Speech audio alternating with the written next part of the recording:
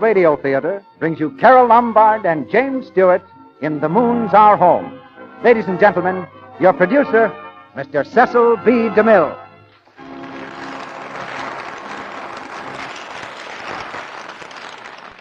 Greetings from Hollywood, ladies and gentlemen. I seem to remember telling a certain young lady a few years ago that she'd never get anywhere in pictures. I believe I said she didn't take herself seriously enough. Well, I've long since eaten those words about Carole Lombard. And tonight we bow low and welcome her to the Lux Radio Theatre on the arm of James Stewart, her co-star in the captivating comedy, The Moon's Our Home. Paramount gave it to the screen, and we give it to you now as our prescription for raising your spirits at least 100%. It's a madcap love story of two famous and rather temperamental people. One a screen star, the other a combination author and explorer. I know you'll approve our casting of Carole Lombard and James Stewart for these parts. And we have a great respect for you who are out there beyond the footlights. A great respect for your choice of plays and players, and your constructive criticism of this theater. And another thing we respect is your good opinion of Lux Flakes. What pleases me is that so many of you are self-appointed members of our research staff, because each week a large number of you tell us about some new use that you've discovered for our product.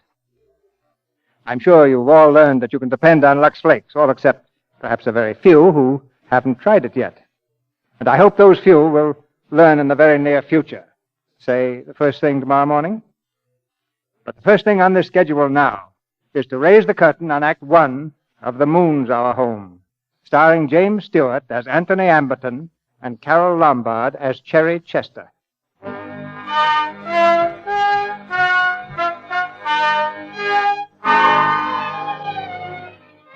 On the lot at Paragon Studios stands the dressing room bungalow of Miss Cherry Chester, star of Paragon Pictures. In the bungalow stands Miss Chester herself. She has a wild look in her eye and a vase in each hand. The lovely voice that has thrilled audiences throughout the world can now be heard all over the studio lot. I won't! Stop throwing things. I won't do it, you hear me? I won't! You missed me, dear. You must be overtrained. Oh, Boycie, darling, I'm a beast. My own darling nurse who's taken care of me since I was a child. I might have hurt you. There was a good chance of it. Oh, Boycie, if I ever did, I'd blow my brains out. I know, and I'd have to tidy up afterwards. Now sit down. We must discuss this calmly and sanely. Your grandmother demands that you come to New York at once. Blast my grandmother. I'm sick of having Lucy Van Steeden run my life. Why doesn't she leave me alone? Because she's fond of you in her somewhat specialized way, and it worries her when you get mixed up with a lot of Egyptians. Oh, Boycie, Prince Ali's only one Egyptian, a very small one at that. Lucy ought to stop reading the gossip columns. They're too old for her. Listen to me. You know, you've got to go to New York, Cherry. I am not going to New York, and don't call me that foolish name. Well, Sarah Brown, then. Don't call me that either. I don't look like a Sarah. That's what you were christened. I was there when it happened. And Cherry or Sarah, you'll go to New York. Your grandmother gets her way. She always does. Well, this will be a nice change for her, because baby's not going. For once in my life, I'm going to do what I want to do. She asked very little of you. Only my right eye. Oh, dear. Sometimes I wish I had a nice, restful job as a night nurse in a psychopathic ward. Oh, I know I'm awful, Boycie. But I'll be an angel from now on. I promise, an absolute angel. That's my good girl. Now run in and change your clothes. Hedda Manning from Movie Universe is coming to interview you. I won't be interviewed. I won't do it. I won't. Drop that lamp, my absolute angel. Oh, Boycie, you're wonderful. Put the lamp down. All right, darling. That's more like it. Now go put on something that makes you look sweet and friendly. But I want to be aloof.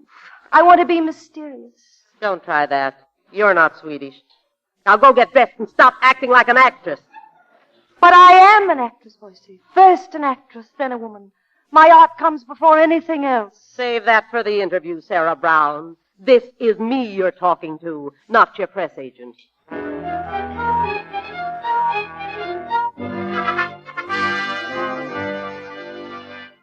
This is Miss Chester, Miss Manning. How do you do, Miss Chester? How do you do, Miss Manning? I'm so sorry that I kept you waiting. But the moments fly by on silvery wings when one is lost in Tolstoy. Oh, you're interested in literature, Miss Chester? Interested? Oh, there's nothing I like better than to hide away by myself with a book. A good book. Oh, Well, you may write that down. thank you. But frankly, Miss Chester, I'd like to do an article closer to the hearts of our readers, like love and marriage. Yes, that would be quite original. Love and marriage. Let me see. Marriage should be like a ski jump. Sudden, swift, reckless. Starting on the heights, leaping into the void. Never knowing the end. Never caring. Breathless, defiant, exhilarating. I see what you mean. Oh, in love. There's only one way I could fall in love. Not as Cherry Chester, the actress, but as a plain, ordinary girl. I could only fall in love with a man I didn't know and who didn't know me. There should be nothing but us two, the man and the woman. No past, perhaps no future.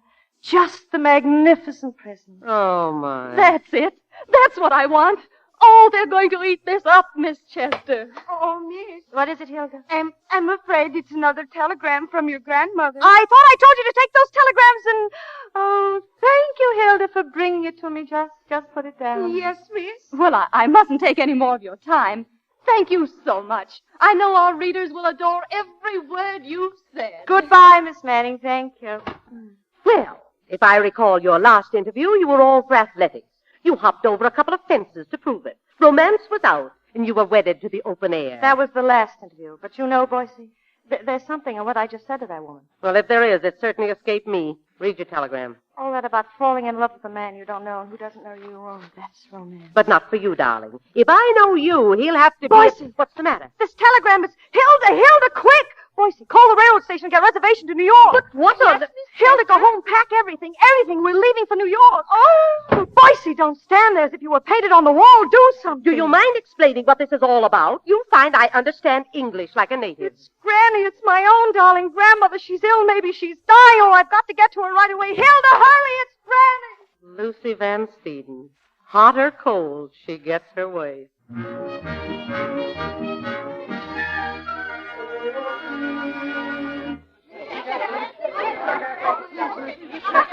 Oh, please. I can't sign all your books. I'd like to, but really I haven't time. Conductor, we should have left 5 minutes ago. What's holding this train? Sorry, Miss Chester. We're waiting for a guy named Anthony Amberton. Hey, Anthony Amberton's here. Anthony Amberton.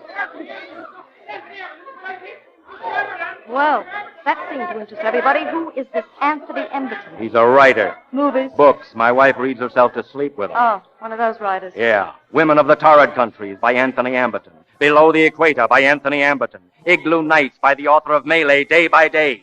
Just between you and me, he gives me a pain. Just between you and me, he gives me a bigger one. Come on, dear. I've just bought a book for you to read. Astride the Himalayas by Anthony Amberton. Oh, you too.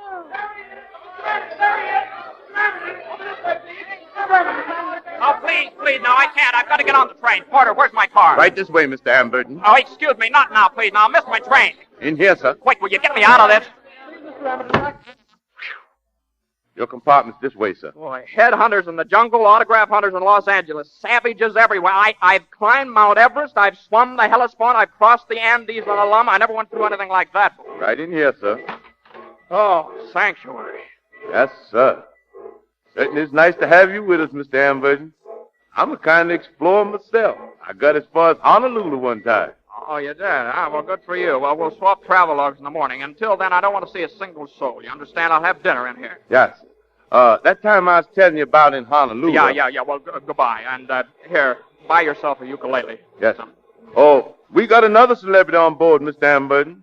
Miss Cherry Chester. Cherry Chester? Well, nobody's named Cherry Chester. Well, she says she... Well, what is Cherry Chester? Some kind of new soft drink or something? No, sir. She's a moving picture star. Oh, well, I never go to pictures. Those marshmallow-faced movie stars make me sick. Yes, sir. Now, give me the simple, primitive woman, the woman of long silences, consuming in love, enduring in marriage. Yes, sir. Me too. Cherry Chester. Huh.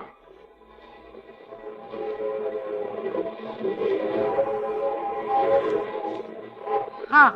Anthony Amberton. Sounds like a hero in a costume picture. Let's see that book, dear. Anthony Amberton, The Great Adventure. I'll bet he's lost without his hot water bottle. Anthony Amberton. He makes me sick.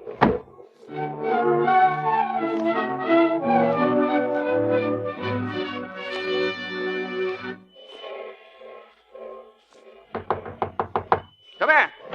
Hello, Anthony. Welcome to New York. Hello, Holbrook. Nice of you to meet me. Oh, how are things in the publishing world? Just marking time till the next Amberton bestseller. Where's your luggage? Oh, the porter took it. I'm waiting for that crowd to clear off the platform. I sort of wanted to sneak into New York quietly, just for a change. Oh, but Anthony, that crowd isn't here. Don't tell me about crowds. It's been that way all the way across the continent. You know, it's a funny thing, isn't it? If I were still Samuel Smith, heir to the Smith plumbing supplies, they wouldn't even notice me. But now that I'm Anthony Amberton, the boy explorer, well, just look out there. Look at me. Anthony, I'm afraid your devoted publisher is your only crowd. Well, no, but the headhunters, look, they're out in full force. Yes, but you see, Cherry Chester came in on this train, too. Who? Oh, that movie marshmallow. Huh? Well, she probably lives on this sort of thing. I loathe women like that. Give me the simple, primitive woman, the woman of long silence. Well, I'm only a publisher, but I'll see what I can do. Oh, yeah. Well, let's go as long as they aren't here to see me. Come on.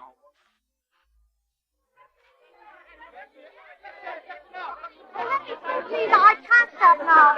Boys, you get me out of here. I've got to get home to Granny. Right here. Right here. Where is she? Where's Granny? Don't tell me I'm too late. Well, Granny, oh, Granny, darling. come here to me, Sarah Brown. Granny, why aren't you in bed? Let me look at you. You're thinner. Well, we'll change that. You look fairly healthy, though. Yes, but you're the one that's ill, I believe. I never had a sick day in my life. Lucy, you old folk. Lucy, you're magnificent. I thought you were dying. That telegram.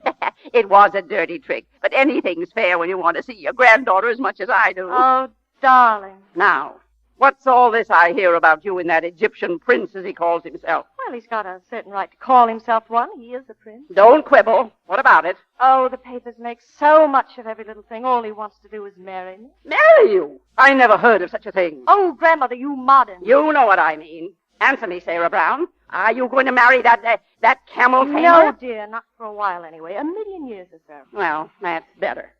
Now, there's just one thing more. No Cherry Chester of Hollywood is going to stay in this house. Look at you, all powdered and painted. Your ancestors must be spinning in their graves.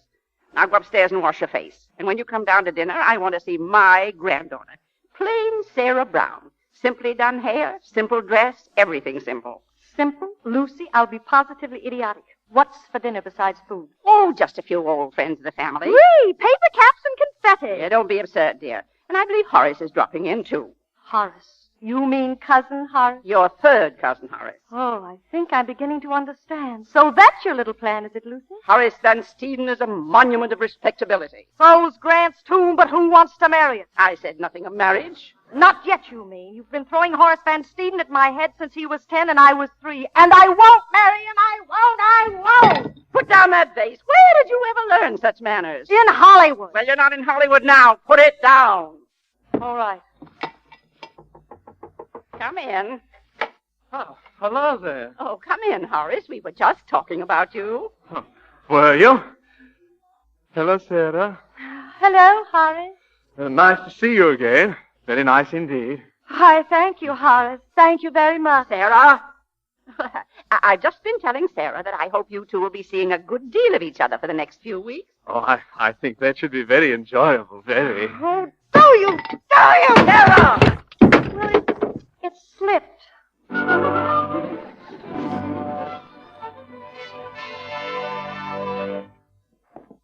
Sarah, wait. Where are you going? I'm going out for a drive. I shall go mad if I don't. And if Horace proposes once more, I'll tear him in pieces. I swear it. I've never seen you so upset. Oh, Royce, I'm so tired of being Hollywood's Cherry Chester, and I'm fed up with being Grandmother Sarah Brown.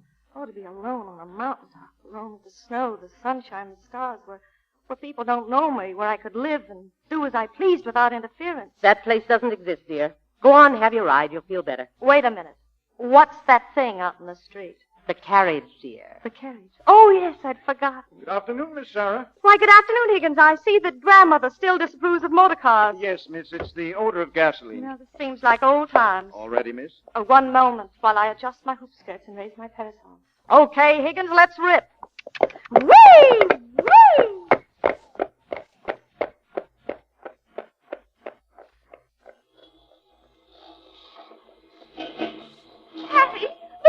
In that store window. Anthony Amberton in person, book department. He's autographing books. Come on, Hattie, this is our chance. Isn't he just too marvelous? Well, Mr. Amberton, I can just see you stalking through the jungle. Can you? Yeah, thanks very much. Who's next? Mr. Amberton, will you please write something personal in my book? My husband's so jealous. Yes, well, Oh, look, Holbrook. What's the matter, Anthony? That perfume again. Smell it? Well, what's the matter with I don't know. Everywhere I go, on boats, on trains, in airplanes, women wear that perfume. Why? Well, it's very popular. It's Cherry Blossom, named after Cherry Chester. Cherry Chester. Well, look, I can't stand it. Come on. Anthony! Get me out of here. I'm sick. All right. Take it easy. We'll go out and get some air. Come on. Where's he going? Oh, there he goes. Where is he?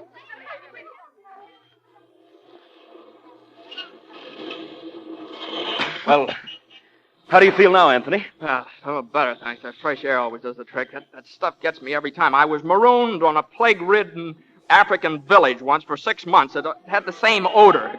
Ever since, the smell of musk knocks me out. Well, don't look now, but here comes the thundering herd. Oh, no, listen, I can't face that crowd again. I'm leaving. All right, run. I'll hold them off as long as I can. All right, so long. Call me at the office.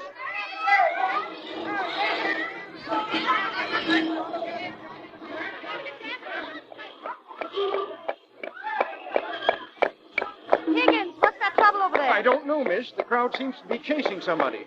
Oh, excuse me. Do you mind if I get in here with you? Thanks very much. Keep going, driver. Will you? Just sit here, will you, please? Sort of let me hide behind you. Thanks very much. Hello. What's new? Nothing much. You don't move, please, or I'm lost. Say, what do you think you're doing jumping in there? It's all right, Higgins. Pay no attention to him. Very good, miss.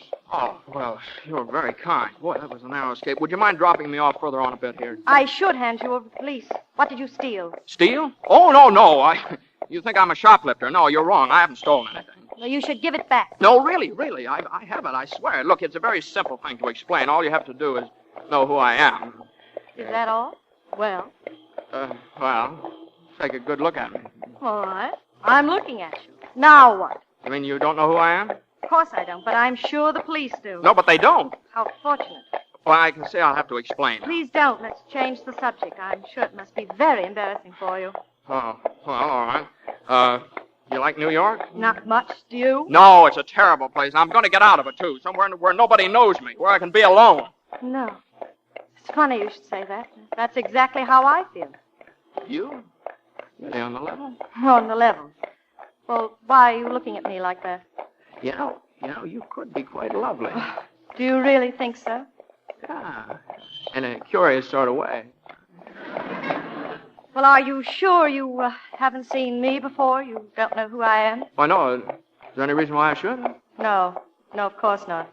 Say, tell me, is this your carriage? Well, it belongs to my people.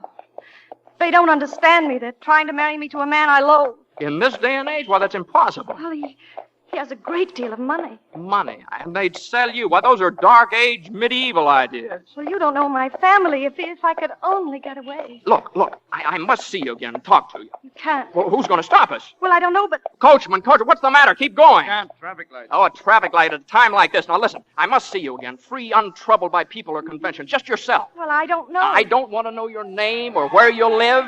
I won't tell you mine.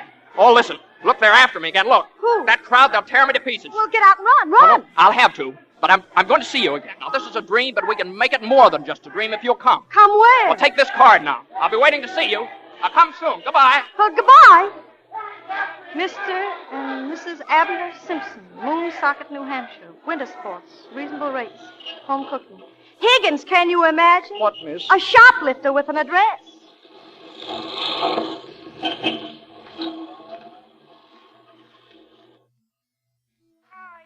How's every little thing? Did you enjoy your drive? Oh, it was lovely, lovely. Isn't life glorious, Boise?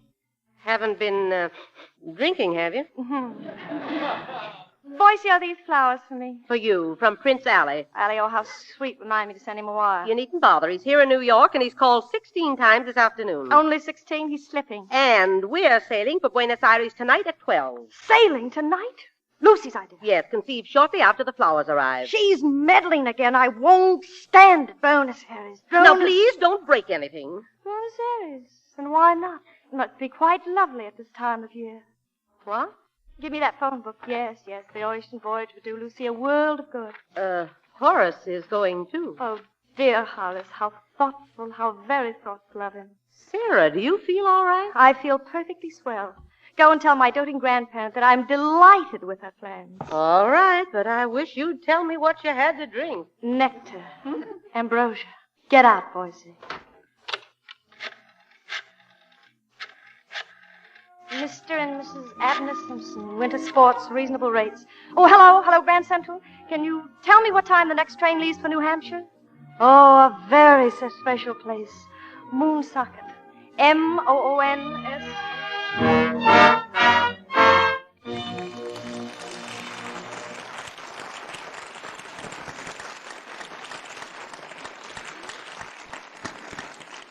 In just a moment, Mr. DeMille and our stars, Carol Lombard and James Stewart, will return for Act Two of The Moon's Our Home. And now, a last-time announcement. Listen carefully, for tonight is our last offer of the Lux Flakes Gone with the Wind brooch. No wonder women are thrilled with it, for it's exquisite, an expensive-looking jewelry piece, and such a bargain. Let me tell you about it. It has the rich, authentic look of the heirloom jewelry of the Old South, for the original was worn in Gone with the Wind. It is even lovelier than the Scarlet O'Hara brooch we offered last fall, and entirely different in design. It is round and big, almost 2 inches in diameter, with a safety catch on the clasp. In the center is a big turquoise-colored stone surrounded by a circle of 5 exquisite simulated pearls. It has an antique-style gold finish, and the edge is daintily scalloped. Why, it's so good-looking that you'll want to wear it right around the clock, with party dresses, suits, and street dresses, too. Now, of course, you want to own one of these exquisite jewelry pieces. Well, it's not too late, but you must let us have your order at once. Tonight is the last time we will make this offer. Now, here's what you do. Buy a big box of new Quick Lux Flakes. They come in the same familiar box and cost you no more. Tear off the opening tab at the top corner of the Lux box. Mail this tab with 15 cents in coin, no stamps, please, to Lux, Box 1, New York City. Lux, Box 1, New York City. Be sure to include your name and address. With your brooch, we'll send an illustrated order blank showing how you can get a bracelet, ring, pendant, and earrings to match your brooch, all at wonderful bargain prices. Now remember, send the opening tab from a large box of Lux Flakes, 15 cents in coin, and your name and address to Lux, Box 1, New York City. This offer is good only in the United States. Now, our producer, Mr. DeMille. Act Two of The Moon's Our Home, starring James Stewart as Anthony Amberton and Carol Lombard as Cherry Chester. Cherry Chester Mystery! Nationwide search for movie stars! Cherry Chester disappeared! Like the snows of yesterday, Cherry Chester has vanished into the snows of the present. For the snow is 6 feet deep in Moonsocket, New Hampshire. In an old-fashioned sleigh, she jingles merrily toward the Simpson home, her eyes sparkling with adventure. The driver of the sleigh, Mr. Simpson, is a fund of information. That's the old Redfern farm over there. Nellie's having her 4th baby. Big house, though, plenty of room. Oh, I'm glad to hear that. Say, we got another city boarder out to the place. Oh, have you? Yep, queer sort of cuss, too. Mighty queer. Well, is the queer cuss, is he a young man? Well, I wouldn't be saying he was young, and I wouldn't be saying he was old. But judging by appearances, I'd say he was around 30. That's fine. On the other hand, appearances can be deceiving. Now, take you, miss. I didn't quite catch the name. Brown. Brown. His name is Smith. Well, what's so funny? Nothing much.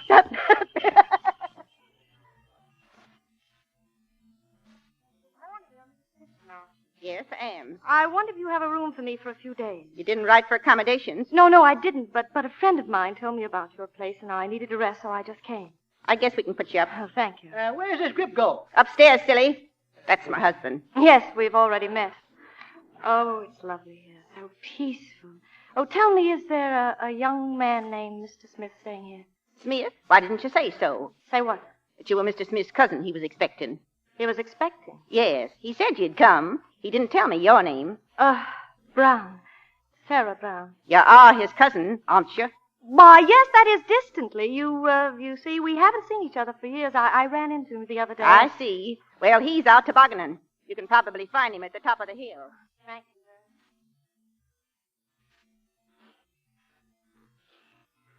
expecting him. I shouldn't have come. He's too sure of himself.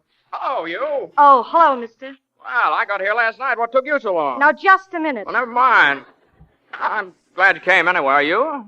I'm not so sure. And by the way, Cousin Smith, how are the rest of the family? Oh, splendid. Of course, little Archie fell in the cistern last week. No. Oh, yes. Oh. Very sad. Well, there's so many at home, they'll never miss him. Yes.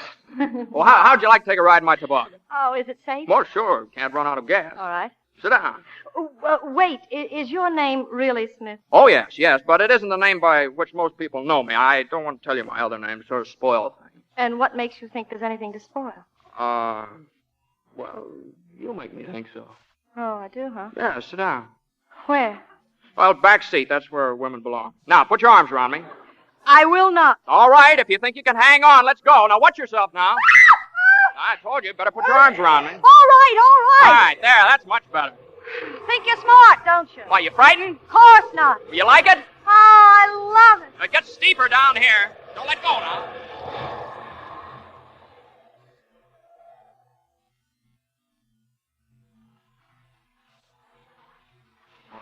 Wow.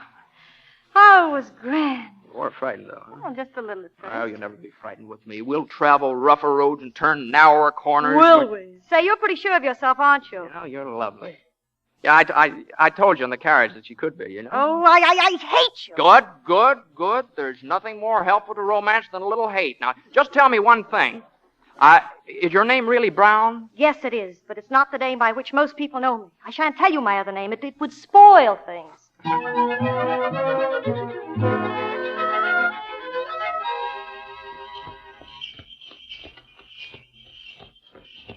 Ah, do you see that moon up there? That's where we belong, you and I. Alone on the moon, where nobody could ever bother us. Yeah, that's our home up there. Do you always go without a hat? Huh? Why? Well, I've heard of sunstroke. There's probably a moonstroke, too. Oh, yeah. Well, probably. Well, going without a hat's good for the hair. Yeah, I had a friend on my father's side who always went without a hat. He was bald. Yeah, he probably didn't have any hair to start with. You know, you should never comb yours. Why? Well, I sort of like it that way. I think you're crazy. Well, I am, completely. Well, it certainly is a glorious night, isn't it? Glorious, and what's more, there's nothing phony about it. No camouflage. All this could be paradise for the right sort of people. Tell me more about your idea of paradise. Well, for one thing, not being hedged in by a lot of crazy conventions. As for me, I just discard them. You sound like a heathen. Oh, no, nothing like that. It's just that I don't burden myself with a lot of illusions as to right and wrong. I don't believe in marriage. Well, what's the matter with marriage? Well, everything. In first place, it's unimportant. Well, your father and mother didn't think so. Or did they? No, it's old-fashioned, outdated. It would only take one woman to make you change your mind. No. Marriage is the monkey wrench women throw into the machinery of love. Now, without it, there'd be no past to bother you, no future to worry about, nothing but the present. Interesting, but strangely familiar. I must have read it somewhere. Oh, read it where? I don't remember. Say, aren't we going too fast? Yes, as a matter of fact, we are. Hey, easy, Nellie. Hey, whoa, Nellie. Well, pull on the reins. Well, what do you think I'm doing? I'm pulling on... Whoa, Nellie. Oh. Hey, you see? Feminine instinct all over, willful, headstrong. Well, I can't stop her. You got any ideas on this you thing? might try flattery. Flattery, that's not a bad idea. Nice, Nellie. Sweet Nellie. Hey, look out. Whoa, now hang on tight. Stop, Nellie. Lovely Nellie, will you... No. Hey, where are you? Here in the snow. Help me out. Well, you all right? Yes, I'm all right. That was nice driving, mister. What happens now? Well, simple. We'll both walk home from a sleigh ride.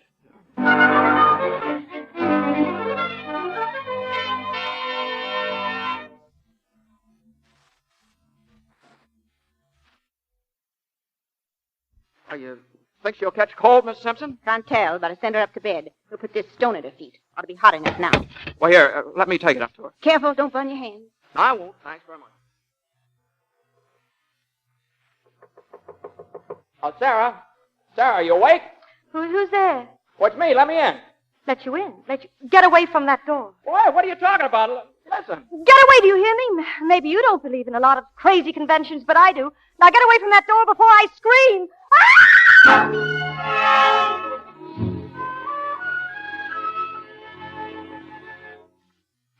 morning. Good morning. Hey, why didn't you let me in last night? Did you expect me to? Well, I certainly did. Oh, you did. Of all the nerve. Don't see anything to get so hysterical Not about. only are you a thief, but Oh, so you're going to bring that up again. Oh, God bless you. You still think I'm a shoplifter, huh? What's the use? Exactly. What's the use? I don't blame you. I blame myself. You did what any ordinary man would do.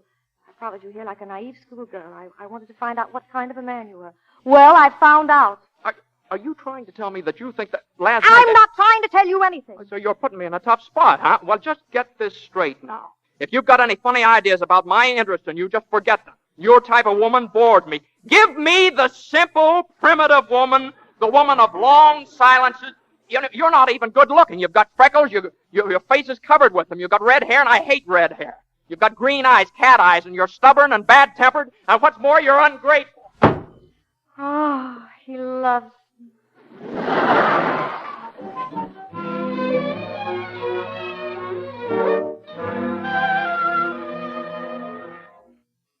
That's your move. Oh, I'm sorry.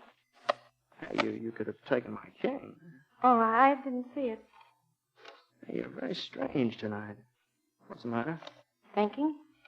What about? Things, many things. Of shoes and ships and sealing wax. Cabbages and kings. And why the sea is boiling hot and whether pigs have wings. Yeah, you're different tonight. Warm and human.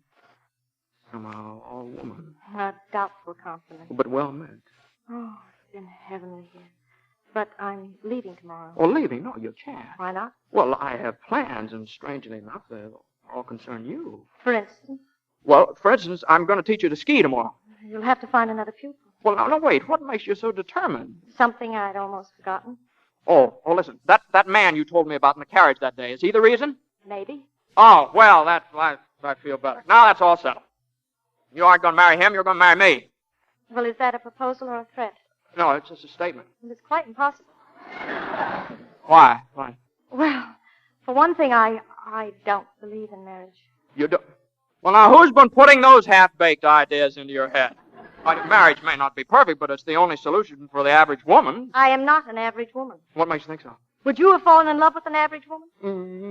No, I wouldn't. But would you have fallen in love with an average man? Well, what makes you think I have? Well, no, of course not. Well, there you are. The only thing left for us to do is get married. I don't even know your name. Sam Smith. Sam Smith, oh, that's awful. Well, what about Sarah Brown? I have a violent temper. Well, I have had complaints about mine, We'll too. fight every day. And we'll make up every night. I'll leave you 10 times a year. I'll always find you. I'll always find you, Sarah Brown. Oh, darling.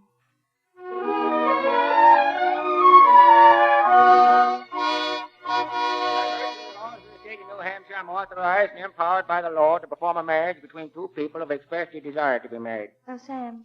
I have here a license. Wait, folks, I can't marry you. There ain't no license. And in New Hampshire, it takes 5 days to get one. I have it right here. How's that? The license. I have one. Have what?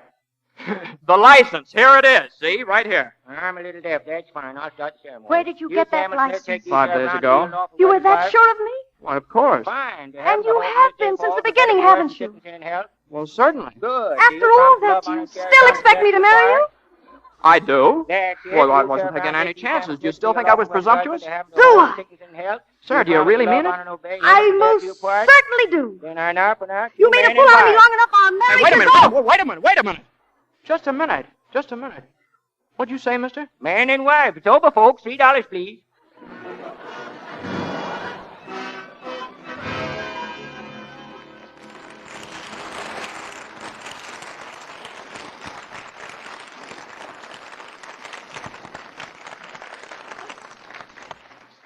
After a short intermission, Mr. DeMille will return with our stars, Carol Lombard and James Stewart, for Act 3 of The Moon's Our Home. Meantime, here's a new kind of quiz, a sort of that reminds me test. Now, I've asked one of our Lux Radio Theatre audience, Mrs. Tyler Johnson of North Hollywood, to come to the microphone.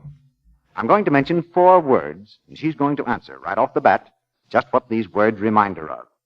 Are you ready, Mrs. Johnson? Yes, Mr. Ruick. Kitchen. Cooking. Dinner.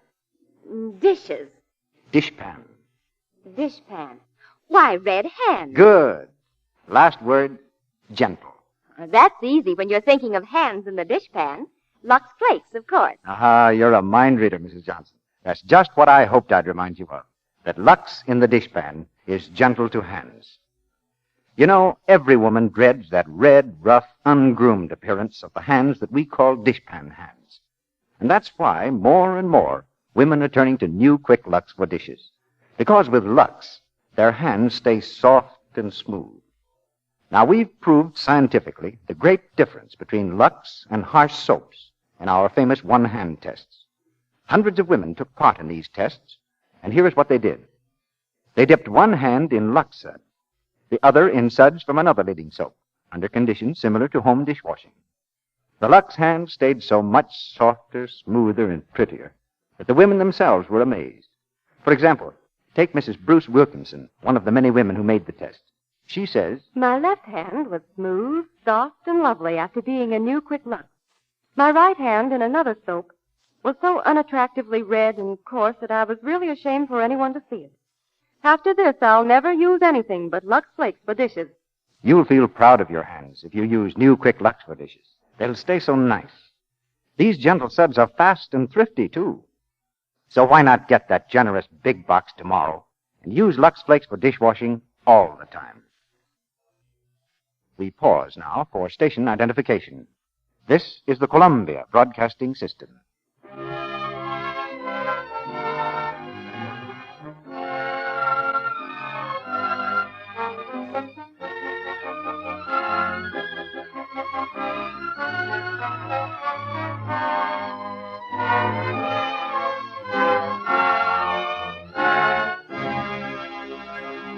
Curtain rises on the third act of The Moon's Our Home.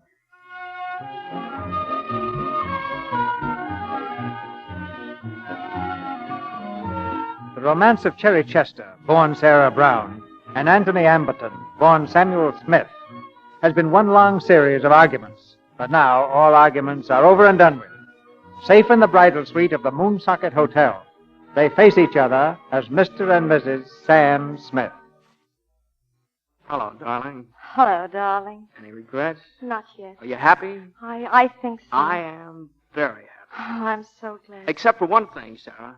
There's something I must tell you. Oh, let it keep until tomorrow, please. You see, I have something to tell you, too. Well, tell me now. Well, even if I wanted to, I couldn't now. You're really not a shoplifter, are you? Well, would it matter very much if I were? Oh, not tonight. Perhaps tomorrow. Perhaps not at all ever. Oh, my darling. Kiss me, darling. Oh, Sam. Sam. Oh. Sam, what is it? Holy smokes, that perfume again. You got that perfume on your neck. Well, what's the matter with it? I can't stand it. I'm getting sick. Well, it's cherry blossom. I know it is. Now open the windows, will you? Open them quick. For heaven's sakes, are you crazy? It's named after Cherry Chester. I know. Well, why don't you do something? Don't stand there like a petrified force. Well, open the window. Can't you see I'm sick? Well, do you expect me to freeze to death just because you've got a complex or something? Oh, no, I should have told you. But that perfume, I never thought, all this time you've never used it, Sarah. Watch that. You would change your clothes. You would take a bath or something, so it... Oh, I understand now. You've got memories, haven't you? That perfume brings them back. Yes, but... Oh, you admit it. No. Don't deny it. I can see it in your face. I'm sick. That's what you see in my face. Oh, our wedding night, and you're thinking of someone else. Oh, I hate you. Sarah, I'm going to pass out. Go on, pass out. Oh, Swoon all over the place. Oh, Sarah, you wait. can't fool me. Oh, you please, don't leave me here now. Oh.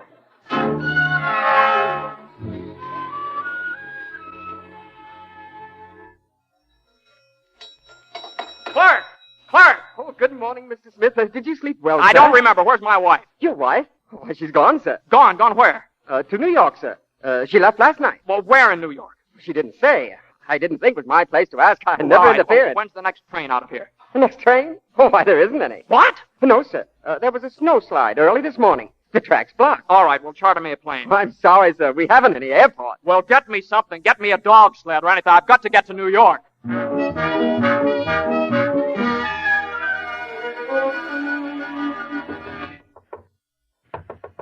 Who is it? Hello, Anthony. Hello, Holbrook. I didn't expect you back for weeks yet. Have a nice trip? Had a rotten trip. Oh. How did you like The Simpsons? Didn't like anybody. Well, how was the weather? The weather was foul. What's the matter, Anthony? Upset stomach? Now listen, Holbrook, you've got to help me. Where can I find a girl in this town? A girl? Why, my wife has a very nice friend. Oh, no, I don't mean I want to meet a woman. I mean I've met one, the woman, but she's disappeared, vanished, gone. Oh, well, if you know her name, why don't you try the telephone book? Well, there are 116 Sarah Browns in the telephone book, all ages, colors, nationalities. I've talked to every one of them. I've searched the city directory. I've been to the Bureau of Missing Persons. I've done everything. Well, what does she look like? What does she look like? What does she look like? She's the sweetest, most wonderful, most beautiful girl in the world, Holbrook. Well, now, we've got to find her, Holbrook. If you ever expect me to write another line, you've got to help me find Sarah Brown. Well, I'll certainly try, but if you've done everything... Listen, what's that yelling about? Huh? Oh, nothing very important. They found Cherry Chester. She's come back. Cherry Chester. She's the one I've got to blame for this whole thing, you know. A woman I've never seen has wrecked my whole life.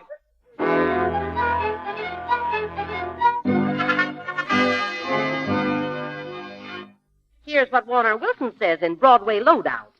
Although Miss Chester refuses to explain her whereabouts for the past few days, your correspondent has it on good authority that there is a certain guide in the Maine woods could shed some light Boise, stop it. I don't want to know about it. Just as you like. The other paper says you're in the sanitarium with the DTs. Well, I feel like I was. Boise, why do the papers want to hurt me? Why are people so unkind? I've done nothing, at least nothing that concerns them. You're a public figure, and as such, your life is not your own. Oh, I've made an awful fizzle of things, haven't I? It seems that I always do. I just wanted to get away, to be myself. I didn't expect to get myself in a jam. And what a jam I'm in, you'll never know. I haven't bothered you with any questions. No, won't either. Thank you, darling. Boise, do you believe in fables? Fables? I used to. Well, fables always have a happy ending, don't they? Always, darling. Good morning, Sarah. I want to speak to you. I thought you would, Granny. Boise, you may leave. Yes, ma'am. Sarah, everything is arranged. I've already talked to Horace, and the newspaper men are waiting. Waiting for what? For the announcement of your engagement to Horace. Engagement? But Granny! My dear, I've gone into the situation quite thoroughly. The immediate announcement of your engagement to Horace is the only step we can take to silence this scandalous gossip. But, Granny, it's impossible. Why, Granny, suppose I were to tell you that I was already married. I'd say it was your way of evading an issue. But I am. Huh? Who to? Why, to Sam Smith, that's all right. Who is he? Where does he come from? What does he do? Well, I don't... Granny, you've got to believe me. I'll believe you. Produce him. Where is he? I don't know. That is, I'm not exactly sure where he is. I'm trying to find him. Sarah Brown, if you must lie, do it more convincingly. Now, come on. Let's see the reporters and get this thing over with. Granny, please don't, please. Are you coming with me, or shall I see them alone? All right, but when I marry Horace and they come and arrest me for bigamy, don't say I didn't warn you. Fiddlesticks.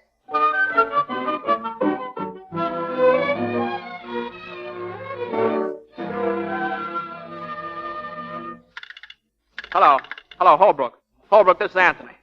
Find out anything? Oh, well, if they can't locate him, nobody can. Look, Holbrook, I've got to get out of this town. I can't stand it. Get me passage on the first tramp that's sailing. Where? I don't anywhere. Just call me back, will you? I'm at the club. Have them page me in the lobby. Oh, excuse me. Hello, Horace. Why, Sam. I mean, Anthony. It's stupid of me. I never can remember your pen name. Oh, that's all right, Horace. How have you been? Oh, fine. Well, aren't you going to congratulate me? Congratulate you? What for? Don't tell me you haven't heard, but the newspapers have been full of it. Well, I haven't read a paper in weeks. Oh. Well, I'm going to be married. Married? Oh, well, that's great. Hey, what's the matter with you? Are you sick? No. Just dying. So. You look awful. See, I've got it. What you need is a little relaxation. You're coming to my New Year's party tomorrow night. No, thanks. I don't think I can make it. Oh, I won't take no for an answer. You've got to meet my fiancée. You'll be crazy about her. And she may like you. Of course you're coming. Where's the old college spirit? Little conviviality is just what you need. Well, Horace, maybe you're right. That's exactly what I need. A seat on the merry-go-round. Of course I knew it. Meet me at the Club Continental at 10 o'clock. Club Continental at 10 o'clock.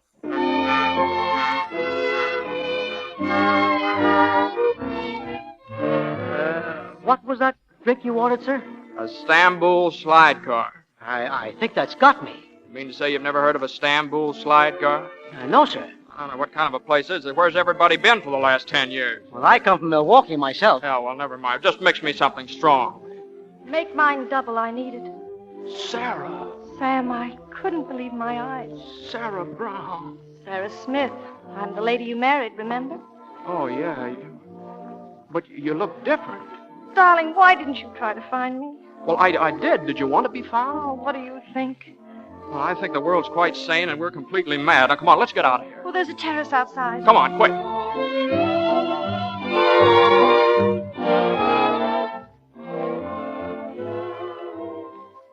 Oh, darling, why didn't you tell me? I never would have run away from you. I tried to tell you I was too sick. Anyway, you wouldn't listen. I thought it was the memory of some woman you couldn't forget. On this earth, there's only one woman. And it's you. Oh, darling, I've missed you so. I was going to drink myself into my grave. You couldn't, sweetie. You'd have gotten sick. Yeah, that's right. I know. Tell me, though, you've changed. What's it all about? Your clothes and everything. Where are my freckles?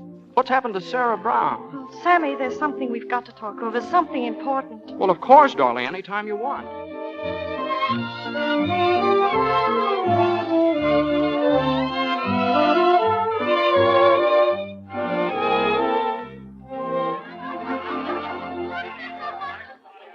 Where is she, Horace? Where did she go? I don't know. She went toward the bars and I lost her. Well, find her. Find her. I'm looking. I wonder if Anthony's around. I did want Sherry and Anthony to meet.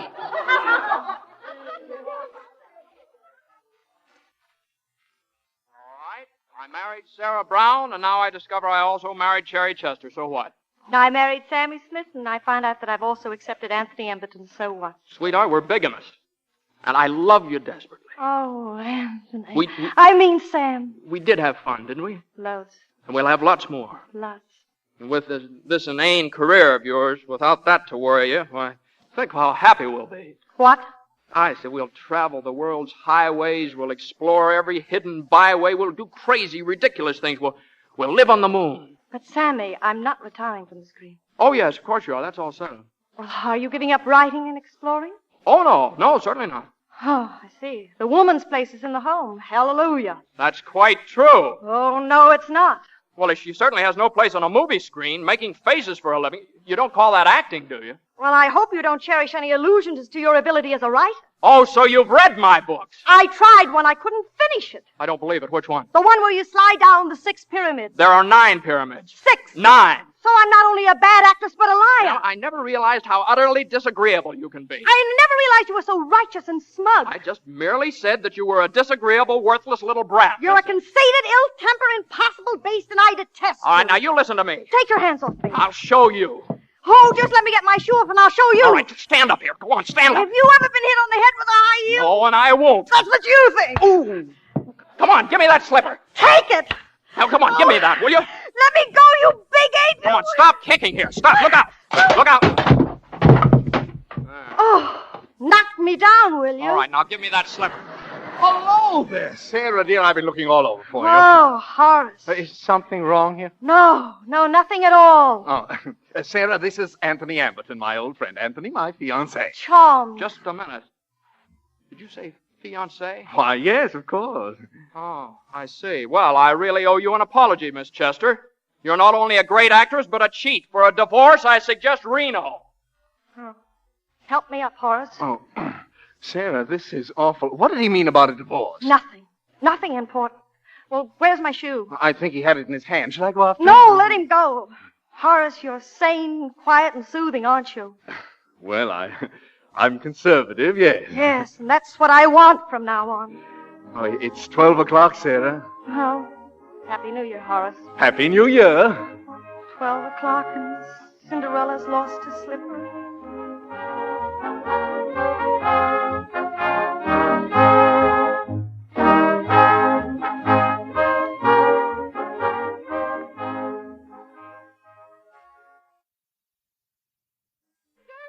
The meaning of this, please? I thought I made that clear. I'm looking for Sarah Brown or Cherry Chester or whatever she happens to be calling herself today. She's not here. She isn't? Well, I'll look for her myself. Get out of this house. Get out or I'll have you arrested. No, I won't. Don't think you're frightening me. I've heard all about you, you antediluvian tyrant. Ooh. You don't impress me. I don't see anything so terrifying about you. But what do you want? What do I want? Do you see this slipper? I want the foot that goes in it. Do you see this marriage certificate? It's a claim check on a girl. A girl about 5'2", red hair, green eyes, face covered with freckles. She's willful, spoiled, has a terrible disposition. My granddaughter. My wife. Your wife? Oh, so you're Sam Smith. Yeah.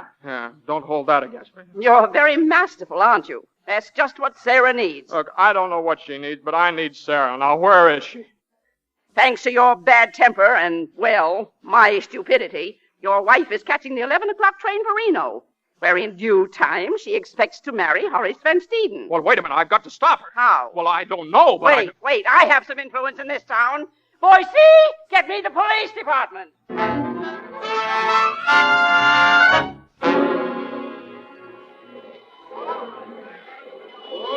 Hurry, Sarah. I'm hurrying, Horace. There he is, officer. Stop. There he is. Stop. Well, hello, Sam. Ah, thought you'd sneak out of town, eh? Here he is, officer. Come along, you. Hello, wait, what have I done? No, none of that. Come on, Benny. Benny? Boston, Benny. We know you. Escaped from Altoona a year ago. Oh, that's ridiculous. I've never been in, what'd you say? Altoona. In Altoona in my life, have I, Sarah? What's the use? They've got you dead to rights this time, Benny. Sarah! Come along. Hello, wait, this is a horrible mistake. You can't... Oh, Sarah. Oh, Sammy. Darling, let's talk things over. Yes. Yeah.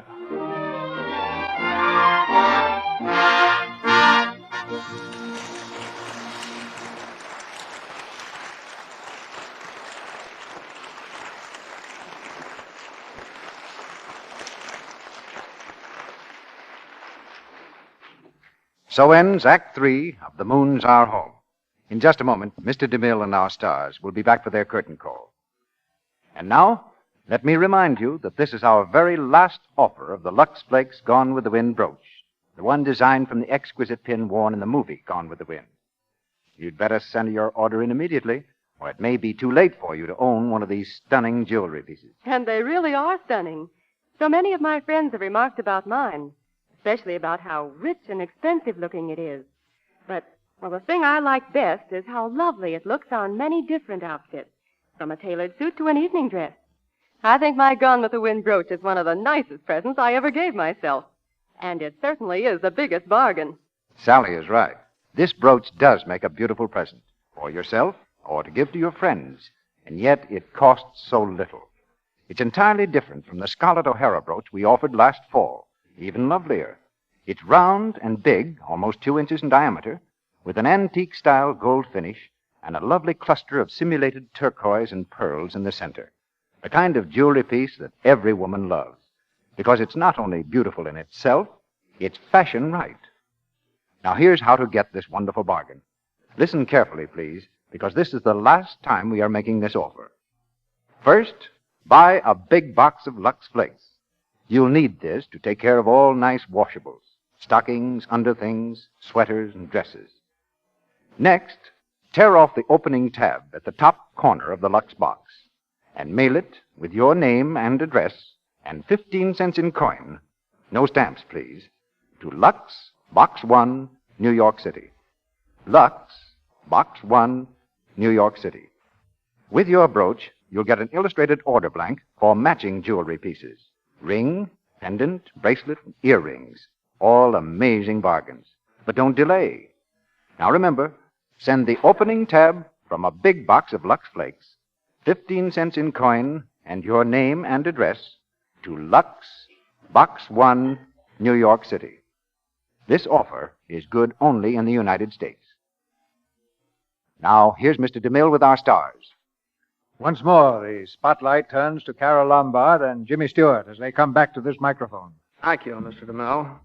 You know, the thing I like about this Lux Radio Theatre is the way everything runs so perfectly. Never a miss anywhere. Say, you're not going to play the accordion now, are you, Jimmy? Oh, no, I didn't bring it tonight. I should have been applause there. Now, this is no place for my accordion. Why, even the boys and girls that collect autographs at the door won't take just anything. For instance, there was that girl who stopped me on the way in tonight. You surely didn't disappoint her, Jimmy. Oh, no, I signed, and then I asked her what she was going to do with it, and she said, well, if I can get Carol Lombard when the show's over, why, I know where I can trade both of you for Clark Gable. I'll have to Speak to her. She can't make a bad bargain like that. Oh, now be polite, Carol. I might have to take back my autograph. But seriously, Mr. DeMille, I have enjoyed very much coming back to Lux Radio Theatre. In the past few months, I think you've really taken on a new assignment here. All entertainment is at premium now, and anything that lifts us out of the everyday routine for an hour or so is what we need at a time like this. America must be strong, and we must keep it free by making it stronger still. While we're all working toward that end, to the limit of our strength, we need the emotional outlet that a theater like this provides. Let me show you a little of our mail sometime, Carol, and you'll understand why we think of this as a national theater. Oh, what's going on in it next week, Mr. DeMille? Plenty of action, Jimmy. Our play is Johnny Apollo, and our stars are Dorothy Lamour, Edward Arnold, and Burgess Meredith. Johnny Apollo is the story of a father and son who lost faith in each other, and of a girl named Lucky who brought them together again. Next Monday night, you'll hear Edward Arnold as the father, Burgess Meredith as the son, and Dorothy Lamour as the girl named Lucky. The 20th Century Fox picture made a hit on the screen, and I have a distinct premonition it will do the same for us. Well, that's a great story, Mr. DeMille, and you have a swell cast. Good night. Good night. Good night. Our stage doormat has welcome on it for you two any time. Good night.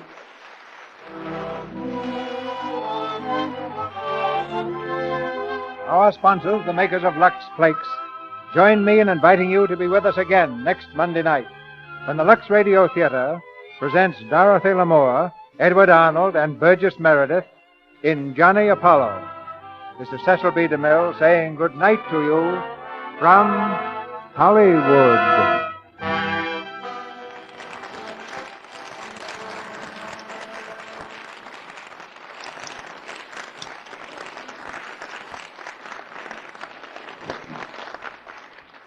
This week, the nation is celebrating Boy Scout Week, the 31st anniversary of the Boy Scout movement in America. Today, 1.5 million scouts are training for democracy as active members of this great organization. Ladies and gentlemen, we invite you to join the Lux Radio Theatre in saluting the Boy Scouts of America. James Stewart appeared tonight through the courtesy of Metro-Goldwyn-Mayer and is currently seen in this studio's production, Come Live With Me. Carol Lombard's current screen hit is Mr. and Mrs. Smith, the RKO production, which was directed by Alfred Hitchcock. Heard in tonight's play were Clara Blondick as Lucy, Verna Felton as Boycie, Hans Conried as Horace, Lou Merrill as Holbrook, Charles Seal as Justice of the Peace, Ralph Sedan as Abner, Stanley Farrar as Coachman, Gloria Blondell as Hilda, James Heagles as Hotel Clerk, Jack Carr as Porter, Celeste Rush as Miss Manning, and Noreen Gamil as Mrs. Simpson. The brooch, offered you by the makers of Lux Flakes, was designed from one worn and gone with the wind, the Selznick International picture, produced by David O. Selznick and released by Metro-Goldwyn-Mayer. Our music is directed by Louis Silvers, and your announcer has been Melville Ruick. Lux presents Hollywood.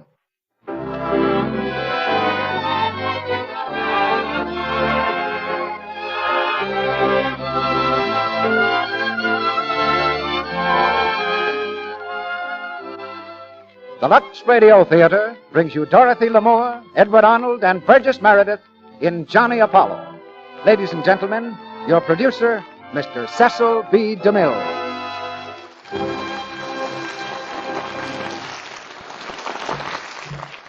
Greetings from Hollywood, ladies and gentlemen. Between some fathers and sons, there's a deep-rooted confidence that no calamity can destroy, an iron bond of pride and love that no power on earth can break. And to all such men and their boys, we dedicate this drama of Johnny Apollo, the story of a father and son whose world went smash when they lost faith in each other, and of a girl who helped them pick up the pieces. 20th Century Fox made the picture, and we've rounded up Edward Arnold, Dorothy Lamour, and Burgess Meredith to make this radio production one to remember. This is Burgess Meredith's first week in the Lux Radio Theatre, but then this is probably the only theater he's never been in before. He was a favorite with stage audiences everywhere before the cameras coaxed him out to Hollywood. In Johnny Apollo, you'll hear Burgess Meredith as the son. And the father is just the kind of part that's made to order for Edward Arnold, because it calls for that rare mixture of driving power and human kindness that he actually has. It's the same part he played on the screen. And we also have Dorothy Lamour in the same part she played in the picture, a part, incidentally, that has nothing to do with the sarong. It's a girl called Lucky, and getting Dorothy is a lucky break for us. Dorothy, you know, started her career by winning a beauty contest in her native New Orleans, and she's been a credit to the judges ever since. I do a good deal of beauty contest judging myself, kind of a mail-order business, picking the winners from photographs submitted by schools and colleges. Quite a delightful pastime. So I know American girls are getting better looking every year, and in that, Lux toilet soap plays an important part. The pleasant assignment of helping to keep lovely so many beautiful complexions. Naturally, the more women who use Lux toilet soap, the more it pleases us, and the more it pleases them. And I believe Johnny Apollo will please you, too. The curtain goes up now on the first act, starring Burgess Meredith as Dick Kane, Jr., Dorothy Lamour as Lucky Barry, and Edward Arnold as Richard Kane, Sr.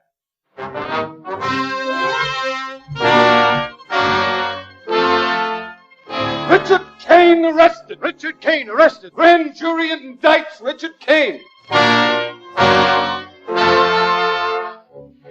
Grand jury indicts Richard Kane. In screaming headlines, the papers record the downfall of a once honored and respected man. A successful businessman one day, a criminal the next. Richard Kane has seen his fingerprints recorded, like those of any common thief. He's seen the fading of all his hopes and dreams, and now a harder duty lies before him. Released on bail pending trial, Richard Kane faces his son. They told me you'd come home. You shouldn't have left college. Why not? Because it looks as though you'd run away. You should have stayed to face it. That would be fun, wouldn't it? Sitting in class with everyone staring at me, as if I were Exhibit A instead of the skeleton they've got hanging on the wall. All my friends being extra nice to me just to show how broad-minded they are. Well, you'll have to learn to take it, son. Why should I take it for something I didn't do? Dick, you're making this thing much too important. Am I? Look, I sold things that didn't belong to me when I needed the money to protect myself. All right.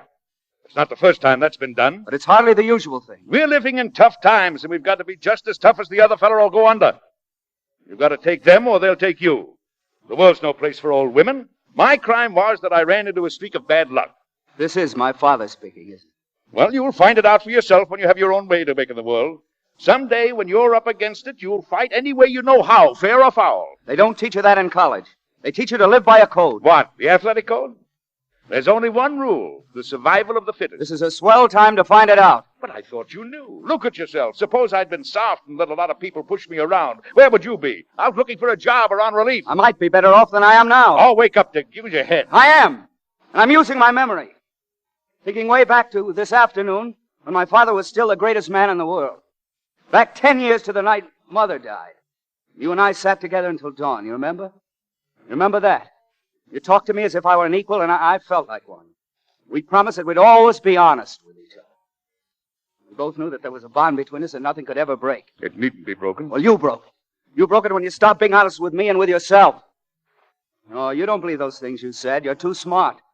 You're just trying to square things with yourself, but you can't. And you can't square things with me either. Now, don't tell me that I can't take it. Why should I be able to take it? When I've had no warning, when out of a clear sky I find that my father's a crook. I hope you didn't mean that. I wish I didn't. All right. Now I'm going to tell you something. I'm willing to admit that I didn't think about you much before, except to try and see that you got the best schooling and everything in the world you ever wanted. It probably wasn't enough. I didn't really think of you until I found out that this had happened. I had to figure what it might mean to you. Today has been like a nightmare, because I've been dreading the moment when I've had to face you and try to explain it to you. I've been afraid because I think it would have broken my heart if you'd been understanding and forgiving. But now I know better. The prison term doesn't mean anything to me. I can take that standing on my head. It was you I worried about. But now I know I'll never have to give you another thought as long as I live. Is that all? That's all. I suppose you won't mind if I leave. Now, you have to make your own way in life, and the sooner you start, the better. That's what I figured. Good night. Goodbye, my son.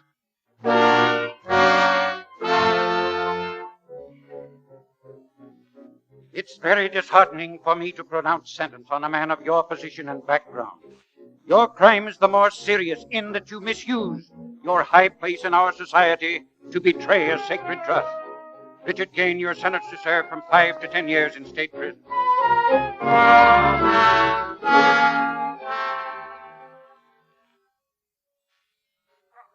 Wait. Oh, hello, Dick. I didn't know you were here. Well, I came in at the last minute. I heard the sentence. How is he taking it? Remarkably well. Did he say anything about me? I know he didn't, Dick. Oh. Well, what are you doing for him? I mean, legally. Oh, I'm making the usual appeals, but I'm afraid it won't do any good.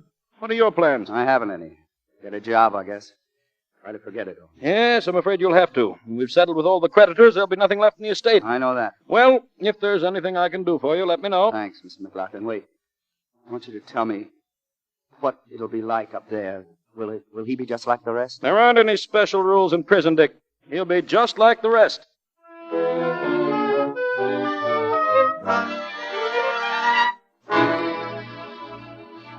Stay in line there, men. We're all equal in this place. Now, who's next? I guess I am. Name, please. Richard Kane. Former occupation? Businessman. Oh. I used to be one myself. Before I made a mistake. Oh, you mean you're a prisoner, too? I'm a trustee. My duties are a little different now. Well, Kane, I'm afraid there's no executive's office in here. Can you do anything else? Well, I started in business as a boilermaker. Would you like to start over again?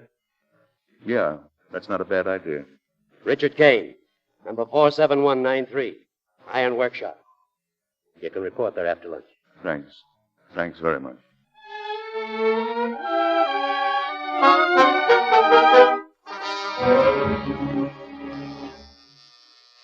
Yes? Mr. McLaughlin, Mr. Richard Kane, Jr. is here. Send him in, please. Yes,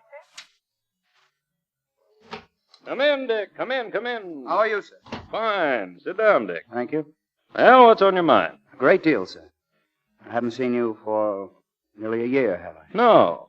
What have you been doing? I spent most of the time looking for a job. I couldn't get one because of my name, so I changed it. Today I was fired for changing it. Oh, I'm sorry. Did you see this in the paper? What's that? This down here. Mickey Dwyer paroled. Whereabouts of gang leader not disclosed. Parole board action unexpected. So that mobster's out again. What's that got to do with you, Dick? Well, nothing. Except that he was sentenced the same day as my father. Yes, I remember. Well, what I want to know is, if he's out, why is my father still in? Because there are certain methods which no respectable attorney would employ. Why not? What's wrong with them if they work? It's a question of legal ethics. What have ethics got to do with it? My father's in prison. I can't say I like the trend of this conversation. I don't care whether you like it or not. Why aren't you doing something for him? This gangster has a lawyer by the name of Brennan. If Brennan can fix the parole, why can't you? Since when have you been so interested in getting your father out? You have plenty of time to think when you're walking the streets looking for work. Oh. And I came to the conclusion that maybe my father was right after all. It was all these so-called friends of his who helped me find it out. There isn't one of them who isn't in his debt one way or another, and today they're all ashamed to admit that they ever knew him. Some of them, perhaps. And that goes for you, too. You've heard of rats leaving a sinking ship. I object to that. Well, why should you? I acted like a rat myself.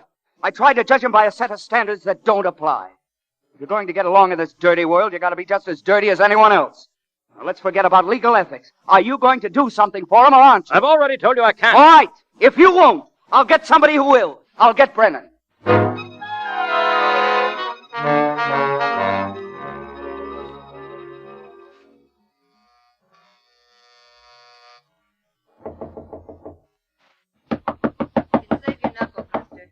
Brennan's home. Oh, I'm sorry. I didn't see you. I'm waiting for him myself. Have a seat. These stairs are hard on the pants, but it's easier on the feet. Thanks. Have you any idea where Brennan is? He's in night court. He likes to pick up cases in night court. Says that people that get arrested at night are more natural. Well, I thought seeing these milk bottles here outside the door that he might be away. He drinks that milk with scotch. When he can get the scotch. You know, I thought he had a pretty good business. He did until the Mick went up. Took all his time and money to try and get the Mick parole. The Mick? Oh, is that Mickey Dwyer? Yeah. You know him? Nobody knows the Mick. They say I'm his girl. Well, that's pretty good, isn't it? Sometimes. Sometimes it's not so hot. See his mink coat? Yeah? Well, that's all that stands between me and the WPA. I'm out of a job myself. What do you do? Me? Uh-huh. I'm an actress. I used to work in that joint across the street, the Paradise Club. Dine and dance, no cover charge, but Keep your hand on your wallet. Place is closed now, though. You a singer? Mm-hmm. I should think your connection with Dwyer would get your job fast enough. That shows you don't know the Mick. Every guy in town that owns a joint knows him and knows that if they did me any favors, it would only mean one thing to him. To blow their head off. Mm-hmm. So that's why I'm starving to death in a mink coat that I don't dare sell. Well, I see Dwyer got his parole. Yeah, I read that, too. Only I don't believe anything I read in the papers. I figure the judge would know, though. Brennan. Yeah. Hey. Hey, look at the bird on the window. It's a robin, isn't it? Yeah. It's the first one I've seen this spring. You're supposed to make a wish. All right, why not? Finished? I think. Get yours is about a girl. No, not this time. What's your name? Johnny? Mine's Mabel. They call me Lucky. Don't ask me why. You got a match, Johnny? Yeah, I got a lighter. Thanks. Hey, that's a nice one. Gold, huh? Mm-hmm. What's it say there? To my matchless son. Well, you'll never go hungry while you got that. I'd go hungry before I'd part with it. Have you ever been hungry? Me? No. Why, have you? Mm-hmm. Once, 3 years ago. It's before I met the Mick. I was locked out of my hotel room. The manager said he was going to call a cop. I told him he better call a plumber, too, because I'd left the water running. Then they took me to night court, and I met Brennan there. He never even seen me before, but he took my case, and he got me off, too. He sounds like a good guy, this Brennan. Ah, he is. And speaking of the devil, here he comes. Who's that? Lucky, my girl, is that you? Yeah, it's me, Judge. Must be trouble. He always gets it when there's trouble. Oh, good evening, Lucky. Good evening to you, my young friend. How are you, sir? Very well. Very well. Now, if this key will perform the duty for which nature designed it, I'll invite you inside. You got it upside down. Huh? Oh, I have indeed. Small wonder in this topsy-turvy world. Bring in the milk, young man. You bet. Thank you very much. Just put him down any place. Oh, here, I'll move a few of the papers off the desk. That's better. Well, Lucky, how are you? I wanted to speak to you about Mickey. Is he out? He's out, all right. I don't know how long he's going to stay out. I knew it. Trouble. Nothing but trouble. Who's your young friend? Name's Johnny. Johnny. Johnny what? Even the humblest of us can afford a patronymic. Well, young man, what's your last name? My name? Apollo. Johnny Apollo. Apollo. Non semper arcum tendit Apollo. Talk English. Where's the Mick? I've been looking for him everywhere. Did you think you were going to find him in a bottle? You ought to know where to find him. Well, I can try. Well, try, and if your search is rewarded, bring him back here. Who's your young friend? Told you once. What's he want? I don't know. I found him out in the hall. So long, Johnny. So long, and thanks. What for? The judge won't be much help to anybody now. Well, Mr. Apollo, what's on your mind? A drink? No, thanks. I came to you for legal advice, Mr. Brennan. Oh, in trouble? No, not exactly, but I have a friend who is. He's in state prison. I'd like to have you try to get him a new trial or arrange a parole or something. Oh, I see. You don't mind if I lie down on this couch, do you? What's the rap? Embezzlement. Oh, very difficult to get a new trial on embezzlement. When you embezzle money, you sign a lot of papers and you convict yourself. I hadn't thought of that. If you want to know anything about plain and fancy crime, you just ask me. What about a parole? Money. You need money. Well, I've got $65. You got what? I got $65. Young man, go away and don't bother us. We are not amused. Now, look, I can Put get... your $65 in your sock and ask a policeman to escort you home. Troubled world, toil and trouble. Go away. Stat. What's the matter? Shh, I'm talking to my elephants. Don't move and they won't bite you. Well, Mr. Brennan. Mr. Brennan. Wake up. Listen, wake up. You want to see me, Brennan? Hey, what's the matter with him? I don't know, he's asleep. Yeah? Hey, Brennan, wake up. Wake up, do you hear? Come on. Oh, well, hello, Mickey. Now, listen, I hear there's some trouble. What's wrong? Everything. The police got Taffy Bade. Yeah? Where is he? State Street Jail. They got him for vagrancy. Drunk. He's been bragging that you could spring him. Why, that dirty... I can't show down there when you're too plastered. Hey, you. Who are you? Well, it's an old friend of mine. Very old friend. His name's John. All right, you want to make $100, Johnny? I'd like to do a favor for him, if that's what you mean. Okay. Here's some dough. Get down to the State Street Jail and spring a guy named John Bates. Spring him? Yeah. Put up the bail. Get him out and bring him back here. No, wait. Bring him over to the Paradise Club across the street. Okay. Now, wait a second. Here, take this roll of pennies. Roll of pennies? What for? Bates is liable not to want to come with you, so stick him inside your fist. It'll help when you suck him. I don't think I'll need him. Take him anyway. You might want to get weighed. Come on, beat it.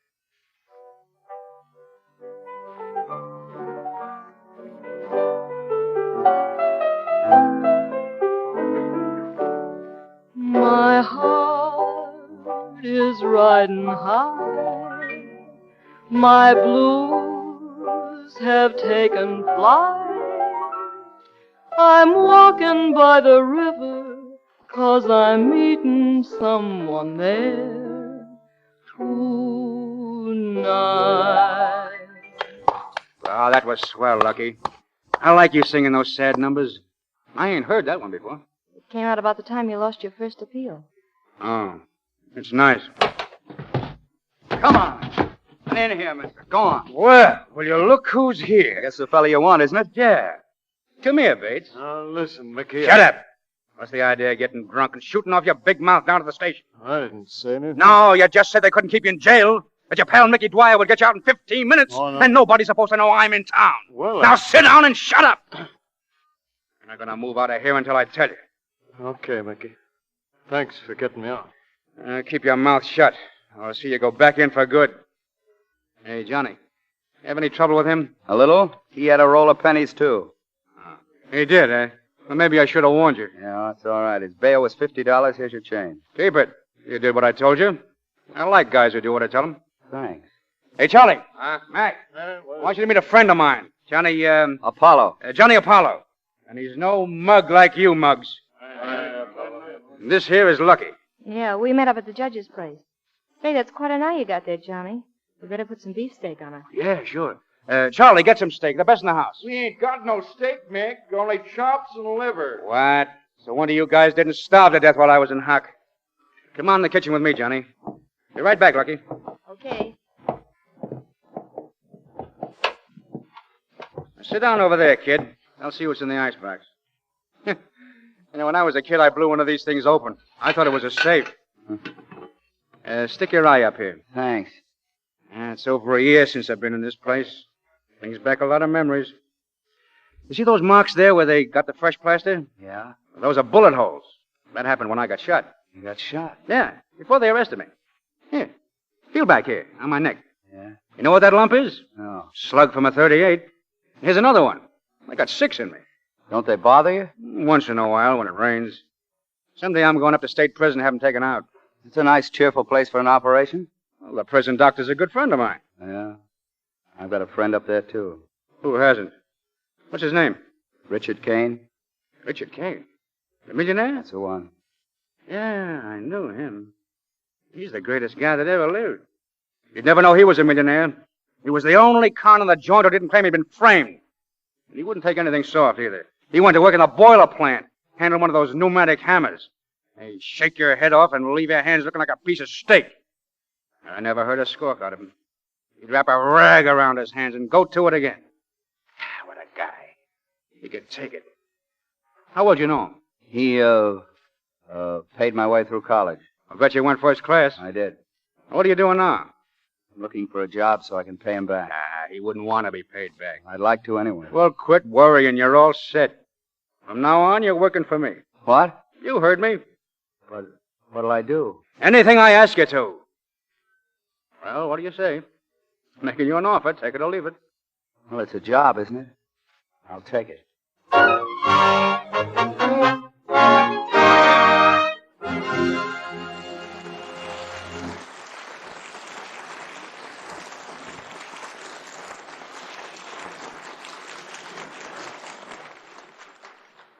After a brief intermission, Mr. DeMille and our stars, Burgess Meredith, Edward Arnold, and Dorothy Lamour, will present Act 2 of Johnny Apollo.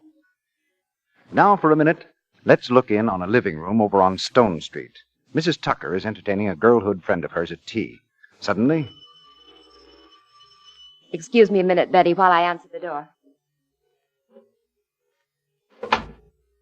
Why, Mary, a box of flowers. How exciting. Oh, roses. Why, they're from Jim, the old darling. He's remembered it's our anniversary. Flowers from your husband. That's something. Mary's a lot older now than the charming girl that Jim married, but he still feels a thrill of pride when he looks at her. You see, Mary doesn't have a lot of time to spend on beauty care either, but she makes every minute of her beauty routine count. Her skin always looks smooth and lovely, exquisitely fresh. You see, every day Mary spends 2 or 3 minutes on a Lux Soap Active Lather Facial. Now, if you asked her why, she'd probably say, Well, I've found these Lux Soap facials really work. Lux Soap has active lather, you know, so that it takes away every trace of dust and dirt and stale cosmetics from my skin. Here's what I do. I pat the rich Lux toilet soap lather lightly into my skin. I rinse with warm water, then cool. Then I pat my face dry. And afterwards my skin always feels so smooth and soft. Looks so fresh. These Lux Soap facials are a simple beauty care any woman can use right in her own home. yes, any woman, right in her own home, can take active lather facials with Lux toilet soap, just as famous screen stars do. Claudette Colbert, Paulette Goddard, Olivia de Havilland. Well, name your own star, and chances are she uses Lux toilet soap. For 9 out of 10 of these famous beauties depend on its gentle, creamy lather to help in the job of keeping skin soft, smooth, and lovely. Why don't you try these beauty facials with Lux soap for 30 days? I know you'll be delighted with the gentle, protecting care they give your skin. Get 3 cakes of Lux toilet soap tomorrow. And now, our producer, Mr. DeMille. Act 2 of Johnny Apollo, starring Edward Arnold as Richard Kane Sr., Dorothy Lamour as Lucky, and Burgess Meredith as Dick Kane Jr., now known as Johnny Apollo.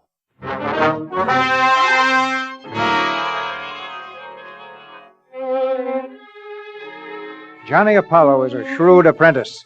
In the hands of Mickey Dwyer, he quickly learns the hard and bitter rules of the underworld. To take all that can be taken, to hit or be hit, to kill or be killed. He's lost all contact with his old life now. There's nothing to remind him of decency and honesty. Only an occasional pang of conscience and a gangster's girl named Lucky. Paradise Club driver, make it snappy. Johnny, Yeah. why did you pick me up tonight? The opening at the club, isn't it? Mickey wanted to make sure you wouldn't be late for your first number. Acting on orders? Yes, sort of. Johnny, tell me something. What did you wish that time? What time? Remember that robin we saw? Oh, yeah. Why? What did you wish? I don't mind telling. I wished that Mickey would get out of jail. That was the thing I wanted most then. What did you wish? Can I guess? You wished that friend of yours was out. That rich guy. What do you know about that? Well, Mickey told me about you and him. Oh, I see. Yeah, that's what I wanted. I guess that's what I still want most of all. Is that why you're playing around with Mickey? Listen, Johnny, I don't know how much you want it, but don't pay too much for it. Sounds like a sermon. I guess it is. I feel sort of responsible for you. Why? Because until you knocked on Brennan's door that night, you'd never done anything in your life that wasn't on the level. Oh, now listen. You fooled Mickey, but you can't fool me. You ought to know what you're getting into. I can take care of myself. Yeah, a lot of people think they can. They wind up with the state taking care of them. Not if they're smart. Some people get too smart. Johnny, up to now, you're not over your head. You've done a couple of things that wouldn't be considered polite in Sunday school, but it's not too late to move out. Why don't you? Because I like it where I am and I'm staying. All right.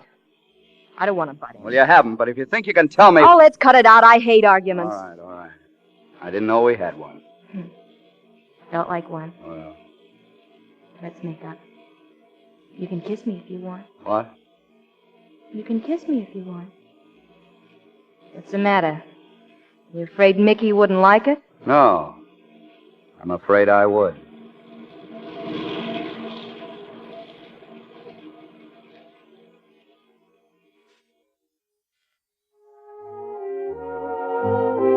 Here you are, Johnny. There's $5,000 there. You're splitting the numbers, Racket. Thanks, Mickey. Comes in handy. Yeah. Say, you ought to have enough by now to pay off that Kane guy with interest. Money isn't going to do Kane much good where he is now. Did you ever try to get him sprung? Well, yeah, I talked to Brennan about it. He says it's a tough rap. It'll take more dough than this. Sure, so what? Well, cut you in on plenty of other things if you want to play along. And I'm the guy that can fix that rap. I got ankles. You think there's a chance? There's more than a chance. It's a cinch. Mickey, if you could get him out, I'd do anything you want, boy. I'd work for you the rest of my life. Forget it. No slave owner. Hey, what do you get out of it if Kane sprung? It would be like having your prayers answered for the first time. Now we have our paradise songbird, Lucky Barry. Get a load of Lucky. Ain't that a dress? I guess I'm the lucky one, huh? Hey, I'm talking to you, Johnny. What? Yeah, she's marvelous. You're luckier than you know. Yeah? I gotta leave now, Mickey. I want to write a letter to Kane. See you tomorrow. Sure. May I never feel the falling rain. If the love that I declare isn't all that's right and fair, may I never love again. May I never see the blue of the sky, nor the moon and stars down Lover's Lane. May I never live a day if I don't mean what I say. May I never love again. Sweetheart, when I'm with you, I'm not a foolish pretender. Sweetheart, if you love me too, all I possess I'd surrender. May I never feel your tender lips. May you never take my love in vain.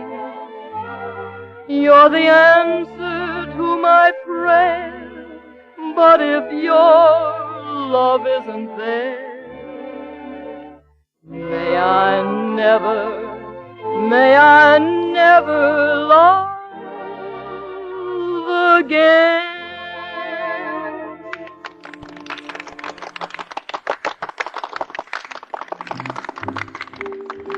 Ah, that was swell, Lucky. Here, sit down. I thought I saw Johnny here. Did he leave? Yeah. You certainly do a lot of worrying about him. What goes between you two, anyway? What would you like? Nothing at all. Well, that's what goes. Nothing at all.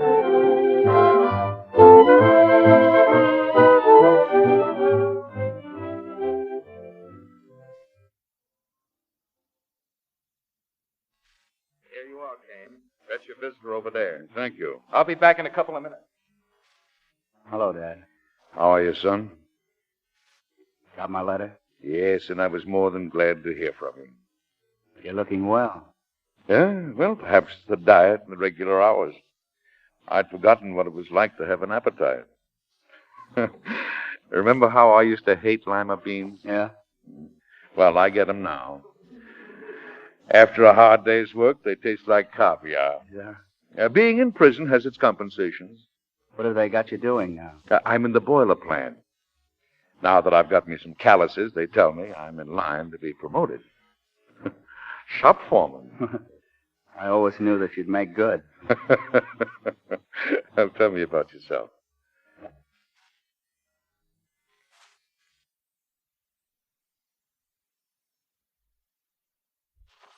About me, nothing much to tell except that I guess I've taken your advice and grown up. Your friends helped me do that when I was looking for a job. I'll bet I have more friends in here than I have on the outside. You probably have. Have you got a job? Yeah. Doing what? Well, you see, Make it snappy, Kane. I tell you, Dad, I'd like to tell you my good news quickly. How'd you like to be paroled? Parole? Yeah. Well, McLaughlin told me I'm not eligible This yet. isn't McLaughlin. I've been working on it with some other friends of yours. Is there really a chance? A good one. If it comes off, you'll be out of here in a few weeks. Well, you're not joking. No. I can take this place when I know I've got to stay, but the hope of getting out... Don't worry. Now, it's practically all set. Sorry, Kane. I'll have to break it up. All right. Goodbye, Dick. Goodbye. Remember, it's okay. Come on. So long. See you soon. So long, Dick. Say, Kane, mind if I give you some advice? No, go right ahead. You've got a good record here. You'll get plenty of time off for good behavior. Why don't you let nature take its course instead of playing around with a rap like that? What do you mean? You know what I mean. You were talking parole with Apollo, weren't you? Who's Apollo? Don't try to kid me. Johnny Apollo, Mickey Dwyer's new frontman. Oh, no, you're making a mistake. No, I'm not. Didn't I see him with my own eyes coming in here with a Mick? No, but he's as big a rat as Dwyer, only a lot smoother. What's the matter, Kane? You just sick or something? What's the matter with you? I want to go back to my cell.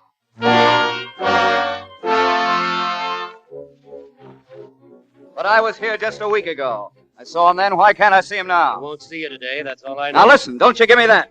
I want to see Richard Kane. I'm his son. I told him that. Richard Kane says he has no son.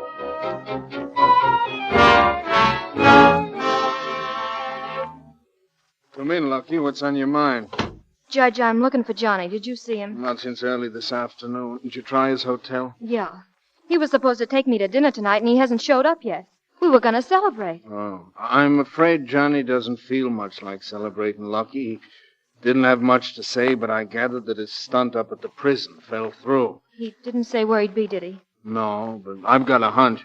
What is it? He bought a boat a couple of weeks ago. He was going to take Kane off on a cruise somewhere right after he sprung him. It's docked just off 8th Street. You try him.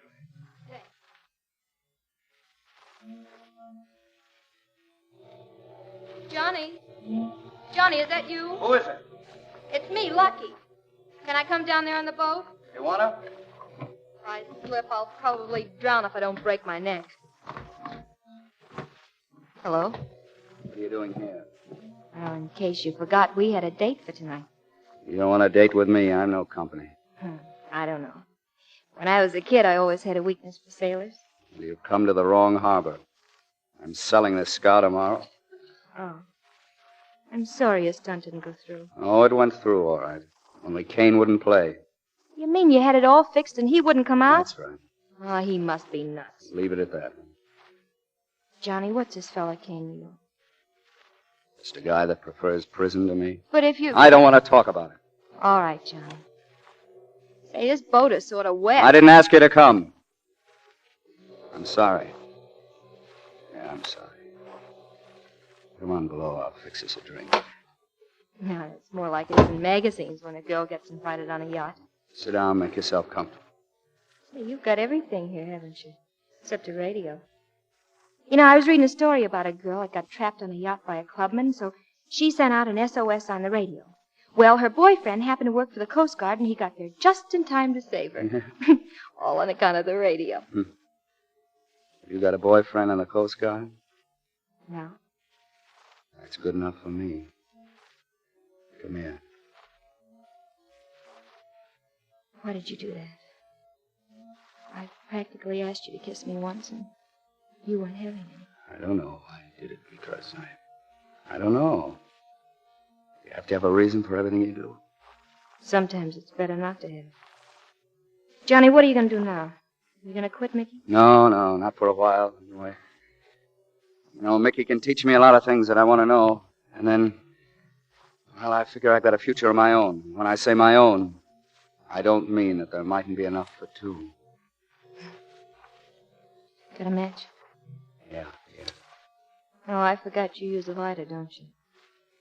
You know, I noticed something else about that lighter one night. It's got initials on it. They're not J.A. That's right. In case you're wondering, those initials belong to a guy that I used to know.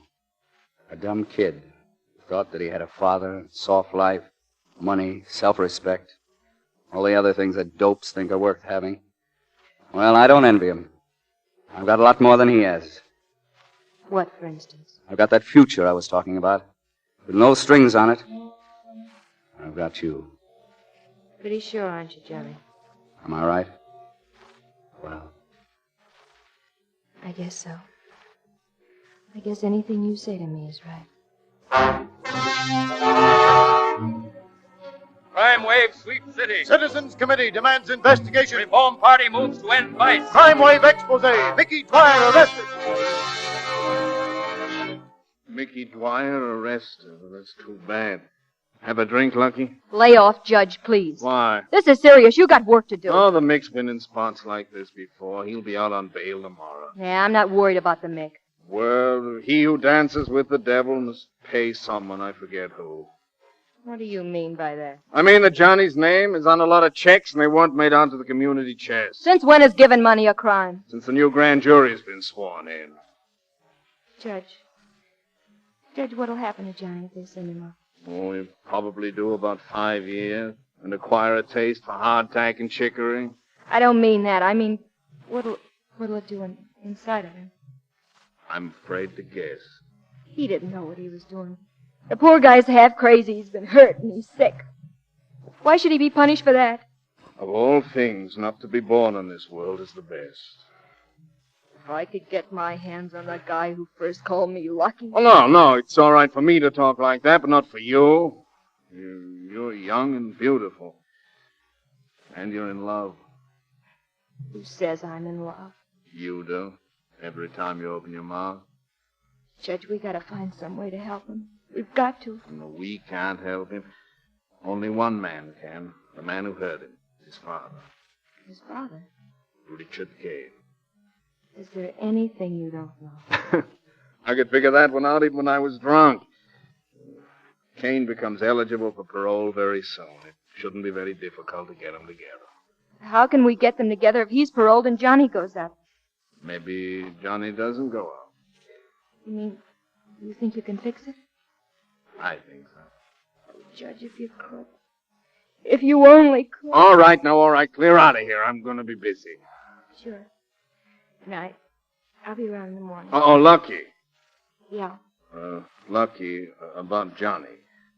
You're not getting into anything you might be sorry for, are you? I just want to see him out of this racket with a chance to be decent again. No. You don't have to worry about me. I'm old enough to know when I'm not playing in my own league. Good night, Judge.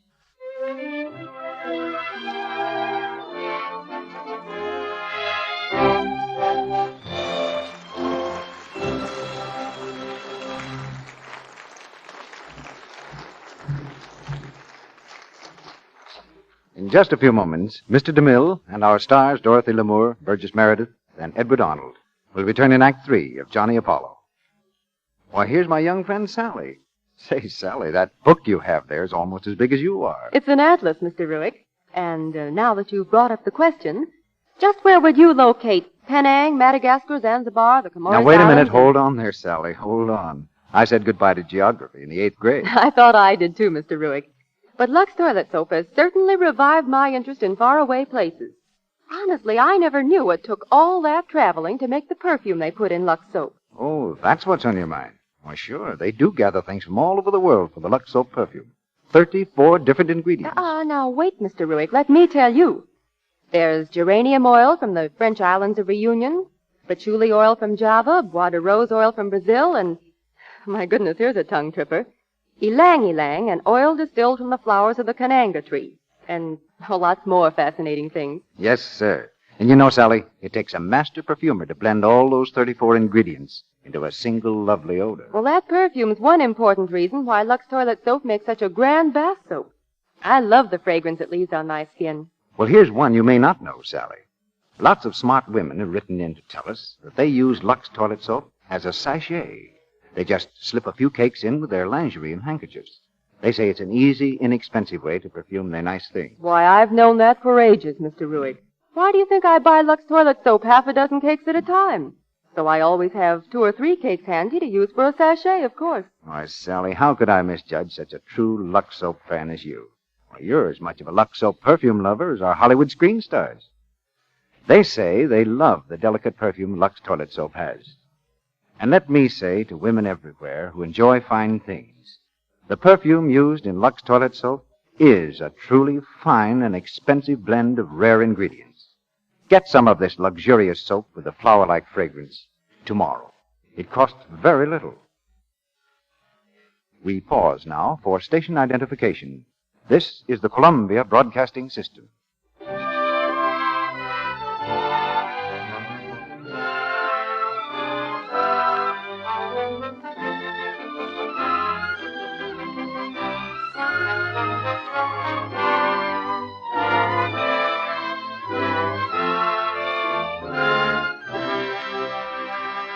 Curtain rises on the third act of Johnny Apollo.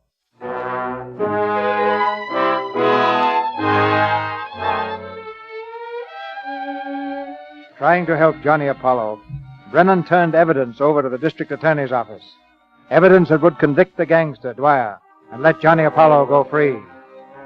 As Brennan returns to his office the same night, Dwyer is waiting for him. I heard you made a deal, Judge. Did you? I hear you offered to sell me out if they let Apollo off. Well? Are you waiting for me to deny it? No. I'm not waiting for anything.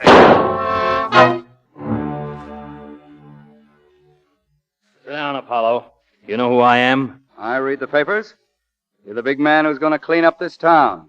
Your pictures flatter you. Apollo, we think Mickey Dwyer killed Brennan. Now, that's an interesting theory. Why should he kill his best friend? If he didn't, who did? You're the district attorney. You tell me. I suppose you don't know that Brennan was getting ready to sell Dwyer out.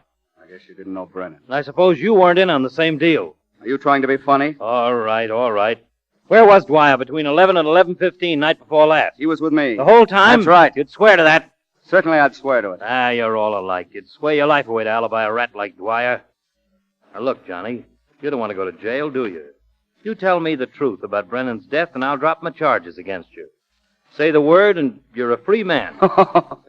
That's funny. You know, all your press releases said that you were a pretty smart guy. What do you mean?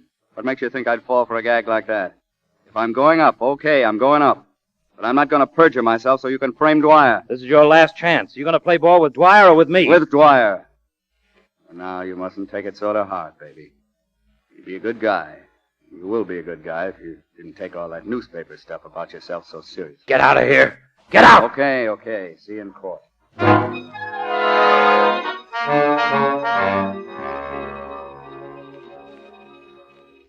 here's the map of the whole prison. You getting this, Harry? Sure. All right. Now, Johnny figures this is our best bet, and I think he's right.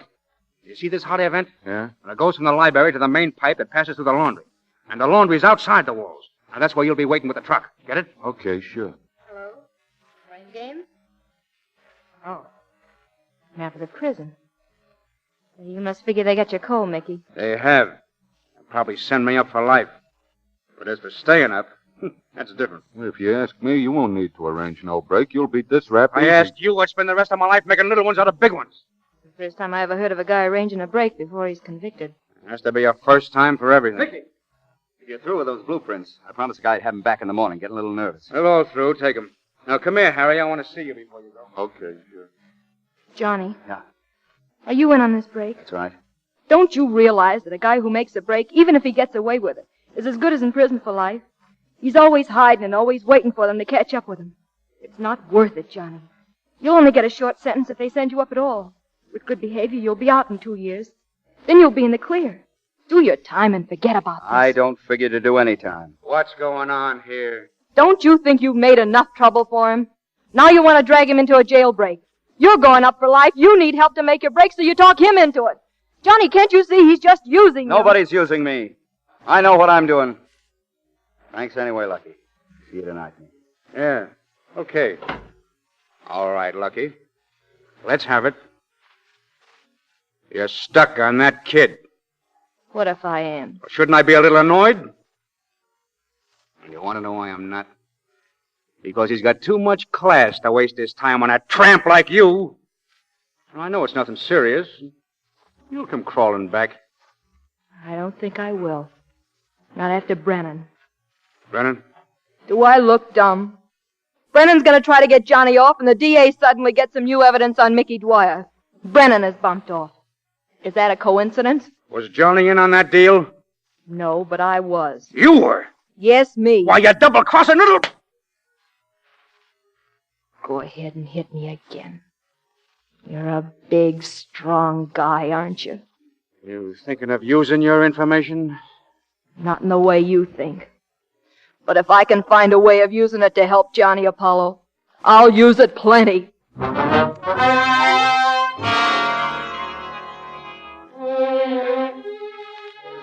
Dwyer and Apollo sentenced. Gang chief gets total of 25 years. Johnny Apollo, 5 to 10. 5 to 10 years.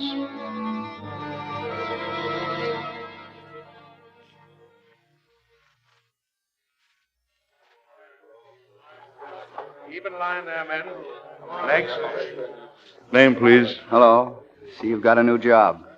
I thought I'd see you today. You're a trustee now, eh? Yes, for good behavior. Name, please. Johnny Apollo. Your real name? I haven't any. Occupation? Embezzler. Second generation. It's the policy here to keep the men usefully occupied. What would you like to do? Doesn't matter. As long as you don't put me here in this office. That's all right with me. Try the jute mill. Next.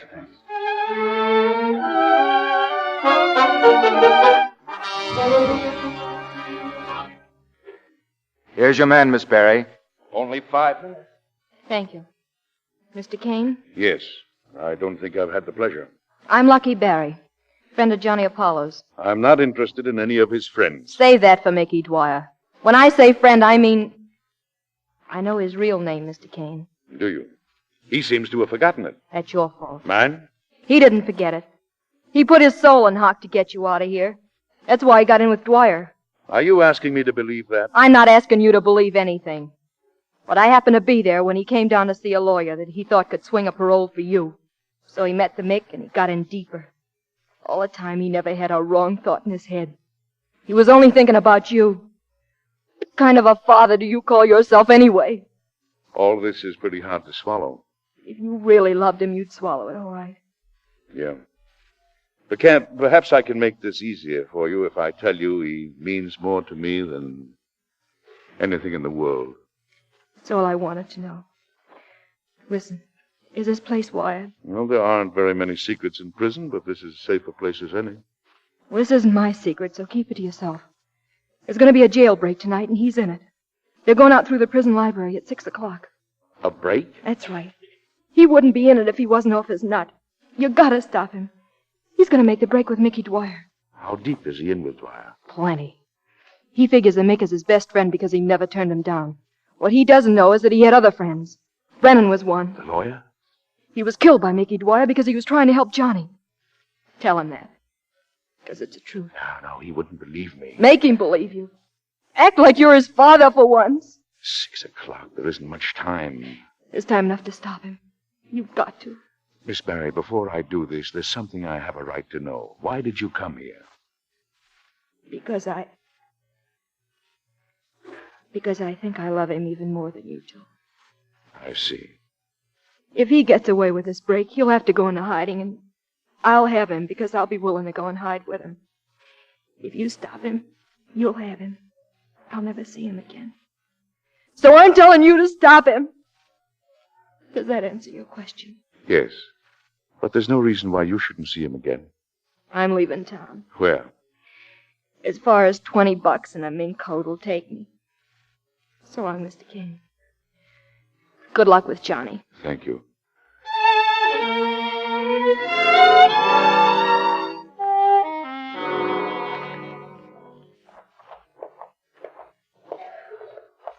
Just a minute, you guys. Where you going, Dwyer? It's mess time, 6 o'clock. We know what time it is. I want to return these books to the library. Oh, yeah? All right. Make it snappy. Get in, Johnny, quick. Okay. Hello, Mickey. Bring back some books. Yeah. You on duty here, Kane? That's right. I asked for it. Yeah? Well, why don't you quit? You're going to be late for chow. I don't feel hungry tonight. I get it. Well, you just sit there and relax, and you won't get hurt. That laundry chute's over this way, Johnny. Come on. You're not going, Dick. Get out of my way. No, I've done you plenty of harm, but this is one thing I can't let you do. Now listen to me. I've listened to you once too often. I may have been wrong before, but this time I know I'm right. If you go through with this, your life's finished. It's a little late to be worrying about that, isn't it? It's not too late, but it will be if you go. I can take it. I'm going to stop you if I get killed for it. I thought I told you to relax. Now get going, kid. I'm ready. Wait. This man killed Brennan because he was trying to help you. Why don't you tell him, Mickey? You might get some of the same yourself. Now on your way, Johnny, quick. He's not going with you. Who's going to stop him? I am. Let go of that phone. Hello. Cut it, I tell you. Me to the warden's office. I want... You shot him. If he's dead, I'll kill you. I'll kill you. Take your hands off. Why, you dirty murderer. All right, Johnny, you're asking for it, too. Mickey, come on, quick. Okay, Harry. Oh, wait a minute. I'm leaving my gun for Johnny. Let him take the rap, the double crossing. Here we are, Mickey. Come on. Now, try and make me. Oh! I got him. I got Mickey Dwyer. Dad. Oh, forgive me. Forgive me.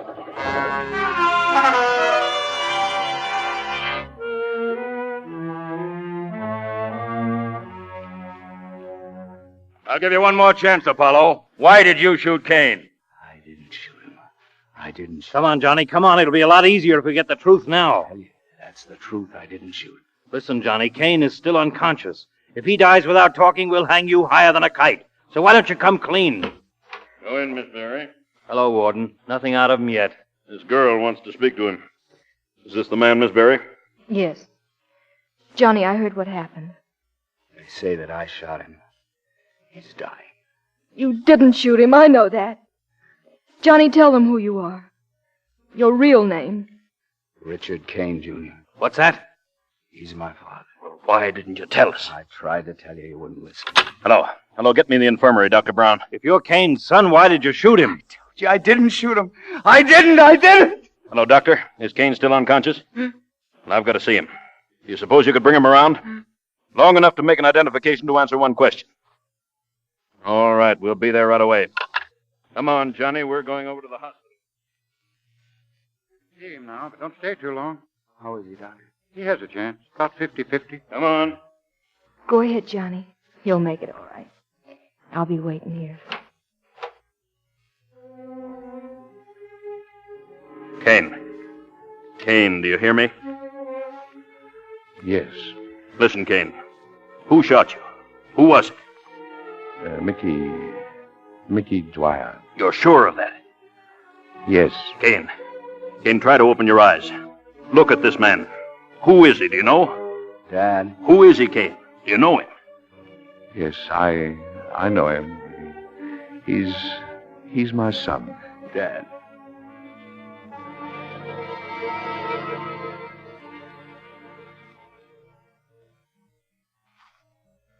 There's the gate, mister. Open her up, Ed. Well, goodbye, Johnny. Hope we won't be seeing you again. Thanks. 2 years was long enough. I'm on the outside now. I'm going to stay there. Fine. Good luck. Good luck to you. Hey, Dick! Yeah, son. Oh, Dad! How are you, Dad? Oh, it's good to see you. Oh, it's great to see you, son. Come on, I've got the car over there, and we're going home. All right, but look, I got to stop off somewhere. You know, I got to look for someone. Yes, I know. I found her for you. She's waiting for you in the car. She is? Yeah, you go ahead, son. My shoelace needs tying. Thanks, Dad.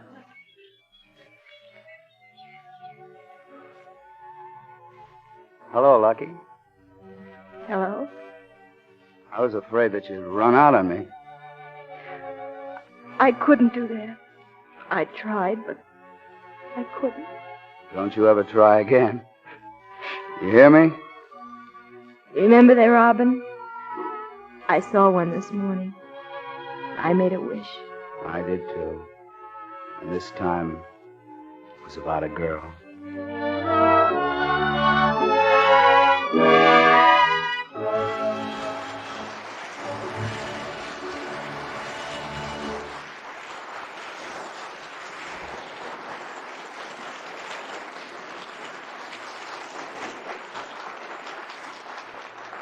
The curtain falls on Johnny Apollo. Your applause calls our stars back to the footlights.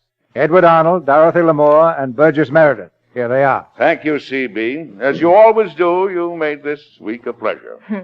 I don't suppose it's polite to go looking for another invitation, but I hope you'll ask us back again soon. Well, now, I'm kind of a stranger around here, but that goes for me, too. Well, as we say over on the Paramount lot, Burgess, it's in the bag. Say, now, speaking of the Paramount lot, reminds me of the first time I saw you, sir.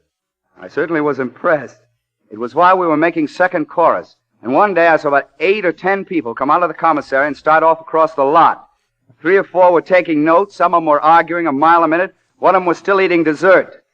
And I heard a guide tell some sightseers that it was Cecil B. DeMille and his staff working on a script. Well, the first time I saw him go back to his office after lunch, Burgess, I thought it was a fire. Eddie, I appeal to you. Well, it may not look like a fire, CB, but you don't waste any time. And I'm not going to waste any time either, Mr. DeMille, in saying a good word for the Lux Radio Theatre and for the product behind it, Lux Soap. I think it's grand. I've used Lux Soap active lather facials for a long time myself, and I like them better than any other complexion care I've ever had. We've always known that about Lux Soap, Dorothy. But those words of praise from you are music to my ears.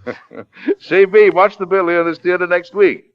Next Monday night, Eddie, the play is The Whole Town's Talking.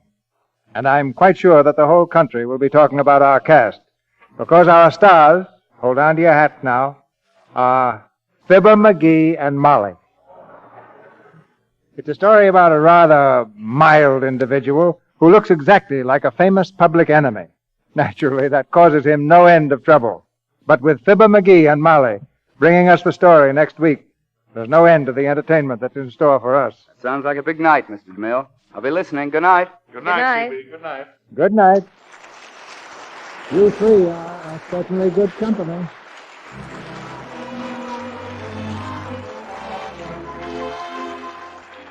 Our sponsors, the makers of Lux Toilet Soap, join me in inviting you to be with us again next Monday night when the Lux Radio Theatre presents Fibber McGee and Molly in The Whole Town's Talking. This is Cecil B. DeMille saying good night to you from Hollywood.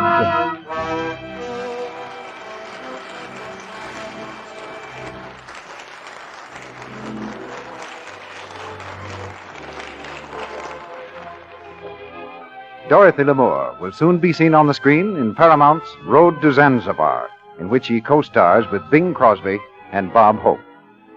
Edward Arnold was heard tonight through the courtesy of Metro-Goldwyn-Mayer and will soon be seen in the new Universal picture, Lady from Cheyenne.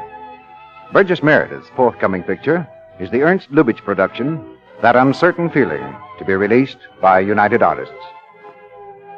Heard in tonight's play were Warren Ash as Mickey Dwyer, Hans Conried as Brennan, Lou Merrill as McLaughlin, Earl Ross as prison trustee, Arthur Q. Bryan as district attorney, Richard Beach and Charles Seal as prison guards, Griff Barnett as judge, Edwin Max as Harry, Ted Bliss as Bates, and Janet Waldo as secretary.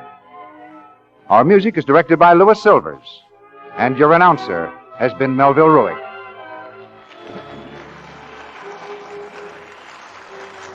Lux presents Hollywood.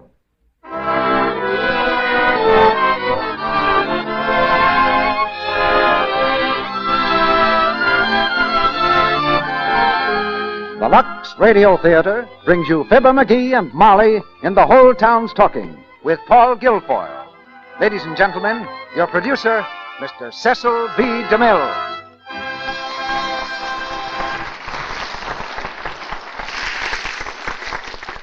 Greetings from Hollywood, ladies and gentlemen. One of the miraculous things about radio is the feeling of intimacy between the people on your side of the microphone and the people on this side. Long before I ever met tonight's stars, I considered them as old friends because, like millions of other radio listeners on Tuesday nights, my ears belong to Fibber McGee and Molly. We introduced them to you as legitimate actors about a year ago, and by return mail you asked for more. Finding the right kind of more took a little time, but I think we've got it here in a play called The Whole Town's Talking, which is a good bet to keep the whole country listening to the return engagement of Fibber McGee and Molly in the Lux Radio Theatre. This return engagement will be good news to every member of our audience from Mississippi to Manitoba. And we've just received a letter from Manitoba that I'm sure will interest you. It's from a woman in the town of Portage la Prairie, who writes, "Thank you from the bottom of my heart for your splendid plays. They make Monday the highlight of our week. As you probably know, we on the prairies are going through rather hard times. Grasshopper plagues, drought, hail, and wind have all taken their toll, and we don't have a lot of money for entertainment. So your plays fill a big want in our lives. And thank goodness, Lux soap is not a luxury. Not in price at any rate, even though it is a luxury in quality. We never use anything else. That's a letter of character from a woman of character. And all over this continent, other women agree with her appraisal of Lux toilet soap as luxurious, but not a luxury. And now get ready for the whole town stalking. Adapted from the Columbia screen hit. It's a gangster story, but don't be alarmed, because it's like no other gangster story you ever heard of. It presents Fibber McGee as a mild-mannered clerk who has the colossal bad luck to look exactly like public enemy number one. And, well, that leads to so much trouble that even Molly can't square it. Now the curtain goes up on Act One of The Whole Town's Talking, starring Fibber McGee as Wilbur and Molly as Jessie, with Paul Guilfoyle as Killer Mannion. Killer Mannion escapes. Public enemy number one in jailbreak. $5,000 reward. Killer Mannion, dead or alive. Killer Mannion, dead or alive. Killer Mannion. This is the big news of the day. In New York, 7 million tongues waggle furiously over the latest hijinks of the nation's most desperate desperado. But J.G. Carpenter is not interested. J.G. Carpenter, president of Carpenter Plumbing Supplies, is concerned only with plumbing. In his magnificent office, J.G. has the head auditing clerk on the carpet. Now, look here, Seaver. You know how I feel about punctuality? Oh, yes, sir. Well, why don't you do something about it? I've just checked the time record. The people in the auditing department are always walking in late. Yes, J.G., but you see... Now, get this, Seaver.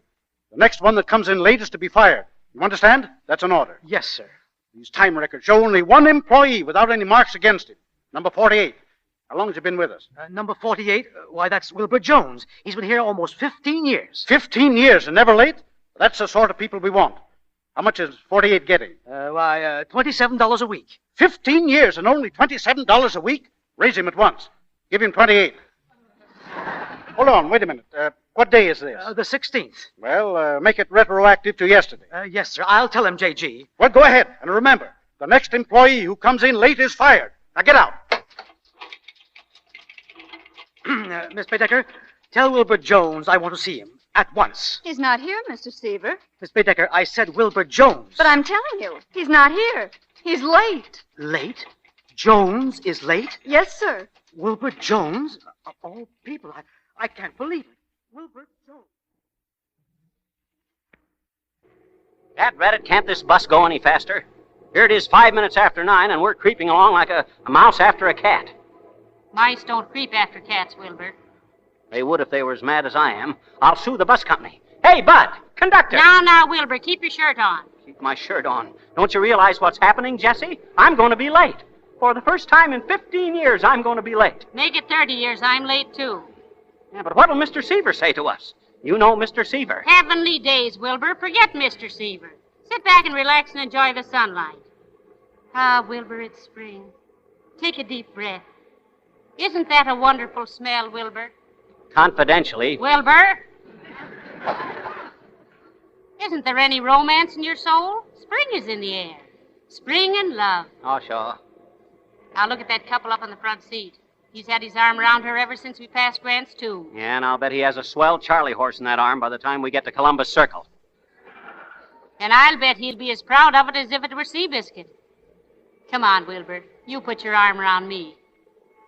Go ahead. Now, Jesse, for goodness sakes. Gee whiz. Ah, go on, Wilbur, go on. Oh, no. Not in public, Jesse.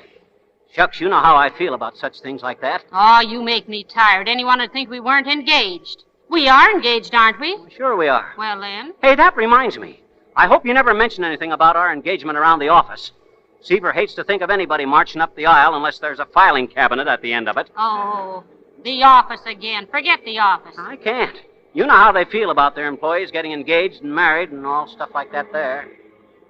We've got to keep it a secret. Now, listen here, Wilbur. I've been keeping this secret since 1929, and I'm getting a little tired of it. Shh. Jesse, not so loud. 1929 to 1941. That's 12 years by dead reckoning. I've used up a dozen diaries and not an orange blossom pressed in any of them.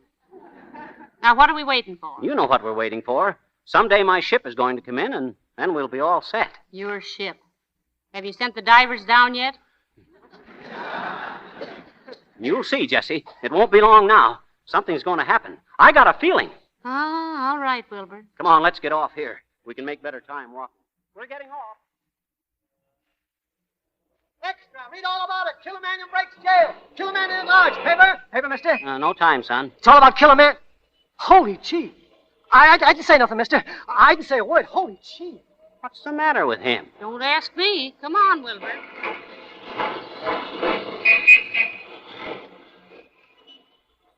Hey, officer.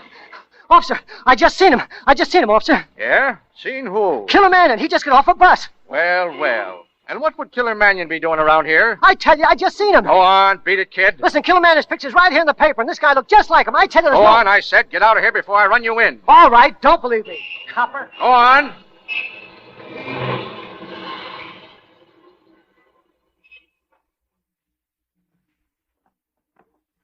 You better go on in first, Wilbur. I'll sneak in while you distract his attention. Okay. Say, Jesse, have you noticed people looking at me? Why, no, Wilbur, have they? Yeah, like there was something the matter with me.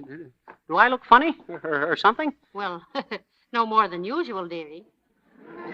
Now go on in and I'll see you for lunch in the drugstore. Yeah, well, wish me luck. Jones? Oh, hi, Mr. Seaver. Go ahead, Jones. I'm waiting. Why are you late? Oh, well, you see, Mr. Seaver, I bought a new alarm clock last night, and it carried a 5-year guarantee, and this morning it went back on me. You went back on me, Jones. You've placed me in a very difficult position. 15 minutes ago, J.G. himself instructed me to raise your salary. J.G. himself? Oh, thanks, Mr. Seaver. You're welcome. But he also gave me instructions to fire the next employee who came in late. Huh? He did? Yes, and you're both people. Oh, now what am I going to do? Well, why don't you fire me and then, quick like a flash, hire me back at an increase in salary? That'll make everybody happy. Jones, you have a brain like a steel trap. But I think the spring is a little loose. Well, I'll try to figure out something. Now, you better get busy on that McIntyre account. We're behind already. Yes, sir. Right away, Mr. Seaver. Mr. Seaver, can I see you a minute? Why, certainly. Step in my office, Miss Baedeker. Well, Miss Baedeker? Mr. Seaver, look at this picture in the paper. Well? Who is it? Killer Mannion, I believe. Yes, but who else? Who does it look like? Why, bless my stars. It's Wilbur Jones. Isn't it funny? They look like two peas in a pod. Killer Mannion and Wilbur Jones. Why, they could be twins. Can I post this on the bulletin board, Mr. Seaver? You may certainly not, Miss Baedeker. And I'll thank you not to mention this in the office. Let the employees have jokes on their own time.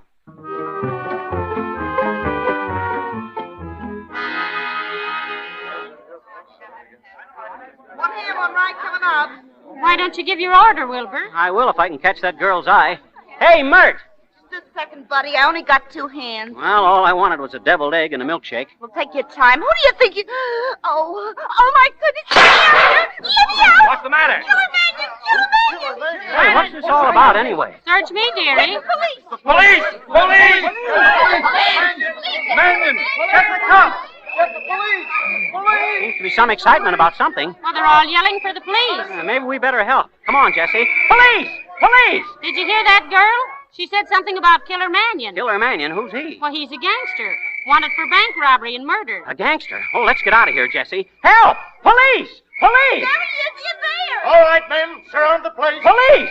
Police! Oh, stop yelling, Wilbur. There's the police now. One move and we'll drop you, Mannion. You hear that, Wilbur? They act as if Mannion was right here. I don't see him any place. Maybe he's the little Mannion who wasn't there. Don't you get it, Jesse? I says maybe he... Ain't funny, Wilbur. Are you coming peaceful, Mannion, or do we have to drill you? Hey, let's get out of here, Jesse. They're going to shoot somebody. Don't move, Mannion. Come on, Jesse. Hey! All right, men, close in. Officer, somebody shot my hat off. Grab him, men. Yeah, grab him. He can't do that to me. Hey, let go. Ow, hey. Wilbur, leave those policemen alone. Stick him up, Mannion. Mannion? I'm not Mannion. Watch out, men. He may have a gun. Heavenly days, what is this? We got you, Mannion. Cassidy, grab the dame. Let go of me. Hey! Listen, wait. You're making a mistake. My name is Jones. Call the station, Brian. Tell them we just captured Killer Mannion and his gun mob.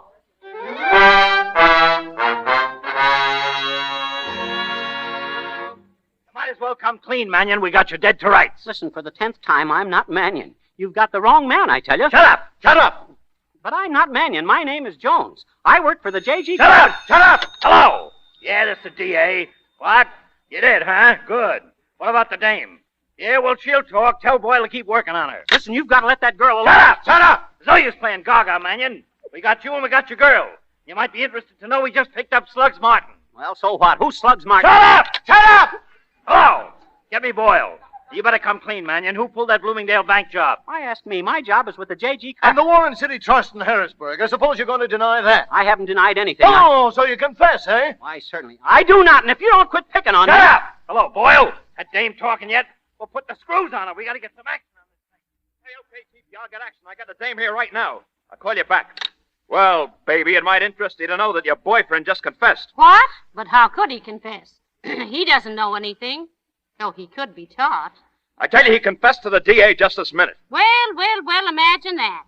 Well, as long as he's confessing, there's no reason why I shouldn't, is there? Now you're talking. What would you like me to confess, Mr. Boyle? What about that Bloomingdale bank job? Who did it? Who would you like me to say did it? Mannion, of course. All right, Mannion did it. Anything to please. That's a girl. And how about the First National Bank at Harrisburg? Mannion did that too, didn't he? Sure, Mannion. And the Evanston job? Mannion. And the Express Company job at Peoria? Mannion. Now we're getting someplace. What about that union job in Scarsville? Mannion, of course. Who else? Come on, Mannion. There's no use stalling. You killed 2 guards when you escaped from prison. Why don't you confess, Mannion? But I tell you, I didn't. You can't. Shut up! Shut up! Chief, J.G. Carpenter's out. Tell him to come in. Who is he? Oh, that's my boss. He'll identify me. Hot dog, I'm saved. Here he is, Chief. Well, what is the idea of dragging me down here without an explanation of any sort? I'm a busy man. I'll only take a minute of your time, Mr. Carpenter. I just want you to identify somebody. Take a good look at this man. Hello, Mr. Carpenter. Remember me? Do you know him? What do you say? Yeah, what do you say? I never saw him in my life. There we are. Oh, but look, Mr. Carpenter, I work for you. I've been working for you for 15 years, Mr. Carpenter. Well, why, we're just one big happy family. You said so yourself. That makes me practically your son, Mr. Carpenter. Surely you don't want to see your own... Shut up! I'm getting tired of being told to shut up. And if you think... Shut up! Okay, bud. Well, how about it, Mr. Carpenter? Does he work for you? Well, maybe he does. We have a large office, over 100 clerks. So I can hardly... Wait a minute. He does look a bit familiar at that. There, you see? He knows me. I have seen his face before someplace. Why, sure you have, Mr. Carpenter. In front of the building, in the elevator, by the water cooler, in the men's... I know. I've got it now. See? He's got it. I saw his picture just this morning. This man is Killer Mannion. No. Why, no. I know that... No, I'm not No, Killer you Mannion. work for My Mr. name is Carpenter. Wilbur Killer Jones. Mannion I'm a works for the respectable Why don't you come... What about the Farmers Trust job at Denver? That was Mannion, too. The mail car robbery at Colorado Springs? Mannion. Who drove the death car? I did. You did? Sure, Mannion didn't have his driver's license, the silly boy. I don't get funny. What about that jewelry store in San Diego? Mannion did it. The Central Bank in Frisco? Mannion always has. You're gonna burn, Mannion, so you might as well spill it now. My name is Wilbur. Shut up! Shut up! What are you stalling for, Mannion? What'll it get you? Why don't you talk? You won't let me talk, Dad. Ratted, why don't you let me get it? Where's the DA? Where is he? Who are you? Get out of here. Keep your hat on. I'm Healy of the Express. I've just had a flash from my office. What is it? Mannion's just robbed a bank uptown. Ah, you've been drinking. I know it, but it happened just a few minutes ago. But we've got him here, this guy who says he's Jones. I'm not Jones. I'm Mannion. I'm not Mannion. I'm Jones. Hey, Chief, I gotta see you. Don't bother me. But, Chief, it's important. We just checked this man's fingerprints. Yeah, but... Well? Something's wrong. They're not Mannion's. Oh. You see? You wouldn't listen to me, smart guy. Can't believe it. He looks more like Mannion than Mannion himself. All right, sister, right in here. Mannion did it. He did 'em all. Listen, Chiefy, I just been grilling this dame. Not now, Boyle, not now. Mr. Jones, I'd like to apologize for the whole thing. Oh, shucks, that's all right. Sigh. I didn't have anything to do anyway. Chiefy, you mean that this guy isn't... What's the matter with you, Boyle?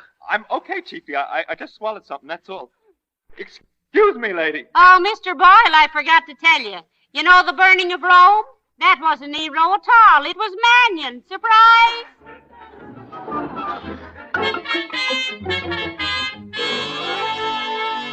Look, why can't I go back to the office now? They just give me a $1 raise, and I got to prove worthy of their faith in me. Yes. Can't we leave now, Mr. D.A.? You see, I... Shut up! Shut up! That's little Sir Echo in the brass buttons there, Jesse. Press the third one on the left, and he says, shut up! Look, Jones, I can't let you go now. Why not? I'm not Mannion. I know that, but you look like Mannion. You'll be back here again the first time you show your face in the street. Every cop in town will be picking you up. That's right, Wilbur. You'd be a toreador for every harness bull in town. What are we going to do? Stand around and holler shut up at each other? That's what I'm trying to figure out. You got any suggestions, McBride? Sure. Keep him here. I'll have the warden fix up a nice cell for him.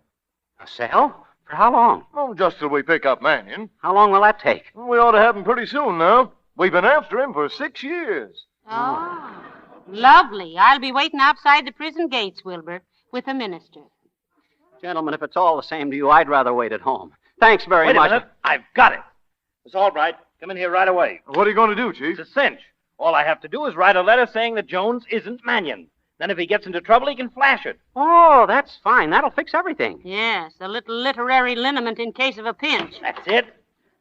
Sit down, Miss Albright. Take a letter. To whom it may concern. This is to testify that the bearer of this letter, Mr. Wilbur Jones, the second. The second what? The second Wilbur Jones. Oh. Mr. Wilbur Jones, the second, is not to be molested by the police because of his resemblance to Killer Mannion.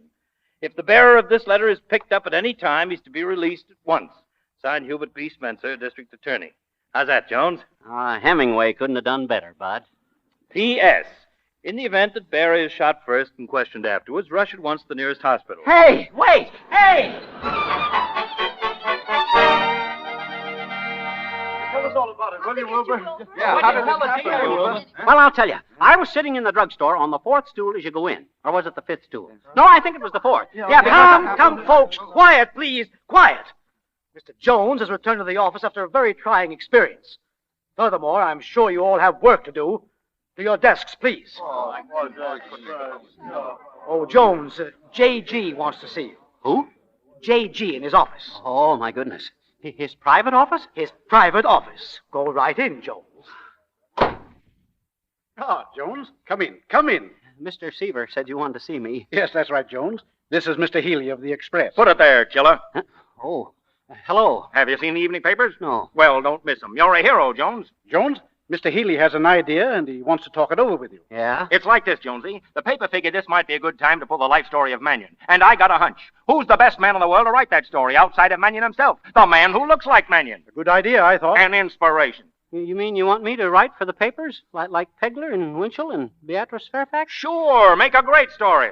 Oh, but I don't know anything about Mannion. You don't have to write the stuff yourself. All we want is permission to use your name. By the man who looks like Mannion. We'll run your picture every day together with Mannion's. It's a cinch to run for 30 days, maybe longer. Your moniker and your face on the front page for a month. Think of it, Jonesy. Think of it. Yes, sir, I will. I'll think of it. Don't think too long. We want to get started right away. Now, look, what do you think of Mannion? Well, I haven't thought... He's a coward, isn't he? Is he? Oh, all right, sure. Great! Mannion's double says Mannion's a coward. That'll kill him. What would you call him? A moron with a gun? Well, I wouldn't say... A moron with a gun! Jonesy, you're sensational. I couldn't have thought of a better expression myself. I'm getting confused. Think nothing of it. You're a writer now, Jonesy. All writers are confused.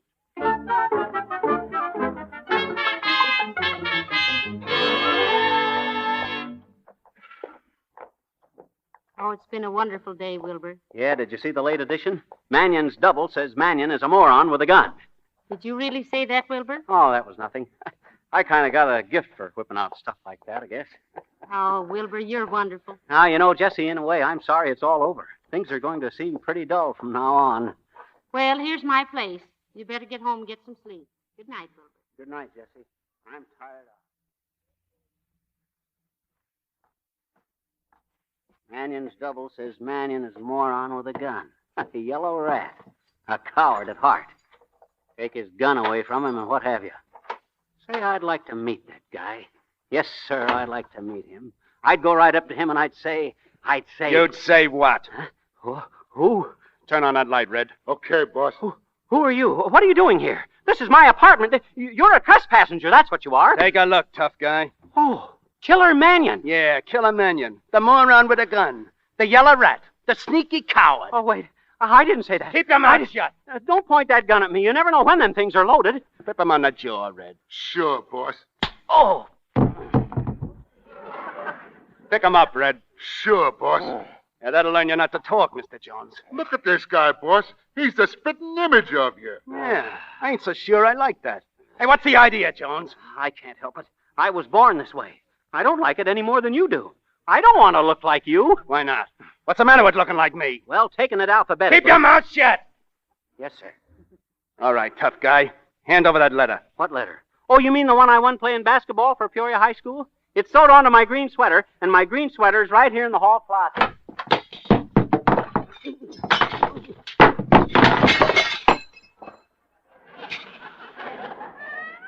Gotta straighten out that closet one of these days.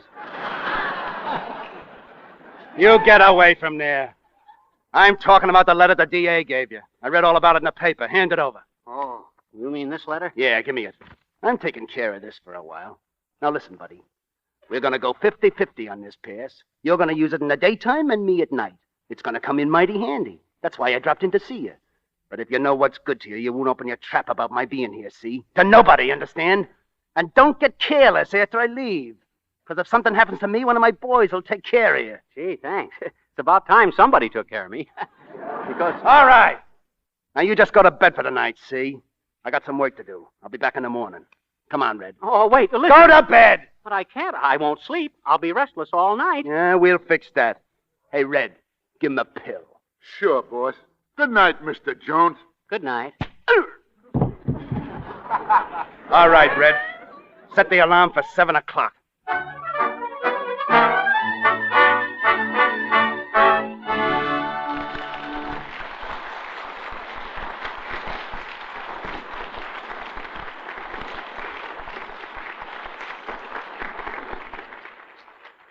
After a brief intermission, Mr. DeMille and our stars, Fibber McGee and Molly, will present Act 2 of The Whole Town's Talking. Meantime, I've got a question to ask Sally here. Oh, Sally, how are you on resolutions? Making or keeping, Mr. Ruick? Keeping, of course, Sally. Anyone can make resolutions. It's a long time after New Year's. You said it, Sally. I've been sleeping through my alarm for weeks now. Well, I made one resolution, though, that isn't a bit hard to keep. That's my Lux soap resolution. Why, Sally, you've been using Lux soap a long time, haven't you? Of course, but this year I decided I wasn't going to miss out one single night on giving myself a real Lux soap active lather facial at bedtime, no matter how tired I might be. And I haven't, and it pays, Mr. Ruick. Sally, I could have told you that just by looking at you. Thanks. I wasn't fishing, but, well, honestly, compliments have been coming my way lately. That Lux soap active lather care really works. Well, Sally, I think you owe it to our audience to tell just what this Lux soap care is. All right. Here's exactly what I do. I smooth the rich Lux soap lather lightly into my skin. Next, I rinse with warm water, and then a dash of cool. Then I pat my face gently to dry. Sounds easy, Sally. It is, Mr. Ruick. A Lux soap facial takes just a minute. It removes dust and stale cosmetics thoroughly, and it leaves skin feeling so soft and smooth. You just ask the screen stars what they think of these facials, Mr. Ruick. I can guess pretty accurately, Sally. For after all, 9 out of 10 screen stars use Lux toilet soap. As a matter of fact, lovely women everywhere are depending on these Lux soap beauty facials to give their skin the protection it needs to stay soft and smooth. Why don't you start your daily beauty routine with gentle Lux toilet soap tomorrow? We pause now for station identification. This is the Columbia Broadcasting System.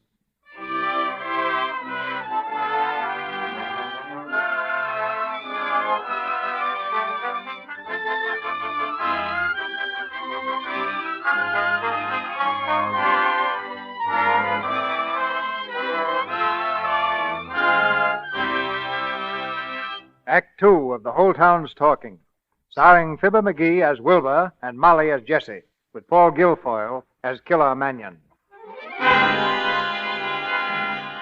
Read all about it. The story of Killer Mannion by Killer Mannion's double. Wilbur Jones, the man who looks like Mannion, tells all. Wilbur Jones, the man who looks like Mannion, looks awful this morning.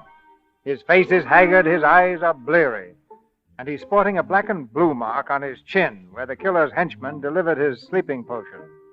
Alone in his room, Wilbur Jones, the man who looks like Mannion, surveys himself in the mirror. Can't be true. It was all a dream. That's what it was, a bad dream. Mannion wasn't here last night. He couldn't have been here. He's not coming back this morning. It was only a dream. Hiya, Jonesy. Hi, Killer. It was only a dream. Killer Mannion. Keep your trap shut. What's the matter with you? Oh, nothing. I was dreaming. I woke up. Well, don't wake up so loud. Here's your letter. 2 cops stopped me last night. It worked like a charm. You mean they let you go? Sure. They thought I was you. That's a laugh, ain't it? I can hardly keep my face straight. Or should I say our face? Oh. Well, what's the matter? My gag was just as funny as yours. It's my stomach. It's all shot to pieces. Honest? I thought you said they let you go. They did. It's that hamburger I had for breakfast. It ain't setting right again. Oh, well, is there anything I can do for you? I could let you have some castor oil. Castor oil? You want to kill me? I'd rather take arsenic. I haven't got any arsenic, but I could run down to the drugstore. What? Oh, excuse me. I didn't mean it that way. You better not. Here, I brought you the morning paper. Read it to me. I've got to get to the office, Mr. Mannion. I can't waste my time. Read it! Okay, Bud. Anything about me in it? Let's see. Yeah, here's something. Killer Mannion holds up State Armory. State Armory? That's right. Go ahead. Oh, listen. It says here you killed 2 guards. That's a lie. Huh? It was Trey. Read what it says. Killer Mannion holds up State Armory, kills 2 guards.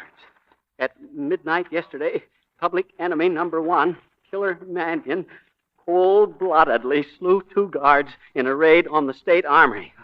Accompanied by 2 of his men, Mannion surprised the guards at the armory and shot them dead. Oh, dear. Go on. He then entered the armory and stole several machine guns. How many? Several. How many is that? Well, I don't know. It was 6. Oh. Why can't these guys get things straight? Go on, you better beat it now. I don't feel so good. Me either. And remember, 1 word out of you and you're out like a light. Yes, sir. Hey, what time do you get off? 5 o'clock. Well, you'll be back here at 6 prompt. Yes, sir. And bring the afternoon papers. Yes, sir. Anything else? Yeah, you know those things you're writing about me? Oh, yes. I think I'll call them off. What for? That's okay with me. Only you be careful what you pull, see? You be nice to me, see? Or I'll stop being nice to you.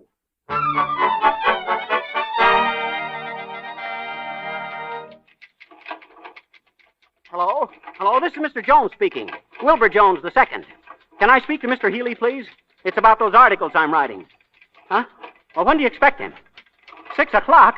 Oh, I can't see him at 6 o'clock. I've got to be home at 6 o'clock. All right, I'll try to make it. Goodbye. Good morning, Wilbur. You didn't meet me on the corner this morning. Oh, hello, Jessie. I'm sorry about that, but I couldn't make it. Were you held up, dearie? Well, in a manner of speaking, yeah. Ah, well, famous people are always late. What's all those letters on your desk? Fan mail? I guess that's what you call it. 6 ladies want my picture. Your picture? Oh, Wilbur, isn't it wonderful?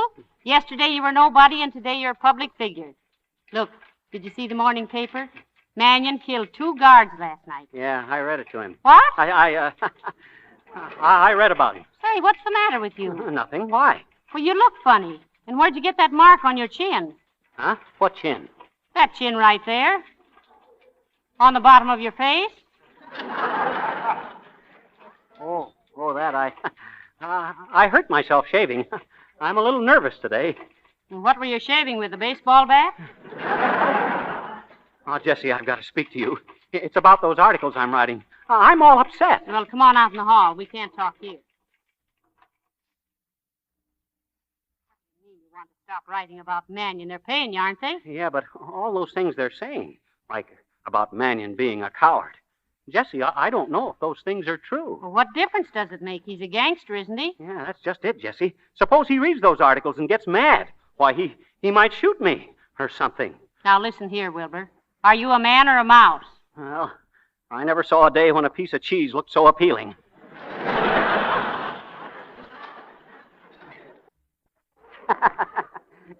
Nothing personal, Jessie. Now, listen, Wilbur, you've got to go on with those articles. It's $250 a week. If we're going to get married, this is our chance. Did you say married or buried? Oh, all right, Jessie. That's the boy. The trouble with you is you've been under too much of a strain, Wilbur. Why don't we go out for dinner tonight and relax? Tonight? Well, you mean tonight? Sure. You're allowed out at night, aren't you? I can't make it tonight, Jessie. I just can't. Why not? Well, my roommate is going out tonight. Your roommate? You never told me you had a roommate. He just moved in with me. Well, why can't you go out if he goes out? It's the only time I have to be alone. I see. And you'd rather be alone than be with me at dinner tonight. Oh, no, you don't understand. I understand. You don't love me anymore. Oh, Jessie, don't say such a thing. That's what it is. Success has gone to your head. Nothing's gone to my head. It's just that I can't go out tonight. Yeah, because your roommate's going out. That's a fine reason. Well, he probably wants to rob a bank tonight. What? I mean, it's probably bank night somewhere, and he's... Now, just a minute. Say, who is this roommate of yours? He's an old friend. Where'd you meet him? Where? Oh, I used to know him at school. Oh, a college chum, huh? Yeah, that's right. What's his name? His name? He has a name, hasn't he? Why, certainly he has a name. His name is, that's funny. I had it right on the tip of my tongue. Wilbur, you're acting very strange. You're not sick, are you? Huh? Yeah, that's it. I'm sick. Well, I thought so. Yeah, that's why I can't take you out tonight. I'm going to be sick. Oh, all right now, Wilbur. Calm down now. Just go home and take a dose of castor oil. You'll be fine in the morning.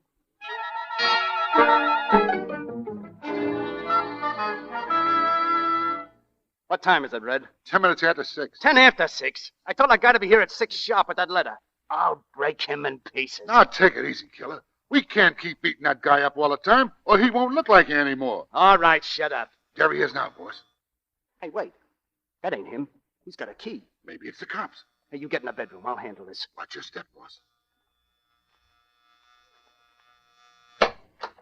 Hello, Wilbur. How you feeling? Huh? Well, aren't you going to ask me in? Oh, yeah, sure. Let me look at you. 70 days, Wilbur. You look awful. Oh, yeah? And just listen to your voice. What's happened to it, Wilbur? You weren't hoarse this morning. I caught a cold. You got the flu. That's what you got. I'll call the doctor. Wait a minute. Put that phone down. Wilbur! I don't like the tone of your voice. Please put the phone down. All right, please. But put it down. I don't need it, Dr. C. I'll be all right. All I need is to be left alone, see? You're talking awful funny, Wilbur. Are you sure you haven't got a fever? I'm all right, I tell you. Get going. Scram! Now listen, dearie, I don't mind you looking like Killer Manion, but when you start talking like him, that's going too far. Now stop this nonsense. All right. Where's your roommate? Huh? Your roommate. The fellow you said was living with you. Oh, did I tell you someone was living with me? Now, don't tell me you don't remember. Your old college chum? Oh, yeah, sure. My old college chum. Hey, Red! Come here, Red. Oh, how do you do, Mr. Red? I'm Wilbur's fiancée, Jessie Clark. Yeah? I'm pleased to meet up with you. What's that you said? I'm very pleased to meet up with you. Where did you go to school, Wilbur? Barber College?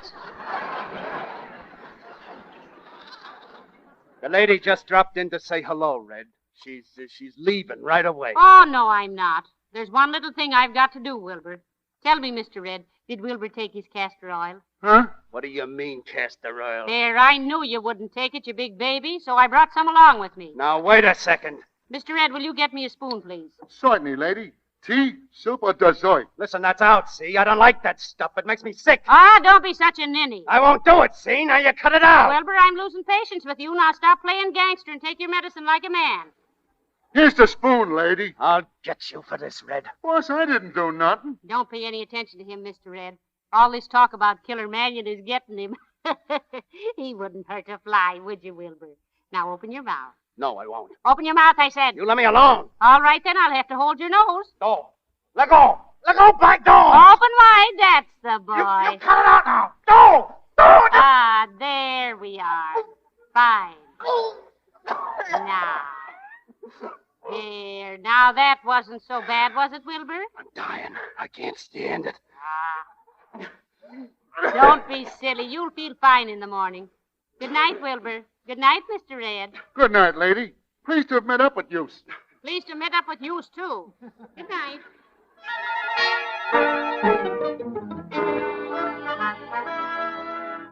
And the next time it happens, I'm going to push your face in, see? Keep that dame out of here. Okay, Killer, okay. Shucks, I didn't know she was coming here. Why was you late anyway? I told you I had to see Mr. Healy about those articles. I fixed it so I'm going to write them. Oh, you did, huh? Well, that's great, because you're going to write them my way. When's the next one coming out? Tomorrow afternoon. Yeah? Well, sit down and write it. Yes, sir. I'll show 'em how much of a coward I am. I'll slip you some dope that'll make 'em dizzy. I'll give you stuff that nobody knows but me. Are you ready? Sure. And don't think you're unique, Bud. You ain't the first gangster that started dictating. Oh, shut up. Now, you just put down what I give you. You said I'm as brave as the gun in my hand. All right, you just listen to this. When I broke out a stir, I had a gun, yeah. But it was a phony. That's the kind of a false alarm I am. Have you got that down? Yes, sir. I put the turnkey out with my hands. Then when I made the turn in the corridor, it was jammed by a brace of malarkeys. Huh? A brace of malarkeys. Cops, bulls, malarkeys. How do you spell it? What's the difference? Write it down. Yes, sir. I pulls the phony gat and I makes him reach. Then I grabs a heater and I turns it loose. Lead is flying all over the joint. Paper, the story of Killer Man who faced a brace of malarkeys. Paper!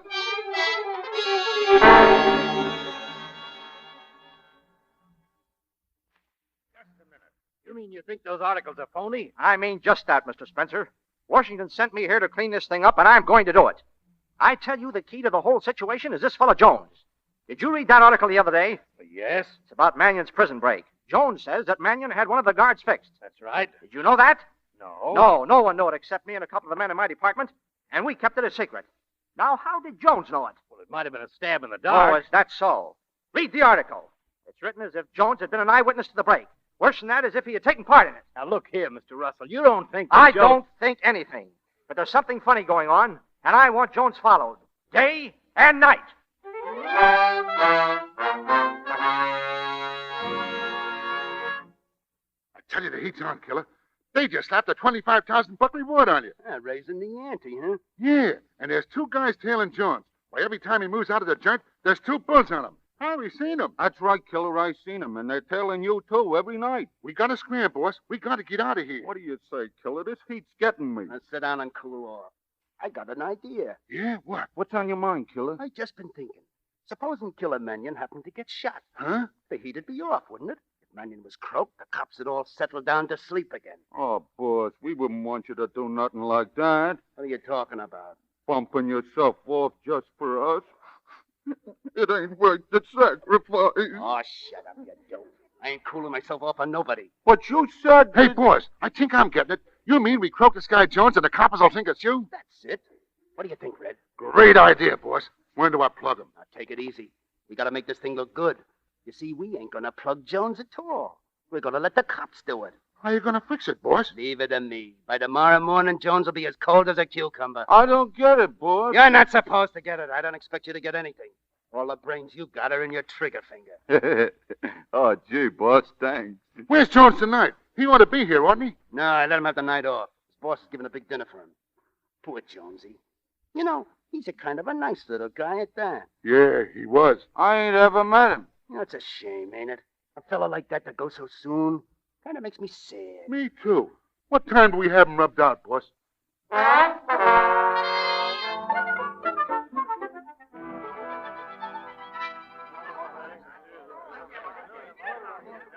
And now, ladies and gentlemen, I give you our guest of honor, the man who looks like Mannion, Mr. Wilbur Jones. Ladies and gentlemen, it's a great pleasure to be with you this evening because I know you're all interested in the articles I'm writing about Killer Mannion. To write those articles, folks, a writer really has to live with the character he's writing about. Why, when I sit down to my typewriter, I always have the feeling that Mannion himself is right there with me. Yes, sir. Oh, but then it's always been natural for me to write such about crimes and criminals. Why, when I was a journalism student years ago, my articles about the local jug put me at the head of the class. Jughead Jones, I was known as in them days.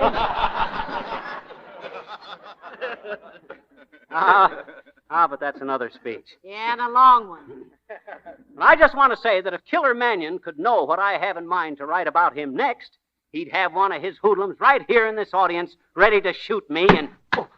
Oh, my gosh. He got me. I'm shot. Get a doctor. Only you're Yes. here. Take it easy, Wilbur. It was just a photographer's flash bulb exploding.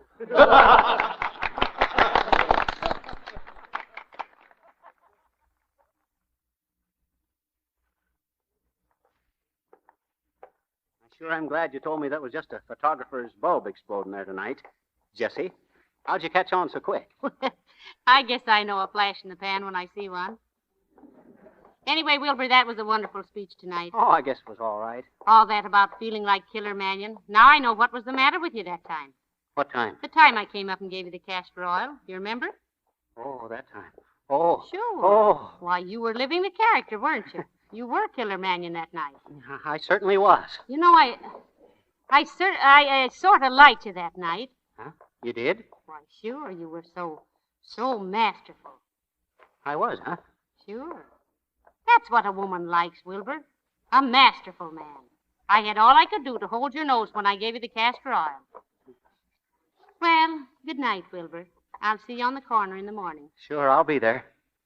It's a beautiful night, isn't it? Look at that moon up there. Yeah, it's wonderful. Look, Jesse, you say you like masterful men. Well... Well, Wilbur? Well, I was thinking. We've been engaged now for 12 years, and, well... Yes, Wilbur. Jesse, you suppose it'd be all right if I kissed you goodnight? Oh, Wilbur!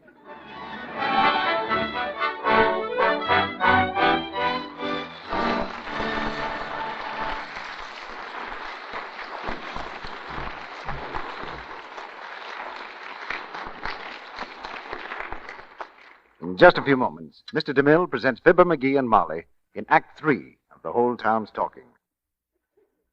You know, out here in Hollywood, the postman is a busy man. Do you know why?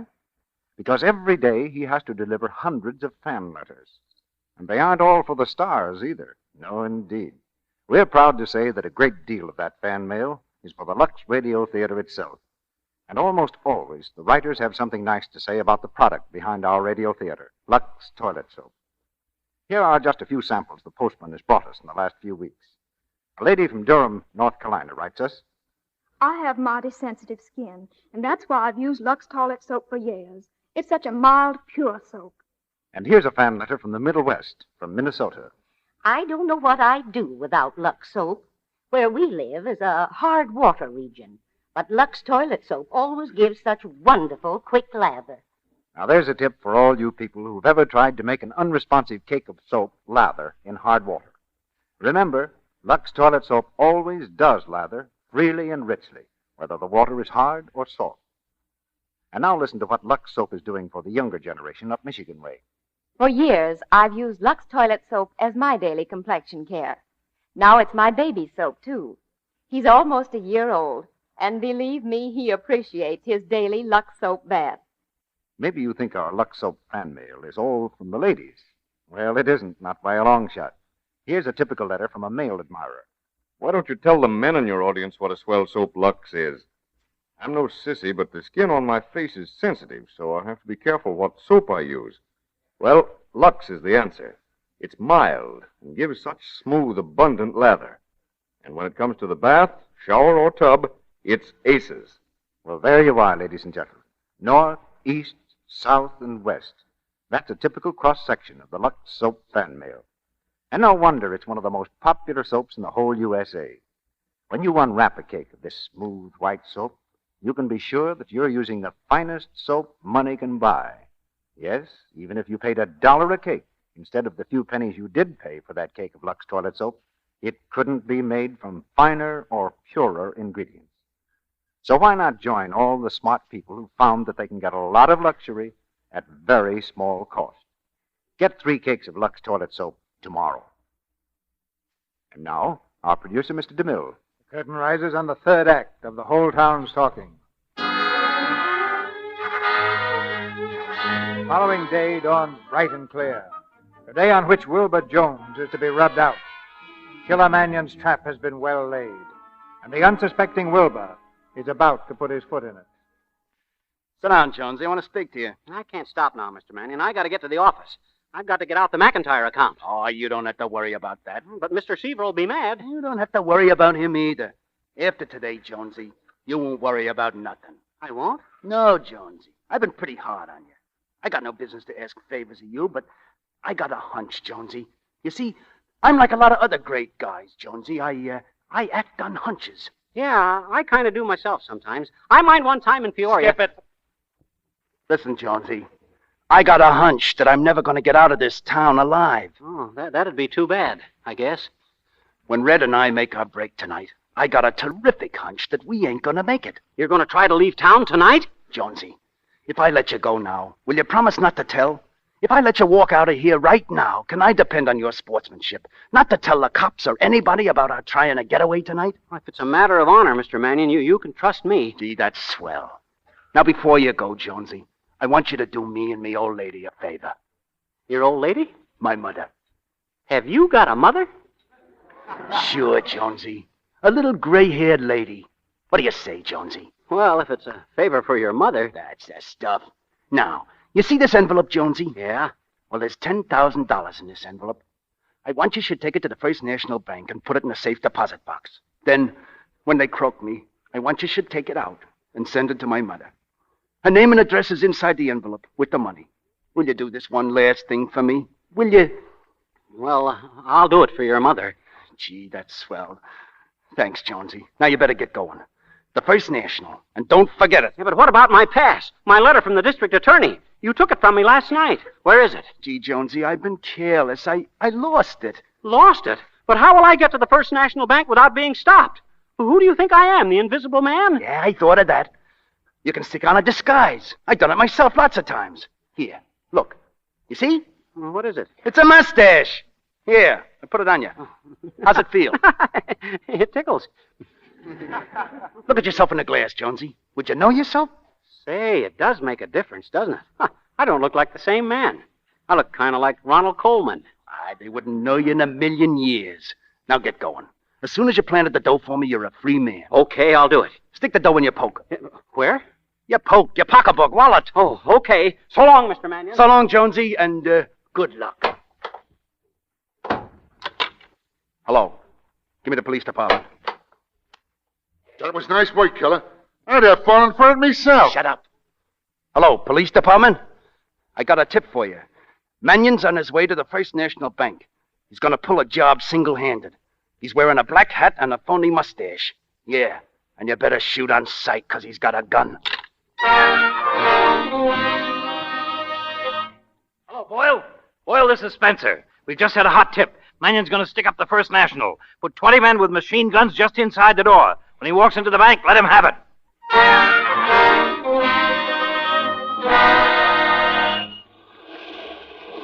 I beg your pardon, officer. Can you direct me to the First National Bank? Right over there, buddy. Thank you very much. Boy, what a disguise. Never even recognized me. Hello, Wilbur. What are you doing with that mustache on? Jessie. Where'd you get it, Wilbur? You didn't grow it overnight, did you? Jessie, keep quiet. Don't say a word. What are we being so quiet about? Shh. Listen, I've got to get to the First National Bank. What's that got to do with you wearing a mustache? Nothing. I'm in disguise. Not as far as I'm concerned, you're not. Oh, look, Jessie, let me alone, will you? I've got an errand to do for a little old lady. How old? I don't know, but I've got to get to that bank. Well, come on, I'll go in with you. All right, but don't speak to me. Here's the door here. Go ahead, Wilbur. Yeah. Oh, wait. Wait, it's gone. What's gone? Your mustache? No, the envelope with the money. What envelope? What money? Oh, I can't tell you. Oh, where did I lose that money? Where did I lose it? Wilbur, what are you raving about? I must have dropped it back at the apartment. Wilbur, something's very fishy here. Jessie, I can't explain it now. I've got to go home. Goodbye. Wilbur! Wilbur, wait, Wilbur! What do you mean he got away? Hello? Hello? I told you to get him when he walked into the bank. All right, never mind the excuses. I want Killer Mannion, and I want him today.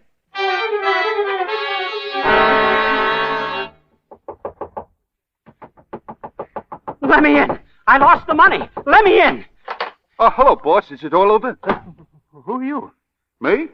What's the matter, killer? Don't you know me? I'm Harry. Oh, what are you doing here? Oh, boss, stop riding me. You told me to wait here till he bumped off Jones. What did you say? Jones. Is he croaked yet? Croaked? No, I don't think so. You should have let me get him, killer. I'd have cooled him off right. Hey, I got to get out of here. One side, Bud. Harry. You want me to come along? No. You stay here. I want to be alone for a while. Hey, killer, what's the matter with you? You're talking funny, killer. Funny? What's funny? Is your voice changing, killer? Yeah. I got a cold, see? My throat's sore. It's laryngitis. Well, why don't you gargle with something? Yeah, that's what I'll do. I'll go down to the drugstore and get something. Now, so long, Harry. Keep an eye on the joint. So long, boss. Just a minute, Wilbur. Oh, my gosh. Out of my way, sister. I'm in a hurry, see? You sit right down there and listen to me, Wilbur. What's this all about? Yeah. What's it all about, killer? Who's the mom? Don't pay no attention to her. She's just a scoit, I know. Come on, Jessie, scram. A scoit? That's fine talk, Wilbur Jones. Hey, killer, she's calling you Jones. His name ain't Jones, lady. He's Killer Mannion. Oh, he is he? Scram, Jessie, scram. I will not scram. You're not fooling me, Wilbur. There's something going on here, and I want to know what it is. Jessie, please. Sit down. Sit down. Just a minute, lady. You can't talk to the killer like that. You want I should cool her off, boss? No. Give me the word and I'll plug her. Put that rod away. I'm running things around here, see? I'm the killer. You're Wilbur Jones, and stop this nonsense. I'm the killer. Killer Mannion. For heaven's sakes, believe me. Oh, I'm getting all mixed up. There's nothing to be mixed up about. I know this man. I ought to. I've been engaged to him for 12 years. What? You never told me that, killer. Congratulations. Thanks.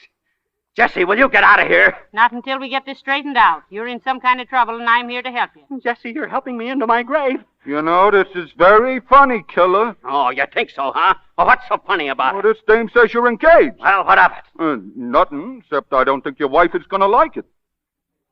Why, he hasn't got a wife. No? Sure I have. Sure I have. You remember, Jesse. I told you about Gordy. Gordy who? Her name is Mabel. That's what I said. Oh, my brain is in a whirl here. Oh, it's no use, Wilbur. You might as well stop pretending. I don't know what your game is, but I'm tired of being it. Oh, I need some fresh air. Can I open a window, boss? Yeah, sure. Kick the wall down for all I care. Yeah, thanks, boss. Jesse, listen. We gotta get out of here. This guy thinks I'm Killer Mannion. Yes, and so do you. I do not. Well, then why do you keep talking like him? Jesse, try to understand. If he thinks I'm Jones, he'll cool me off. What? Cool me off. Plug me. Kill me. Hey, boss, look who's coming down the street. Who? The killer. The killer? Yeah, Killer Mannion. He just turned it today. Hey,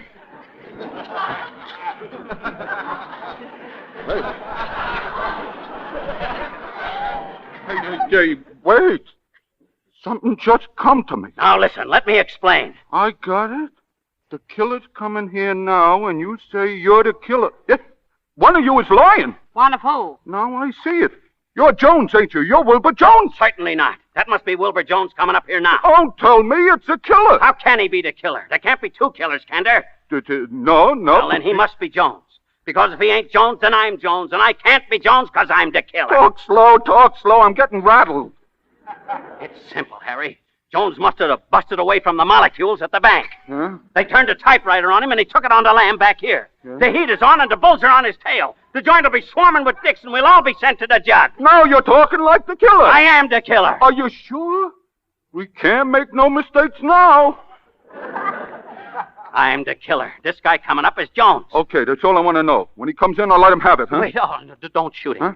Just bop him on the head with your gat. Oh, I get it. Humane, huh? There he is.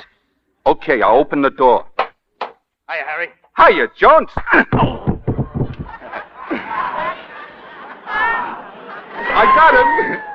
I got him, killer. Did I do good? You did fine, Harry. Hey, what's the matter with the killer? Oh, he's okay. He just fainted.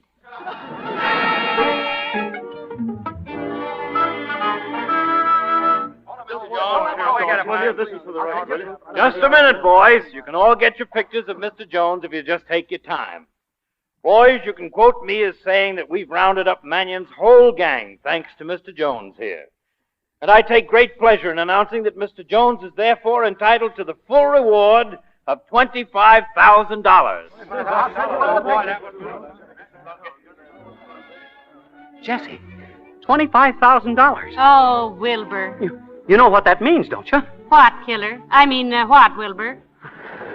Well, it means that you and me, you and I, my ship has come in. Go on, dearie. Jesse, I've been meaning to ask you, do you believe in, would you like to be my first mate?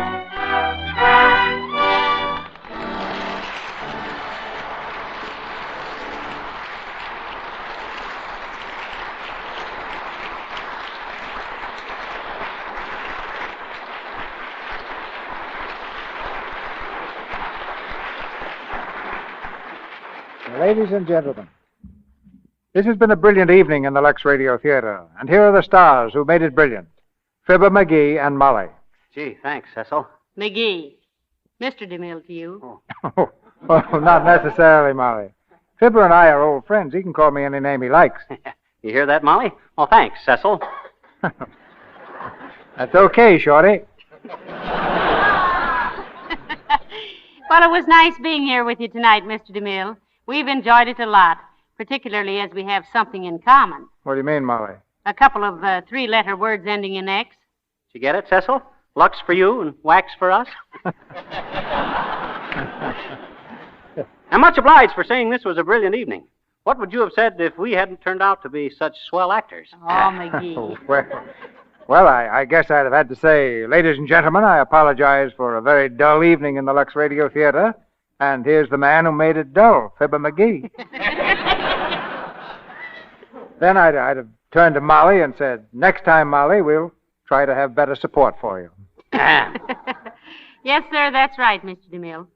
You don't mind if I call you Mr. DeMille? Of course not, Molly. I'm flattered. Well, Mr. DeMille, before we go home, I want to tell you that you certainly make a wonderful soap in that Lux soap. Hey, Molly. Cecil doesn't make it. They have a factory. Oh. Well, he represents the people who make it. So if I use Lux soap and I like it, I think I should tell him. That's right, Molly. A word to the wise is sufficient, but 2 words may be better. Lux soap. Say, Cecil, I hope you haven't been so excited about having me and Molly on your program tonight that you forgot to get a show arranged for next week. No, Fibber. No, you know, the play must go on. So next Monday night, our stars will be Kay Francis and Warren Williams. And our play is My Bill, based on the drama Courage, which ran 280 performances on Broadway. It's the story of a mother and son who face the world alone and the courageous way in which they find happiness. Kay Francis has the same part she played in the Warner Brothers picture, and Warren Williams will be our leading man next Monday night. Oh, that sounds like a wonderful program to me, Mr. DeMille. It sure does, Cecil. Good night. Good night, all. Good night. Good night. Thanks. And Molly, keep your eye on Fibber. Our sponsors, the makers of Lux Toilet Soap, join me in inviting you to be with us again next Monday night when the Lux Radio Theatre presents Kay Francis and Warren Williams in My Bill. This is Cecil B. DeMille saying good night to you from Hollywood. Fibber McGee and Molly appeared tonight through the courtesy of the makers of Johnson's Wax. Heard in tonight's play were Arthur Q. Bryan as District Attorney, Huey Robinson as Red, Edwin Max as Harry, and Ralph Sedan as Caesar. Our music is directed by Louis Silvers, and your announcer has been Melville Ruick. Lux presents Hollywood.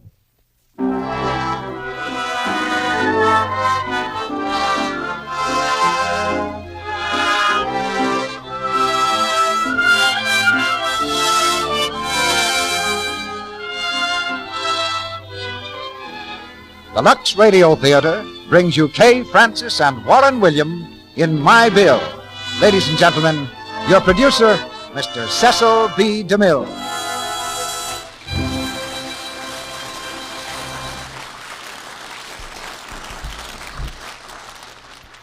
Greetings from Hollywood, ladies and gentlemen. Tonight, we follow the fortunes of a gallant woman, a symbol of all those gallant women who faced the world alone and found happiness for themselves and for their children. I think perhaps we've all known someone like Mary Colebrook in the play My Bill. Hers is the brand of courage and devotion for which mothers are famous. Her story is a tribute to the love and sacrifice of all mothers the world over. But Mary Colebrook is a typically American mother, and tonight you'll hear her played by a typically American star, Kay Francis. It's the part she played in the Warner Brothers picture, a performance that had all the warmth and understanding of Mary Colebrook herself. So I'm not surprised that you've been asking to hear Kay play the same part at this microphone. And co-starring with Kay, we present Warren Williams, who's back on this stage after too long an absence. You know, we get a good many definite instructions from you every week. Not just as we do the comments and criticisms. And one of the most frequent comments from members of this audience is that after listening to the Lux Radio Theatre for a few Monday nights, they feel they'd like to take out a regular membership. So they buy a cake of Lux toilet soap for the first time.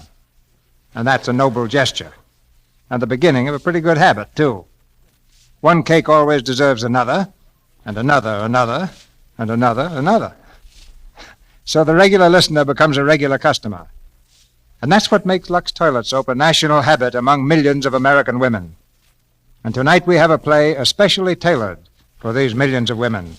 A play about one woman who found herself fighting the whole world with only one real ally, a 10-year-old son named Bill. The strongest bond in the world is the tie between a mother and child. Incidentally, this is one of the best parts we've ever had for a boy actor. And I believe you'll hear more about the lad who's playing it tonight, Dix Davis. Now the curtain rises on the first act of the play My Bill, starring Kay Francis as Mary Colebrook and Warren William as John Rudlin, with Dix Davis as Bill.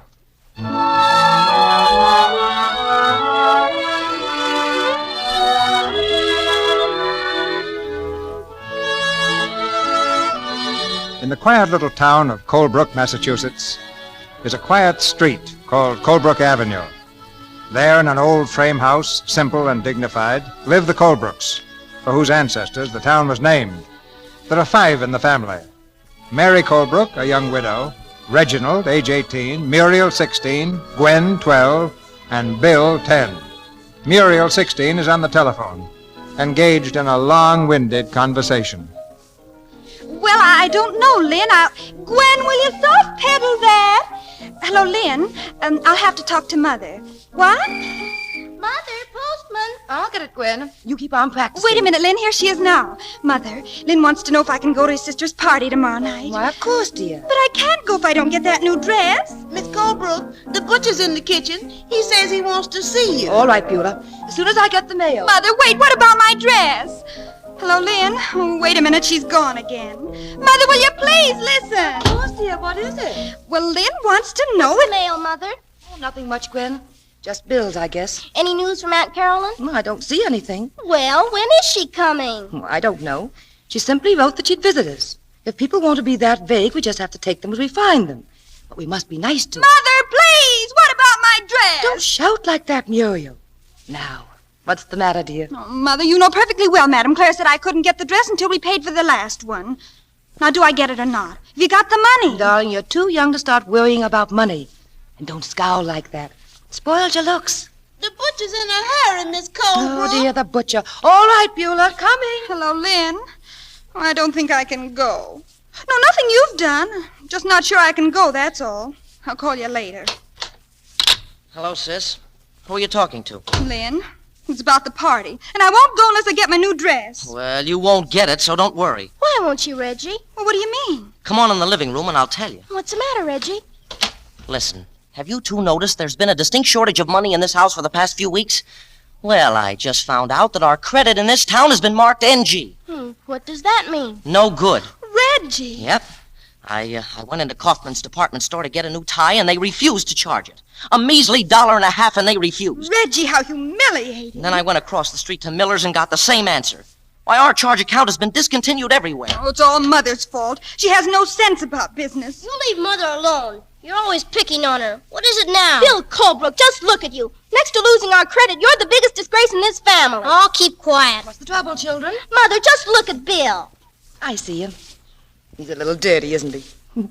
Hello, Bill. How are you, sweetheart? If Aunt Carolyn comes, you'd better hide him. Hide, Bill? Why, nonsense. Well, Aunt Carolyn isn't going to like having a hoodlum around the house. You know how she is. Yes, Reggie. I know how she is far better than you. You hardly remember. I do very well. Anyway, she's got lots of money, and I hope she comes. Yes, dear, of course. Have a good game, Bill? Yeah, I made a 90-yard run for a touchdown. He looks as if he crawled it. Oh, forget Bill. Mother, if we're on the brink of financial ruin, don't you think you might tell us about it? Oh, Reggie, what's the matter? Our credit is so poor that I can't buy a $1.50 tie. That's what's the matter. And you've got a desk full of bills. And you didn't pay the butcher because you haven't any money in your purse. I looked. How am I ever going to finish my law course? And how am I going to get my dress? Or go on with my art study? What about my piano lessons? Children, please. Now, don't get yourselves all upset. It's bad for your digestion. Beulah, door, please. Mother, is all the money Dad left us gone? We want to know. You know, we're not babies any longer. Of course you're not.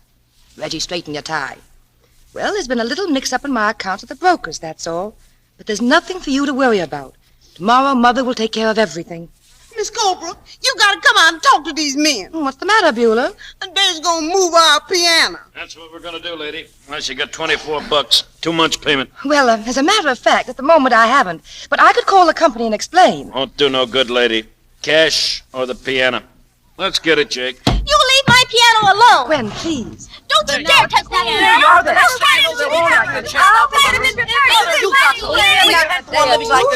Hiya, Colebrook. Lynn. Oh, hello, Lynn. How are you? The door was open, so I came on in. I dropped over to see why Muriel won't go to the party. You moving? Watch it. Oh, no. No, we're just getting rid of the old piano. Oh, what's the use of kidding Lynn, Mother? The fact is the piano is being taken away from us. Why don't you shut up? Because I'm tired of more than four-flushing. That's why I've had enough. Go on, you big bag of wind. Bill, don't. Well, I'm sorry you had to come right now, Lynn. Just everyday problems of a family. Sure, I know. Of course. But I'm afraid it's a little upsetting for Muriel. It's horrible. Don't feel like that, Muriel. I know how these things are. And everything's quite all right anyhow. Don't try to lie, Mother. You're just an ostrich. That's what you are. Am I, darling? You're just burying your head in the sand to hide from reality. Muriel, you shouldn't talk to your mother like that. Oh, don't you tell me what to do. What do you know about it? Does your family pay its bills? Your mother knows what's happened to the money your father's left her. Oh, Lynn's father is very much alive, dear. Oh, you know what I'm talking about. Muriel, take it easy. Look, Mrs. Colebrook, I have a little money, and if you'd let me help... Mother, if you take so much as 1 penny from Lynn, I'll never speak to you again as long as I live. Never, never, never! What a gal. Gosh, I never knew she got like that. Oh, she doesn't usually. Well, but things have been a bit upset lately. She'll be all right tomorrow. I certainly hope so. Look, if there's anything I can do... I'm afraid I'm the one who'll have to do things. Goodbye, Lynn. Goodbye, Mrs. Colebrook. So long, Bill. So long, Romeo. Better luck next time. You'll never see him again. Gwen, go wash your face. You're a sight. I don't care. When I think of all that practicing I've done just being wasted, I don't care about anything. Are things really bad, sweetheart? Well, they aren't too good, Bill. Well, I got some money. Can you do anything with 65 cents? Mm-hmm. You can get a quart of ice cream. The children always feel better when there's ice cream for dessert. Yeah, but what about everything else? Tomorrow, Bill.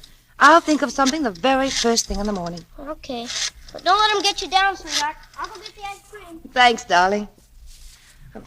Hello? Cambridge National Bank. May I speak to Mr. John Rudland, please?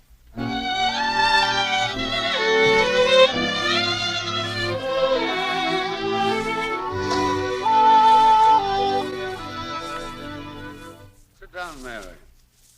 Well, it took you an awfully long time before you decided to come to see me. Yes, John. And I know I shouldn't have. I hope you'll never say that and really mean it. What can I do for you? Well, I need money.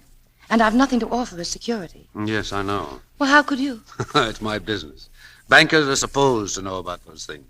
Why didn't you come before? Oh, pride, I suppose. A woman hates to admit that she's a bad businessman. Is that the only reason? Well, no. You see, every time I decide to come, I'd remember how jealous Robert used to be of you. That was a long time ago, Mary. Yes. Yes, Robert's been dead almost 9 years. It's hard to believe sometimes. Doesn't seem that long. It seems longer to me. John, please. Mary, you're a strange person. You've been hiding away up there in that house all this time. Never going anywhere, never seeing anyone. What are you getting out of life? I have 4 children. They've been my life, John. And they've kept me pretty busy. I imagine so. Well, how much money do you need?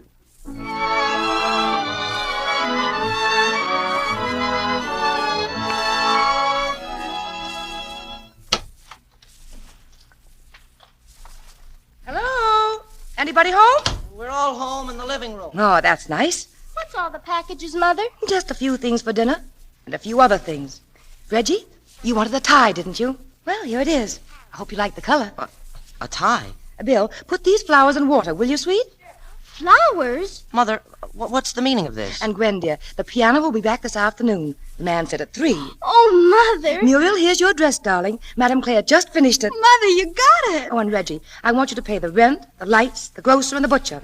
You'll have to hurry before they close. What am I going to use for money? Oh, don't be such a pessimist. Here. Mother, what a roll of bills. Where did you get it? Don't ask so many questions. Do what she tells you. Is everything all right, Mother? You got the check from the broker? Everything's perfectly grand. Oh, darling, you're wonderful. Sure she is. 3 cheers for Mother. What about it, Gwen? It's okay with me. What about you, Reggie? Well, I think it's great, Mother. Rah, rah, rah, rah, rah, rah. Mother, mother, mother. Oh, don't be silly.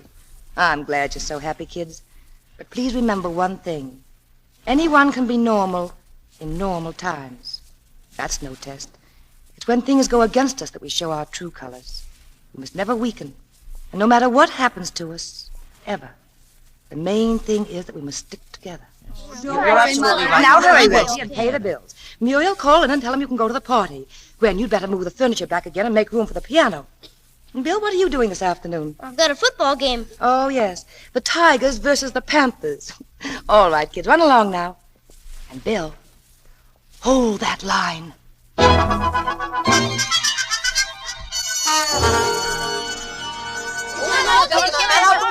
All right, signal 62, 78, 23, hike. Kick it, Bill, kick it. Oh, boy, what a kick. Nice work, Bill. Hey, holy mackerel. You busted a window. Oh, gee, it would have to be Mrs. Crosby's window. Yeah, that old crab. Well, it's goodbye to your ball, Bill. Well, I'll get her back. I ain't afraid of her. Right back, fellas. You'll get your ball, young man, when my window is fixed. And not a minute before. Now go away. All right, Mrs. Crosby. I guess you're just what everybody says you are. What do they say I am? A mean, nasty old woman who locks herself in. Why, you get out. Get out of here. Hey, what's the matter? My heart. Gee whiz. Here, sit down. Want me to call a doctor? No. No doctors. Got any medicine in the house? Upstairs. But I'm all right now. Don't bother. Here, let me rub your hands. That'll stimulate the blood. What happened? Just one of my spells. Gee, ain't there anyone to take care of you when you get one? No. I live alone here. In this big house? I should think you'd get awful lonesome and want someone to talk to now and then. I haven't anyone. Gee, I'm sorry. I guess what my mother said must be right. What did she say? Well, just last week she said, Mrs. Crosby isn't really mean. It's just that she hasn't got a single friend anywhere. And that's why she feels the whole world's against her. She said that? I wonder if she wouldn't pay me a visit sometime so we could get acquainted. Oh, I'll ask her about it. You'll like my mother. She's swell. I'm sure of it. Well, I guess I'll be getting on home, if you're all right now. Oh, just a second. Oh, what did you say your name is? Bill. Well, Bill, before you go, you better get your footballs. Gee, thanks, Mrs. Crosby.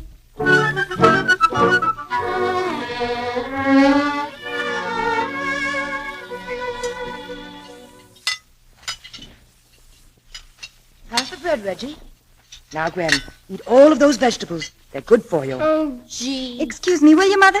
Muriel, sit down. Where are you going? Mother, I'm late. Lynn will be here soon, and I've got to do my nails yet and get dressed. You sit right down and finish your dinner. Then we'll just have to wait. Oh, Mother. Oh, you look lovely tonight, darling. Your eyes shine like electric light bulbs. Oh, yes, Reggie, did you pay the light bill? Yes, I went right to the main office.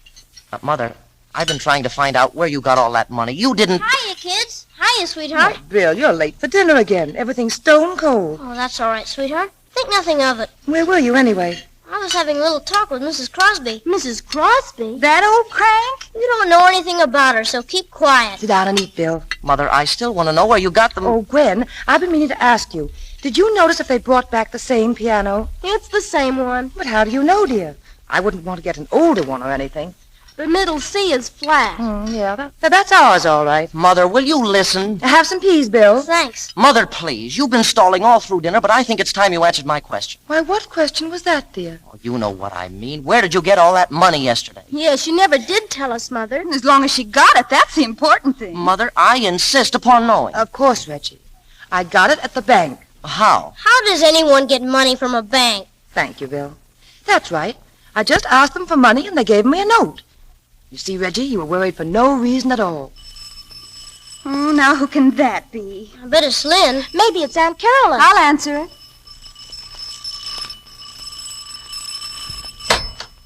Good evening. Don't you ever answer the doorbell? Yes, when it rings. Sometimes it doesn't. It's erratic. Like your mother. Well, are you going to let me in? I'm your Aunt Carolyn. Oh, I'm sorry. Please come in. Mother, Aunt Carolyn is here. You're Muriel, of course. I'd have known you from your earliest pictures. You're quite pretty. Thank you. This is Gwen, and this is Reginald, and Bill. Hello, Aunt Carolyn. How do you do? Hello. Colbrooks. I can see the qualities of the Colbrooks in you. Eternal qualities they are, make no mistake. How are you, Aunt Carolyn? We're delighted to see you. We looked forward to your visit. Thank you.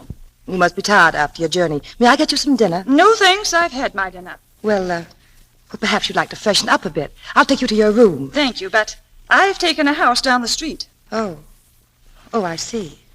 Well, I'm sure we're all disappointed. Oh, let's stop pretending. Where do you go from here? What do you mean? I mean now that you've hit the bottom. Well, how do you... Oh, I found out all about your problems, even if you didn't send me a signal of distress. Mother, what is she talking about? Is there anything wrong, Mother? So you've kept them in the dark, lied to them, your own children. Well, I'll tell them. Your mother has squandered every cent your father left you. You mean we're broke? We have nothing? Nothing. You're penniless. Mother! I'm sorry, children. But it's true. I've done the best I could, The best you could. Everyone in this town says you're scatterbrained, and they're right. You're a stupid, impractical woman. You can't talk like that to my mother. It's time somebody told the truth. Have you thought what'll happen when we're thrown into the street, Mother? We don't own this house, you know. Have I thought about it? Reggie, I haven't slept for weeks. But how could you go through that much money? You don't understand, dear. I didn't know anything about business when your father died. I never had to. Well, I made some investments. Why? Why? To get all the things I wanted for you children. Interest rates were going down, and I had to find some way to triple the principal. So I took a chance. You had no right to do it. It was criminal of you. Muriel, you've never used that tone to me before. I wish I had. Now we're paupers and the laughingstock of this town. It's all your fault. Oh, Father always said you had no sense of responsibility. But Reggie, 2.5%. I don't want to hear anything about it. A woman like you has no right to have children. Would you please leave the room? All of you. I want to speak to your Aunt Carolyn. I'll leave the room. I'll kill myself. That's what I'll do. Oh, shut up, Gwen. Why have you come here, Carolyn? To take care of my brother's children. Before he died, he told me everything that was in his mind about you and begged me to watch over them. And how do you propose to take care of them? I want you to give them up. Well, I won't do it. Never. Then I'll take them from you. You tried, Carolyn, and now... What? There's nothing you can do. And when the last dollar is gone, they'll come to me of their own accord, because I can give them the things they need. Will you please go now, Carolyn? I think you've said just about enough. I've said everything I want to say, at the moment. Good night. Where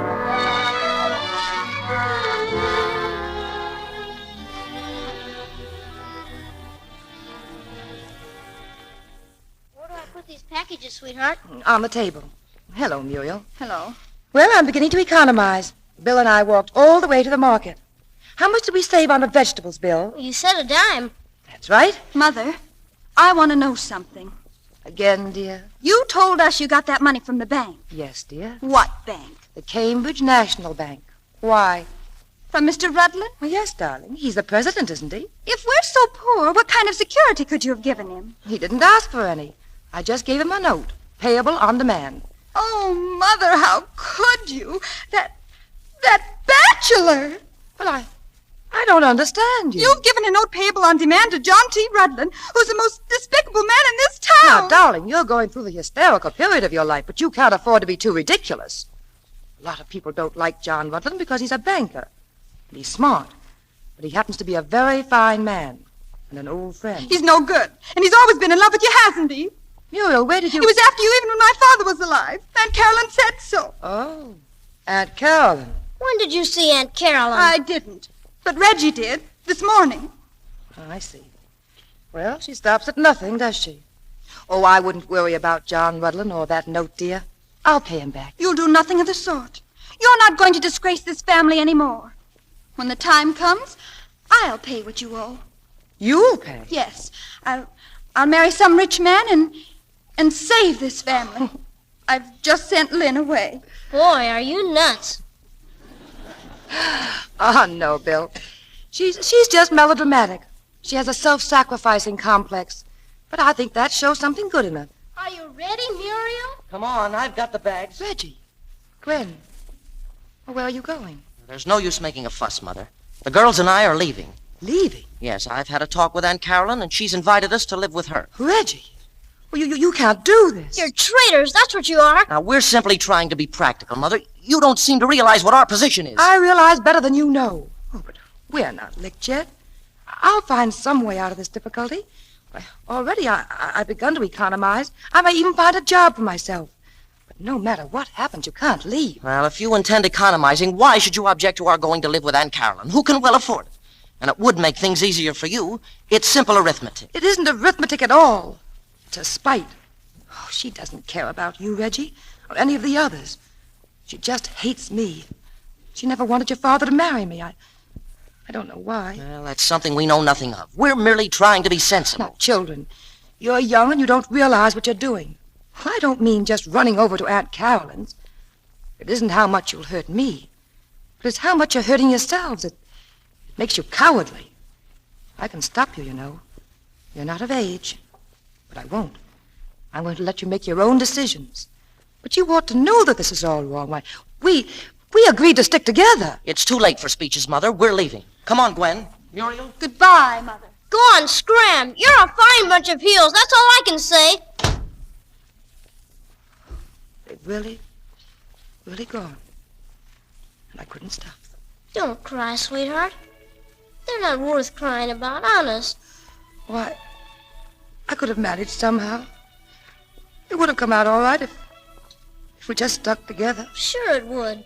But if they turned out to be rats, you can't help it. Oh, that's children. But, Bill, you don't understand that they're still my children.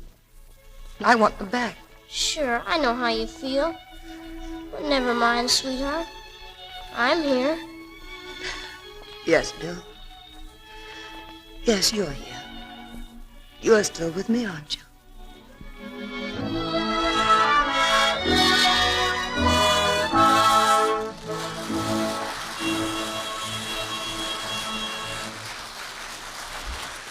In just a moment, Mr. DeMille presents our stars, Kay Francis and Warren William, in the second act of My Bill.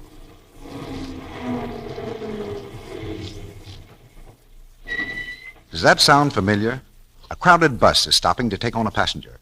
It's Mrs. Randall, all tired out from a hard day's shopping. Goodness, I wish these buses wouldn't start till a person's had a chance to get her fare out. Oh, wait, driver, I'm caught in the door. There, that finishes the feather on my hat. Took the top right off, I'll bet. Phew.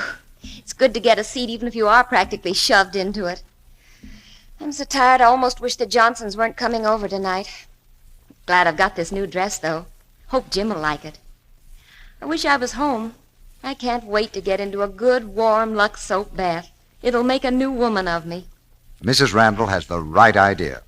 After that Lux toilet soap beauty bath, she will feel like a new woman, rested and wonderfully refreshed. And here's the important thing. She'll be confident of the charm she knows is most important of all, the charm of perfect, exquisite daintiness. You see, Lux soap has active lather that carries away perspiration and every trace of dust and dirt. It leaves skin really fresh, sweet, and its delicate perfume is so refreshing. And 10 to 1, when Mrs. Randall slips on that new dress of hers this evening, she'll say to herself, I feel so fresh after that lovely Lux soap bath. It's really wonderful.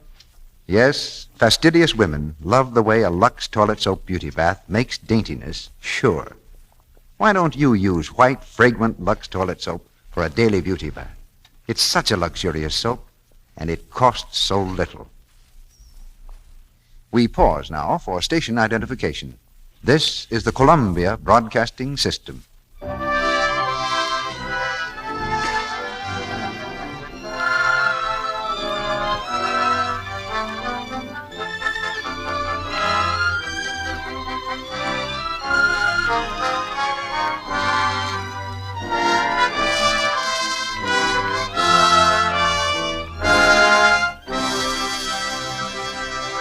Act 2 of My Bill, starring Kay Francis as Mary Colebrook and Warren William as John Rudland, with Dix Davis as Bill.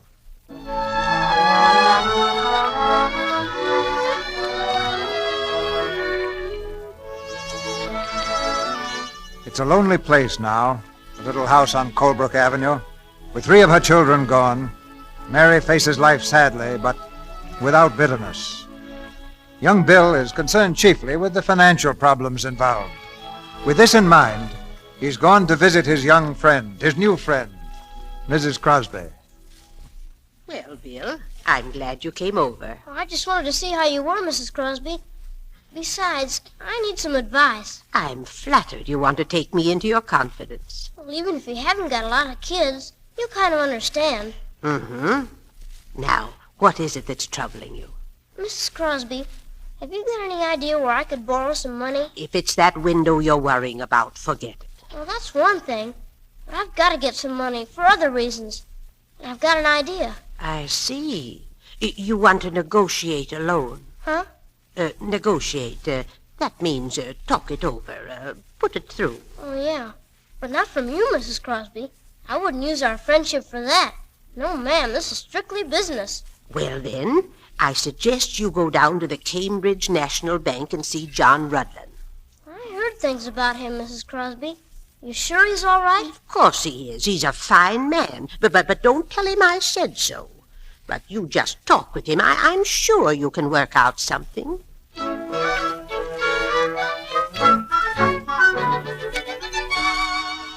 Take a seat, Bill. What can I do for you? Well, Mr. Rudlin, I want to negotiate a loan. Huh? Oh, I see. What for, Bill? Well, Mr. Rudlin, I want to go into the newspaper business, and I'm desperate for $3. What do I have to do to get it? I mean, I haven't got any securities and that kind of stuff. No security, eh? That's bad, isn't it? Yes, sir. But I have a pretty good reputation. That counts too, doesn't it? Yes. We always consider the borrower's reputation, Bill. And I've never heard any slander about you. But do you think that business conditions are ripe to open a newspaper stand? Well, they're ripe for me anyway. All right, Bill. I think we can manage to let you have that loan. Oh, boy. Oh, Miss Kelly. Yes, sir? Will you draw up a loan for $3 for Mr. William Colebrook? What? Why, yes, sir. Right away. And, Miss Kelly, tell the office boy he doesn't need to go out to buy papers. Hereafter, we'll take from Mr. Colebrook. Yes.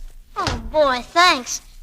Don't you think the idea's got possibilities, Mr. Rudlin? Sounds good, Bill. And why don't you get a regular route besides? People to subscribe through you. Say, that's great. No wonder Mom says you're smart. How is your mother, Bill? Well, there's nothing wrong with Mom that money can't cure. That's why I'm starting now. Good boy. Take care of her, Bill. She's a fine woman.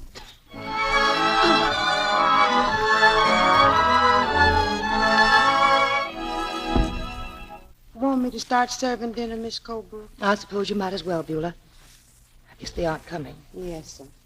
Oh, I was so sure they'd be back for dinner, Bill. I couldn't believe they meant it. Well, I can't see why you want to be sad about losing 3 palookas like them.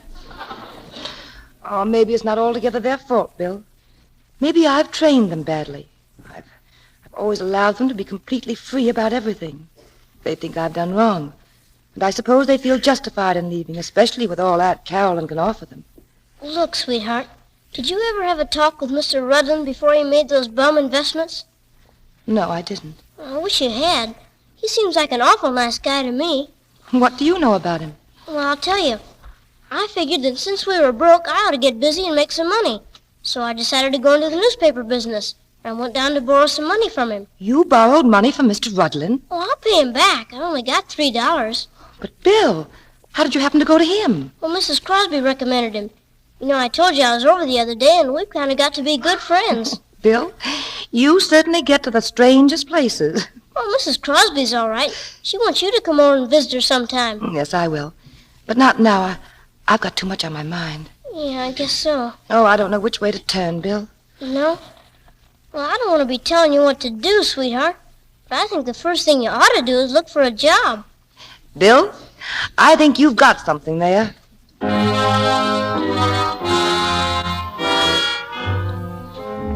You know how to operate a contometer? What's that? Never mind. Do you type? Well, not very fast. And of course you don't know shorthand. No, I don't. I'm sorry, but there's nothing. But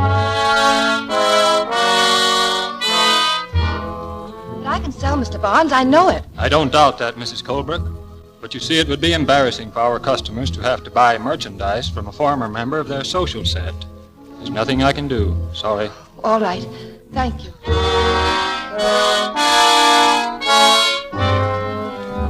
there might be something open, Mrs. Colebrook, but in our business one has to be able to make friends. Do you think you could do that? Oh, certainly. I don't have any trouble making friends. Well, if you're sure about that, I think we might get along together very well. Don't you think so? Oh, no, I don't. Good afternoon.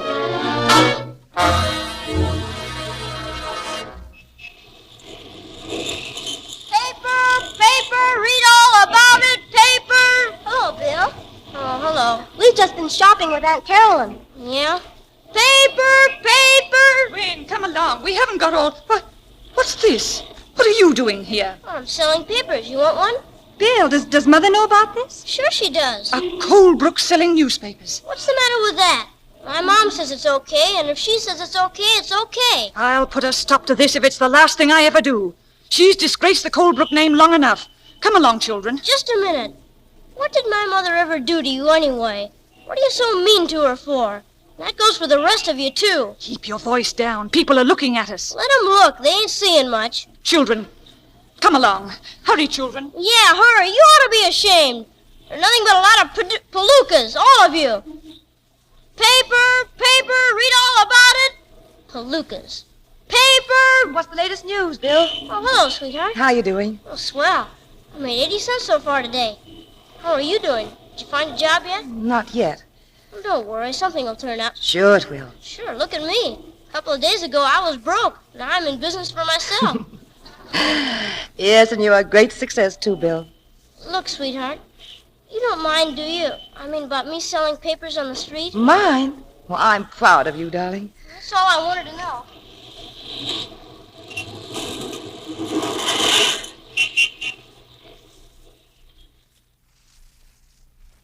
I don't understand, Carolyn. Why must I leave this house? Because I've taken a lease on this property, and you're a month behind in your rent. You'll vacate this house by the end of the week, and as soon as you do, I shall bring the children back to their home. You're doing this deliberately, Carolyn. Oh, why do you hate me so much? What have I ever done to you? I'm trying to protect the Colebrook name. You've gone through a fortune and left your children no alternative but one of charity, and now you allow William to make a spectacle of himself, selling papers in the streets. You have no consideration for family pride or your children. You're a disgrace to them. Is that the way they feel about it? They do. And the sooner you and Bill leave town, the better it will be for all concerned. I realize you have no funds, but if you do as I ask, I shall see to it that wherever you go, you'll receive enough for living expenses. I don't want your charity. That's up to you. Good day. Is that Aunt Carolyn, sweetheart? What's she want now? Bill, we're leaving here. Huh? What for? Well, Aunt Carolyn has taken a lease on this house and wants us to get out. Giving us the needle again, huh? Well, we can find another place. No, Bill. We're leaving Colebrook. What? Just because she wants to get rid of us? Well, it's the children, too. They're ashamed of us. Me being broke and you selling papers. Well, where do you want to go, sweetheart? New York. I've got just enough to get us there and take care of us until I can get a job. Couldn't find anything here? No. Oh, besides, Bill, the whole town knows about my children leaving me, and I've got to get away. Okay, if that's the way you feel about it. There's a train for New York in a few hours. Will you be ready? All right, I guess I can sell newspapers there, too. I'm sure you can. All right, I'd like to say goodbye to old Mrs. Crosby. Can I? Well, of course, dear. I'll pack your things for you.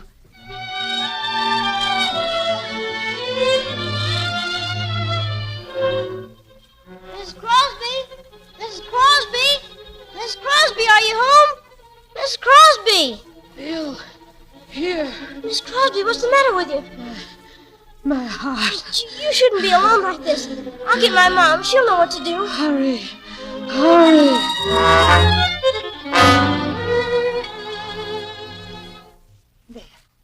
There you are.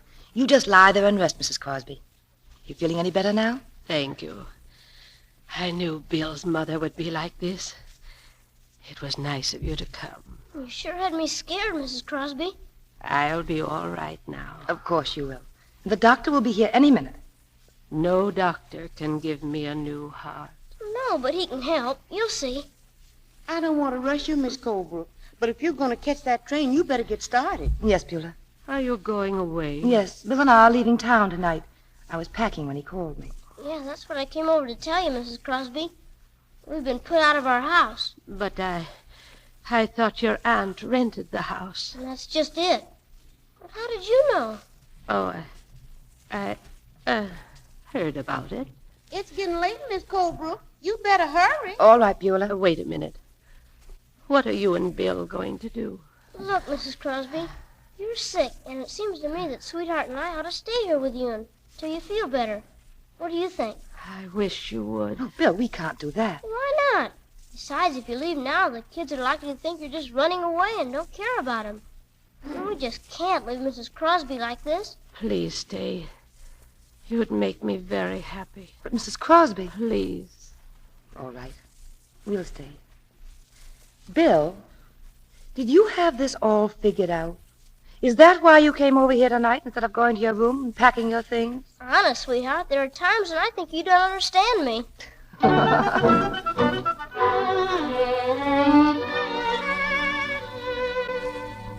Well, Doctor, is she any better? I'm afraid not. She's a sick woman, Mrs. Colebrook. This condition's been coming on for years. Now, well, it's too late. But isn't there anything we can do? Nothing except stay with her. She's very lonesome, and, oh, yes, she wants to see John Rudlin. Will you phone him? John Rudlin? She was rather insistent about it. I'll be getting along now. Good day, Mrs. Colebrook. Good day, Doctor. Hello, Dr. Haley. Afternoon, Bill. Hello, sweetheart. Bill, what are you doing home at this time of day? Well, I closed up for a while. How is she?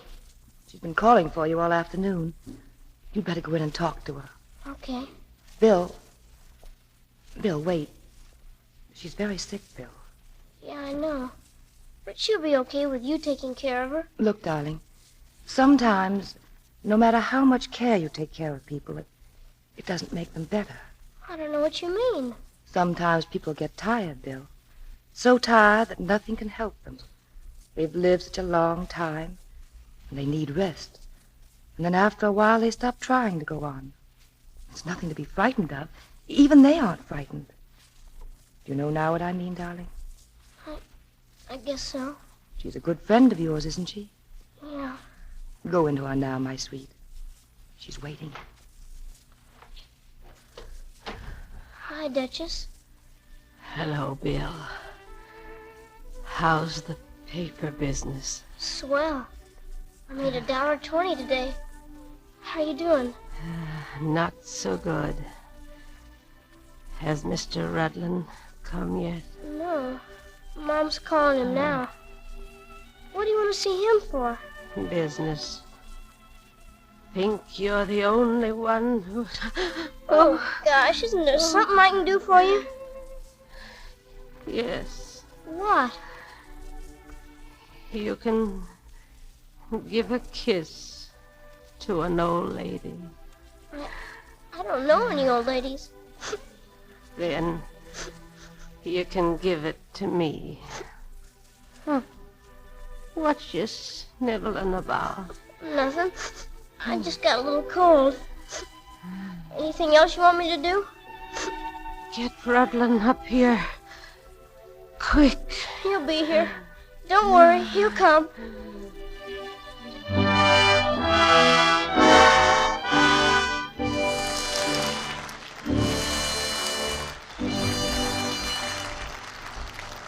After a short intermission, Mr. DeMille and our stars, Kay Francis and Warren William, will return in Act 3 of My Bill. Well, tonight we have our Hollywood fashion reporter, Libby Collins, with us. Say, Libby, that's a very interesting little business you've got on your head. Is interesting the best you can say for it, Mr. Ruick? Well, honest, Libby, it looks good. But say, isn't that hat kind of different from what you girls have been wearing? I mean, softer and not so crazy, if you don't mind my saying so. More feminine. I'm glad you approve, Mr. Ruick. I found out long ago if it's men you're trying to please, a little straw hat with violets and roses on the brim will do the trick.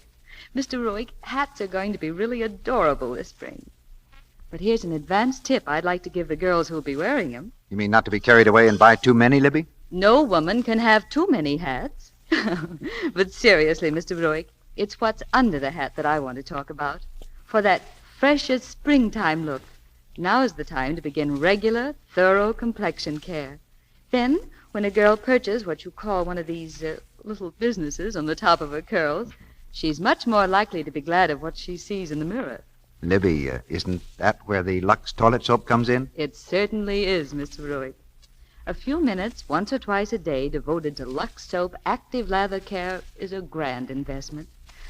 I'm a busy person, so I don't have much time, but I can take an active lather facial in almost no time at all. It certainly does the trick. Libby, will you tell us how you take your Lux Soap facial? It's very simple. I just pat the nice, rich Lux lather lightly into my skin, rinse with warm water, then cool and pat my face dry. Active lather really removes dust and dirt and stale cosmetics thoroughly. And here's the important thing. I take these Lux Soap facials regularly.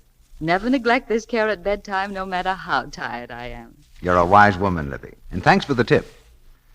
To the women in our audience, I say, won't you try these Lux beauty facials for 30 days? Here in Hollywood, famous screen stars take them regularly.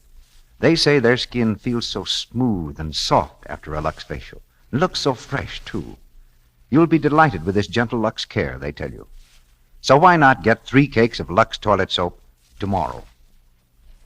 Now, our producer, Mr. DeMille. The curtain rises on the 3rd act of My Belle.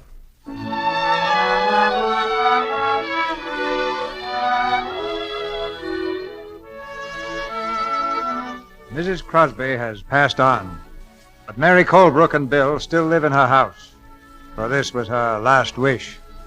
Meanwhile, Aunt Carolyn, established in the old Colebrook home, rules her charges with an iron hand. What did I tell you about leaving your things in the living room? Oh, I'm sorry, Aunt Carolyn. I was just going out. Where? Well, I had a date with Lynn. I thought you weren't going to see him anymore. Well, I thought it all over, and if it's all right with you... It's not all right with me. But... We'll discuss it later. Gwen, did you practice today? No, I don't feel much like playing. I didn't ask you that, my dear. Now, if you want to continue with your lessons, you'll have to make them worthwhile. Yes, Aunt Carolyn. Did you see this in the paper? It's about Mrs. Crosby's funeral. Who's Mrs. Crosby? That's the lady Mother's been living with. Oh, I wonder what she'll do now. Well, they'll have to leave the house for one thing, I hope. Then they can leave town. Maybe she'll be able to borrow some more money. From whom? Well, I don't know. I asked you from whom, Gwen? Well, from Mr. Rudlin. Has she ever borrowed from him before? I think so. Then I suppose she'll do it again. What do you mean? Stripes on the zebra. You can't change them. Well, I'm going up to bed. It might be a good idea if you all go to bed early for a change. Good night. Good night, Aunt Carolyn. I'm getting tired of being bossed by her. So am I. What right has she got to tell me when to practice? What right has she to tell me I can't see Lynn? Yes, and I think she's gone a little too far with Mother, too. Forcing her out of this house. Well, I never expected her to do that. If you ask me, it was pretty low down mean. I saw Bill on the street today. He said that Mr. Rudlin was going to let them stay at Mrs. Crosby's place until the estate was settled. Yes, but what then? Afterwards, I mean. Well, I don't know. Something ought to be done. Something will be done, only I don't want John Rudlin mixed up in it.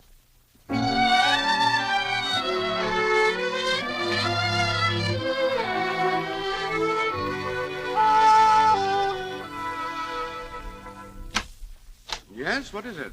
I'm Reginald Colebrook, Mr. Rudlin, and this is my sister Muriel.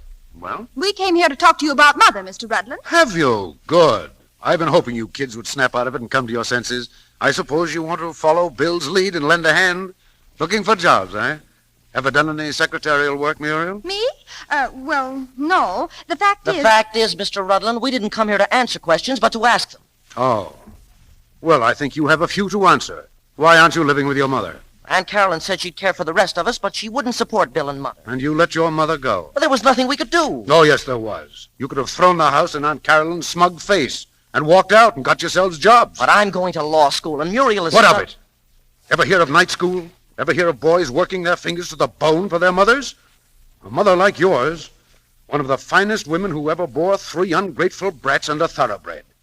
Get out of my office, both of you. Now, see here, Mr. Rudlin, I came here to... I don't give a hoot why you came. Get out. Don't go, Reggie.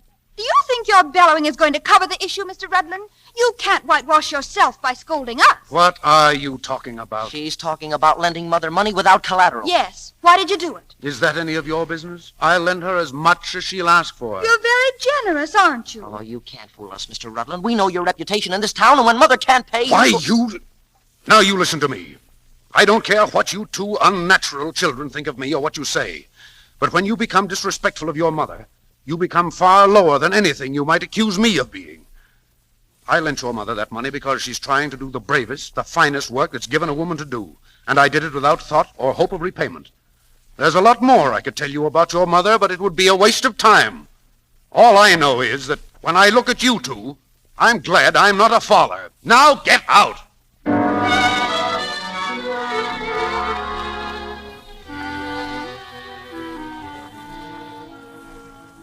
Sit down, Bill. Well, I can't stay, Mr. Rudden. I'm going to sell 50 papers today. I think what I have to say is just a little more important. But I got to get enough to buy a Mother's Day present for Sweetheart. She'll get it. Look, Bill, I'm executor of Mrs. Crosby's estate. Yeah? What's that got to do with me? A great deal. You see, you're the sole heir to her property. Huh? She left you everything she had. There's considerable stock. I won't know how much until it's liquidated. Then there are 2 houses.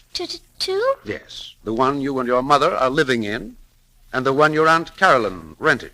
You mean our house? That's right. Mrs. Crosby owned it, but it wasn't generally known. Now there's a clause in Aunt Carolyn's lease obliging your aunt to vacate immediately should the property change hands. Say that again. I said you had the right to take possession at any time. Yeah? Hey, look, could you do me a favor? Of course. What? Go down and take care of my paper stand for a while. Huh? I got some important business to attend to.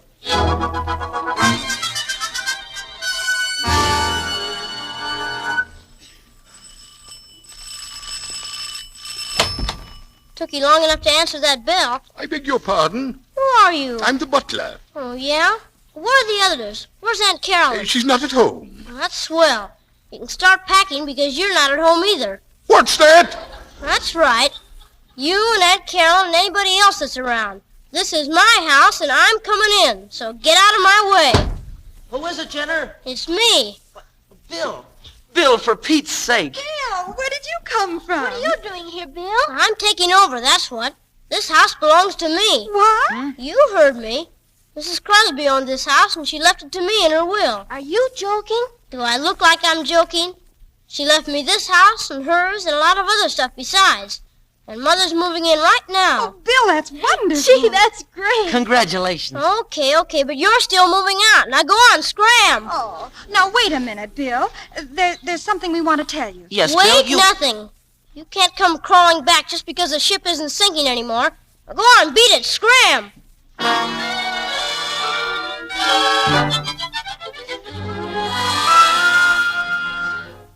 How soon will things be ready, Beulah? Oh, in just a few minutes. Everything's cooking, and I just finished fixing these flowers in the hall. Ain't they pretty, Mr. Bill? Mr. Bill, where do you get that stuff? I wonder who that is. If it's your Aunt Caroline, Bill, I hope you're going to let me be the one to throw her out. Nothing doing. I'm saving that pleasure for myself. Hello, Bill. Sweetheart. Hey, how'd you know I was here? I told her everything, Bill, I had to. You're not of age, you know. Oh, that's right. Well, you're a little early, but come on in. Where are the children? Children? Well... Oh, Bill, you didn't send them away. But isn't that what you wanted me to do? Of course not. Oh, look, Bill, this letter came this morning. Read it. Dear Mother, we've been fools. And no matter how poor you are, we want to be with you. Please answer. Your loving children, Reginald, Muriel, Gwen. Don't you see, Bill? They wanted to come back. And you really want them? Oh, of course I do. Okay, I just wanted to be sure they weren't lying to me about this letter. All right, Beulah, open up. Oh. There they are, sweetheart. Mother. Oh, it's good to be back with you, Mother. I miss you so much. Oh, to have you all together again. That dinner table in there looks like a party, Bill. You bet it's a party. We've got something to celebrate. Y'all can sit down now, because I'm going to start serving. Just what is this? Oh, boy, it's Aunt Carolyn. Now the fun begins. What's going on in here? What is it? Nothing unusual is going on, Aunt Carolyn. Mr. William Colebrook is giving a party in his own home in honor of his mother. Bill's the name, Ma. Have you lost your wits? My son has inherited this house. And a lot more. Tell her. I'll tell her. He has more money right now than all the Colebrook's ever stole from the Indians. This house and Mrs. Crosby's house and securities. I'll find out about this. You won't have to go far, Miss Colebrook. I'm the executor of Mrs. Crosby's estate. And Mr. Colebrook here is now owner and completely in his rights. Who are you? This is John Rudlin. Rudlin?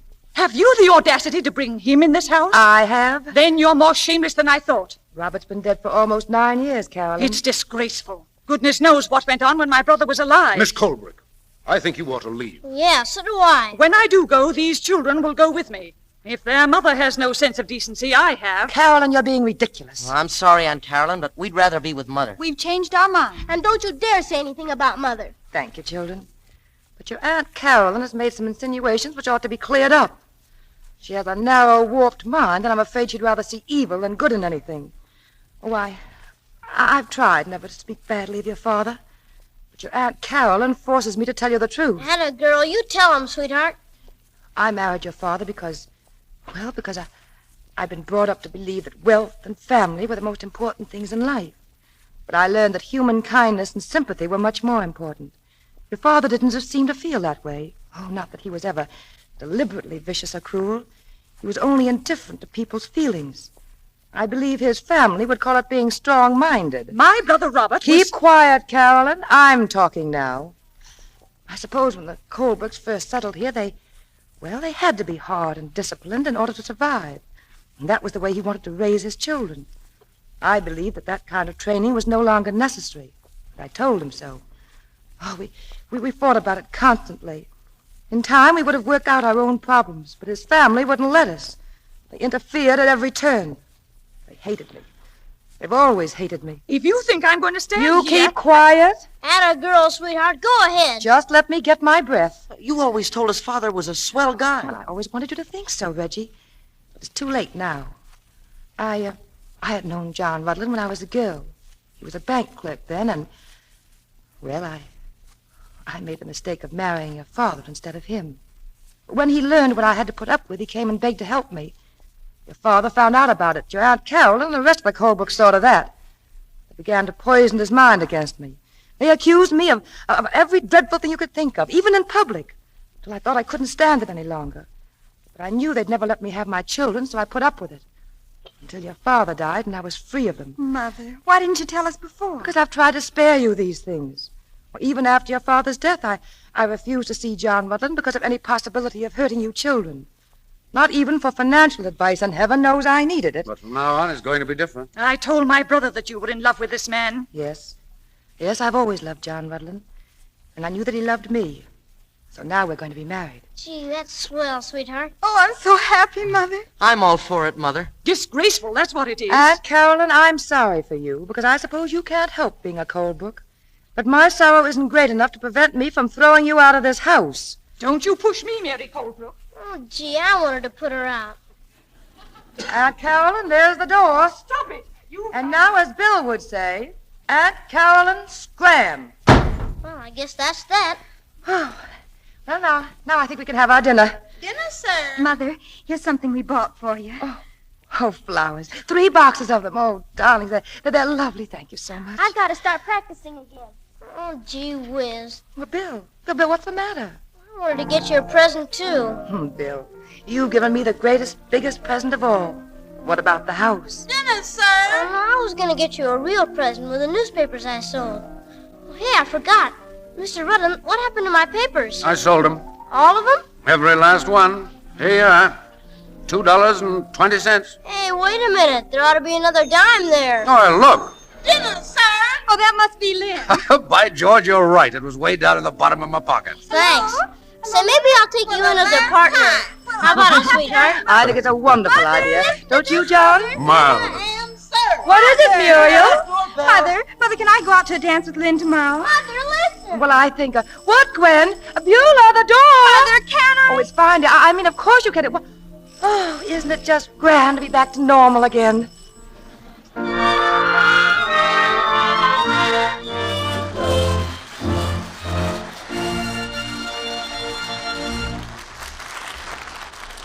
The curtain falls on tonight's play, and Kay Francis and Warren William return to the footlights. We congratulate them on a fine performance.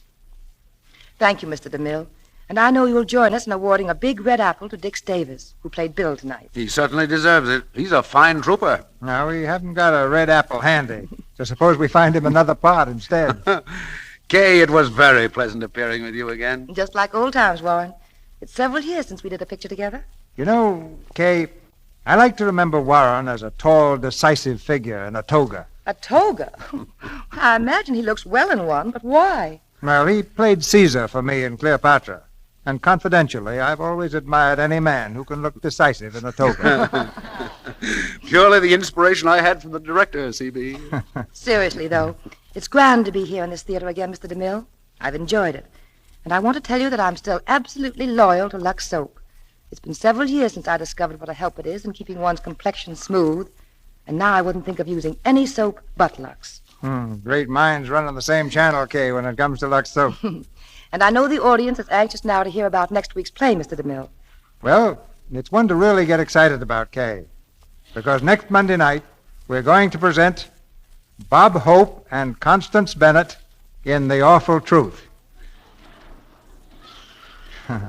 It's a madcap comedy with Bob in a part of a young man who's trying to win back the love of his former wife against pretty tough competition.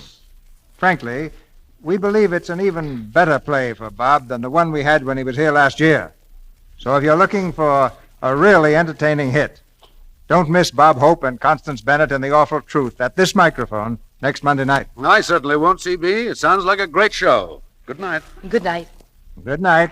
Good night. Theaters like this are made by stars like you.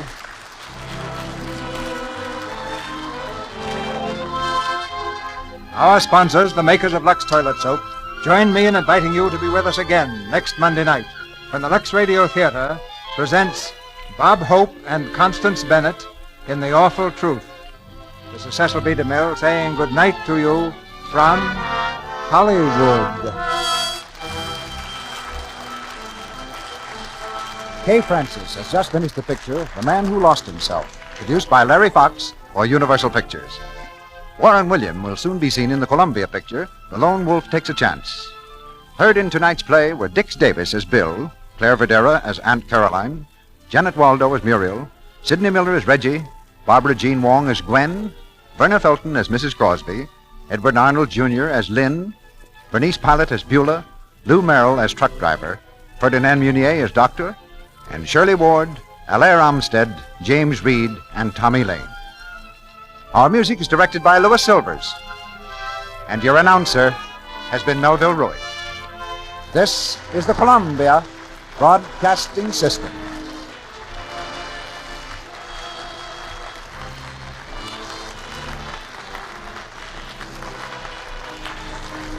Lux presents Hollywood.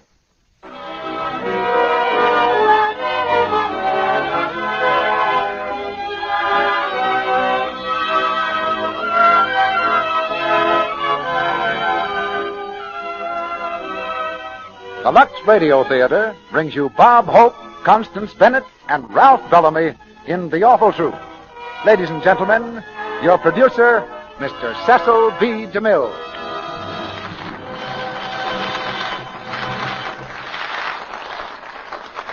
Greetings from Hollywood, ladies and gentlemen. In the spring, a young man's fancy lightly turns to thoughts of love.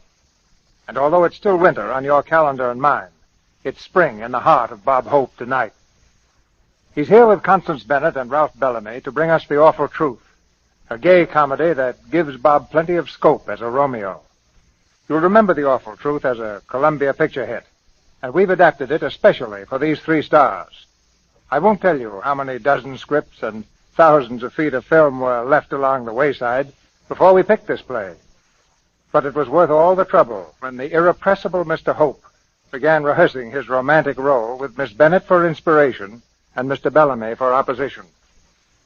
It's a brand new chapter in the Hope saga. In fact, I think we're making history. Bob's success story is amazing even for Hollywood. But there's another success story that concerns the Lux Radio Theatre, too. It happened in Hollywood, and it's happened in just about every other city, town, village, or crossroads between here and wherever your loudspeaker is. And it's happening still in every day. That's the success story of Lux Toilet Soap. And the stars of this particular success are listening to the Lux Radio Theatre right now. I say stars because it's not a single person. It's every one of you who uses Lux toilet soap. And that must be almost as many stars as are visible on a clear California night. Now we give you the story of Jerry and Lucy Warner and their stormy voyage along the course of true love, one of the happiest hurricanes that we've ever sailed with.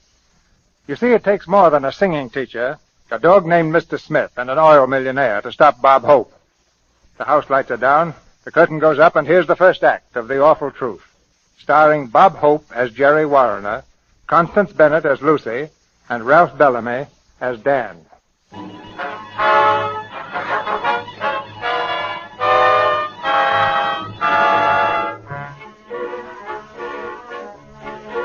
The sun lamp room of a Manhattan athletic club.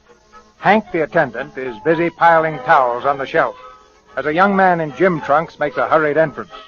The young man is Jerry Warner. Jerry is tall and usually has a healthy look about him.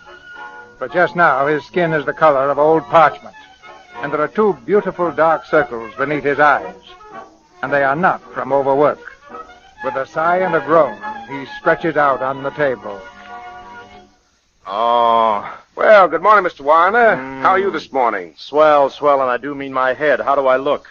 Well, you look a little, well... Never mind, just make me look good. Come on, unpack those bags under my eyes, turn on the sun lamp, and give it all she's got. Well, about 15 minutes on each side is all I'd recommend, Mr. Warner. 15 minutes, nothing. I've got to get a deep Florida tan if it takes all afternoon. Give it the juice. Well, okay. Attaboy, all aboard from Miami, Palm Beach, and Point South. And, Hank, don't forget to turn me over when I'm done. Hiya, Jerry. Hiya, Frank. I heard you were in here. Thought maybe you'd like to play a little squash. Squash. That's all I need is a little squash. I haven't even got the strength to squish. Hey, you're awfully white-skinned for a guy who just spent 2 weeks in Florida. How come you didn't get tanned any place? Large smoke glasses.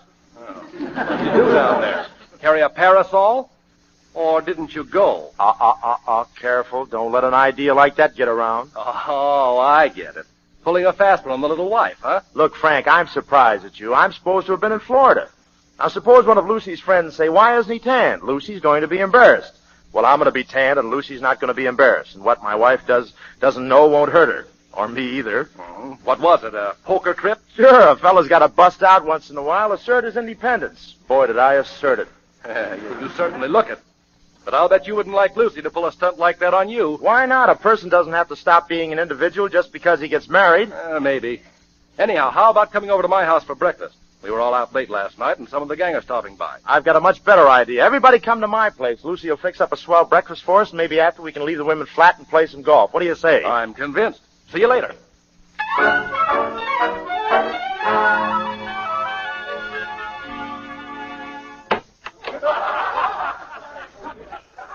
Okay, ladies and gents, come on in. The joint is yours. Jerry, that sunburn, for you're positively vermilion. Wait till Lucy sees what Florida did for you. Hey, where is she? Lucy, it's your brown as a berry Jerry. You-hoo, Lucy, surprise. You-hoo, Lucy. Why, Lucy, how you've changed. Hello, old dog of mine. How you been? Where's Mama? Where is she? Welcome back, Mr. Warner. Well, hello, Celeste. Would you tell Mrs. Warner I'm here? I'm sorry, sir. Mrs. Warner is not at home. She's not at home? Wait a minute, folks. Quiet. Say, where'd she go? Well, I don't know, sir. She said she was going to a music recital. Well, when did she leave? I'm not sure, sir. I think last night. Last night? No one could take that many encores.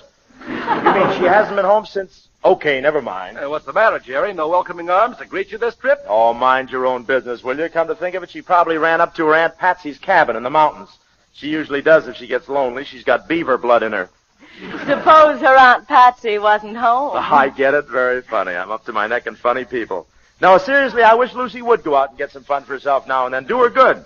That's the trouble with marriage. People are always imagining things, and the next thing you know, they end up in a divorce court. The broad-minded man from Miami. Well, if you think you're going to get a chance to prove my broad-mindedness, you're crazy.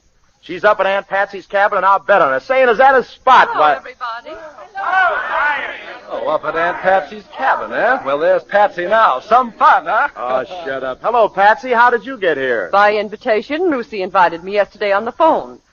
Say, what is this? Lucy invites me? No, Lucy. Where is she? That, it seems, is a $64 question. Hello, everybody. Lucy. Hey, Lucy. Hello, Jerry, Hello, darling. Gee, it's good to see you. Oh, darling, it's grand. You're looking marvelous. Oh, I nearly forgot Amo. Amo, come on in and meet everyone.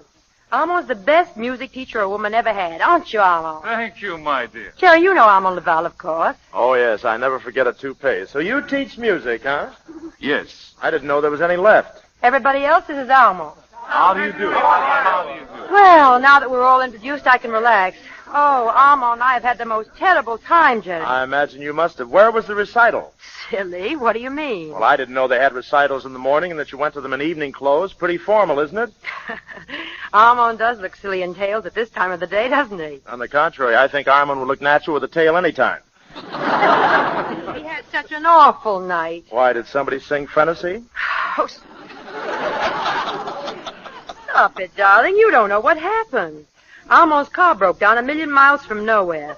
He had to park me at a farmhouse and hike to the nearest town to get them to tow the car, and he had to stay there and hang around garages and things to pick me up in the morning and bring me home. Oh, it was dreadful. We were coming home from a party. You stole that plot from Philadelphia Story. You understand, don't you? Oh, sure. But just to make sure, I'm going to run upstairs and write a letter to Dorothy Dix. Mr. Warren, you have the continental mind. Sure, that's it. I've got a continental mind. Oh, Lucy, dear, I'm so sorry. I'll have to run. So soon? Oh, stick around. The party hasn't even started yet. We're going to open a bottle of 7-Up. Oh, sure. You probably want to talk to Lucy. Come on, people, give you all a hit. Well, Mr. Laval, why didn't you let Frank give you a hitch? I wanted to explain. You see, Mr. Warren, the next time I take your wife out, I hope you buy a new car, or else I'll loan you mine. Are you hungry? Why, yes, I am starved. Well, why don't you run out and get some breakfast? A fellow like you should take care of himself, sitting in drafty garages all night. Mr. Warren, what have I done? That's what I'm going to find out. Jerry, you don't believe that... We'll discuss this in private, please. That is, if Mr. Laval can remember where we keep our door. Very well. Perhaps it is best this way, Lucy. Will I see you soon? Of course. It has all been so perfect. Thank you for everything. And, Mr. Warner, I think you must be out of your continental mind. That was pretty funny at that. I mean what he just said. Very funny. I haven't laughed so much since you wore your last hat. Well, he's gone. You can speak freely, darling. Well, Lucy, what have you got to say for yourself? Smart, aren't you? Well, I knew you'd say that, and I'm prepared to answer. Armand was invited to the party by a young man whose sister is a pupil of Armand's. Armand invited me to go along. I went because I could think of nothing better to do. Believe it or not, I was lonely. And then the car broke down. Yes, his car is very old. So is his story. I've used it myself. Before we were married, I mean. Do you want me to go on? Sure, let's have all the morbid details. I've got a grudge against myself. What happened next? Well, I stayed at the farmhouse. I slept badly because of insufficient blankets. Twice during the night I sneezed. Now, let me see. Was there anything else? Yes, the rooster said Gesundheit. Lucy, this situation isn't as amusing as you think it is. If you had the sense to see it, you'd know that our marriage is teetering on the edge of a cliff while you're trying to be funny. I guess our marriage doesn't mean anything to you. Maybe you have no sentiment left for me. Look at this on the table, a letter I wrote you from Florida. You didn't even open it. Oh, I'm sure you wrote the letter, darling. But are you sure you mailed it? Wasn't it some friend of yours in Miami? What are you talking about? Darling, I don't like to be unpleasant, but you weren't in Florida. Don't change the subject, at least not in that direction. You weren't in Florida, and you weren't in Montreal that time you said you were going there. Once you even had the letters mailed from the wrong place. Dear Lucy, Charleston is such a quaint city. If you were in Charleston, how come you mailed this letter from Perth Amboy, New Jersey? Well, I always take a walk before breakfast. But you can't justify your behavior by insinuating things about me. But I haven't any behavior to justify. I've just been unlucky, that's all. You came home and caught me in the truth, and, well, it seems there's nothing less logical than the truth. Oh, a philosopher, eh? You don't believe me? How can I believe you? Listen, Jerry, don't you see that there can't be any doubt in marriage? The whole thing is built on faith, and, well, if you've lost that, you've lost everything. Yeah, and I suppose when that's gone, the marriage is washed up, isn't it? You mean that? Sure. Well, I guess that settles it. I guess it does. And let me tell you something. Let me tell you something. I wouldn't go on living with you if you were dipped in platinum.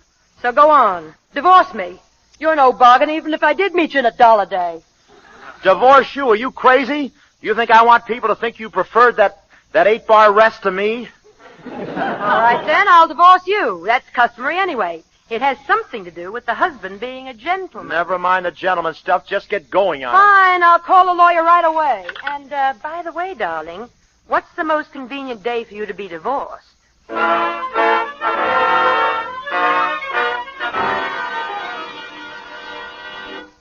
the case of Warner versus Warner, the court grants an interlocutory decree of divorce to the plaintiff, Lucy Warner. Divorce, if not further contested, will become final in 90 days from this date. That'll be all. One moment, Your Honor. There's one matter still unsettled. According to my client, Mr. Warner, it's the matter of... It's the matter of Mr. Smith. Yes, Your Honor, Mr. Smith. And who is Mr. Smith? Mr. Smith is, he's their dog. Mr. Smith is my dog. He's mine. He is not. Silence! But Mr. Smith belongs to me, and she's got him. I told you to keep quiet. Oh, ignore him, Your Honor. I told you he was impossible to get along with. Don't listen to Mrs. Warner. The dog is mine. I bought a license for each of them. Quiet!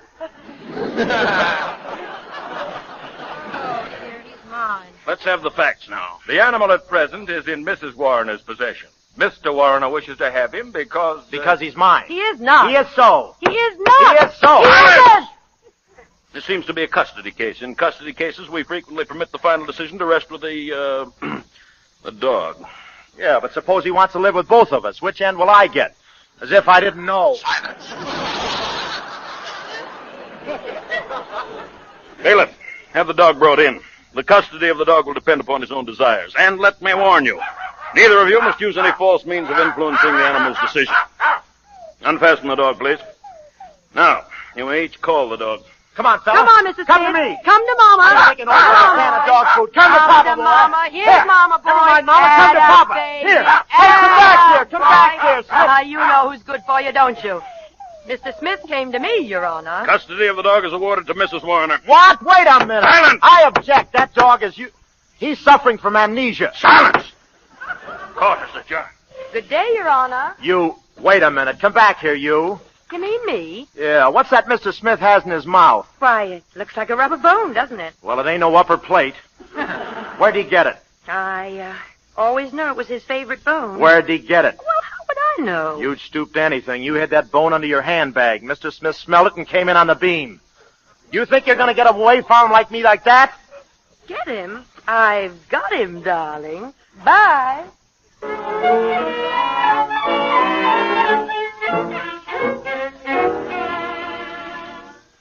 Rain, rain, rain. Look at that rain. Why, Aunt Patsy? Is it doing anything besides falling? I don't think so. Nothing unusual ever happens around here. If I'd known we were going to be buried side by side, I'd never have consented to take an apartment with you. But I needed you, Aunt Patsy. You know the period of readjustment that comes in the wake of a divorce. Readjustment, my foot. That's just another word for moping around. Oh, don't be silly, Patsy. Why, you know dozens of men who turn handsprings at the chance to take you out. But no, you'd rather sit around and readjust yourself. Oh, you're just an old grouch, that's all. Yeah? Well, this old grouch wants to go somewhere where there's life. And I don't mean plant life. Well, we can't go out without escorts, so that's that. Lucy, I don't need an escort to go down to the lobby. I'm going down to the newsstand and see Joe. He may be funny looking, but he's a man. Maybe he knocks off early.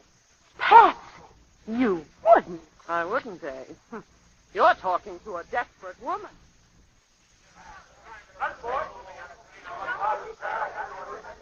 Well, I guess I've read pretty nearly everything here, Joe. Oh, gee, I'm sorry, ma'am. And I'm so bored.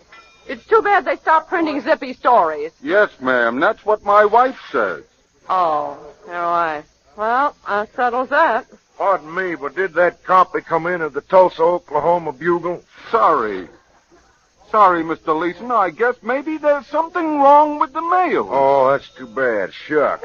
Looks like I won't find out how we did at the rodeo. Oh, how do, ma'am? Oh, how do you do? Hope you don't think I'm fresh, ma'am. My name's Dan Leeson, room 1214. Me and my ma see you coming in and going out sometime. Oh, we've noticed you, too. No fooling. Well, say, Who's that beautiful girl who's with you sometimes? She has a dog and, well, she's beautiful. That's my niece, Lucy. She's just a little homebody. No. Say, I wonder if you'd do me a favor. Why, of course I would, Mr. Leeson. What is it? Well, I'm a stranger in town, and me and my ma don't know any folks.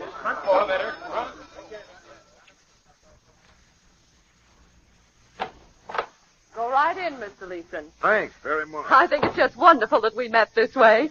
Oh, Lucy, may I present Mr. Leeson? Mr. Leeson, this is my niece you were so anxious to meet. Her name is Lucy Warrener. How do you do? How do you do, ma'am? Mr. Leeson's from Oklahoma, Lucy, and he'd take it as being right neighborly of us if we'd show him some of the bright spots. Well, it's raining rather hard. Mr. Leeson lives right across the hall with his mother. Isn't that what you said, with your mother? Yeah, with my ma. We're here on a visit. I got 30 oil wells out near Tulsa. How lubricating. Please, tell us about Oklahoma, Mr. Leeson. Well, we all think Oklahoma's pretty darn swell. We think... Oh, there's the door. I'll get it. Yes, Mr. Leeson? Like I was saying, Oklahoma is pretty darn swell. Hello, Aunt Patsy. Oh, Jerry. Well, how's the old girl? Still hitting the adrenaline? Tell me, how you stand in the rainy weather? We never let an occasional drip bother us. Come right in. Oh, thanks, Patsy. Where's Lucy? Oh, you've got company, huh? Well. Hello, Lucy. Hello. What do you want? I'll just read this little legal document. I guess it'll explain things better than I could. What's this? It's a writ, that's what it is. The court just ruled that I'm allowed to borrow my dog any time I want. It's sort of a Lend-Leash bill.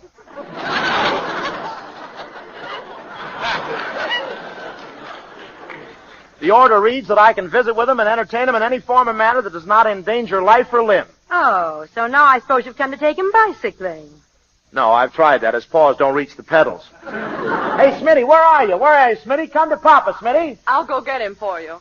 Miss Warner, maybe I'd better leave. Oh, I'm sorry, Mr. Leeson. This is my husband. Oh. Well, he's only my husband for, how much longer is it? 60 days. 59. How are you, Mr. Leeson? Howdy. I'm glad to know you. Excuse me, what'd you say? I said I'm glad to know you. Well, how can you be glad to know me? I know how I'd feel if I was sitting with a girl and her husband walked in. I'll bet you do. What's that supposed to mean? Oh, nothing. Nothing at all. Anyway, I'm glad to see you, Mr. Leeson. You known Lucy very long? Lucy? Yeah, Lucy, my wife. Well, no. As a matter of fact, I'm a stranger here. I'm from Oklahoma. No. That's right. I'm in oil. What's that? I said I'm in oil. Oh, marinated, eh? Well, I thought so. Jerry, why don't you go play with the dog? Oh, sure. Where is he? Hey, Mr. Smith. See his master's voice. Gee, old fella, it's good to see you. Oh, stop licking his face, Jerry. Look what I brought you, your old leather strap. Come on, old fella, let's have a tug of war. You were telling us about Oklahoma, Mr. Attaboy. Well, I'm really a man of many interests out there, Mrs. Warner. Oil is my main business, of course, and I can't complain about that. It's treated me fine. Then I have a big ranch, more of a hobby. The lamp, Jerry! Oh, how did that happen? It was Smitty. He was playing yo-yo with a cat. Well, how could that possibly be? Long tail. Please go on. Well, this ranch is just outside of Tulsa. I have just about everything there. Good heavens. Jerry, did you drop your teeth again? No, do you have to play that game? Know any other ones? Yes, get his rubber bone for him. He loves that bone. Yeah, I remember. Where is it? In the closet, right there. In here? That's right. I can't find it. Just keep looking. Hey, what is this? You locked the door on me. Hey, let me out. Aunt Patsy, what are you doing? Lucy, dear, why don't you run along with Mr. Leeson? Patsy, let me out of here. I'm locked in. Say, is anything wrong?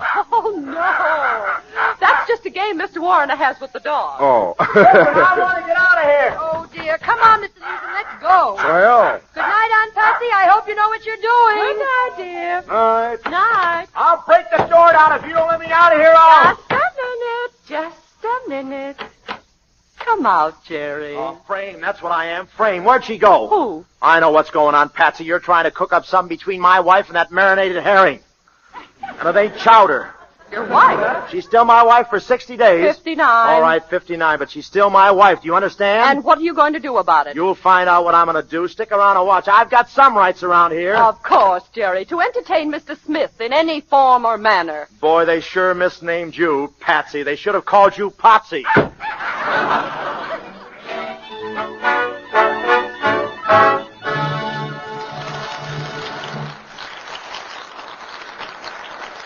In just a moment, Mr. DeMille and our stars, Bob Hope, Constance Bennett, and Ralph Bellamy, will bring us Act Two of The Awful Truth. Meantime, let's reenact a little scene that took place in a big office just after lunch the other day. Hello, Sue. Well, what's got you looking so starry-eyed? Boyfriend take you to lunch? Mabel, who do you think was in the elevator when I went down to lunch? Madeline Carroll. Really? No kidding. I heard she was in town, though. I was standing right next to her. She got on at the 8th floor with a couple of very important-looking men. And Mabel, she was dressed just as plain as you or I. I mean, she had on a tailored suit and a little felt hat. Oh, but Mabel, I'm telling you, she certainly has got glamour. Is she as good-looking right close as she is on the screen? I got a wonderful chance to see, standing so close. Real blonde hair, big blue eyes. And Mabel, what a complexion. Smooth, and I mean smooth. Mabel, you know what I'm going to do tonight on the way home? What? Get some Lux soap. Madeline Carroll always uses it, you know.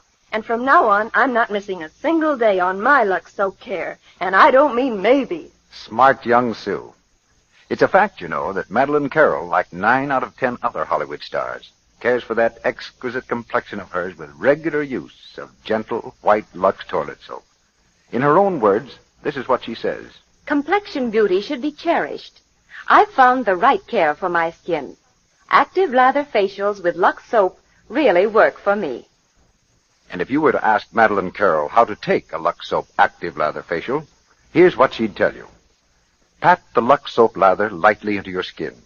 Rinse with warm water, then with cool. Pat dry with a soft towel. Now see how fresh your skin looks. There is a simple, inexpensive beauty routine any woman can follow, and right in her own home. It takes just a few minutes, you know. So why don't you try these Lux soap facials for 30 days? Just see if this gentle care doesn't leave your skin feeling smoother, softer. Remember, a soap used by famous screen stars, the world's loveliest women, just has to be something special. So, get 3 cakes of Lux toilet soap tomorrow. Now, our producer, Mr. DeMille. Act Two of The Awful Truth, starring Bob Hope as Jerry Warner, Constance Bennett as Lucy, and Ralph Bellamy as Dan.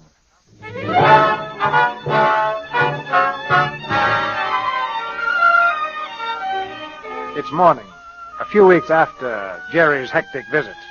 Across the breakfast table in their lonely apartment, Aunt Patsy's looking at her niece with an expression of growing horror.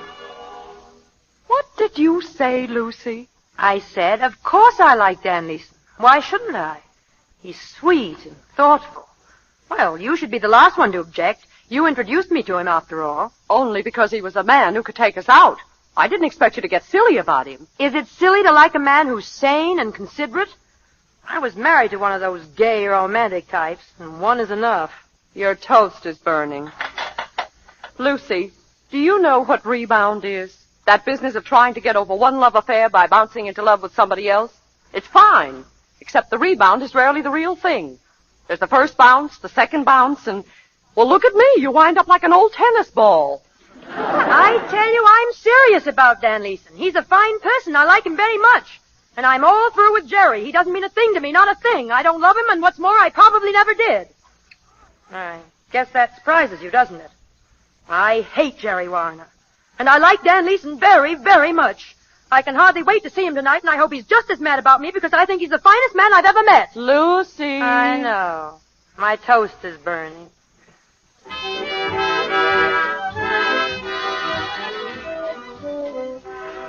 Honest to goodness, Mr. Warner, I think it's simply wonderful of you all to come here just to hear me sing. Yes, I could listen to you sing till the cows come home. What time do they usually get here? Oh, Warner, you're awful sweet and all that, but you always seem to have your mind on something else. Or maybe it's someone else. Am I right, Sugar Pie?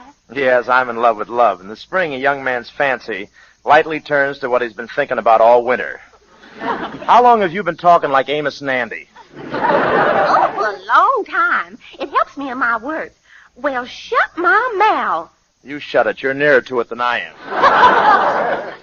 Mr. Warner, who's that gorgeous creature just coming in? Where? Oh, that creature. Well, you've heard that gag that's flying around town. Who was that lady I saw you with? Oh, you mean that's no lady? That's your wife? Uh-huh, that's my wife. I guess this is our table over here, Lucy. Sit down. Come on over and meet my better half before the odds drop. Hello, folks. Oh, hello. This is Miss Dixie Belle Lee. This is Mrs. Warner, and this is Mr. Leeson from Tulsa. Flowing Gold Leeson. He's a big oil man. Oh, an oil man. Crude? I wouldn't know. Ask my wife. Proud to meet y'all. Now, you're sure we're not intruding? Huh? Well, what do you mean? Well, wouldn't you like us to have a drink? Why... Thanks, Dan. I will. Why, yes, of course. Sit down, Dixie. Well, now, isn't this cozy? So you two are going to be married, eh, Lucy? Well, I always approve of marriage. I think it's a wonderful way to spend a few weeks. And I was glad when I heard about it. I said to myself, that Leeson's just the man for Lucy. And then I said to myself, you're nuts. Oh, pay no attention to him. He's always talking to himself.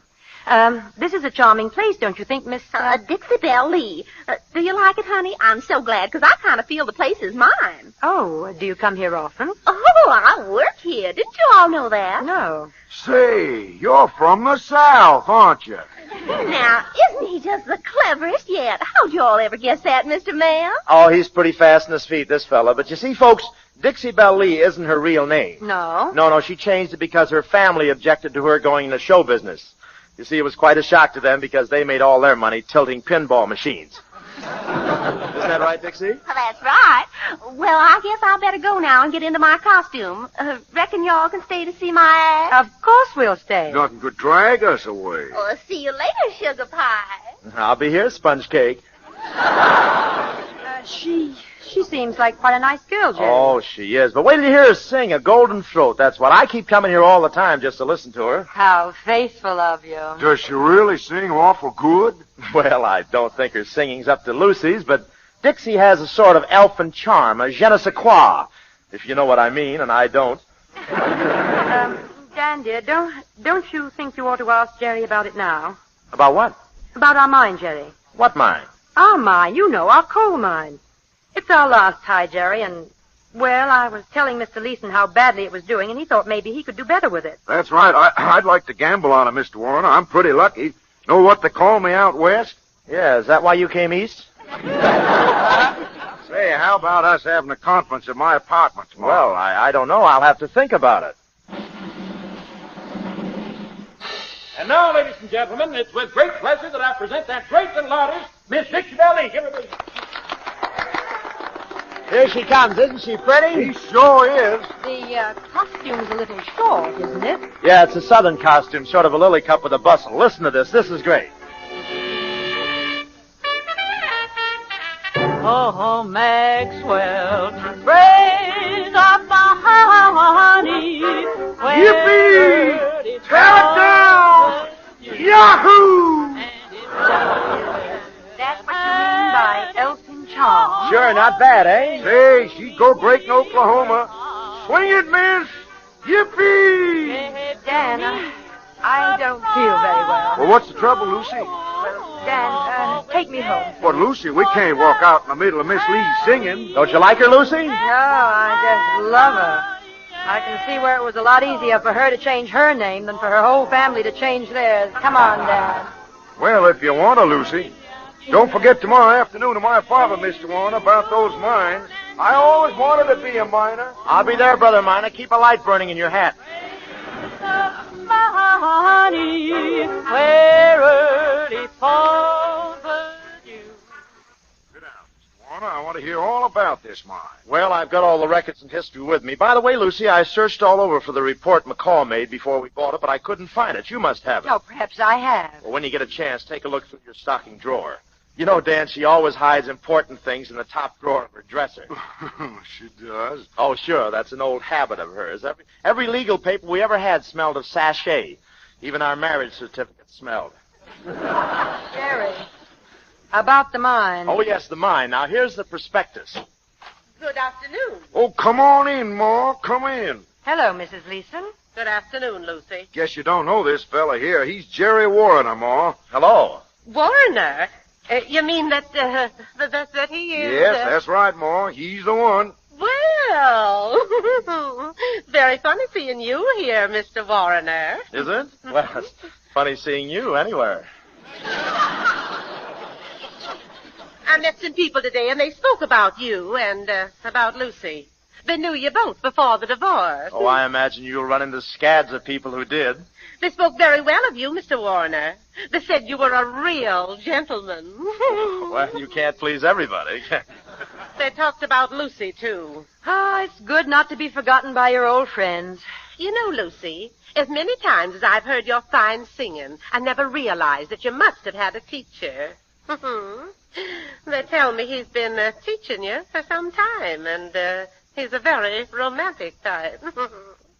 The woman I was talking to told me that, well, no matter.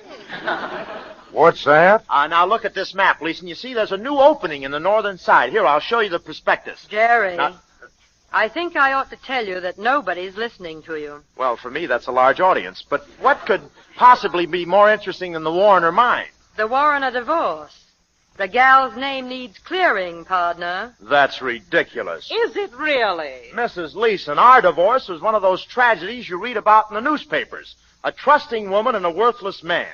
Lucy is above suspicion and always has been. She is as pure as the driven snow and as faithful as she is fair. I tell you, something wonderful went out of my life when I lost her.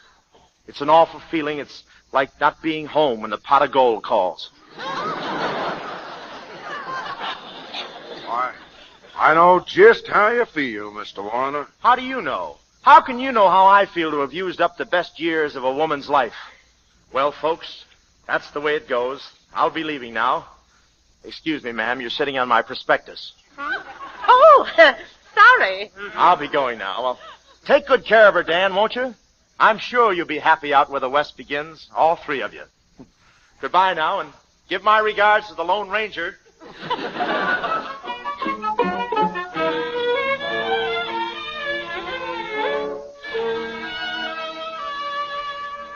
Hello. Hello, Lucy? Yes? Lucy, this is Jerry. I've got to see you tonight. I'm sorry, Jerry. Listen, Lucy, it's important. We've had enough of this foolishness. I want to talk things over. Oh, you do? Well, not tonight, Jerry. I'm going to a recital at Armand Laval. Well, I don't... What? Oh, Laval again, eh? Well, you're not going. I'm sorry, Jerry. Listen, you're still my wife. If I find you with that Laval bird, I'll tear him limb from limb. Do you hear? I hear. Goodbye, Jerry. I'm late for the recital already. Hello, hello, hello. Operator, return my slug.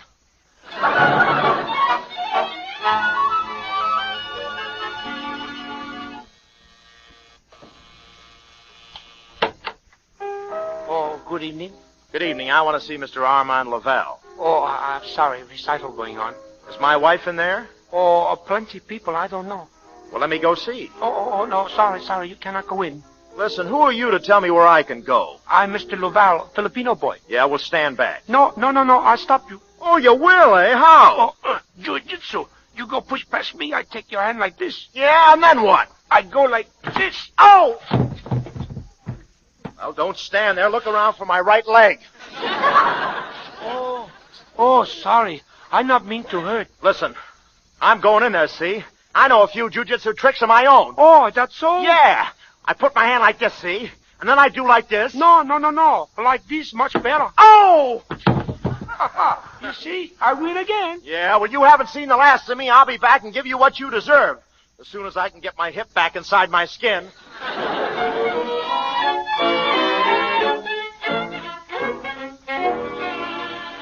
All I want to know is what has Armand Laval got to do with this? Why is he coming here? Because I sent for him. You said that. I still say why.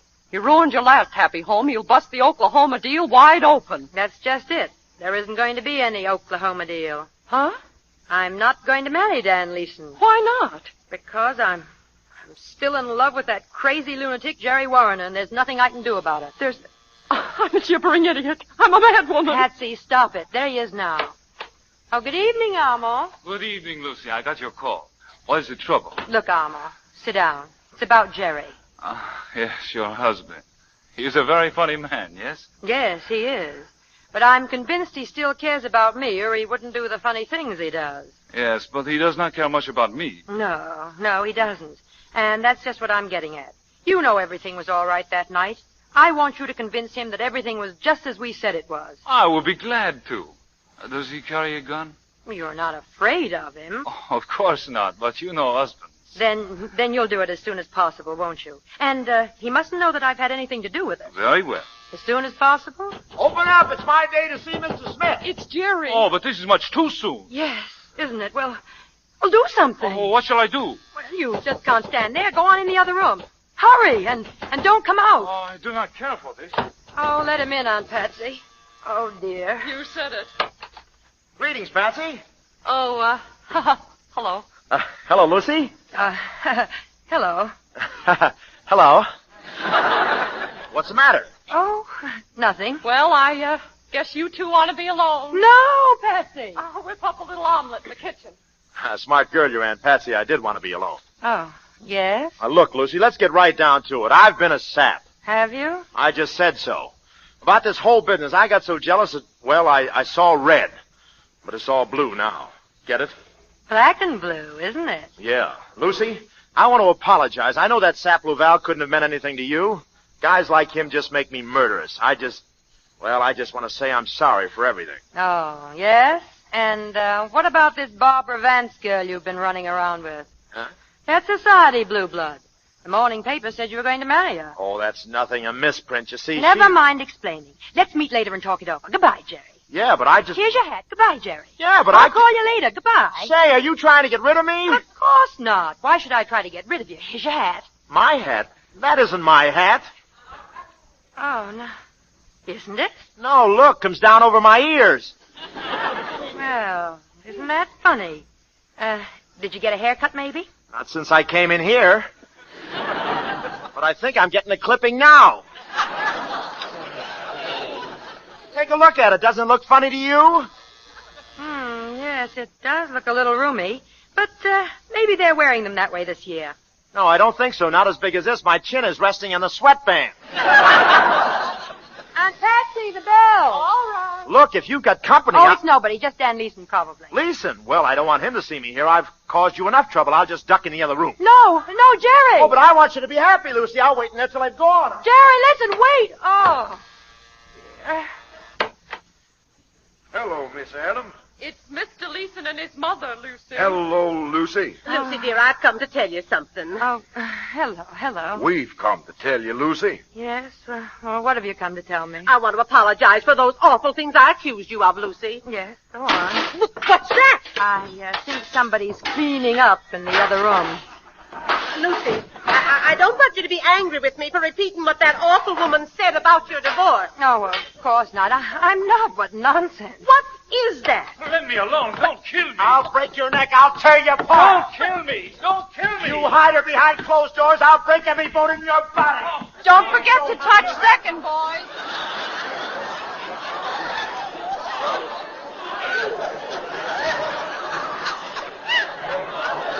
Who is that? Is that Mr. Warner? Yes, he just dropped in. Dan, I think we'd better go. 2 men hiding in the other room. Just a minute. Well, Mrs. Warner, I guess a man's best friend is his mother. I certainly learned about women from you. Come on, Ma. Wait a minute. You can't fire us. We quit. I'll teach you, you little mouse. Oh, let me go. Jerry, let him alone. Stand still and fight. Be careful now. Jerry, stop it. You breaker up of homes, I'll kill you. Let go. Jerry. I'm going to teach you once and for all. I'm sorry to do this, Mr. Warner. You're sorry to do what, you little rat? This. Oh! My Filipino boy taught me jujitsu. Madame Lazanga told me there'd be nights like this.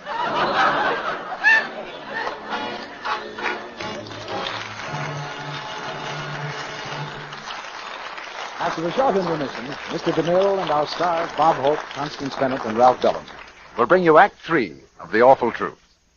Meanwhile, let's listen to how a near crisis was averted in the Davis family the other evening.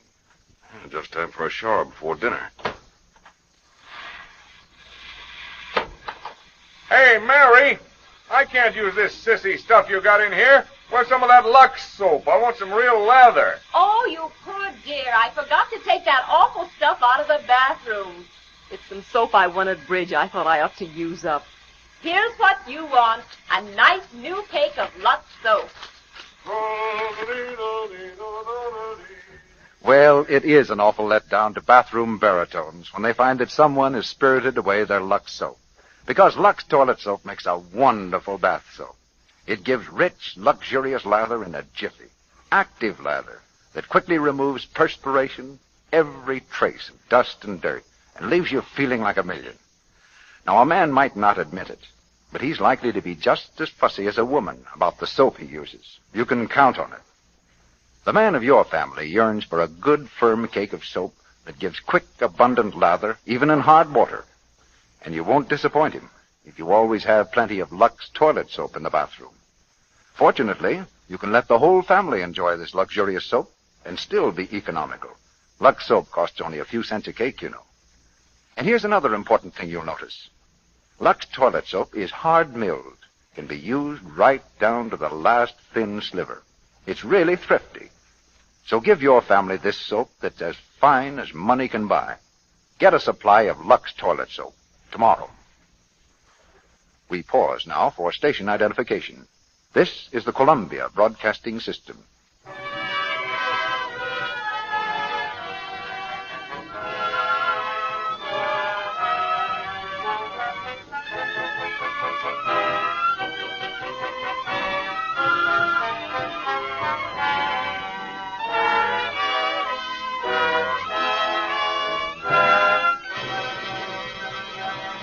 The curtain rises on the third act of The Awful Truth.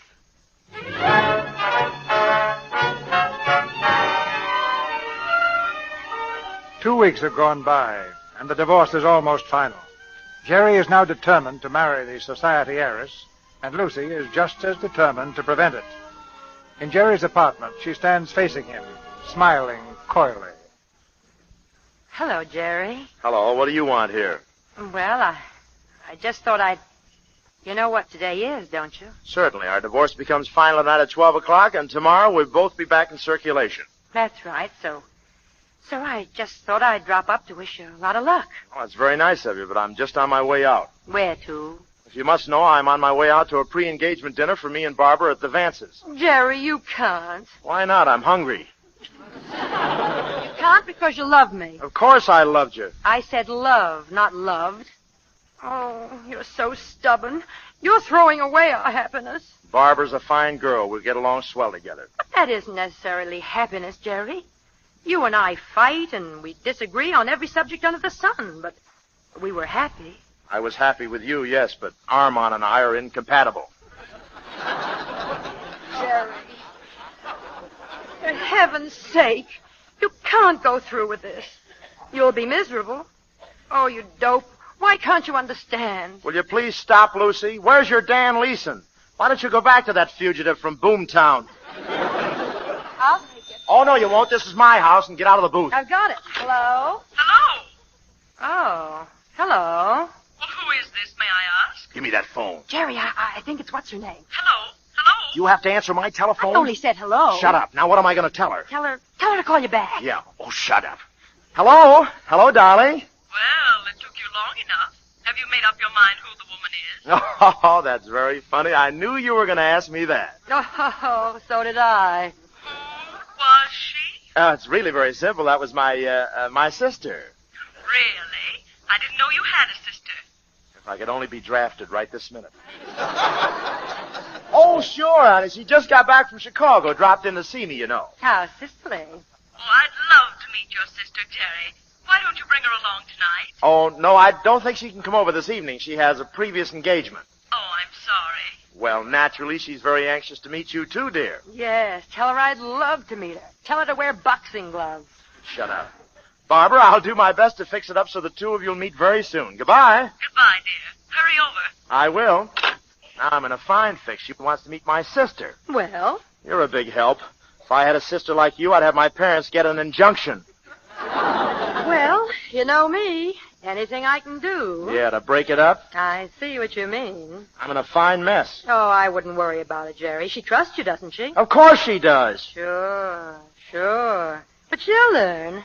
Just give her time.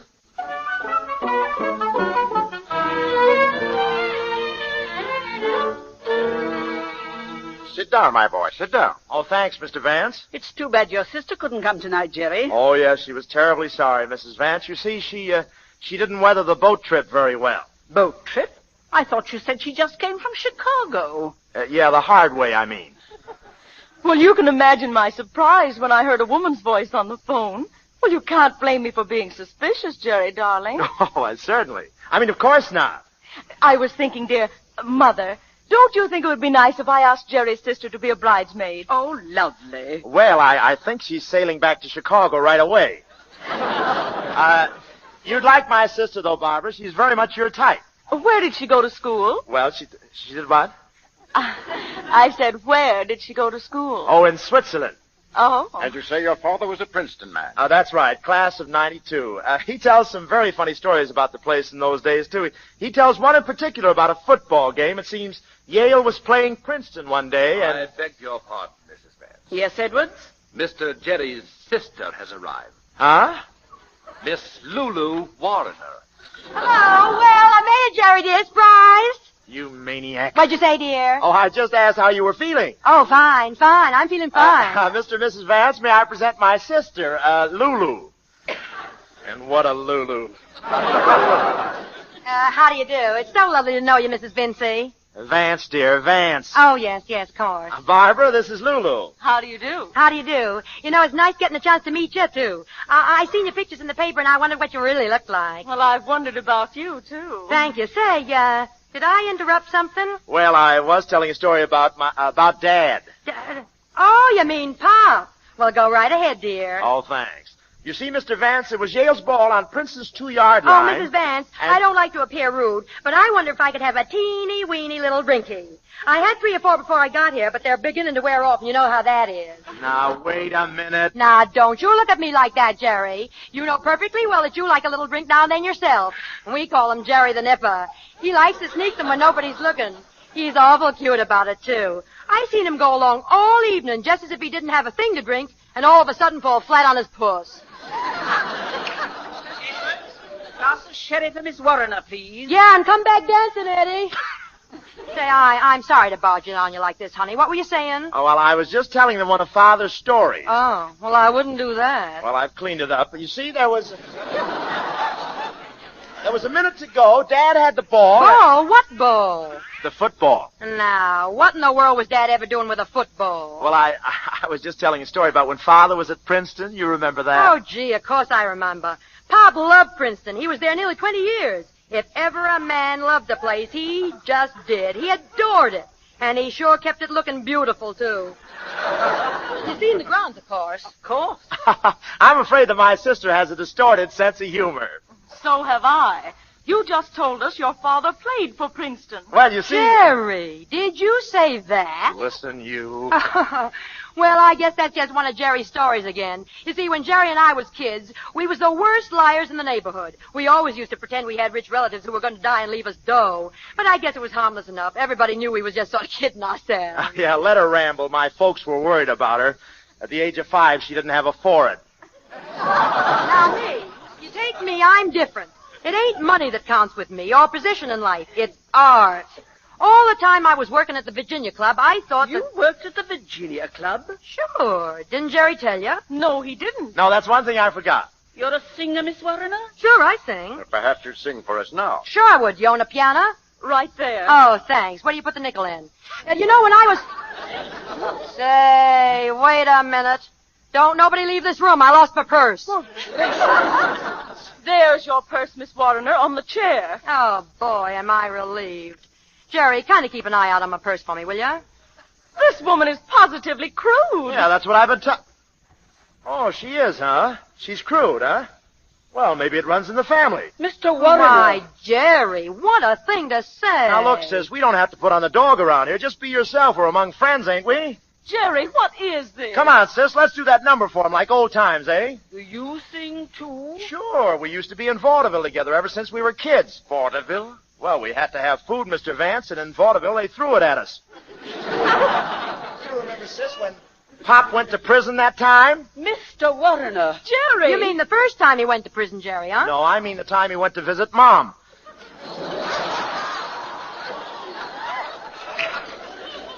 But it was no disgrace. She was innocent. I don't believe she ever stuck up that grocery store at all. Of course she didn't. She was innocent. Sure, and so was Grandma.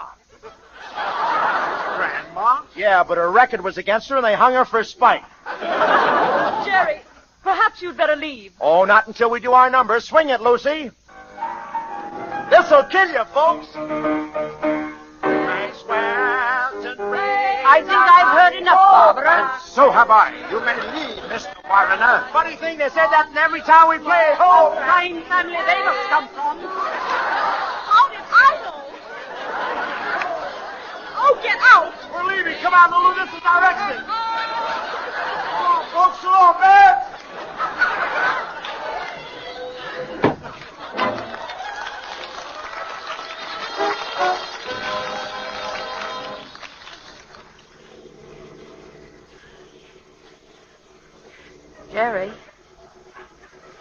Jerry, aren't you speaking to me? No. That's better. It's wonderful of you to drive me up down to Patsy's cabin after all I've done. I'm afraid I caused you a little trouble, didn't I? A little trouble? Tell me, of the 7 plagues, what number are you? Jerry, I'm sorry. Oh, shut up. I'm delivering you over to your Aunt Patsy, and then I'm leaving for good. I don't blame you, darling. I really don't.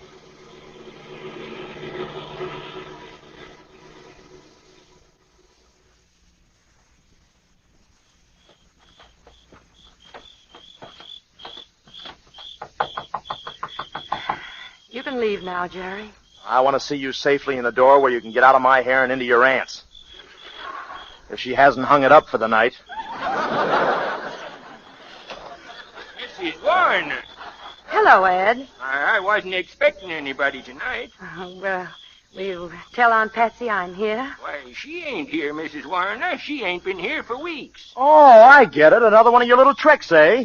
You thought you could get me up here on a cold night and ply me with a hot fireplace. Well, it won't work. I'm going back to town. I'm going alone. Good night and goodbye. Goodbye, Jerry. Be careful driving, dear.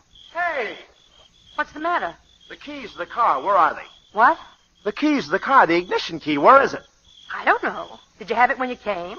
How do you think I drove? You think I got galley slaves in the fan belt? Now listen, Lucy. You took that key and I want it back. I haven't got it. You have so got it. Oh, poor darling. I guess you're stuck here all night. Isn't it a shame?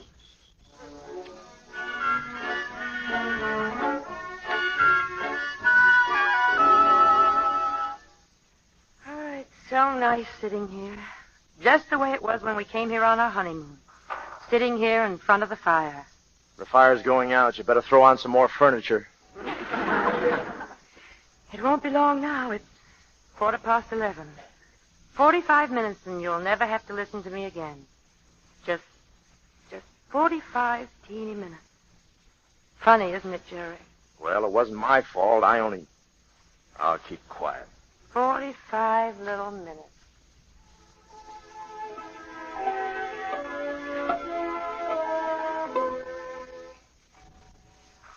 You'll be happy, I expect. All this that happened tonight will be forgotten. I'll tell Barbara Vance myself that it was all a joke. And that I want you to be very, very happy. Well, it's only 30 minutes now, Jerry. Lucy, listen. What, Jerry? Nothing. Oh.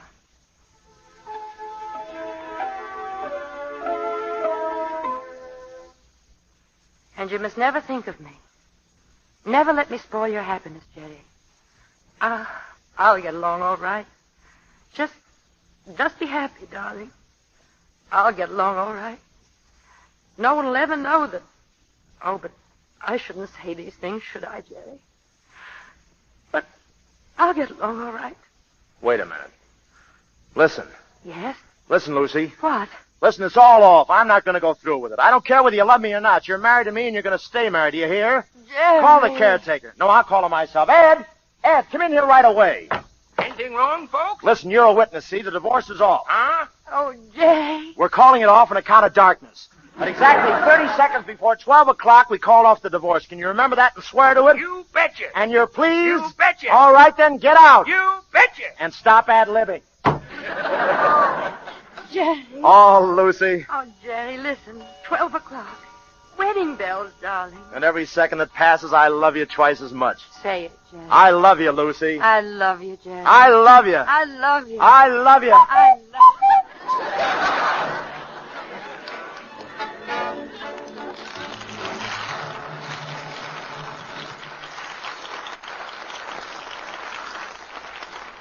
The curtain falls, because all good things must come to an end.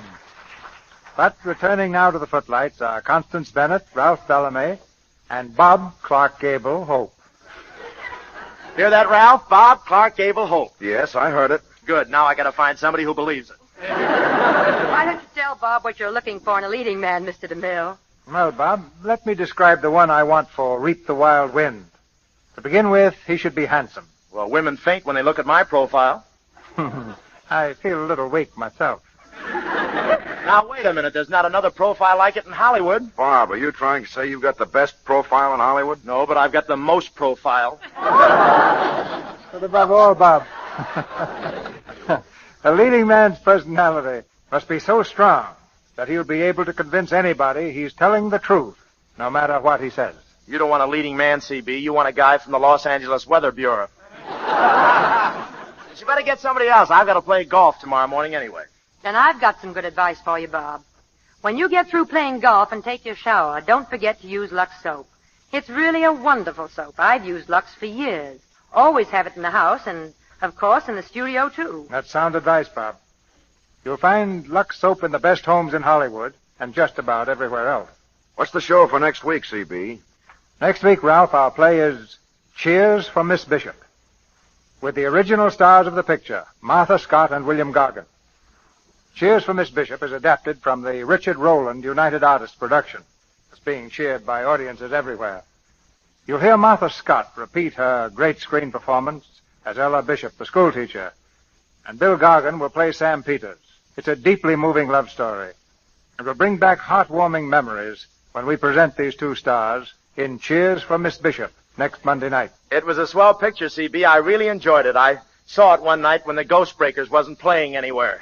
But I know you'll have a great performance next week. Good night. Good night. Good night. To tell the truth, you are all colossal.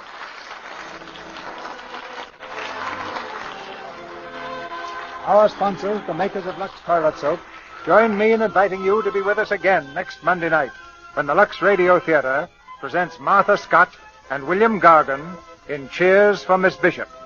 This is Cecil B. DeMille saying good night to you from Hollywood. Bob Hope appeared tonight through the courtesy of the makers of Pepsi. He is soon to be seen on the screen in Paramount's Road to Zanzibar, co-starring with Bing Crosby and Dorothy Lamour. Ralph Bellamy's forthcoming picture is Warner Brothers' Affectionately Yours. Heard in tonight's play were B. Benaderet as Aunt Patsy, Fred Mackay as Armand, Vivian Janis as Barbara, Sally Payne as Dixie Belle Lee, Verna Felton as Mrs. Leeson, Gloria Gordon as Mrs. Vance, and Robert Strange as Mr. Vance. Our music is directed by Louis Silvers, and your announcer has been Melville Roy.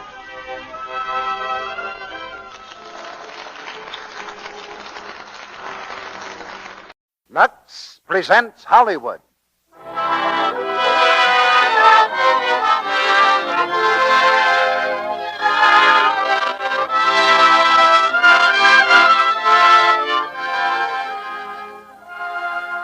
The Lux Radio Theatre brings you Martha Scott and William Gargan in Cheers for Miss Bishop. Ladies and gentlemen, your producer, Mr. Cecil B. DeMille.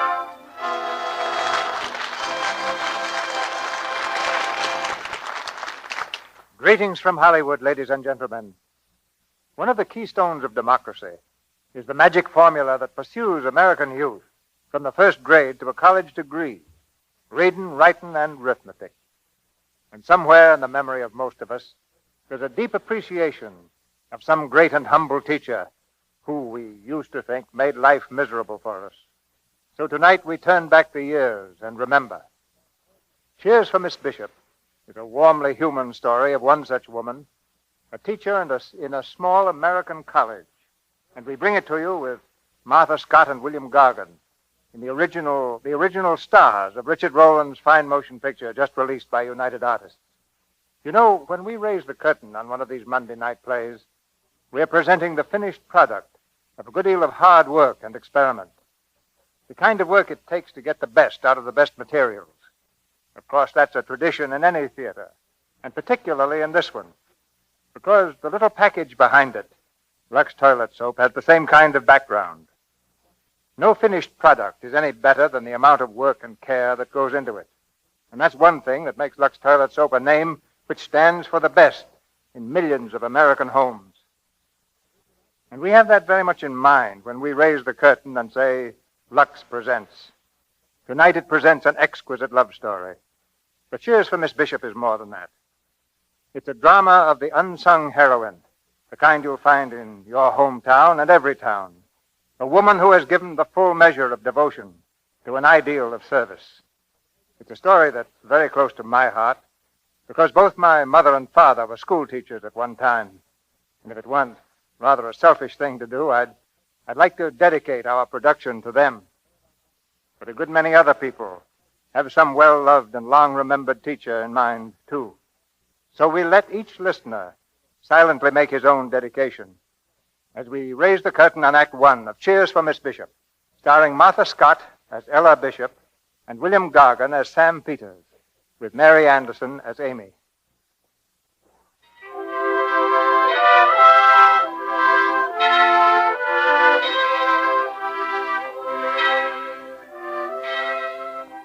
On a windswept plain somewhere west of the Mississippi River stand the ivy-covered walls of a small university. For more than half a century, it has weathered the storms of the prairie land, and now it's growing old with dignity and grace.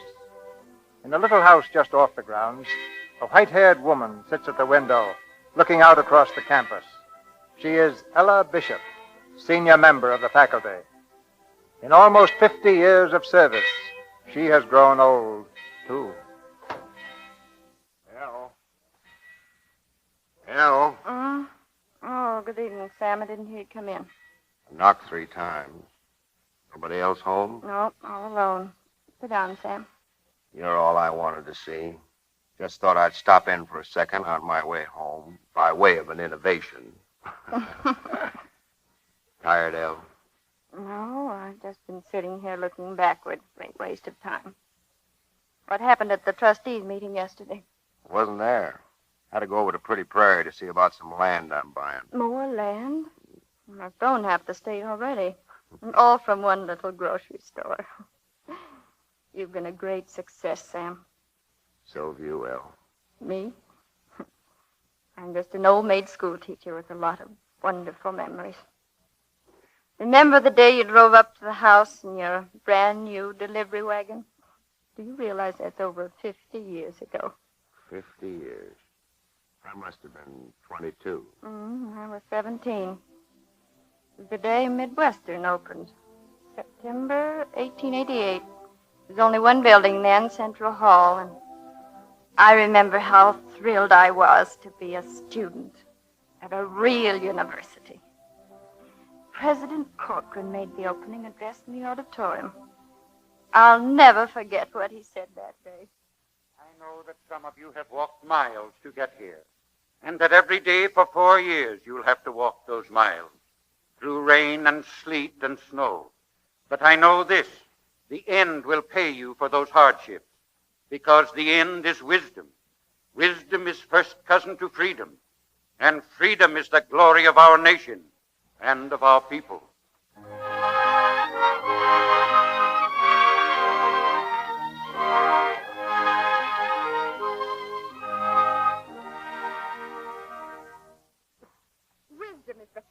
isn't her freedom, and freedom is the glory of our nation and our people. Oh, doesn't that give you a thrill, Mother? Yes, Ella. Drink your milk. You've had nothing since breakfast. Of course, it was the way he said it, so simply. Oh, he has the most wonderful voice and the most wonderful eyes. Is he married, Ella? Who, Amy? President Corcoran. Oh, Amy. Mother, what are we going to do with this romantic-minded niece of yours? Well, goodness, I didn't say anything. I just asked if he were married. Did you finish shelling those peas, Amy? I'm doing it.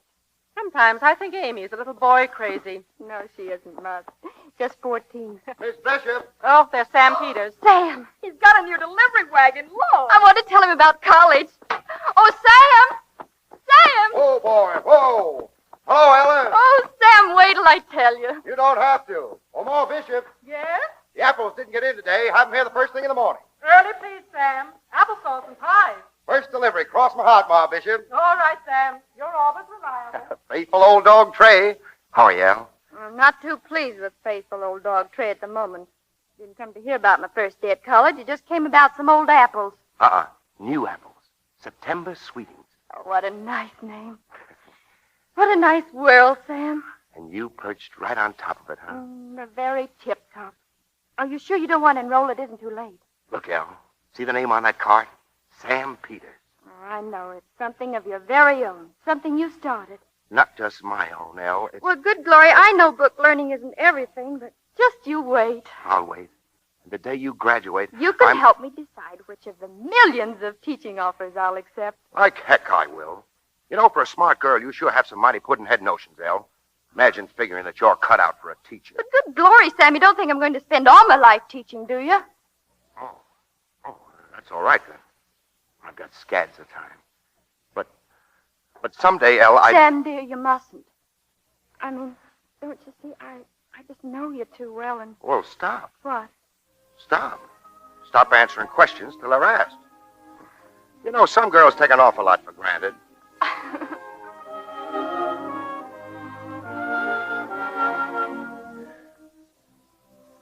Remember the day you graduated? You were mighty proud, Elle. But all those teaching offers I expected, didn't even get one. I never could understand that. Neither could I. That's why I went to see President Corcoran. That's right. I drove you over in the way. So I thought that if you knew of an opening in any of the schools around here, I mean, just the prairie grade schools, well, do you, President Corcoran? Well, I'm pretty busy with the fall enrollments, Miss Bishop, and I'm trying to arrange for a new member of the faculty, a young woman to teach freshman English. A girl I've watched pretty closely for 4 years. An intelligent girl, I think. Anyway, she seems to me to have one quality which is mighty important to the teaching profession. She loves and understands folks. President Corcoran, do you... Of course, I know you couldn't mean... But I can't help thinking you might mean President Corcoran. Do you mean... Oh, dear. There's a heap of repetition in that sentence for a teacher of freshman English. Oh, President Corcoran.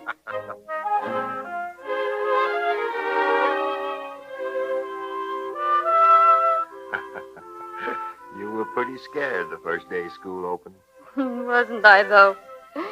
I stood alone in that empty classroom, looking at the rows of seats, and my heart was heavy as lead. For an hour before the students came, I rehearsed my opening speech. Let me see. Good morning, class. I want you please to devote the first 10 minutes to the writing of a very brief theme on the subject of my favorite season.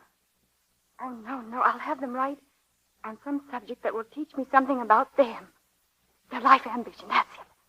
I've got to understand them if I'm going to help them learn anything. Oh, good glory. Good morning. Hasn't the teacher come yet? Good morning. You know, I wonder what she's like. Most of them are a lot of old hags. Young man, I'm the teacher. Oh, yes, ma'am. Yes, ma'am. But don't be worried. I'm just as frightened as you are.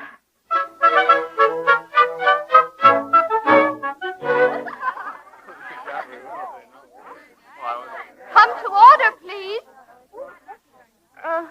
Mr. Anton Radchek, will you read your theme, please? Yes, ma'am. My life's ambition is to be a great astronomer.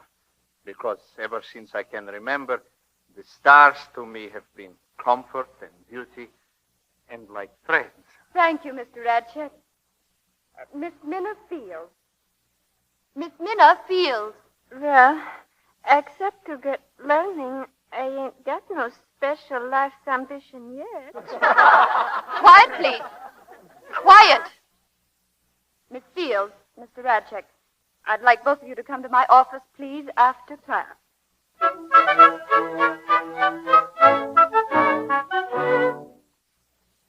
Professor Wick studied astronomy at Yale, Mr. Radchek. And both he and President Corcoran have agreed that if there's a student at Midwestern who wants a course in astronomy, he shall have a course in astronomy. Oh, Miss Bishop. Report to Professor Wicks in the morning. Thank you, ma'am. Thank you. Oh, I tripped.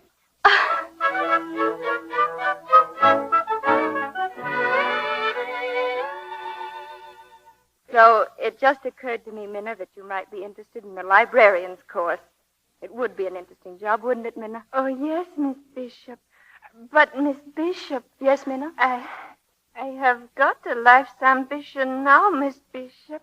It's to be just like you. It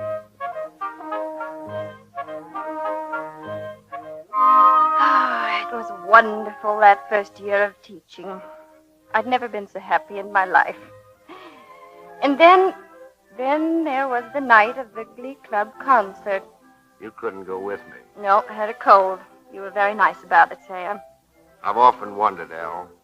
Well, was that the first time you met Del Thompson? Funny the way it happened. I'd made some maple snow candy and put it on the window to cool. It slid down off the sill when I went out on the roof to get it. Of course, the window closed behind me, and it would. And there I was, trapped on the roof. Yoo-hoo! Yoo-hoo! You-hoo-hoo, me? Yoo-hoo anybody! I'm locked out here on the roof, and there's no one to let me in. Coming. There's a ladder right over there by the wall. I've got it. Shall I come up a la fire brigade? Oh, no, thank you. I'll come down a la rescued maiden. Are you sure you can make it? Oh, positive. Oh. What's the matter? I lost my slipper. Where? Oh, here it is. Thank you. May I have it, please? Oh, no. What? You mustn't ruin the most time-honored romantic scene in all the world of fairy tales. Extend your tiny foot, Cinderella. I'll put your slipper on. Well, funnily enough, my name is Ella. I'm Ella Bishop. And I'm the prince. And the slipper fits. So now it only remains for me to carry you into the palace. Oh, please don't be absurd. Don't you be absurd. Oh, no, please. You can't go plowing through snow in glass slippers. Oh. You'd catch your death of pneumonia, and then you couldn't live happily ever after. I want to be put down here, please. Oh, no, not on a snow-covered porch. I'll have to carry you inside. Oh, please, you Say, must... I just thought, carrying a young lady across the threshold. There's an old legend about that, isn't there? Well, really. Put me down this minute, please. Right in front of the fire. There. When I save lives, I save them thoroughly. Thank you very much, Mr. Delbert Thompson. Well, you're not Cinderella at all. You're a witch with the gift of second sight. No, I'm just a school teacher of average intelligence who lives in a small town where everybody knows everybody's business.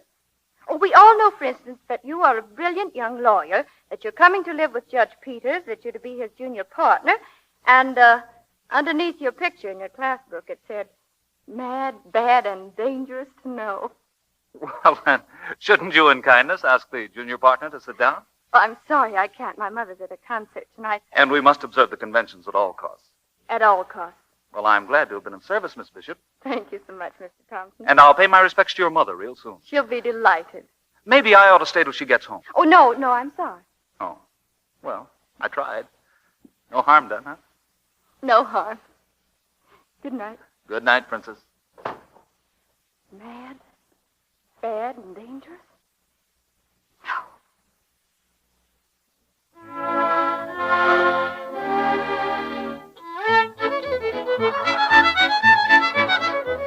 All go ahead.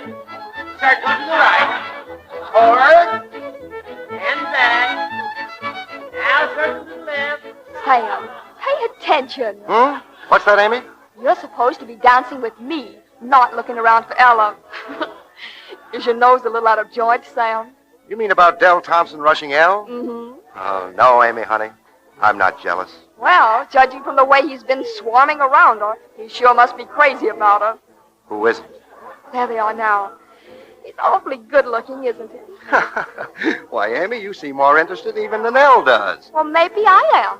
And she seems pretty interested to me.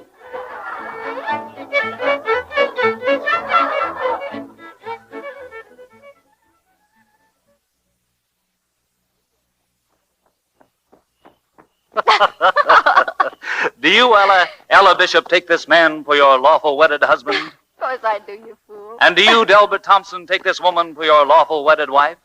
I do. I now pronounce you man and wife. Now, may I kiss the bride? Please do, Del. Oh, Ella, it's like a dream. It's the end of all dreaming. A little house all your own, a warm fire in the hearth. The man you love and children.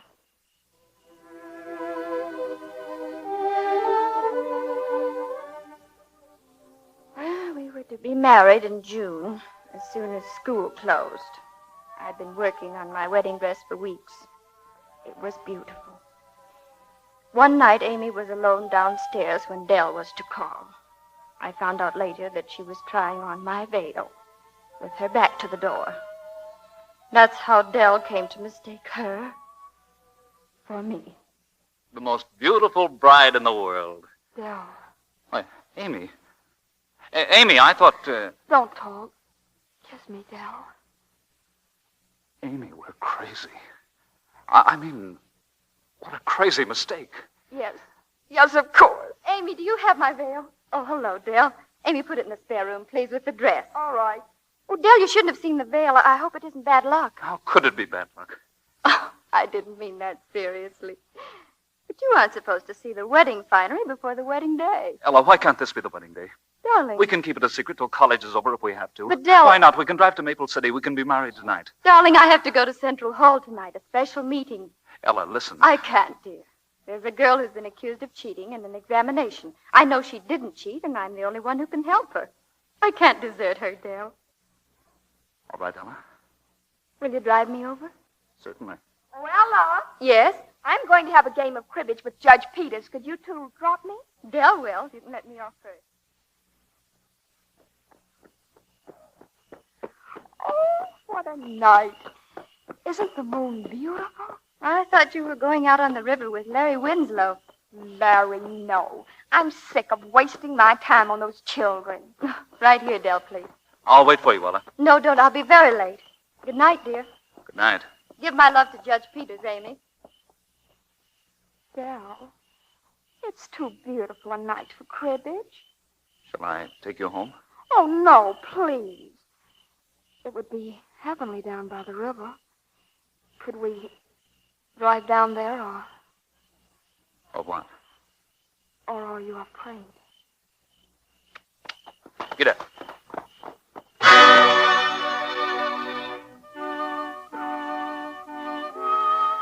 I had a note from Del the next day. Came to me in class. He said that something terrible had happened, that he must see me alone. I was frantic. I rushed back to the house to wait for him.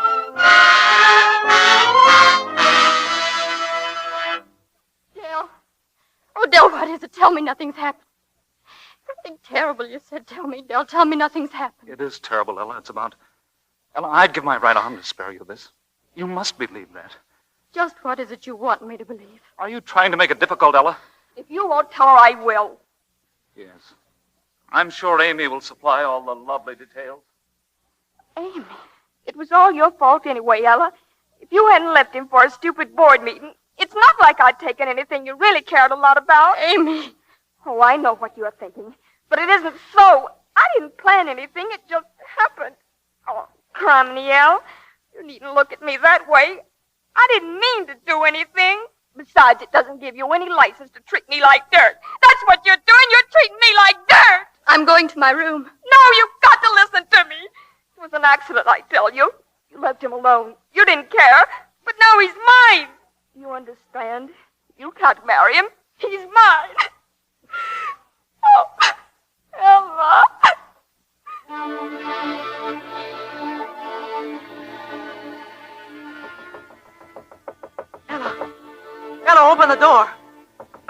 you doing in there?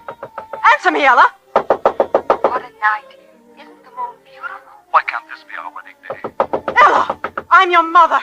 Let me in. Isn't the moon beautiful? We can drive to Maple City. You left him alone. You didn't care. We'll be married tonight. And now he's mine. Ella! Ella! Tonight. He's mine. Ella. He's mine. Ella, what are you doing? Ella! Mother, please don't worry. I'm all right now.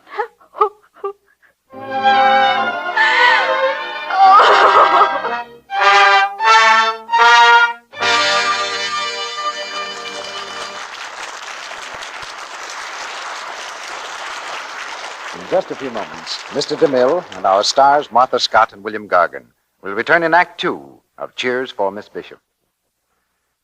You know, there's a game that we men like to think is a game played exclusively by the ladies. It's called conversational bridge. So just for a minute, let's listen in on a round of this fascinating game being played at Mrs. Johnson's home. Don't turn round now, but is that May Saunders at the next table? Didn't she used to live next door to the Johnsons years ago? Yes, she just moved back to town. Looks wonderful, doesn't she? So young. Goodness, wonder how she does it. I'll say one thing. She certainly has lovely skin. Hurry, girls, they're waiting for us to finish this hand. Well, our bridge players might be surprised to learn how very simple Mrs. Saunders' beauty care really is. She just follows the same easy routine that thousands of pretty women all over the USA are finding so effective. Ask her about it, and she'd tell you. Yeah, every night I take a Lux Soap Active Lather Facial, and often take one as a quick beauty pickup during the day, too. I find Lux Toilet Soap has wonderful active lather that removes dust, dirt, and stale cosmetics thoroughly. Leaves my skin looking beautifully fresh. Here's what I do. I pat the rich lather lightly in, rinse with warm water, then with cool, and pat dry with a soft towel. These Lux Soap facials really work.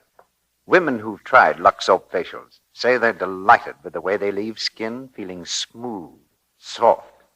Why don't you use this gentle care regularly for 30 days? Remember this important fact. Lux Toilet Soap is the beauty soap used by 9 out of 10 screen stars, the world's loveliest women. That's proof positive it's as fine, as gentle a soap as money can buy. Get 3 cakes of Lux Toilet Soap tomorrow.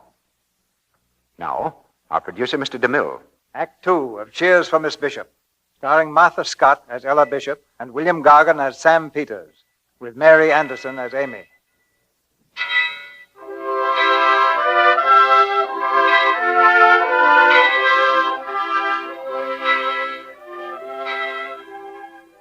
In the little house near Midwestern campus, the 2 old friends, Ella Bishop and Sam Peters, are talking quietly.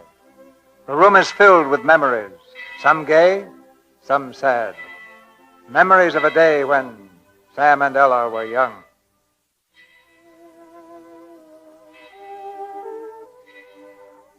We were to be married in June, and it was June when Dell Thompson took Amy away as his wife.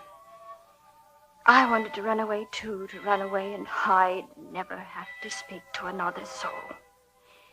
I sent my resignation to President Corcoran. He came to the house that afternoon. Just received your letter, Ella. Well, I thought it easier to write, you see. Mother and I are going to New York, President Corcoran. It's an assistant librarian's position. I see. Well, of course, it is a hard job, teaching. It never pays much. I know. And lots of the time it's a headache, wondering if it's worthwhile. Why, President Corcoran, you can't feel that way. You're inspired. I mean, you give young people courage and confidence ideals. Oh, I'm trying. You see, Ella, I heard Abe Lincoln talk at Gettysburg, and he talks sense. You know, we've got something wonderful here in this country, the idea of people being free. But it's got to be taught and retaught to each new crop of youngsters, the value of freedom. Ella, your father homesteaded on this prairie. Remember what his first corn looked like? Yes, it was small and green. We couldn't believe it would ever grow. That's it. And human beings are harder to raise than corn. But when they're raised, if they're raised right, they're worth a lot more per bushel, eh? Well, I certainly didn't intend to deliver a lecture. Of course, we must accept your resignation. But are you sure your New York library needs you as much as our own seed corn here in Midwestern? President Corcoran, may I have that letter? I've changed my mind.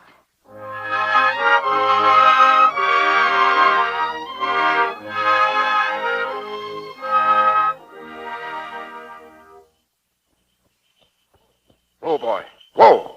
Hello, Ella. Why, Sam, a ride home for me. Get in quickly, Elle. Sam, what is it? It isn't love. No, but I'm afraid it's going to be a shock. Amy's back.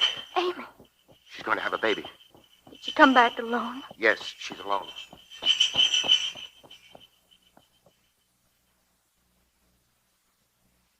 don't want a baby. Oh, Ella, I'm frightened, Ella. There's nothing to be frightened about, Amy. You just left. He just went away and he didn't come back. Oh, he didn't know I was going to have a baby. I was going to tell him. You should have told him, Amy. Oh, he didn't love me. He never loved anybody but you. Shh. The doctor says you need rest. You will be kind to me, won't you, Ella? You're all I've got in the world. This is your home, Amy. Go to sleep now. Oh, Ella. Ella. Don't, Amy.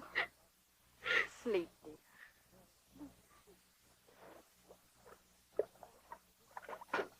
What on earth are you doing, Sam? I'm stirring the water. Well, it won't boil any quicker for that. Just leave it alone.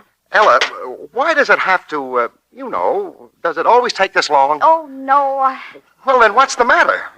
There isn't anything wrong, is there? Sam, please, I'm very busy. Give me that small kettle. I've got to go up. Listen. Mother. Mother, is she all right? Mother. She's gone. We couldn't save her.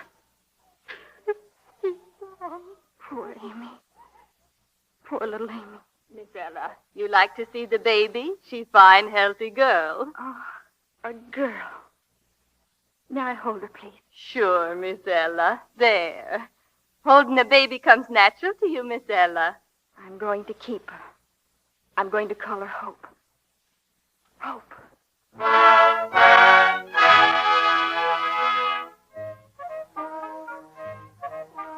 She was a fine baby, wasn't she? She was lovely, and as I watched her year by year growing into a lovely young woman, I was proud.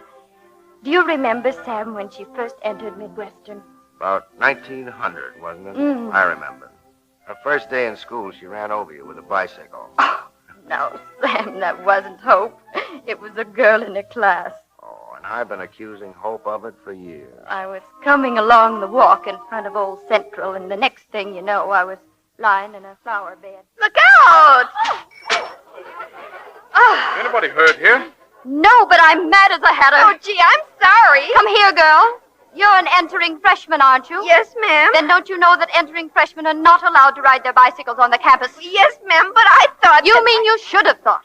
A pretty mark against you before you even get into college. That is, if I were going to take the time and trouble to report you. Oh, gee, thank you, ma'am. I'm terribly sorry. Well, sorry myself. Shouldn't have lost my temper. Come and see me when you get homesick. Central Hall, Ella Bishop. Now scat and wheel that bike. Oh, yes, I will. Thank you, Miss Bishop. Goodbye. Goodbye. You sure you're all right? Huh? Oh, I'm fine, thank you. Well, then, perhaps I could come to your office, too, Miss Bishop. I have messages for you from 3 of your former pupils. They took extension work under me at Columbia. Why, you must be John Stevens. Who has been looking forward so much to meeting Ella Bishop. Well, Professor Stevens, we're so excited about having you join our staff. I'd planned a very elegant reception, a little welcoming tea in my office. Very dignified. Well, it's just tea time now, isn't it? Come along.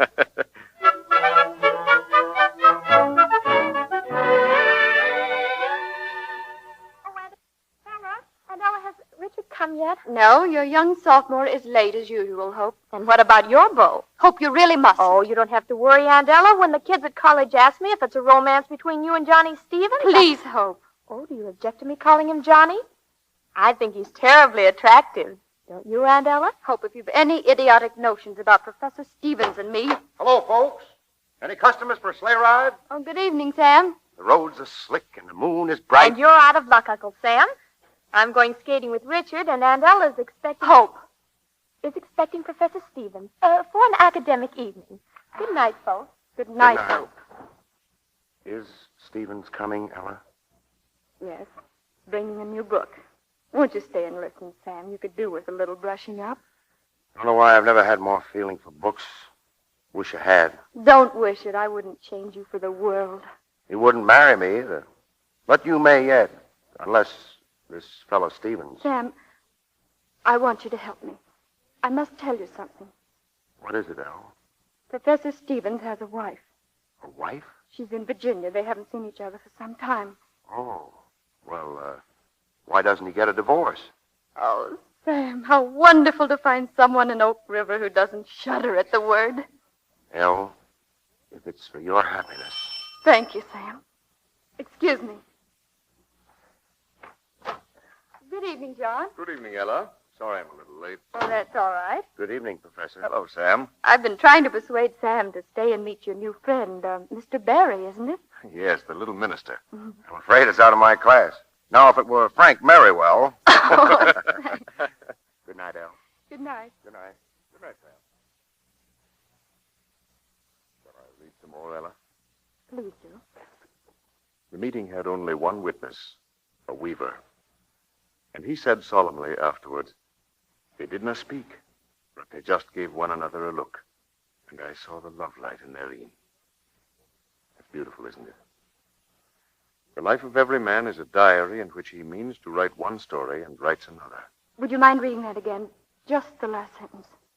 The life of every man is a diary in which he means to write one story and writes another. Suppose that's true, isn't it? We dream so many beautiful things, but most of them never happen, do they?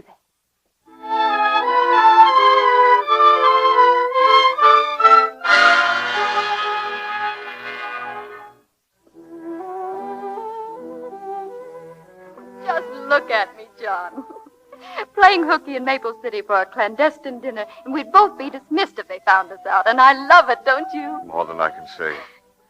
But I have to ruin it, Ella. I had a letter today from my wife. I want to read you just one paragraph. Oh, no, John, not tonight. It has to be tonight. Listen. John, I know I was never the right wife for you, but I can never consent to a divorce. You must know what it would mean to my family. I am sorry. I can understand. But what about us? Yes, what? Scusate me, signore, a special wine for the lady. Orvieto. Thank you, Seiko. Orvieto, I should know, but I don't. It's a little Italian town, Orvieto. It's sunny and warm. It's planted in warm sunlight.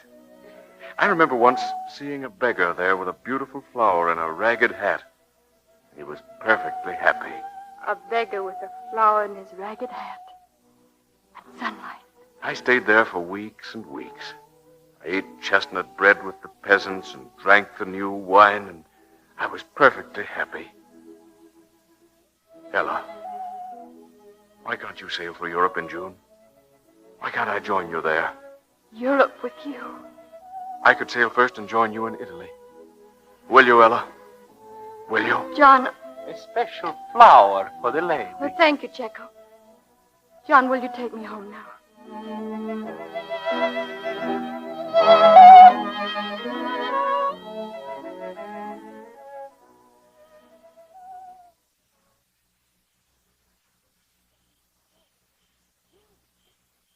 Good night, John. Ella, please. We've had 3 wonderful hours in Orvieto. There are some people who never go.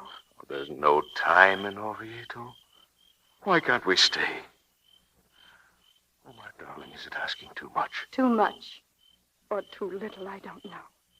I only know that I would stay oh so gladly, John, if I could follow my heart. But you and I, being as we are, there'd be tomorrow. And sometime we'll be glad we spent just this little time in Orvieto. Goodbye, John. The flowers, you're forgetting them. Oh, thank you. Flowers for the lady. The wonderful lady. It's been perfect. All of it. Haven't you forgotten something, too? Forgotten something? A kiss. A special kiss for the lady. Goodbye, Ella. Goodbye, John. Goodbye, my darling. Au revoir. Though you're a teacher, you set yourself up to carry a beacon for boys and girls to see by. Well, carry it.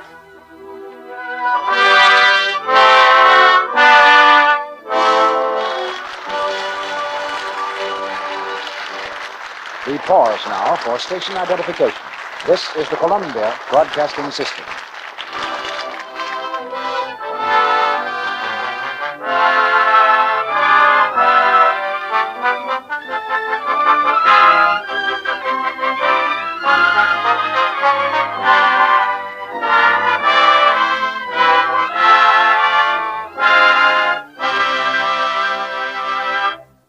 After a brief intermission, Mr. DeMille will present Martha Scott and William Gargan in Act 3 of Cheers for Miss Bishop. Now I'm going to see if Sally here knows her ABCs.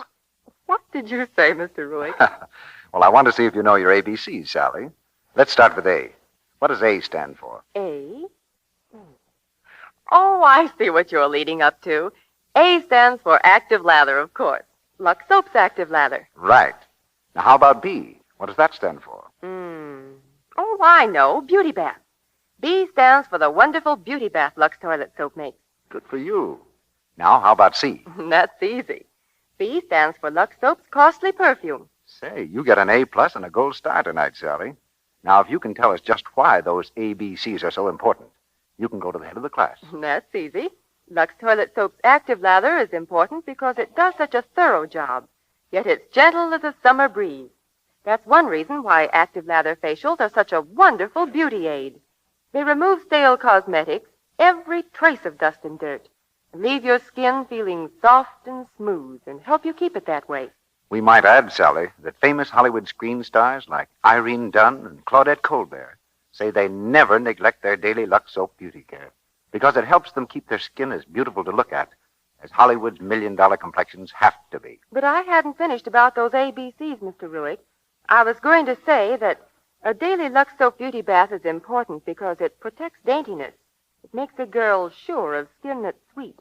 As for C, Lux Toilet Soap's costly perfume, why, it's made of 34 different ingredients, all combined and blended to give an exclusive flower-like fragrance, a fragrance that clings. And, of course, if you want to go to the M's, now M stands for Lux Soap's mildness, and then... Well, I'm afraid that's all we have time for, Sally. But the things you've said certainly add up to one important fact. Lux Toilet Soap is a quality product. It's as fine a soap as money can buy, yet it costs only a few cents a cake. So this soap that 9 out of 10 lovely screen stars use is a luxury every woman can enjoy. I hope if any of you ladies in our audience happen to supply on hand, you'll make a note like this now. Tomorrow, 3 cakes of Lux Toilet Soap to help me keep skin beautiful and to make me sure of skin that's sweet. Now, Mr. DeMille returns to the microphone. The curtain rises on the third act of Cheers for Miss Bishop.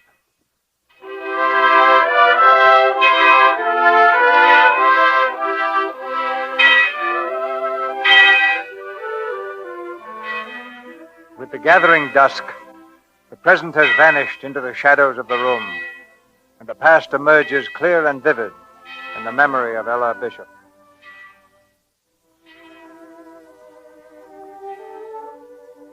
Hope was just 18 when she became engaged to Richard Clark.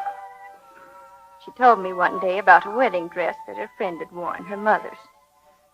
That same evening, I brought Hope up to my room and gave her my dress and the bridal veil that I had never worn. Oh, Aunt Ella, it's the loveliest thing I've ever seen. You could have it made over anywhere you like. There are yards of material. Oh, I wouldn't have it changed for worlds. But, well, it was never finished. No, it was never finished. Oh, Aunt Ella. Aunt Ella, darling, I never thought that... Was it for you? Yes. I know I shouldn't ask, but, well, you know, I always thought that you and Professor Stevens... Made in that fashion. No, dear. No, of course not. But he did resign so suddenly last year, and so many people thought So many people have so many wildly romantic thoughts, my dear. But do you like the dress? Oh, I couldn't have dreamed a dress I'd rather be married in. Unless, Well, you're not old, Aunt Ella, not really old. Are you sure you won't? Well, yes, darling, I'm very sure.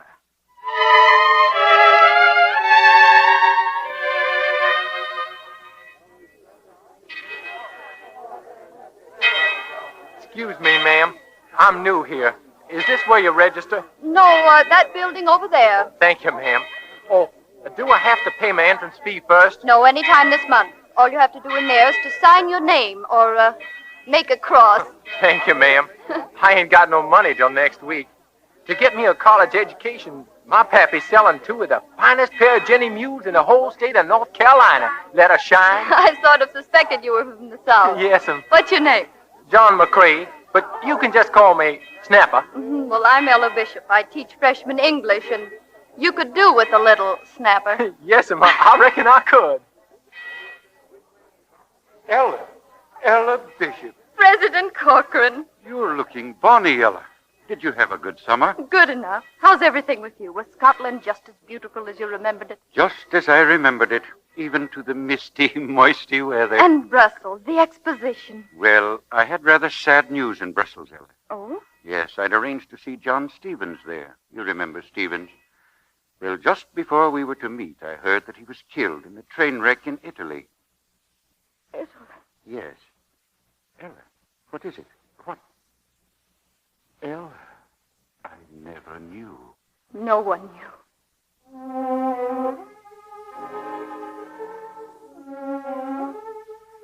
You changed a lot in the next few years, Elle. Yes, I grew bitter and old. 1908, President Corcoran resigned and President Watts took his place. I seemed to feel all my friends slipping away from me. I didn't like President Watts, and I thought he didn't like me. As long as I'm president of this university, I must insist that every member of the faculty carry out my ideas. I demanded certain changes in the curriculum. And I've made him, President Watts. But you haven't made them interesting to your students. You're calling me a bad teacher. Now look here, President Watts. If you're asking me to resign... I'm not. I know from your past record how valuable you could be.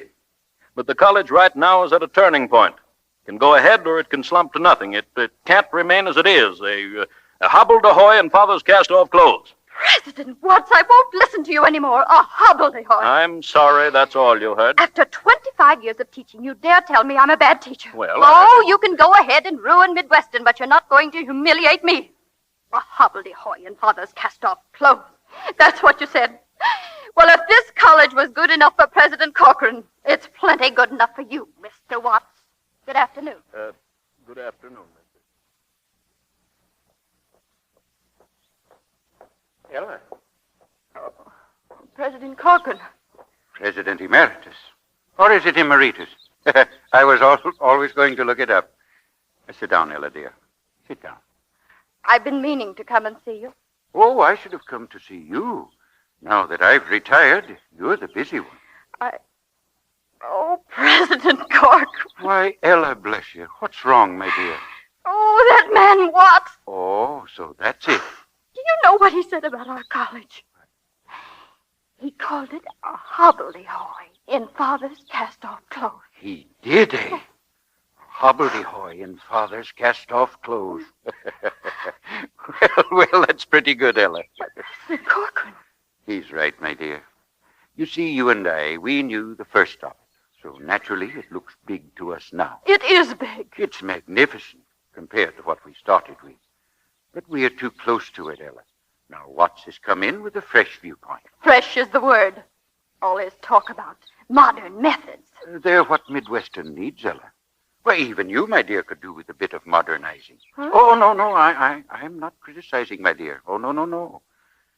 I know that you've got a heart and mind and spirit as potentially young as spring itself. President Corcoran, what you don't know about handling people. Me, an old maid, young as spring, and me loving it. And loving Midwestern, too, eh? I do love Midwestern. Then stay and help our driving friend. Watts is a driver, Ella. You see, that's why I picked him.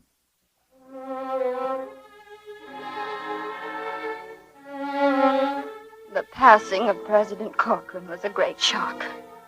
He died as he'd lived, quietly, beloved by everyone who knew him. Then the following year, I lost Mother. Hope and Richard were living in California, and you were the only one I could turn to, Sam. Faithful old dog Trey.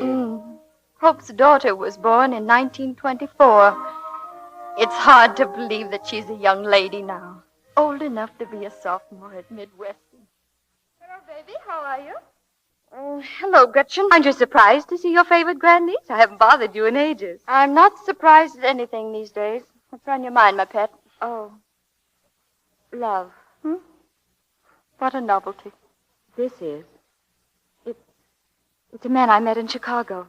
He's quite a well-known explorer, but... Aunt Ella, he's married. I see. Can't he get a divorce? No. His wife won't agree to it. Oh. It wouldn't be an open scandal. I could go along as a member of the expedition, secretary or something. Oh, Aunt Ella, you can't know. I could sail first and meet you in Italy. I think I can understand. Yes, almost anything but this. You've been content to stay in one spot. But I've got such a yen to go places. Magic carpet places, rich, warm, exciting. It's a little town in Italy, Orvieto. Sunny and warm, flooded with warm sunlight. Aunt Ella, you're not listening. Oh, yes, I am. It must be your own decision, dear. And there's one thing you must consider. The most important thing of all. Reputation? No. You'd be cutting yourself off from motherhood. That's what's stopping me. I think that any woman who's half a woman would... Oh, forgive me, Aunt Ella. And besides, you had Mother to bring up. Yes, darling, I had your mother. I remember the first time I held her in my arms. She was practically brand new, and she was crying, and I was terrified to pick her up, but I did. She stopped crying and began making little contented peeping noises like a chicken. That was so satisfying. And the feel of her was, too. That warm little body against mine, but it wasn't the same. Couldn't be, could it? Flesh of my flesh. Those are thrilling words, Gretchen. You're right, of course. I can't go with him. One slightly used magic carpet for sale. Cheap. Thanks, great aunt. Don't mention it, grandniece. Anytime.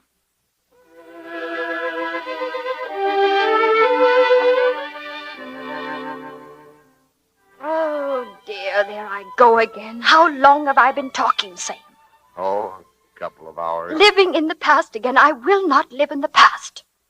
There's your sherry, Sam. We'll drink to the future. The future. Well, I'll be getting along, Al. No, sit down, Sam. Can't. If I did, I probably couldn't get up. And besides, I'm expecting 3 more old bachelors for dinner and bridge. Old bachelor. Doesn't that give you a twinge of conscience? Oh, Sam. Well, anyway, if you feel like a hand later... I might at that. Well, if you do, just holler Sam. I will. Oh, I met President Crowder on my way over. He asked me if I'd give you this note. Oh, thank you, Sam. Night, Al. Good night.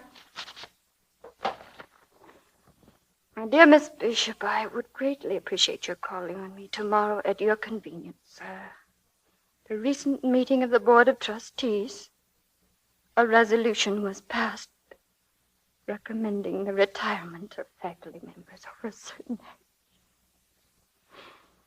Retirement.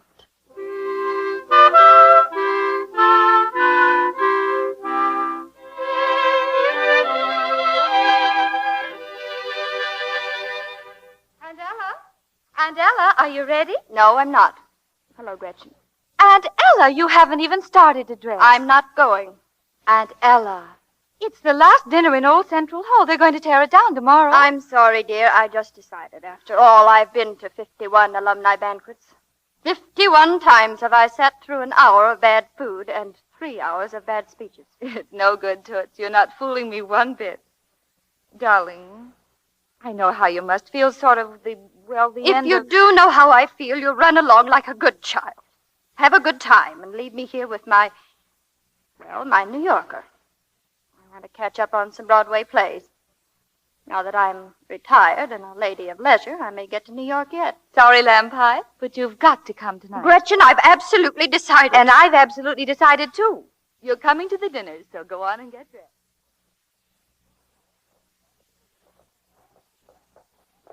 Hurry, Aunt Ella. Oh, hurry.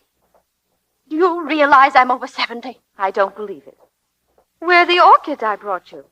Stick 'em on. Oh, all right. Where's that pin? No, not at the waist, Pet. On the shoulder. Much snappier. I must, above all things, be snappy. There's Sam waiting for us. Evening, Elle. Oh, hello, Sam. They cornered you, too, huh? Take my arm. We're going to make an entrance. Ready? Lead on.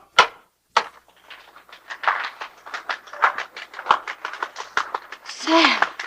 It's all for you, Elle. You're the guest of honor. Keep a stiff upper lip. Oh, Sam.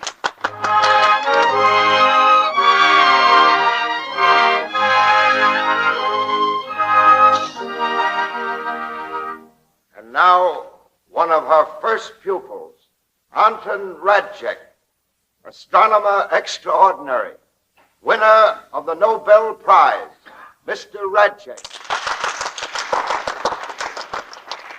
Ladies and gentlemen, I am sure that Miss Bishop will remember the day when I, a simple farm boy, said to her, my life's ambition is to be a great astronomer.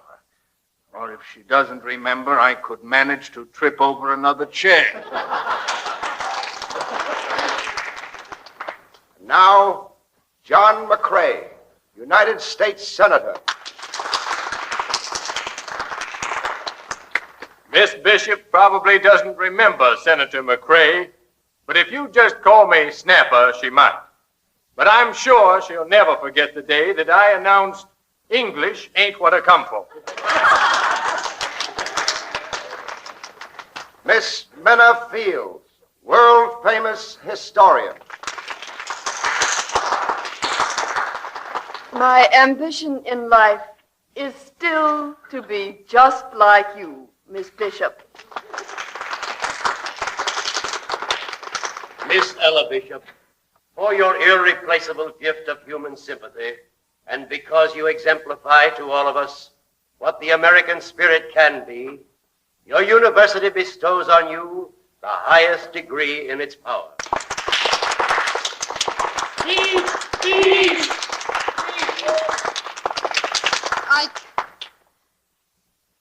I can't thank you. I won't even try. I'll only say that I've had a long life. I've seen the brave, the gallant, and the kind. They keep coming on, the best in this country. So now, when old Central and I are retiring to make way for modern buildings and methods, it seems an appropriate time to quote the words of our great founder, words that inspired us when I was very, very young.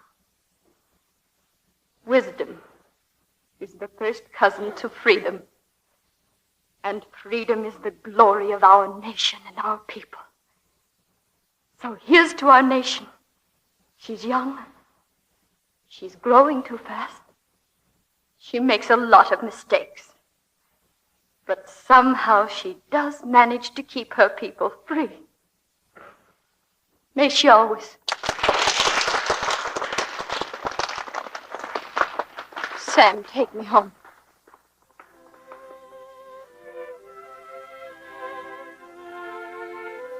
Excitement tonight. A little too much for you, Elle? You just rest now.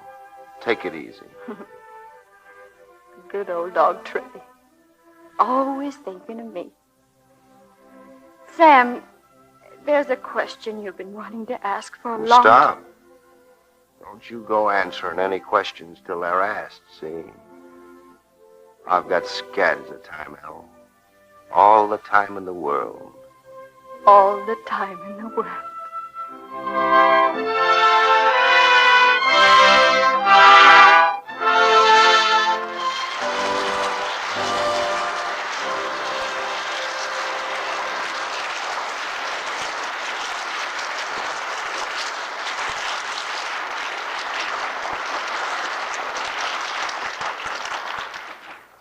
The curtain falls on cheers for Miss Bishop. And at this moment, our cheers are for Martha Scott and Bill Gargan and the fine performances they gave tonight. Thank you, Mr. DeMille. I'm happy to be back in this theater again. And the same goes for me, CB. It must be a rather strange sensation to grow 50 years younger, Martha, in the twinkling of an eye, from 70-some-odd to 20-some-odd. 24 to be exact, Mr. DeMille, but that was the part I liked best, playing Ella Bishop when she was 70. I think I'll have a lot of fun when I'm that old, won't you, Bill? I'm looking forward to it, Martha. Well, I'm somewhat closer to it right now than either of you, and the prospect doesn't bother me one bit. You'll probably celebrate your 70th birthday, CB, by directing a television scene with 2,000 extras, mostly Indians. That's the right smart idea, Bill. I'll put it on the calendar. You should work for CB in a picture sometime, Martha. He took me on a trip to Hawaii to make 4 frightened people. That sounds like a vacation, not work. What part did you play? I was one of the 4 frightened actors. Don't let him fool you, Martha. He was a tower of strength. Well, he certainly was, and cheers for Miss Bishop. There's just one thing more I have to say, Mr. DeMille, and that's about Lux soap. I think women everywhere are grateful for the help it gives them in caring for their complexions. I know I am. I've used it for several years, but I think a day or two would be enough to convince anyone just how good Lux soap is. Well, there aren't many people left who need convincing on the subject of Lux soap, Martha. But I'm confident we'll do it. What's on the boards for next week here, CB? A full hour of action, adventure, and romance, Bill. But we have a name for it, and the name is Flight Command. And we have 3 other excellent names, too. Robert Taylor, Walter Pidgeon, and Ruth Hussey, the original stars of the Metro-Goldwyn-Mayer picture. The play's a roaring drama of the United States Navy in the air, of the fighting men who wear the wings of the Navy, and of the women they love. I thought it was a thrilling picture, Mr. DeMille, and I'm looking forward to hearing it on the radio. Good night. Good night. Good night. Good night. And let the rafters ring for your performances tonight.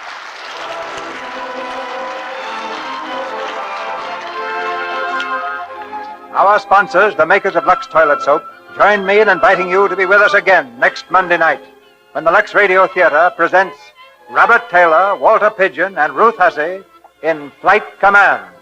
This is Cecil B. DeMille saying good night to you from Hollywood.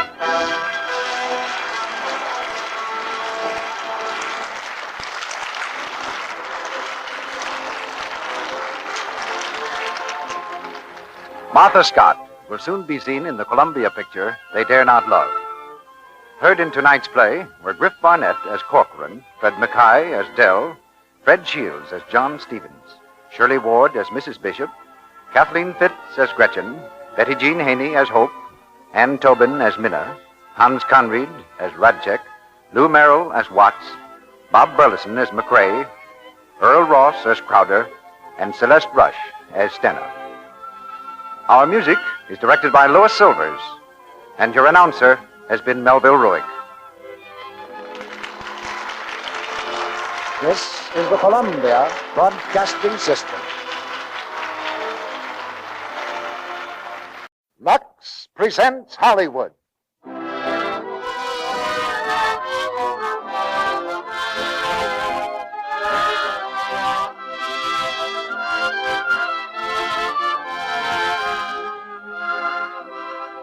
The Lux Radio Theatre brings you Robert Taylor, Walter Pidgeon, and Ruth Hussey in Flight Commands. Ladies and gentlemen, your producer, Mr. Cecil B. DeMille.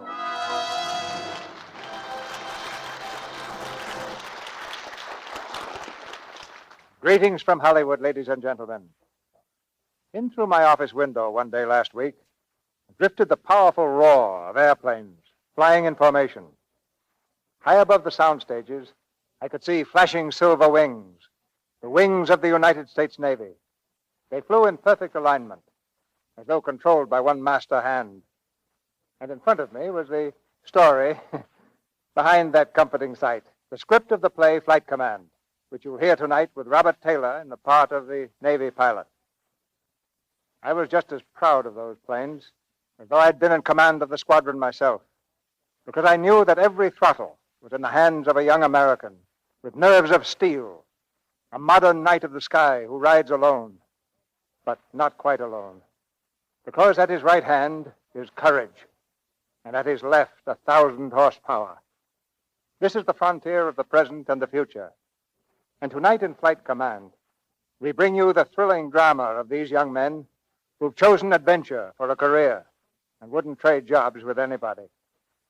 Our play is adapted from the Metro-Goldwyn-Mayer picture, and we present the same stars you saw on the screen: Robert Taylor, Walter Pidgeon, and Ruth Hussey.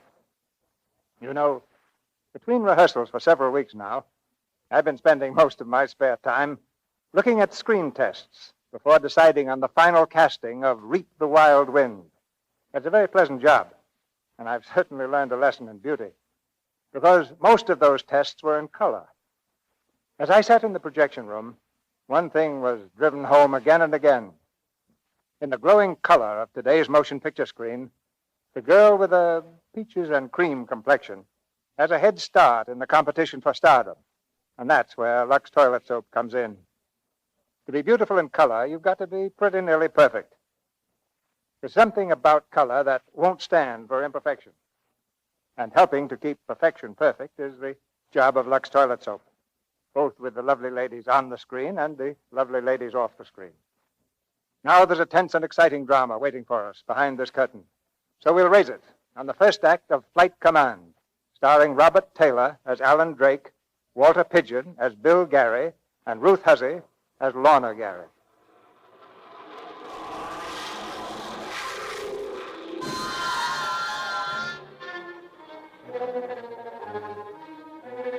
Over the Naval Air Station at North Island, San Diego, creeps a blanket of fog, settling low along the ground, shrouding the control tower in a curtain of misty gray. Somewhere east of the field, a naval aviation cadet roars through the night, searching for the beam that will guide him home safely.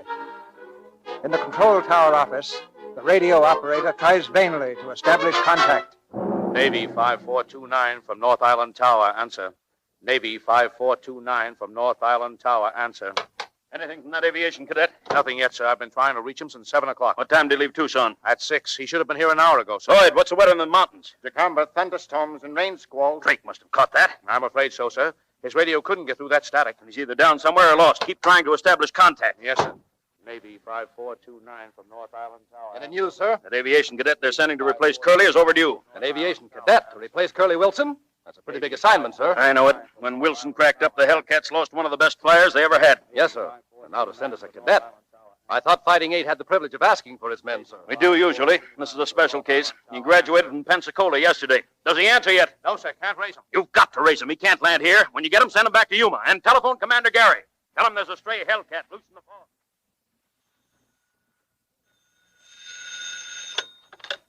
Yes? Lost where? Well, keep after him. I'll be over at the tower in a few minutes. Hello, Bill. Hello, Lorna. Did Janet Wilson get off all right? Yes, I put her on the train, so that's over. I thought you'd like me to pick you up. It's pretty late. Can you come home now? Oh, can't do it, dear. Our new cadet is coming in. How was Janet holding up? Not too well, I'm afraid. Oh, she'll be all right. One of these days, she'll find someone to take Curly's place. She loved him very much, Bill. No more than Curly loved her. If she had gone first, he'd have taken it standing up. If my number had been Curly's, you wouldn't have taken it the way she did. You couldn't. I wouldn't bet on that, Bill. Lorna, what's wrong? Oh, I don't know. I'm just... I know. You're tired. Giving all you've got to Janet Wilson for 2 whole days and nights, it's like a blood transfusion. Do you mind if I take time out to say you've done a swell job as usual? You take time out and come home like a good husband. I'm sorry, Lorna. There's a kid out there in the fog. We've got to bring him in. You run along. I'll see you just as soon as I can. All right, Bill. Good night. Night, dear.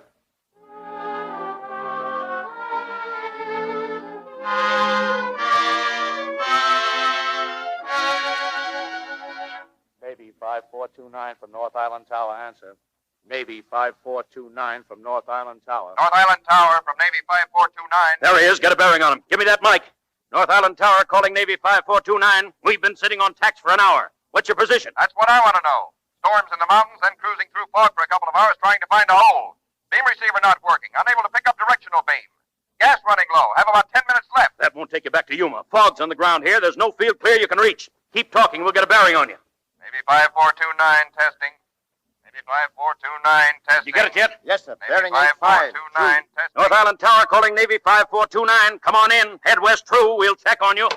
What's up? Is Drake in trouble? Yes, sir. I'm trying to bring him over the field. Oh, if I only had my gadget working, we'd bring him into that soup and sit him right down beside the hangars. Maybe, Jerry, but would he be right side up? Listen, there's his motor now. Take that hand mic outside. Spot him over the field and tell him to bail out. Yes, sir. North Island Tower from Navy 5429. I must be getting close. Can't see anything. Can you hear my motor? We hear you. You're approaching the field. I'll spot you where your plane can't crash anything. You'll have to bail out. Bail out? Crash this brand new plane? Which is what you dream about. Cruises at 350, dives at 600. I can't do that. Forget it, Drake. You're over the field now. Fly west. I think I see the field lights. How do I sound? I'm coming in. Stay up there. Circle the field. He's crazy. Thinks he can get down through this. Call the ambulance and crash truck. I've got the field spotted. I'm letting down. He's too far east. He'd hit the control tower. Order him up out of there. Pull up, Drake. Pull up. You're heading for the tower.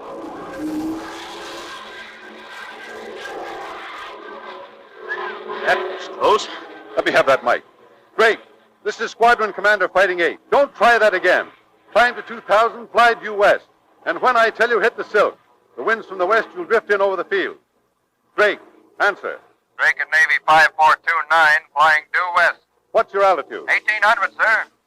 Beautiful plane, sir. Kind of a shame to crash. Do what I tell you. Go on up. Yes, sir. Imagine that guy arguing in this fog.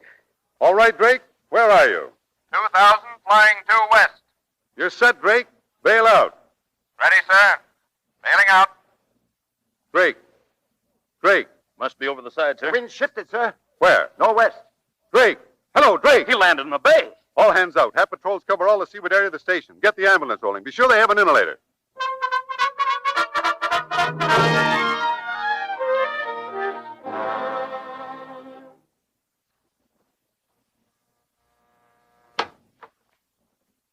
Yes, please. I wonder if I could come in a minute and use your phone. Excuse, please. I don't want to be excused. I just want to use the phone. Excuse me. No, come in. Listen. I'm an aviator. Flyer. Navy. Savvy? Who is it, Jung? Oh. I'm sorry to butt in like this, but I'm from the Naval Air Station. I just bailed out and landed in the ocean. Could I use your phone? Certainly. Are you all right? A couple of minutes ago, I wasn't so sure. I thought I'd landed in China. Jung, get a towel. Oh, sure. I get. Tough luck landing in the ocean. It doesn't mean a thing in my outfit. What is your outfit, Mr. Drake, Alan Drake. I'm one of the Hellcats. Oh, you're one of the Hellcats. Yeah, you've heard of the Hellcats, haven't you? Well, yes, indirectly. Best outfit in the fleet. Remember that serum rescue flight to Costa Rica 2 years ago? That was Dusty Rhodes. He's a Hellcat. And our skipper, Bill Gary, he's tops. But maybe you've met him living near the air station like this. Yes, I seem to remember meeting him somewhere. I've certainly heard a lot about him. They say he's got the sweetest wife. Right? Oh, yeah. Then there's Jerry Banning. You seem to know them pretty well. I don't really. I just know about them. See, I'm only out of Pensacola since yesterday. But, say, where's that phone, if you don't mind? Right there. Thank you. And when you're ready, I'll run you over to the station. Oh, no, I've been enough of a nuisance already. Oh, it's all right. Jung, will you get the car, please?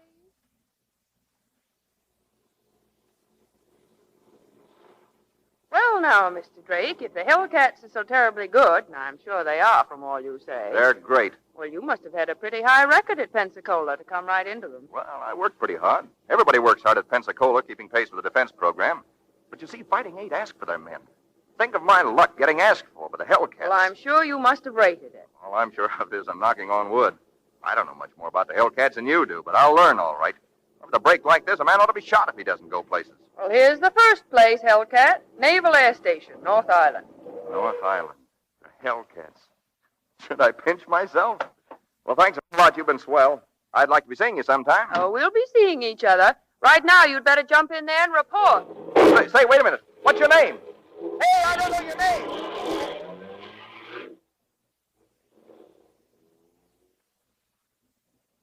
Come to us with two things, Mr. Drake. A big build-up and no experience. What happened tonight makes the first of those look pretty sick and proves the second. Just what was your idea up there? You heard my order to bail out, didn't you? Yes, sir, but I thought I could bring her in. How could you bring her in? You couldn't see the field lights. You couldn't even see your wingtip. You thought. Well, that's something. You've got to think in this outfit mostly fast, but first you've got to obey. I know that, sir. I just didn't want to crash the plane, that's all. It's not a matter of what you want or don't want. You had orders. The Navy can build a dozen planes for every good man we can find to fly them. You're no good to his dad. Does that make any impression? Yes, sir. Good. Glad to have you aboard, Drake.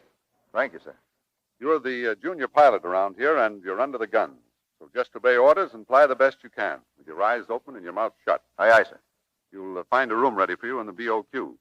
I had some dry things laid out, pajamas and an outfit for tomorrow. You better hit your bunk now. You've got a stiff week ahead. We put you through it before you take your place in squadron formation. Yes, sir, thank you. But do you suppose I can meet some of my new shipmates tonight? We've heard a lot about them at Pensacola. Oh, all right. You'll probably find some of them in the officers' lounge. Good night, Drake. Yes, sir. Good night. Oh, and Drake, if it'll make you sleep any better, there isn't a man in the fleet who could have landed that plane tonight. Thank you, sir. I'll sleep fine now. Hey, fellas. Hey, I just met him. Just met who, Martin? The cadet, Pensacola. He was gone in to report to the skipper. Well, what's he like? Oh, he's a well-put-up sort of a fella. I'm sort of his hero. Why, did you make a face for him? Well, he seemed a bit shy, so I went up to him and said, "My name's Martin." Gosh, you should have seen the way his eyes stuck out and his voice kind of dropped to a whisper. Nice fellow he is. What, he said, "Are you Mugger Martin?" I guess he'd like to meet the rest of you, too. Maybe we ought to get into our dress uniforms with swords. Now listen, that guy just fell into the drink in a parachute. Give him a break. We're not going to do a thing to him. I just can't wait to meet a flyer who thinks he can sit down and soup. Used to be that the Fighting Eight picked its own men. Whatever happened to that idea? The skipper says we'll still be able to ask for our men. This is a special case. Suppose this green apple doesn't make the grade. Did we ever keep anyone who didn't make the grade? Here it is, fellas. Good evening. My name's Drake. Hoping I'd find some of you up. I'm sorry I messed things up getting in. Hi, Pensacola. I'm Jerry Banning. Glad to know you. This is Payne, Payne. Murphy, Lindell, and Martin you've met. Yeah, we met a while ago. Glad to know you. And Mr. Rhodes, our executive officer. Dusty Rhodes? All roads are dusty to a sailor. How are you? And Woodward and Townsend How and are you? Vaughan. How are you? Well, I guess I don't have to tell you how glad I am to be aboard. Are you? Didn't seem so an hour ago. Why? That landing you tried. We thought you were tired of it all. I think I could have let down through that soup. No! See up there. Say, Jerry, maybe you're wasting your time with that fog device you're inventing. Yeah, maybe. Sure, if you want to bring anything in through the fog, just stick Pensacola in the cockpit. You'll get it down. Yeah, new kind of robot. Only this one talks. Oh, wait a minute. After I spotted the control tower, the next approach would have been a cinch. A cinch? How come? Go ahead, Pensacola. Well, having spotted the tower, I swing around climbing until I'm on a reverse course, and I hold that for a minute. Then I change course 45 to the right, hold that 10 seconds, then swing left until I'm on my original heading. Yeah? Then what? Well, I'm heading back to the tower and clear of it, so I let down. Pretty soon there's a clear spot in the fog, so I set right down in the middle of it. There's nothing to it. Wait a minute. Where'd that clear spot come from? Did you bring it with you? Me? No. The warmth of the Hellcat's reception. It burned right through the fog. Night, fellas. Wait a minute. I'm confused. I thought we were doing the ribbing. Stitchy, did you walk into that one? Yeah. You know, it looks like we've bought something from Pensacola.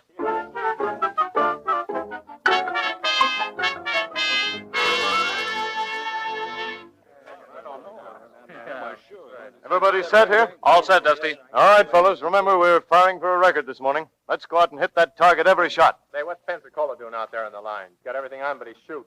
It's Dusty.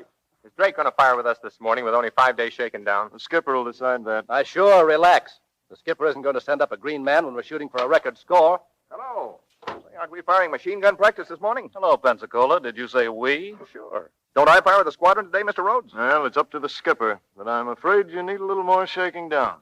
Well, maybe, but I'd like to know what a guy has to do around here to get out of the first grade. Experience. That's all you need, Pensacola. You can't fly in the squadron without experience, and you can't get experience without flying in the squadron. When you were practicing carrier landings out on the field a couple of days ago, you looked mighty cute with your plane standing on its nose. I cut when I got the signal. Mr. Payne was a landing officer. He can tell you. What do you say, Mr. Payne? What say, Mr. Payne? I say pipe down, Pensacola. Oh, that's swell. First I can't shoot, now I can't talk. I'm sure glad I came. Look, Mr. Payne, was it my fault or yours on that signal? You look. Will you forget that you knocked them all dead at Pensacola? You're in the fleet now, working on actual war problems. It happens we're firing in competition this morning for a record score. A man a week out of Pensacola isn't ready for my money. And if I were the skipper, you wouldn't shoot today. Well, that's one break for me. You're not the skipper. All pilots fighting 8, man your plane. There we go. All hands up. On the line. Oh, Commander Gary. Yes, Drake. I was hoping I might be flying with the squadron today. I've had a good shaking down, and I'd sure like a chance to get my teeth into things. Of course you're flying. This is squadron competition. Win or lose, we'll do it with all hands in the air. You fly number 2 in my section. Thank you, sir.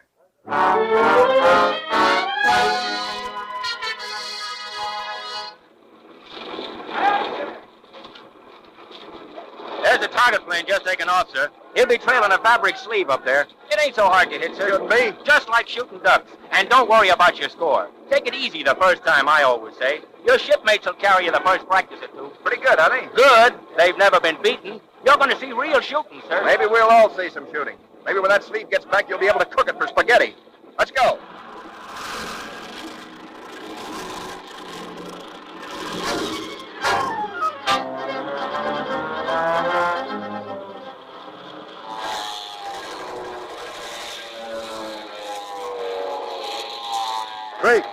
Drake in plane 2. You cut too close to that target last time. Watch yourself.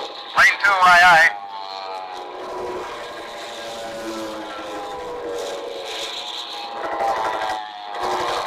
Drake in plane 2. Drake in plane 2. Stay clear of that sleeve. Drake!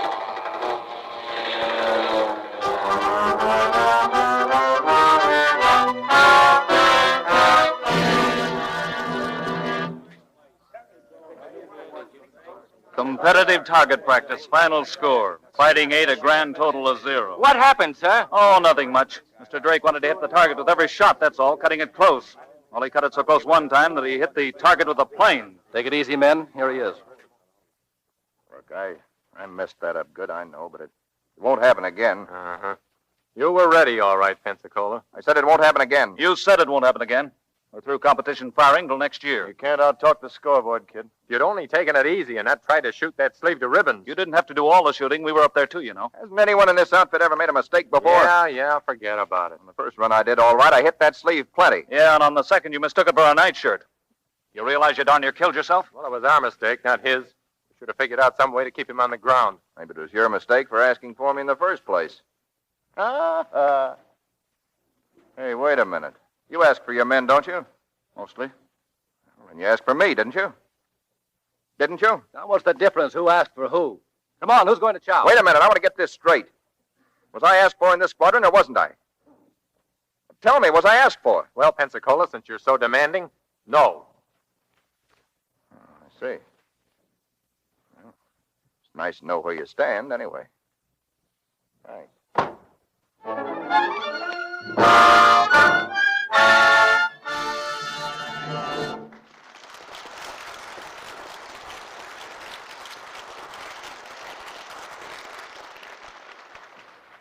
In just a moment, Mr. DeMille and our stars, Robert Taylor, Walter Pidgeon, and Ruth Hussey, will bring us Act 2 of Flight Command.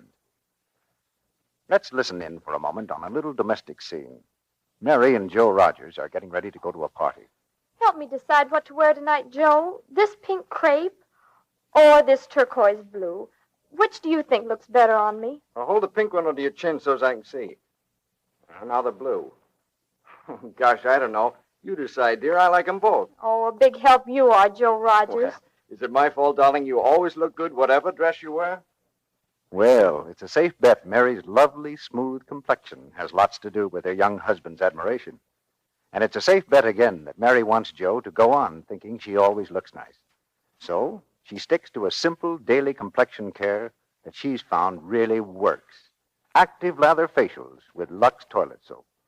She says, I love the way Lux Toilet Soap's active lather removes dust, dirt, every trace of stale cosmetics. Leaves your skin feeling smooth, looking so fresh. With daily Lux Soap facials, you can be sure you're giving your skin a real beauty care. these facials, women tell us, are so quick, so easy. Here's all you do. Pat the rich Lux soap lather lightly into your skin. Rinse with warm water, then a dash of cool, and pat the face dry with a soft towel. Now your skin feels smoother and looks so fresh. I hope you'll try this Lux Soap Beauty routine for 30 days. Then you'll be using the same care that famous screen stars like Claudette Colbert and Barbara Stanwyck here in Hollywood use regularly. Get 3 cakes of gentle Lux toilet soap and start your beauty facials tomorrow. Now, our producer, Mr. DeMille. Act 2 of Flight Command, starring Robert Taylor as Alan Drake, Walter Pidgeon as Bill Gary, and Ruth Hussey as Lorna.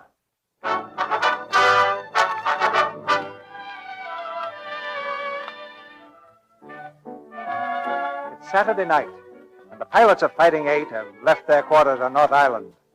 Alan Drake, alone and lonely, remembers the girl who drove him to the air station Not knowing her name, he's had a difficult time finding the house again. But now, at last, he stands in the doorway, facing Lorna Gary. Hello. Why, it's the Hellcat. Yes, remember me? Of course. Come in. I was wondering when you were going to call. Well, thanks. I'd have been around sooner, only... Don't apologize. I'm glad to see you. Well, you know, I wondered if you weren't doing anything, if perhaps you'd put on your dancing shoes and come out with me somewhere. You want me to go out dancing with you? Well, you see, I don't know many people around here. Don't know anybody, really, and thought maybe you'd be kind enough to sort of show me the town. Well, that's very sweet of you, Mr. Drake. But I'm afraid you'll have to get authorization from Commander Gary. Skipper? What's he got to do with it? You haven't even learned my name. You don't know who I am, do you? Well, things were happening sort of fast that night, weren't they? With all that fog, and then you driving off so quickly, and... What is your name? Take a deep breath, Hellcat. The name is Gary. Gary? Well, how do you... Did you say Gary? Uh-huh. Often described as the skipper's wife. Everything fits together perfectly. A new pilot always pays a duty call on his squadron commander and his wife. Come along in, join the others. That's terribly nice of you, Mrs. Gary, but I've no right to come barging in on your party. Oh, it's no party, just a house full of Hellcats, that's all. Hellcats? Yes, this is sort of their hanger-off duty. Yours, too. Anytime, whenever anyone in the squadron feels like it, he just drops in. Well, I do appreciate that, Mrs. Gary, but this wasn't really a duty call, and I'd rather make it another time. Now, you're not going to get sensitive, are you? Because you tried to make off with the commander's lady? No, Mrs. Gary, it's not that. Well, whatever it is, I wouldn't let it spoil a Saturday evening. Let's have that dance you suggested, and perhaps we can talk things over later. You know, I'm sort of a mother confessor to new pilots. Advice to the lovelorn, how to play chess with the admiral's aunt, headache powder. I'm sorry, but I'd rather call another time if you don't mind. But you see, I do mind. I'm surprised. Not quite pleasant. I tell you, it was Jim McCallum, and I can't waste any more time arguing. Hi, Pensacola. How are you? Hello. Jerry, you're not leaving. I can't hang around here all night wrangling with those apes. Got work to do on the fog device. Well, wait a minute. Mr. Drake, maybe you can help my brother. He's having an argument with the boys. Your brother? Jerry Banning? Of course. Anything funny about that, Pensacola? No, but I'm sure learning things tonight. Look, Mr. Drake, do you know what English pilot bombed 3 bridges back of Dunkirk, making possible the evacuation of 4 divisions? Yeah, who was it? And was he alone? All alone. It was McCallum, the New Zealander. James McCallum. Right. Oh, I knew it was. So did I. You must come inside and back us up, Mr. Drake. Yep, got to settle this argument tonight. I've got a new one to start first thing in the morning. Hey, Mugger. Here's Pensacola, the Flying Almanac. He says it was McCallum alone. Hiya, boy. Hi, boy. Hello, Drake. Good evening, Commander Gary. Just make yourself at home. You'll find a drink over there. Thank you, sir. Now, tell Martin it was McCallum, without Patterson. McCallum what? Bridges, Dunkirk. Oh, yes, it was James McCallum. With his plane full of bullet holes, he got back to Dover and crashed. Broke his leg. You're right, no doubt about it. McCallum from New Zealand. Well, then why did you say it was Patterson? Just to make you get red in the face, Jerry, that's all. Saves turning the heat on. Hiya, Pensacola. I'm fine. Sit down, Drake. Glad to see you aboard. I'm glad to be aboard, sir.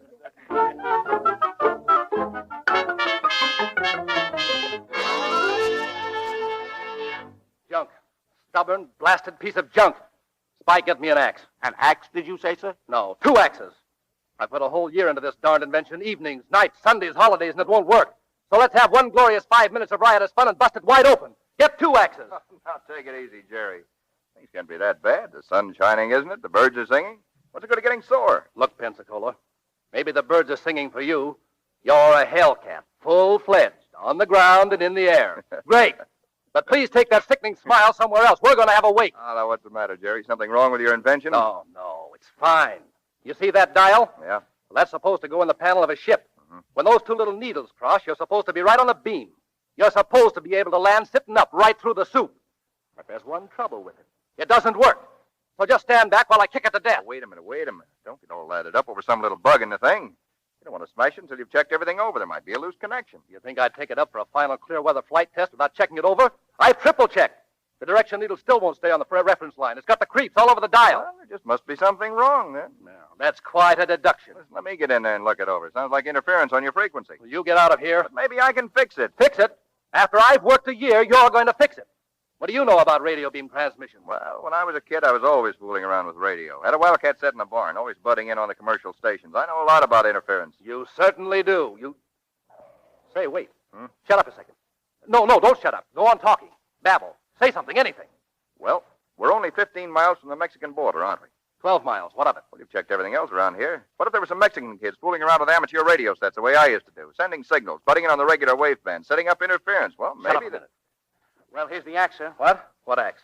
Well, see, you ordered... Drop it. We're going to pull out the panel. Mr. Drake's double-crossed me and has an idea. Stand by, Pensacola. Roll up your sleeves and keep talking.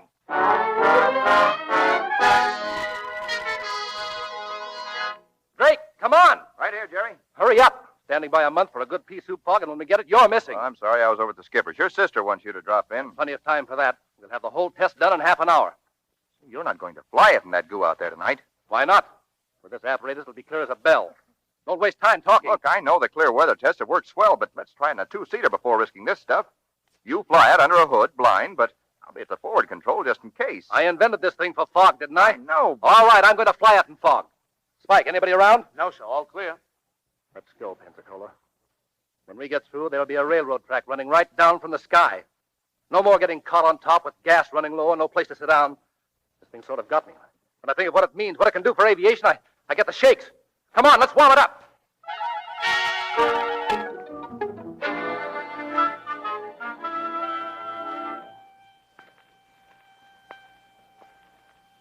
Hey, Spike, is that transmitter working all right? Fine, sir. He must be getting our signals right now. It's as black as pitch up there. I haven't heard him for 10 minutes. Well, he was going out across the bay. He'll be coming back any second now. Keep your ears open and keep your eye on that transmitter. Yes, sir. I think I hear him, sir. Quiet. That's him, all right. Come on, Jerry, right down that railroad track. Drake, is that a plane up there? It isn't a hummingbird, sir. Who is it? What's he trying to do? Lieutenant Banning. He's testing a fog landing device. He can't do that. He might kill himself. So might the Wright brothers at Kitty Hawk. Have the ambulance and crash truck stand by. He's turning. He's coming in. He's way off to the east. Hope he isn't so sure of that gadget he left to shoot home. He's got his chute, but he won't need it. He's just lining things up. I'm not worrying. Well, I am. Is that transmitter putting it out all right? Every little thing looks okay here, sir. Stand by, Spike. Here he comes. Cutting across the field. He can't get in like that. Spike, is everything working? Seems okay, sir. Why doesn't he turn? He can't be on the beam now. He's coming in too steep. He's heading for the hangars. Pull up! Pull up, Jerry! Hold on! He's going to crash!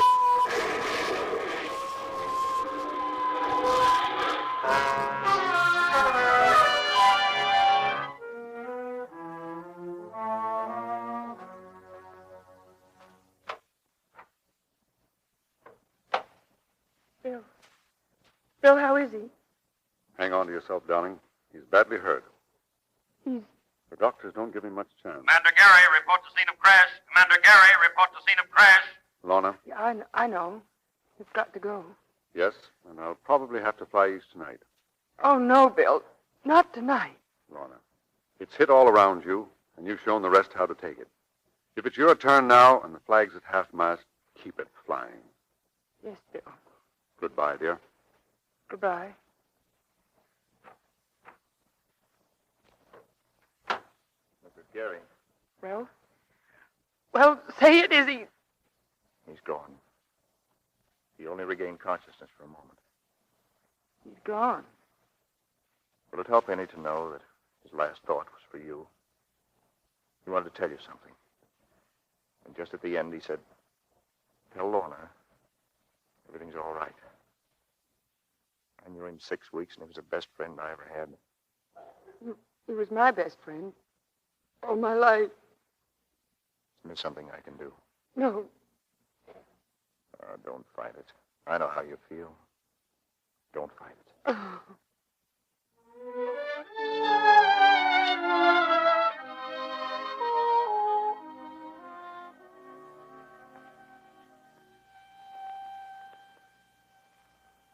Well, how's she working, Mr. Drake? Shut it off, Spike. That's all it needed. A couple of condensers and a change in frequency. Just 10 days too late. Hello, Drake. Hello, Dusty. Did you see Mrs. Gary? I was up there with Martin. She's not seeing anyone. She's in bad shape, Drake. Yeah, I know. I called a couple of times myself. Thought I might run over there tonight. What's that panel in there? Gary's fog device. Oh, yeah? Does the skipper know you're working on it? No, I want to have it ready when he gets back. I sort of hope that he could... He'd give you an authorization for a test, huh? Yeah, that's it. Well, forget it. You too, Knowles. Yes, sir. Well, can I leave the panel in place for the skipper's inspection? It's all right with me, but no tests in any kind of weather without proper authority. Aye,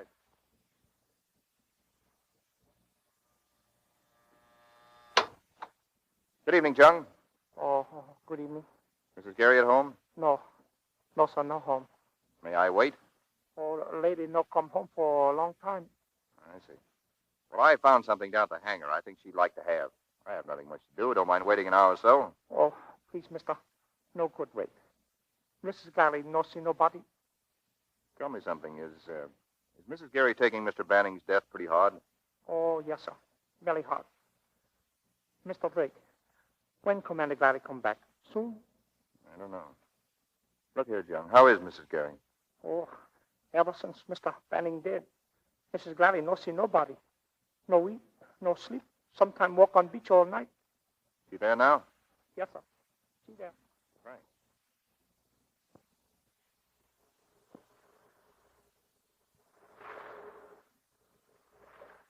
Hello, Mrs. Gary. Well, you certainly picked a spot for your evening stroll that'll go down in history.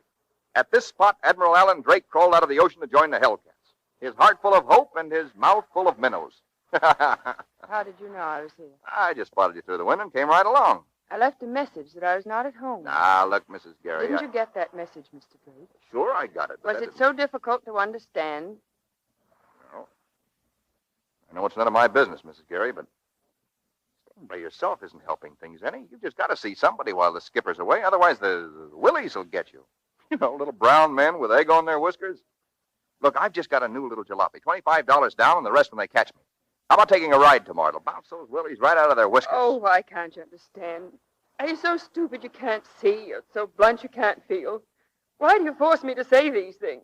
Do you think I'm a child that needs coaxing with silly jokes? I'm sorry, Mr. Gary. Won't happen again. I found this in the hangar. I thought maybe you'd like to have it. What is it? It was Jerry's. Picture of you and him. I've been working on the invention. Jerry wanted me to. That's how I came to find the picture. Well, Pensacola.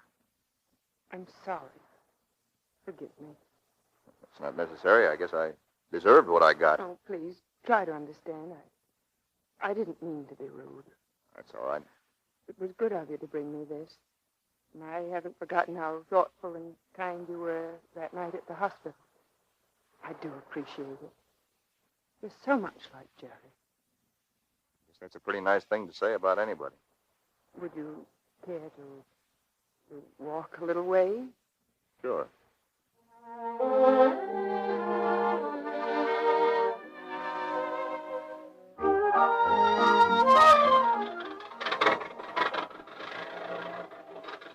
How do you like the jalopy? Lovely! 4-wheel brakes. 4 wheels, too. How about some tennis today? I'll give you 3 games and trim you into the bargain. You're on, lady.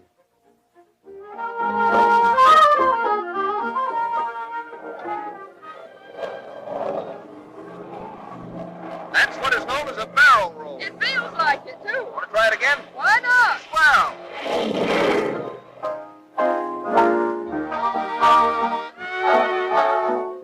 This trick's never been done by anyone in his right mind. Now watch. I've been training these spoons until they're almost human. I take one in each finger, then I lift them up. Sorry, it didn't work. Anything wrong, sir? Yeah, your spoon skid. Customer speeding his soup's liable to have a nasty accident. I'm sorry, sir. Can I get you something else? Small brandy, 2 brandies. Thank you, sir. Having a good time, Miss Gary? Oh, wonderful. You've been grand to me all week. I don't know when I've ever had such a good time in my... What's the matter? Hey, what is it, Lorna? I thought we'd bounce those willies right out of business. It's not the willies. Did I worry you, spilling those spoons all over the place? No. Oh, come on, Lorna. What is it? Take me home. What you... Don't ask any questions. Take me home.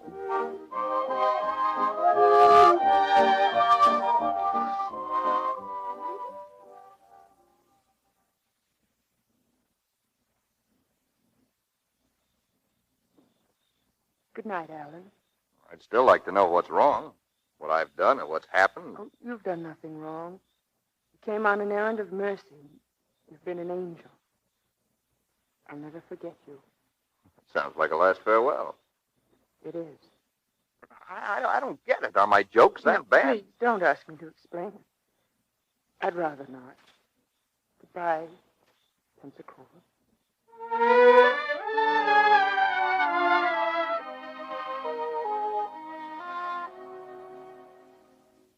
Lorna,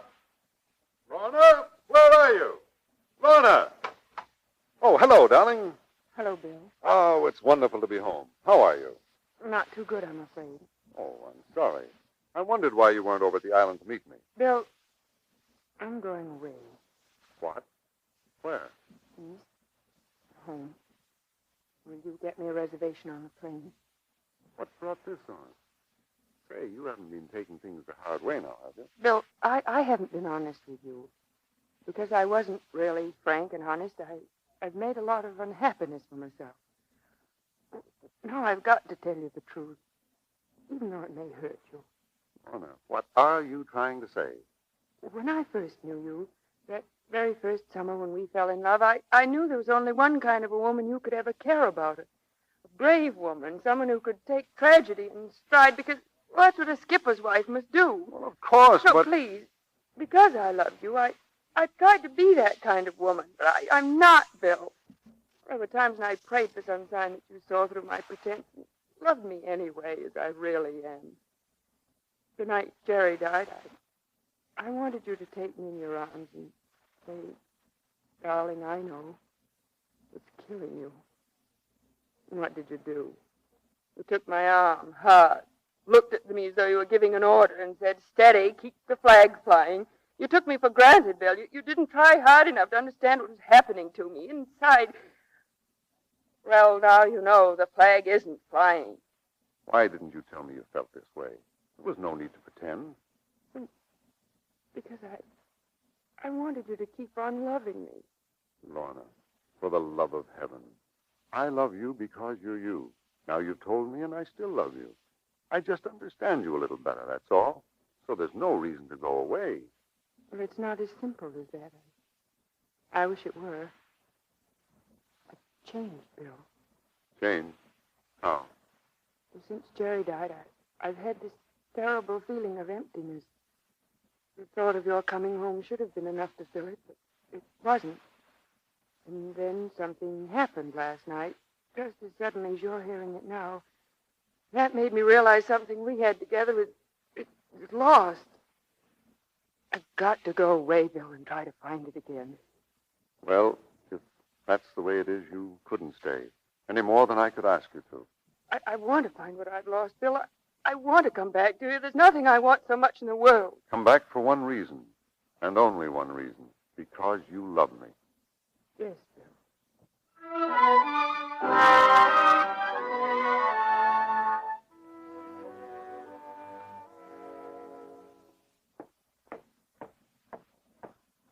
Oh, Mr. Drake. Yes, Pike? Lieutenant Rhodes says, can he see you in the lounge? Thanks.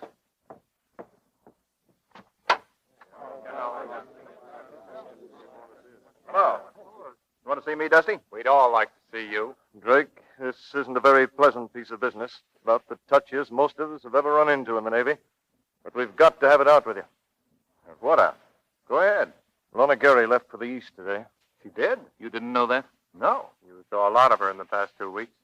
Yeah, every day almost. And almost every evening. She didn't see anyone else around the station. Any of the wives or any of her friends here in the squadron. I know she didn't. What about it? It wasn't a pleasure trip Mrs. Gary took today. We don't know when she's coming back. We don't know that she is coming back. Hey, what is this? What have I got to do with it? Drake, I've cruised with Bill Gary a good while. I was best man at his wedding. I've never seen two people happier than they were, up to 2 months ago. And I've never seen a man busted up so badly as he is today. You know why Mrs. Gary left? No, and I don't think it's any of my business. Or any of yours. Wait a minute. Don't get on your high horse. Why shouldn't I, with you people suspecting me of a thing like this? We are suspecting you, and we've got to know one way or the other. And if we're right, you don't belong in Bill Gary's squadron. Bill Gary's been my skipper as well as yours. He's been my friend. But you don't have to bother finding out whether your suspicions are right or wrong, because I'm getting out. I wouldn't fly with a crowd who can suspect me of a filthy trick like this if it was the last squadron in the fleet. You can have my share. You can take the Hellcats and drown them in the bay.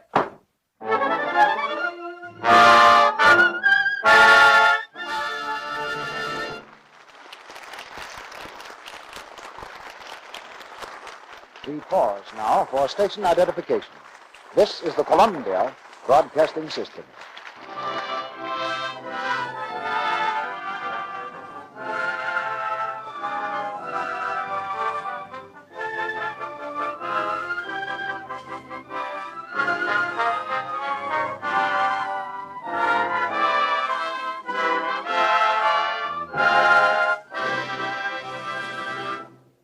In a moment, Mr. DeMille presents Robert Taylor, Walter Pidgeon, and Ruth Hussey in Act 3 of Flight Command. Now, in our brief intermission, we have 3 visitors, 3 women who, like most of you, are enthusiastic about the product behind this program, Hollywood's favorite beauty care, Lux Toilet Soap. Here's Miss Celeste Rush, a business girl. That's right, isn't it? Yes, Mr. Ruick. And like most business girls, I consider making the most of my looks mighty important. I've found Lux soap gives my complexion just the care it needs. It's such a gentle soap, and it always leaves my skin feeling so smooth, with that nice, fresh look that's so important. Thanks, Miss Rush. Yes, clever business girls all over the country trust their lovely, clear complexions to gentle, daily Lux toilet soap care. And now here's Mrs. Johnson, whose profession is housekeeping. Is that right, Mrs. Johnson? That's right, Mr. Ruick. And since I am a housekeeper, you can be sure that one thing is just about second nature. That's economy. One of the jobs I take most seriously is budgeting the household expenses. And I certainly do think Lux soap gives wonderful value. It's such a firm cake, so long-lasting, and it costs so little money. You can use it right down to the last little sliver. And it gives such a grand, rich lather, too. My family loves Lux soap. And, of course, it's as fine a toilet soap as money can buy, but it's a luxury we can afford. Thank you, Mrs. Johnson. It's certainly true that more and more careful housewives find they can let the whole family use this truly luxurious soap and still be economical. And now, Miss Margaret McKay, whose business is posing for commercial photographs. Good evening, Mr. Ruick, and everybody. I'm very glad to tell why I use Lux soap regularly. It's because I've found it's the right care for me. It certainly is a wonderful aid in keeping my complexion nice and smooth and soft. And, of course, that's the way a model's complexion has to be. Thank you, Miss McKay. Yes, when a girl's a professional model, she has to be really sure about her complexion care. And if this is true with a model, think how necessary it must be to a screen star. They must use a care that really works.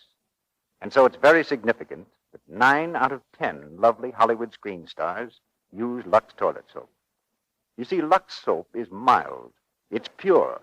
It has active lather that removes every trace of dust, dirt, and stale cosmetics. Does a thorough job. You want your skin to stay smooth and lovely, so don't take chances. Use the same gentle beauty soap that guards Hollywood's priceless complexions, Lux toilet soap.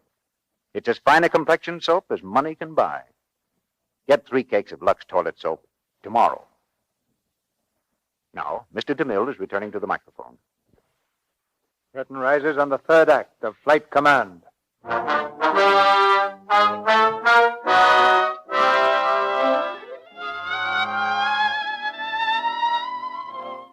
Held in mistrust by the men of Fighting 8, Ensign Drake sees only one course open to him. Early the next morning, he stands in Commander Gary's office. His face is grim and set. Quietly, he lays a paper on the skipper's desk. What's this, Drake? My resignation, sir. I'm getting out of the Navy. Getting out? When you checked in here, Pensacola, you loved the Navy. You sat right here in my office one morning and told me how you'd rather fly with us than eat. You still would for my money. Come on, tear this thing up. I have no intention of tearing it up, sir. You've got the makings of a great pilot, Drake. The Navy can use you. And there's a lot more to it than you've learned in these few weeks. There's loyalty, for one thing. And loyalty isn't a one-way street. It goes both ways, down as well as up. We fight like blazes for the skipper, and the skipper fights like blazes for the men. But we're all fighting for the same thing, the Navy. America's front line. You get discouraged sometimes, sure. You get cold and wet and so tired you've got nothing to hang on with but your teeth. You wonder why in the devil you ever wanted wings. But as you're circling the carrier waiting for your turn to land, when the flagship hoists the signal, "Well done, Fighting 8," it does something to you inside. Duty well done. For a man, that's the best in the book. I've submitted my resignation, sir. Are you going to act on it? Just what is the matter, Drake? Hellcat's too tough for you? Okay, sir. Let it go at that. The department hasn't been approving resignations for reserve ensigns, but if you insist... I do, sir. I'll forward it to Washington. But we've got a movement order today. Extensive maneuvers off the coast. Probably several weeks. You can't get away before that. That's a good finish, sir.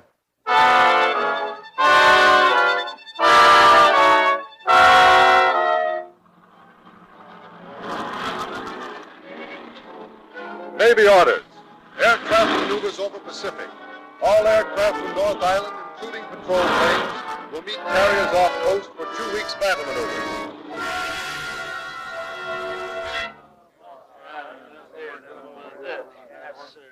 I'm glad these 2 weeks are over. They're making them tougher and tougher. Well, relax, boys. We'll be home tomorrow. Oh, I've worn a chute so many hours, my stern feels like a waffle. Join the Navy and see the world through a bomb sight. Combat flying ain't so hot. Keeps your stomach in a constant state of astonishment. Fighting 8, mechanics, start all engines. Did you hear what I heard? All right, men, snap to it. What's up, Skipper? A seaplane is down somewhere near the lower California coast. No report for more than 2 hours. Her radio must be out if she's still afloat. And there's only an hour before darkness. Well, what are we waiting for? Here we go again. Drake, wait a minute. Yes, sir? You only came in these maneuvers while waiting for your resignation to be acted upon. The maneuvers are over now. This is an extra trip. You can stay on board. You're all in. You're all mixed up, Skipper. I'm resigning, not quitting.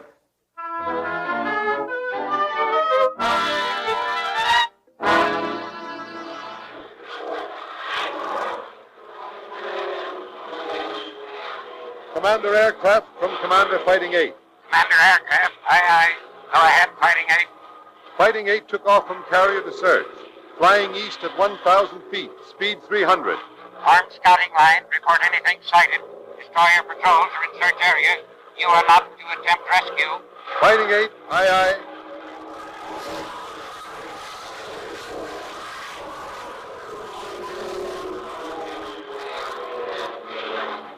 Drake and Plane 2, Commander Fighting 8. Go ahead, Plane 2. Skipper, I just saw a very start at the summit. Fighting 8, Fighting 8. Change course to south. Fly at 500. Keep close lookout for lights of plane on water. Report anything sighted. Don't answer.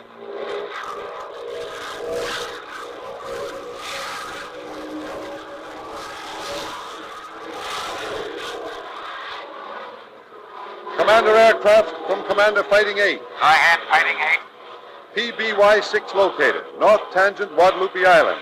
Bearing 50, distant 3 miles. Hull still watertight, all on board safe. We'll reach reported position in 15 minutes. Destroyer will arrive within an hour. Carrier in heavy fog. Fog enveloping entire coast. Proceed San Diego without delay. Answer. Fighting 8, aye. Proceeding San Diego. Fighting 8, Fighting 8. Planes in sight of me close up. Others proceed to San Diego. Fog shutting in. Don't answer.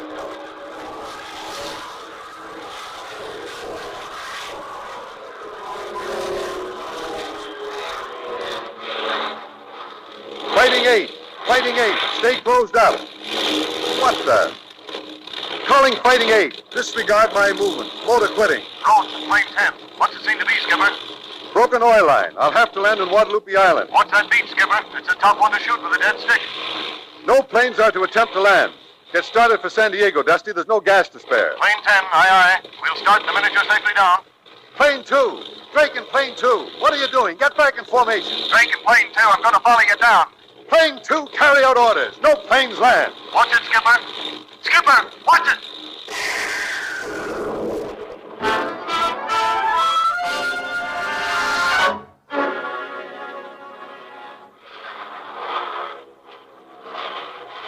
North Island Tower from Plane 10, Fighting 8. Commander Gary forced down on Guadalupe Island. Apparently injured. Drake in Plane 2 landed safely and is giving first aid.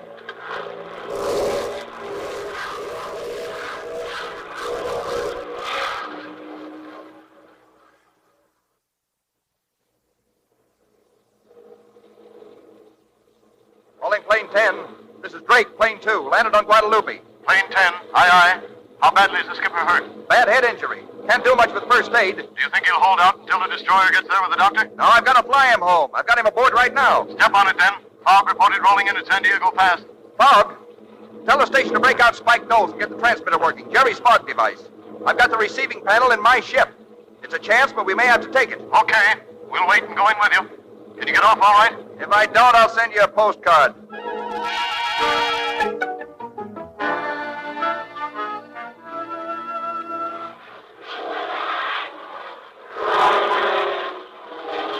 Fighting 8 from Drake, Plane 2.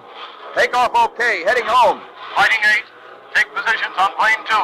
Drake has fog landing device. Take close V formation on Drake. Stick tight, wing to wing. That okay, Drake? Plane 2, aye, aye. Okay, Drake. You're up in front. You're carrying the ball, mister. Aye, aye. North Island Tower for Fighting 8. We're bringing in Commander Gary. Please advise weather. Wind northeast 2, heavy fog, visibility 0, ceiling 0. Have you got that landing device ready? Knowles is trying to set it up. We don't seem to be having much luck.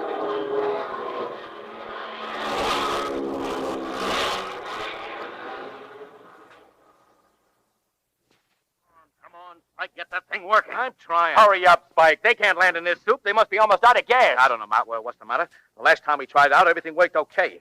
Sure has conked on us now. Maybe there's a short somewhere. Check the wiring. I did. I'll check it again. Give me that hand, Mike. I'll keep them in touch in case. Listen. Hear them?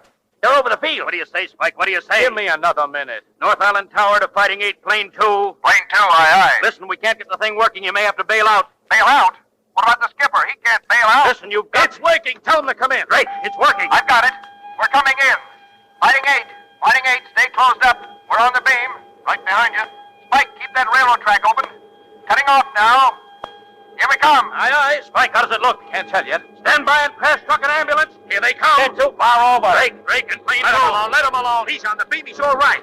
There he is. See him? Bring him home, Mr. Drake. Bring him home. There's the one for 2, 3, 4, 5. They're coming in. He's bringing them home. All of them. All of them.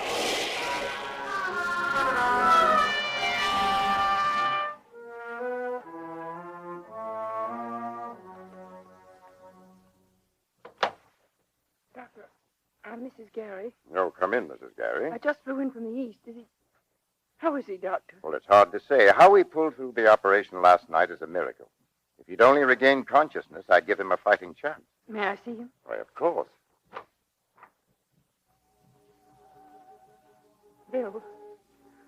Oh, Bill, I'm here, darling. I've come back to you. Hear me, Bill. Look at me, darling. Lorna. Bill. Lorna. You got my letter? Letter? No, darling, I'm going to resign from the Navy. Maybe then we can be together. Darling, you're not leaving the Navy. You belong in it. And I belong with you. Will you be happy? I am happy. You'll pull through. I'm home, Bill, beside you. Do tears help? Yes, darling.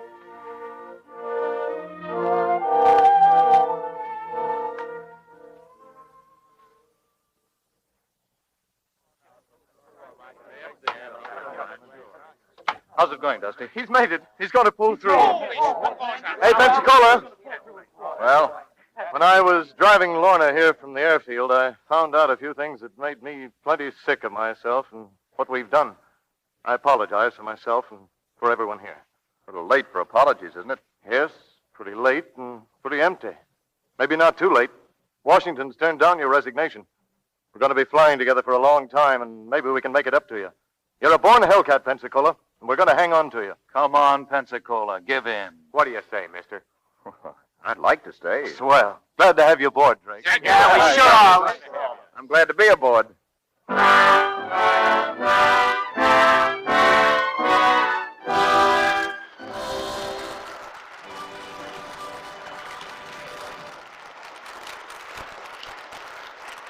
Curtain falls on tonight's play. But at this very minute, from Pearl Harbor to Pensacola, the sky dogs of the fleet, the eyes of the Navy, are keeping their eternal vigil.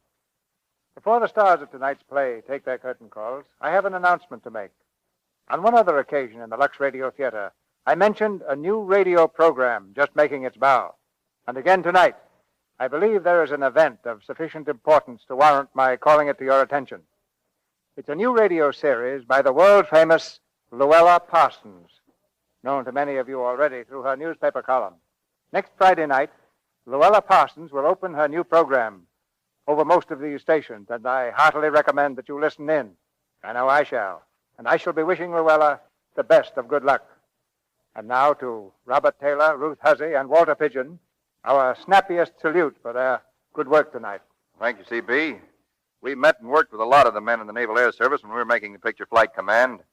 Great fellows, and I'd like to wish them all happy landings. We're all with you there, Bob. I think the Navy is taking care of those happy landings in the best possible way by thoroughly training the pilots. I'm an Army man myself, but you can't beat a Navy pilot. By the way, Bob, how are you and your plane getting along these days? Oh, pretty good, Ruth. I've got my solo license now. What kind of a ship do you fly, Bob? Well, it's a four-seater monoplane. Just room enough for this crowd here. How are you on forced landings? Well, I've got my fingers crossed. Just one so far. The wind changed too quick for me one day, so I overshot the field and sat down in the middle of a watermelon patch. Any damage, Bob? No, not a bit. Best watermelon I ever tasted, though. What about taking me up sometime? I like watermelon, too. Well, from what I hear, CB, you were flying airplanes when I was learning to walk. If you want to take a chance, it's all right with me. Before we say goodnight, Mr. DeMille, I'd like to tell the women in the audience what they're missing if they haven't tried Lux soap. I use it all the time because I know it really helps to keep one's complexion looking just right. And that's a very good reason why I think every woman will like Lux soap. I think you're a very good reason for women liking Lux soap, Ruth. What's the schedule for next week, CB? Next week is a broadside. We're going to present Wallace Beery and Mickey Rooney. With them we'll have Fay Ray, and our play is Stablemates. It's adapted from the Metro-Goldwyn-Mayer hit, which starred Wally and Mickey on the screen. The story of a man who was a failure and of the boy who stuck with him when the going was toughest. A drama with a real heart tug and lots of excitement.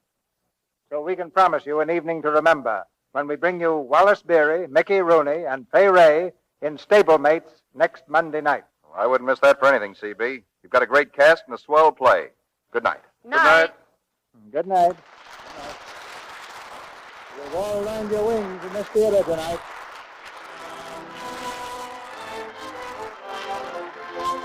Our sponsors, the makers of Lux Toilet Soap, join me in inviting you to be with us again next Monday night when the Lux Radio Theatre presents Wallace Beery, Mickey Rooney, and Fay Ray in Stablemates. This is Cecil B. DeMille saying good night to you from Hollywood. Robert Taylor's forthcoming picture is Billy the Kid. Walter Pigeon will be seen in Blossoms in the Dust. And Ruth Hussey's next picture is Free and Easy. All three are Metro-Goldwyn-Mayer productions.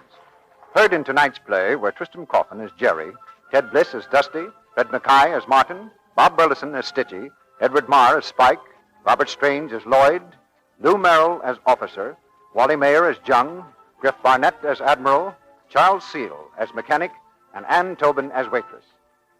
Our music is directed by Louis Silvers, and your announcer has been Melville Roy. Lux presents Hollywood.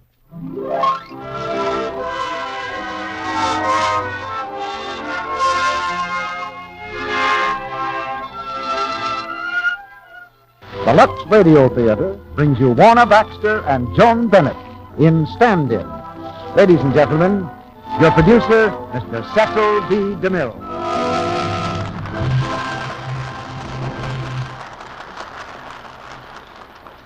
Greetings from Hollywood, ladies and gentlemen. And perhaps I should add apologies to Hollywood for the gentle kidding we're about to give our hometown tonight. We're going to take you inside Hollywood, into the sound stages, offices, and dressing rooms, for a rollicking story behind the camera that matches all the thrills, comedy, and romance that usually go in front of the camera. And our chief exhibits are two stars who are equally at home in both places, Warner Baxter and Joan Bennett. It all comes under the heading of the play StandIn. And for those who are not familiar with that curious word, a stand-in is one of the little people of Hollywood. Somebody who merely stands in for the star while the cameraman is getting his focus and who never appears on the screen at all. But tonight, a star stands in for the stand-in, with Joan Bennett playing the part, and with Warner Baxter, a rather bewildered banker, to whom she teaches a few tricks of the trade. The master hand of Clarence Buddington Kelland wrote the original story, and Walter Wanger made it doubly famous with the motion picture from which our play is adapted. So all signs point to the kind of evening that brings the kind of comment we like to get. Comments such as this letter that came to my office the other day. It reads, "This is the first time I've written to the producer of a radio program, but this letter to you is long overdue. First, because I've enjoyed the plays in the Lux Radio Theatre for 5 years, and it's high time I thanked you for the inspiration and enjoyment that they've brought me. The second reason for this letter is Lux Toilet Soap. And I know it's high time I thank somebody for that. I bought it first because I thought your theater deserved my support. But ever since that first cape, your product has been standing on its own merits. And there's no doubt about the value of those merits. So keep up the good work. That letter sounds like a challenge to this theater, and we're going to accept it. Because Lux Toilet Soap has never backed down from a challenge yet. Now it's curtain time. And here's the first act of StandIn, starring Warner Baxter as Atterbury Dodd and Joan Bennett as Miss Lester Plum.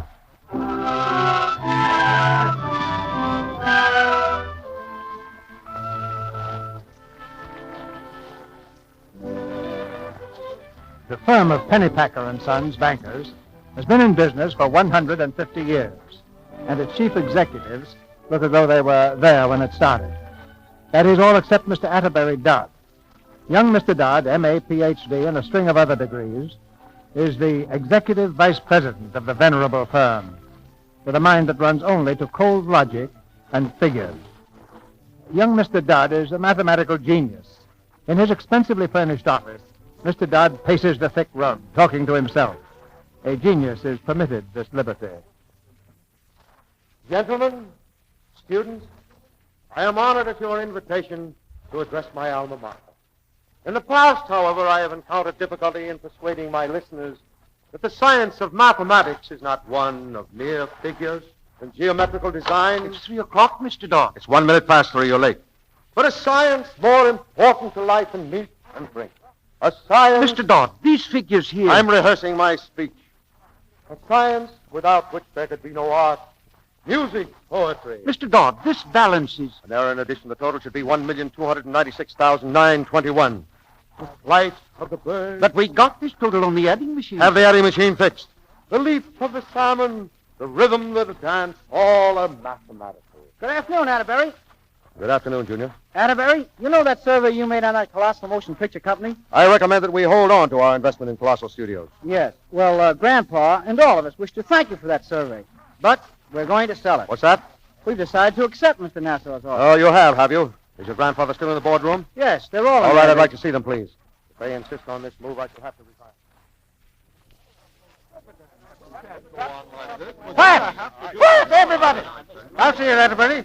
You can't resign. Colossal Studios have been losing me steadily. Yes, since April 7th, 1935, the day we bought the studio. Up to that minute, the business had prospered. But don't you see? I see a stubborn disregard for my conclusions, Mr. Pennypacker. But I see more than that. I see 30,202 stockholders who are not getting the protection to which they're entitled. And how would you go about helping them? I'd go to Hollywood and I'd examine the company records. I'd discover the error and I'd correct it. Yeah, that sounds very simple, Atterbury. But we're dealing here with a human factor. My method is to ignore human factors. Atterbury, do you see many movies? I find them a trifle silly. But you realize those are real people acting out those things you see on the screen? Now look, some fellow writes a story, then another fellow directs it. There are a lot of different temperaments. That's how they make pictures, Atterbury. I looked into it. I confess I've not concerned myself with the details of manufacture, but 2 and 2 make 4, Mr. Pennypacker. Whether they be fish, apples, or human beings. Ah, you're a pig-headed young man, Atterbury. You mistake confidence for stubbornness, Mr. Pennypacker. Confidence based on mathematics, a science which has never failed and never will. I'll stake my future on it. You'll stake your future? Well, we're staking $5 million. I beg your pardon, Mr. Pennypacker, but you're staking nothing of the sort. You're selling a $10 million property for $5 million because it offers problems. Giving away $5 million of your stockholders' money. Atterbury, how dare you speak to Grandpa like that? I'd speak to great-grandpa the same way. Mr. Pennypacker, gentlemen, has it occurred to you to wonder why, in your opinion, Colossal Studios are worth nothing when they appear to be worth $5 million to a certain gentleman in Hollywood? A certain Mr. Ivor Nassau seems willing to purchase the studio. Why? All right, Atterbury. You go to Hollywood. It's your judgment against mine. But if you fail, don't come back. It's your judgment against mathematics, Mr. Pennypacker. I'll go to Hollywood.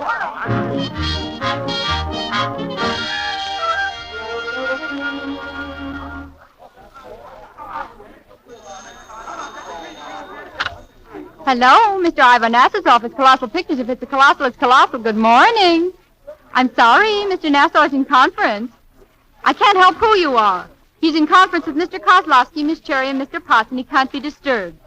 Mr. Kozlowski, Miss Sherry, and Potts. Pot! Oh, is that so? Well, so are you, wise guy. He's really a wonderful... All right. Now, here's the setup, Mr. Nassau. Get this, Miss Cherie. Now, listen, Kozlowski. I'm listening. Go on, Potts. Go on. So, Mr. Atterbury Dodd is met at the station by the publicity director of Colossal Studios Incorporated. It's my job. Get it? Ho-ho. And what's the first thing I do? I break his glasses so he can't read the books. Ha, ha, ha. And then I put him on a merry-go-round during the days, and Miss Cherie here takes care of his nights. That is, unless the old grave mare ain't what she used to be. Potts, you should play Gone with the Wind, but for good you should be gone. Yeah, well, save them cracks for your pictures. So you see, Mr. Nassau, by the time we pour him back on the train, he's so goofy he don't know what goes. Just a minute, Potts. Who do you think you're dealing with? Dodd is the most brilliant financial brain Wall Street has developed in the past 10 years, and you might remember this. We're trying to put over a pretty fast deal, and Dodd doesn't smoke or drink, and he doesn't play around with girls. Miss Cherie here can take care of that, can't you, Thelma? The whole setup makes me sick. Oh, Thelma, you're as bad an actress off as you are on. You know this is a great deal for both of us. I get mine the day Colossal closes, and you get yours. A 5-year contract with a studio that absorbs Colossal. Not bad for a star who's been on the downgrade for 2 years. She will do as I should say, so I'm her director. Oh, shut up! I got a mind of my own! Quiet. What is it? Mr. Nassau, Mr. Quintain is here. Quintain. All right, send him in. Now listen, everybody, and concentrate hard. Quintain knows the picture business better than any of us. We fooled him so far because this isn't the picture business, it's hijacking. But if he finds out what we're doing, he'll run us right out of Hollywood and into a penitentiary. Oh, save it. Oh, come in, Quintain. Glad to see you. You're a liar. What's on your mind? I want to see you, Kozlowski. Well, you see me. Yeah. I just wanted to remind you that you've got a picture to finish. What are you doing here? I cannot shoot till I have an Andy. Don't give me that. First it's writers, dozens of them. Then the sets don't suit you. Then the cameraman. Cherie, you shoot 5 weeks with a guy who's been photographing you since 1898. And just because he can't squirt the elixir of youth out of his lens, you got to get a new boy. But, Pete, you know I know you've stalled $1 million extra load onto this picture. Naturally, New York's got a yen to see what's the matter. And get this straight. I'm not taking the slap for it. You're the producer, aren't you? You keep your mouth shut. I'm just telling you, Cherie, and you, Kozlowski, go to work. Get this picture finished. I don't care whether you have an ending or not. Get it in the can by next week or else. Who does he think he is? I'm Kozlowski. Tell it to him, not to me. Thelma, you've got to keep him away from this Dodd guy, understand? Why don't you do your own dirty Cherie, work? my sweet. My sweet. My foot. Now, listen. I ain't got no time to listen to arguments. Dodge train gets in 20 minutes. Do I put him on the merry-go-round or don't I? All right, try it. Try anything but keep him away from the books. Don't worry, boss. Mr. Atterbury Dodd is in the satchel right now. Ho-ho.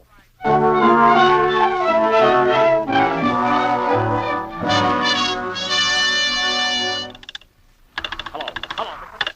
This is Potts. Well, Potts, did you meet him? Oh, yeah, I'm in the station now. Mr. Nassau, this guy is a screwball. Look, I identify him despite he looks like an undertaker. I start to ladle him all over, but the reporters crash in. Before Dodd can open his kisser, I say, look, Mr. Dodd, leave me to inform these mugs how you're going to revolutionize the industry. Well, what happens? He just looks at me and he says, do you know? Well, so before I can biz the intervening gap, he's on his way to the hotel in the studio car and me over a barrel with my socks down. Why, you dumb little... Get after him. Don't give him a chance to get down here. Okay, boss, he's in the satchel. Shut up.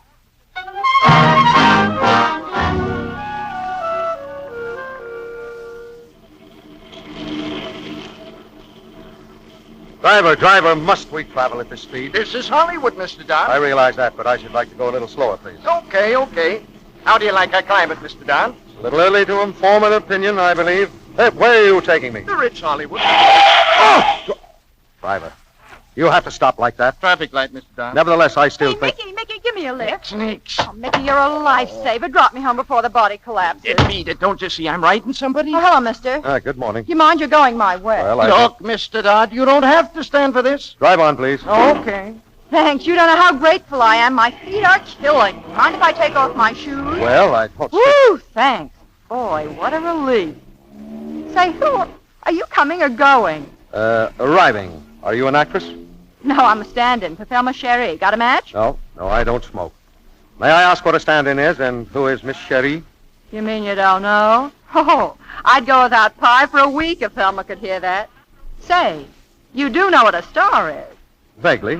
How you must get around. Well, Thelma Cherie is a star, and like all stars, she's a pretty fragile cut of steak. She mustn't be fatigued or must. Hence the stand-in, that's me. Well, I'm sorry, but I haven't the faintest... Faintest idea what you're talking about. Look, you couldn't expect a star to endure the heat of the lights while they set the cameras and microphones, could you? So they dig up a gal to stand in for the star while all this torture goes on. Yes? Then when everything's set, the star, cool and immaculate, puts her little feet in the chalk marks. The stand-in, worn and wilted, fades out of the picture and business goes on as usual. Say, sonny boy, who are you anyway to rate this car? My name is Dodd.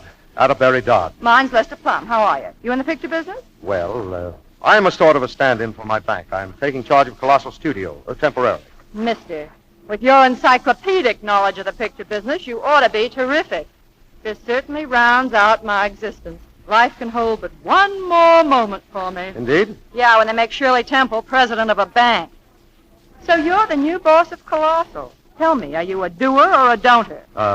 I beg your pardon? Well, all you big shots are one or the other. Look, I'll explain. The don'ters are the guys who go Hollywood. They have fun, but they don't do anything. It's the doers who wreck the work. They barge in and fire everybody who's any good. My dear young woman, I'm a businessman. Any experience in picture business? All businesses are fundamentally the same. Naturally, there are some aspects peculiar to each, but, well, it's my plan to find out about these things. Oh, a finder-outer. Now we're getting someplace. An orderly mind, Miss Plum, doesn't attempt to arrive at a total without a complete list of the items involved. Yeah, only most of the finder-outers get their list of items from the baller-uppers. Hey, Mickey, here's the old homestead. Let me off. You live here? That's the domicile, $8 a week, and all the breakfast you can eat if you're not hungry. Thanks for the lift. You're a lamb, sonny boy, but don't let them lead you to the slaughter. Good day, Miss Plum. So long. Hey! Hey, wait! I forgot my shoes! Hey! My shoes! My shoes!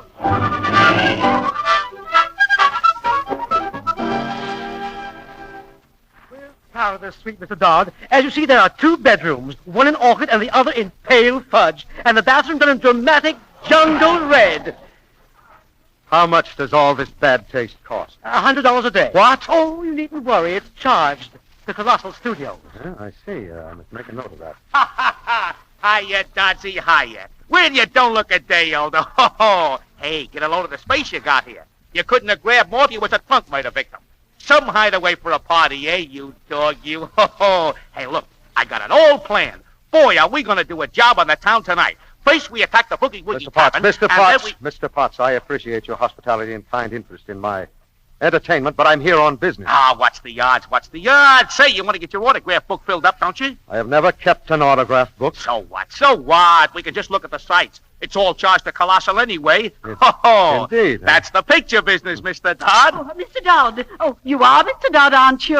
Yes, I am. Hey, how did you get in here, lady? I've read about your coming to run Colossal, Mr. Dodd, and I made up my mind I was going to bring my little girl to see you. This is Mr. Dodd, Elvira. I love you. I like you. Get up. You gotta get up. Get on your feet. Let's do the beat. You gotta get up. Lay off. Give, child. Tender child. Listen, lady. Oh, wonderful. Hello, who? No, please, I don't want... No, he don't want to buy a car. How much? Tear it down, child. Chicken cacciatore. What's the wheelbase? Listen, All right, listen, I don't... Please, you Stop it! This is a madhouse! I can't stand it. Let me out of here! Let me out!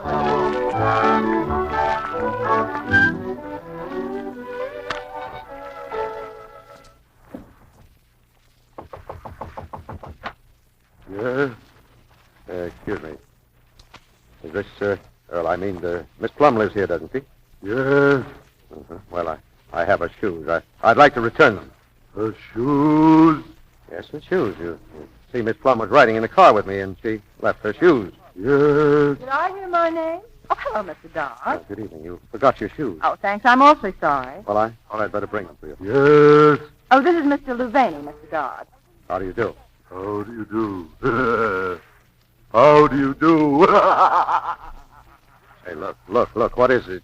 Is there anything wrong here? That man, Oh, don't mind him. He's trying to get a job in horror pictures. Oh, I see. I was worried for a minute. It was nice of you to bring the shoes, but I could have stopped by your hotel. Well, you wouldn't have found me there. Miss Plum, tell me. There must be some place where a man can live without being tricked and tormented by people who want to do his thinking for him. Not when you're a big shot. That's picture business. I suppose not. Hello, Lester. Hello, Tommy. I didn't take that job. Gee, Lester, it was a tough stunt. Look, I'll show you. Drake and me are supposed to be dueling at the top of the power steps. No, wait Wait a second. I'll go up to the top of the steps. Now here was the stunt. We were dueling, see? Like this. Yeah? And then Blake gives it to me like this. Ah!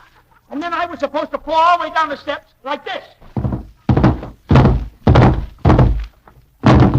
Oh, did you see what he did? Did you? Are you hurt?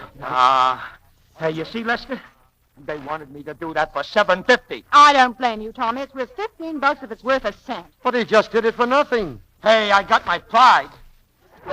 Besides, that's a picture business. Oh, well, maybe I'll get something else, who knows?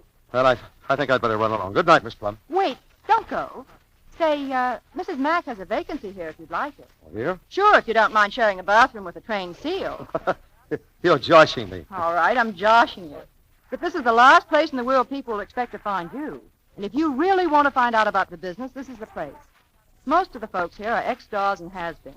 They're down and out. But the only difference between them and the people on top is that the others have jobs now. All right, I'll send for my bags. And about that trained seal, well, I'm sure it couldn't be half as obnoxious as a certain Mr. Potts. Come on upstairs and I'll show you the place.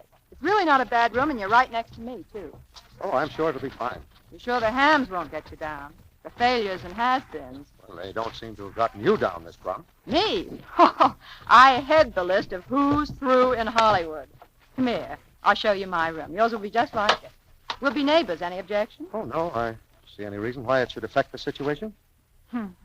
Guess you're right. It wouldn't. How's the room? That's very nice. Very nice indeed. Well, this picture here, Miss Plum, is that you? Sure it is. Doesn't it look like it? No. That's fame for you. I was getting $4,000 a week when that picture was made. $4,000 a week? Sure, I was the Shirley Temple of my day. But, Miss Plum, may I ask your present remuneration? That means wages, $40 a week when working. But that's entirely wrong, Miss Plum. You're telling me. Oh, I mean the ratio of 4,000 to 40. An inventory today would show all the assets you had as a child. Your mind is mature, above average, if I may be forgiven. You may. And you're physically stronger. Why, potentially, if you were worth 4,000 then, you should be worth 8,000 now. It's simple mathematics. There must be something to explain it. I'll say there is. A guy named John Public. Yes, but the public did like you. Look, you like chocolate. Well, yes, of course. All right. Maybe John Public likes vanilla, and they like their child stars to be children. Oh, I'm not squawking because old age got me. I've got my Social Security number. Say, you'll be needing a secretary, won't you? Secretary? Oh, yes, of course, but demands... Oh, I've got the answer to that one. Look, my night school diploma. Read this and gasp. Maximum cum laude.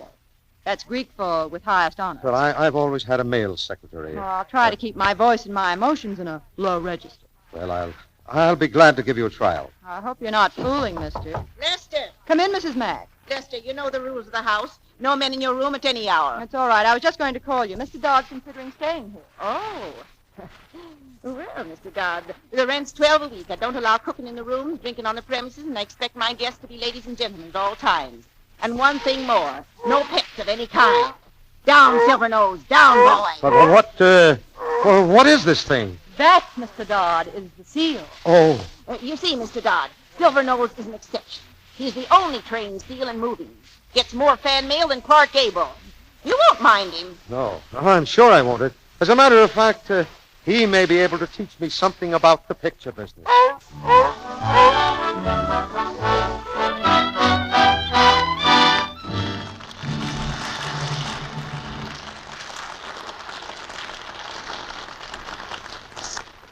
After a brief intermission, Mr. DeMille and our stars, Warner Baxter and Joan Bennett, will bring us Act 2 of StandIn. Meanwhile, here's our Hollywood fashion reporter, Libby Collins. Hey, Libby, you look excited. What goes on? Mr. Ruick, I've had a really thrilling afternoon. Just as I think I'm quite used to glamour, I get a close-up of another famous Hollywood star, and there I am, all bedazzled again. Well, Libby, who is it that's bedazzling you this time? Loretta Young, Mr. Ruick. Oh, well, of course. I was at the photographer's studio where she was posing for some color stills. I went to get some fashion hints. You know, Loretta Young is always beautifully gowned. She was wearing such an exquisite evening dress for the color picture. Won't you describe it for the ladies in the audience, Libby? Well, I'll try. It was what I'd call a moonlight shade, a lovely pale turquoise blue. The bodice was silk jersey closely draped. The skirt, yards and yards of soft chiffon the same shade of blue. There were long, tight sleeves, a deep, square neckline, And no trimming at all, unless you count the 4-strand pearl necklace she was wearing, fastened with a huge clasp of brilliants. Sounds pretty gorgeous, Libby, even to a mere man. And how that dress set off Loretta Young's exquisite coloring, Mr. Ruick. Light brown hair, big blue eyes, and honestly, if you ever saw a lovely complexion, there was one. Well, Libby, Loretta Young is famous for her beautiful complexion. And you know, that makes us feel pretty proud, because she's used Lux toilet soap for years. Well, Mr. Ruick, I had it brought home to me again how very, very important lovely skin is to a woman. Gorgeous clothes are fun to wear, but they just don't mean a thing if your skin isn't smooth and soft and fresh-looking. Hollywood stars know that all right, Libby. That's why they're so careful to use a complexion soap they can depend on. And that's why 9 out of 10 of them use Lux toilet soap. It's certainly a beauty care that works, Mr. Ruick. Loretta Young says so. She says she uses Lux toilet soap every day.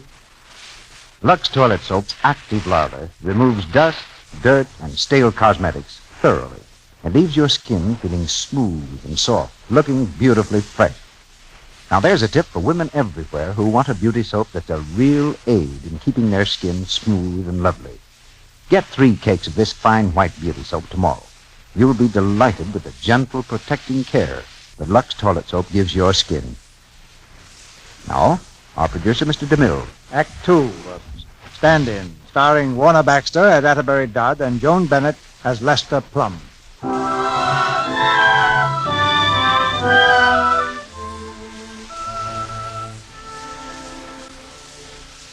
The team of Nassau, Sherry, Kozlowski, and Pott is planning the financial ruin of Colossal Studios by slowing down production on its new picture, Sin and Satan. The babe in Hollywood, Mr. Atterbury Dodd, is of course unaware of their little scheme.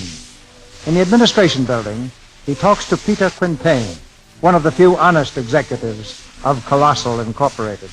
Sit down, Mr. Dodd. Mr. Quintain, before we discuss business, let me say that I'll consider it an impertinence if you ask me to carouse, drink, or go to parties. May I ask what prompts this? Your Mr. Potts is under the impression that I'm given to riotous living. Now, I don't want you to make the same mistake. I'm neither a charlatan nor a libertine. I'm here for one purpose. You may count on my complete cooperation, Mr. Dodd. I expect that. No doubt you'll want to start work on the books immediately? No. Today I'll inspect the factory. Factory? Yes, I should like to equip myself with a complete knowledge of the intricacies of picture making. Then I can approach the books more intelligently tomorrow. Mr. Dodd, I've been in this business 20 years, and there are several intricacies that I haven't figured out yet. Look out that window there. That's the hospital over there. The commissary, the fire, police departments, sound stages, laboratories, recording rooms. We employ about 3,000 people here. It's not so simple. If you'll just come along, I'll show you a few of the intricacies. I'd be delighted.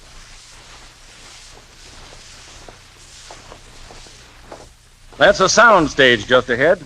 They're shooting Sin and Satan if something hasn't held them up again. You say there are 3,000 people working here, huh? At least that. Most interesting. 3,000 units just to manufacture motion pictures. Units? Carpenters, electricians, artisans of all kinds, I suppose. The various cogs in the machine. They're not units, Mr. Dodd. They're people. Human beings. Mr. Quintain, for purposes of bookkeeping, I prefer to regard them as units. Yeah? Well, if you peddle this joint to Nassau, your units will be on the dole. Your logic escapes me. Dodd, every time an independent studio becomes competition to the Combine, Nassau's the heel who is called in to put him out of business. Very interesting. He'll buy this joint under the guise of a merger, like he did Excelsior and National. In 15 minutes, it'll be a ghost town. Let's step inside here. We can watch them shooting. Now,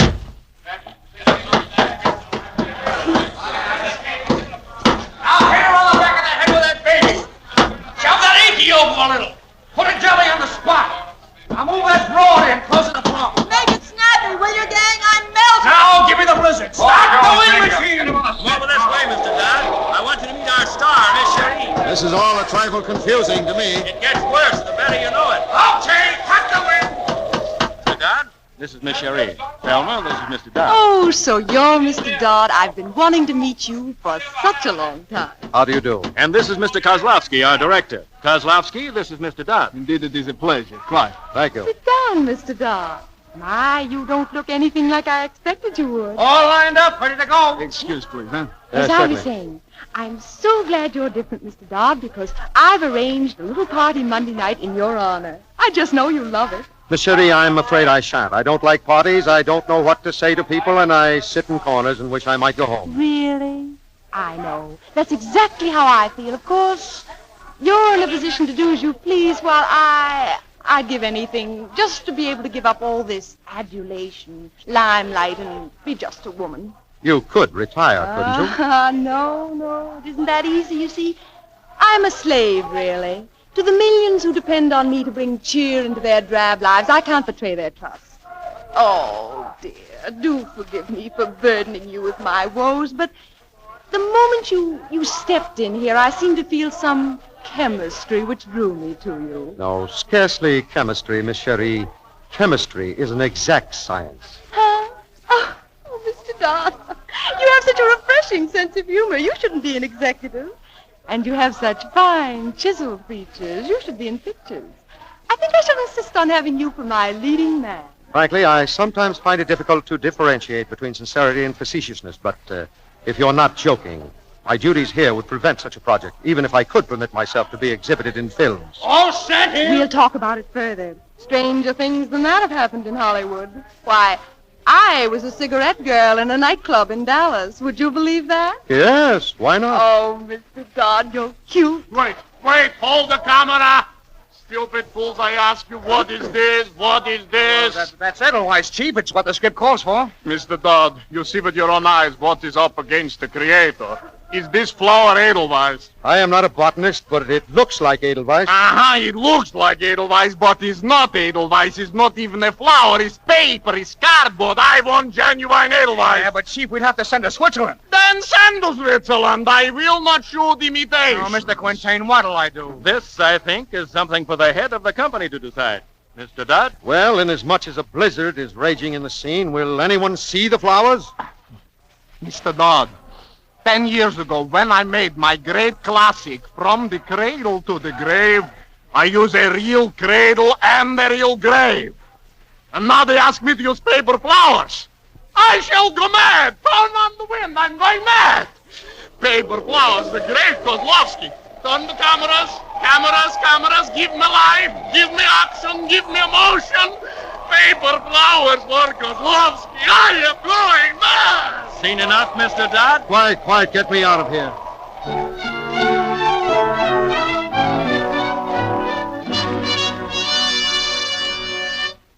Mr. Curtis, you're a writer. You ought to know something about this. Sin and Satan, story cost, $280,000.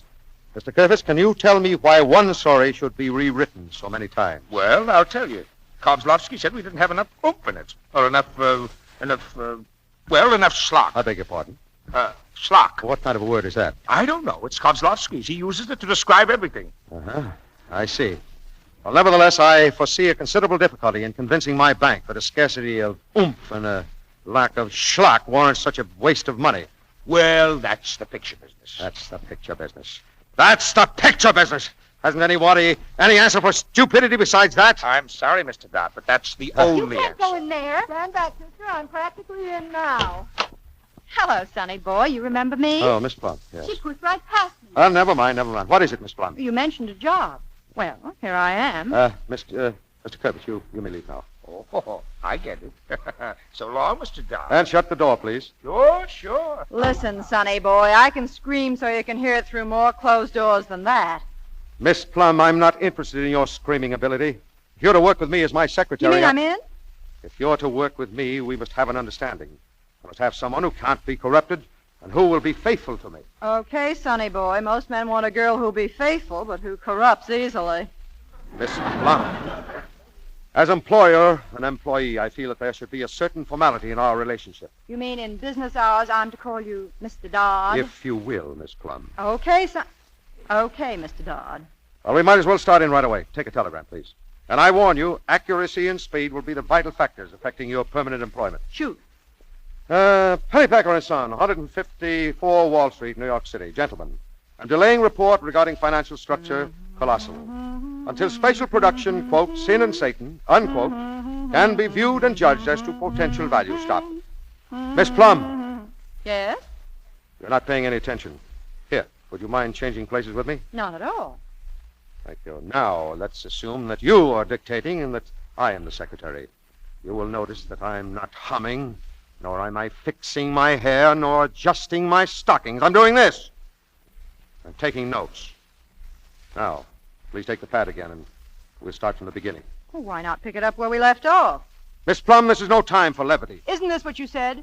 Pennypacker & Sons, 154 Wall Street, New York City. Gentlemen, I'm delaying report regarding financial structure colossal until special production, quote, Sin and Satan, unquote, can be viewed and judged as to potential value. Stop. Oh, a truly remarkable feat of memory. Well, you forget I was a kid star. I could memorize before I could button my shoes. If you want, I'll use shorthand, but you'll have to slow down. Miss Plum, I think we're going to get along. Sure we are, sonny boy. Let's go.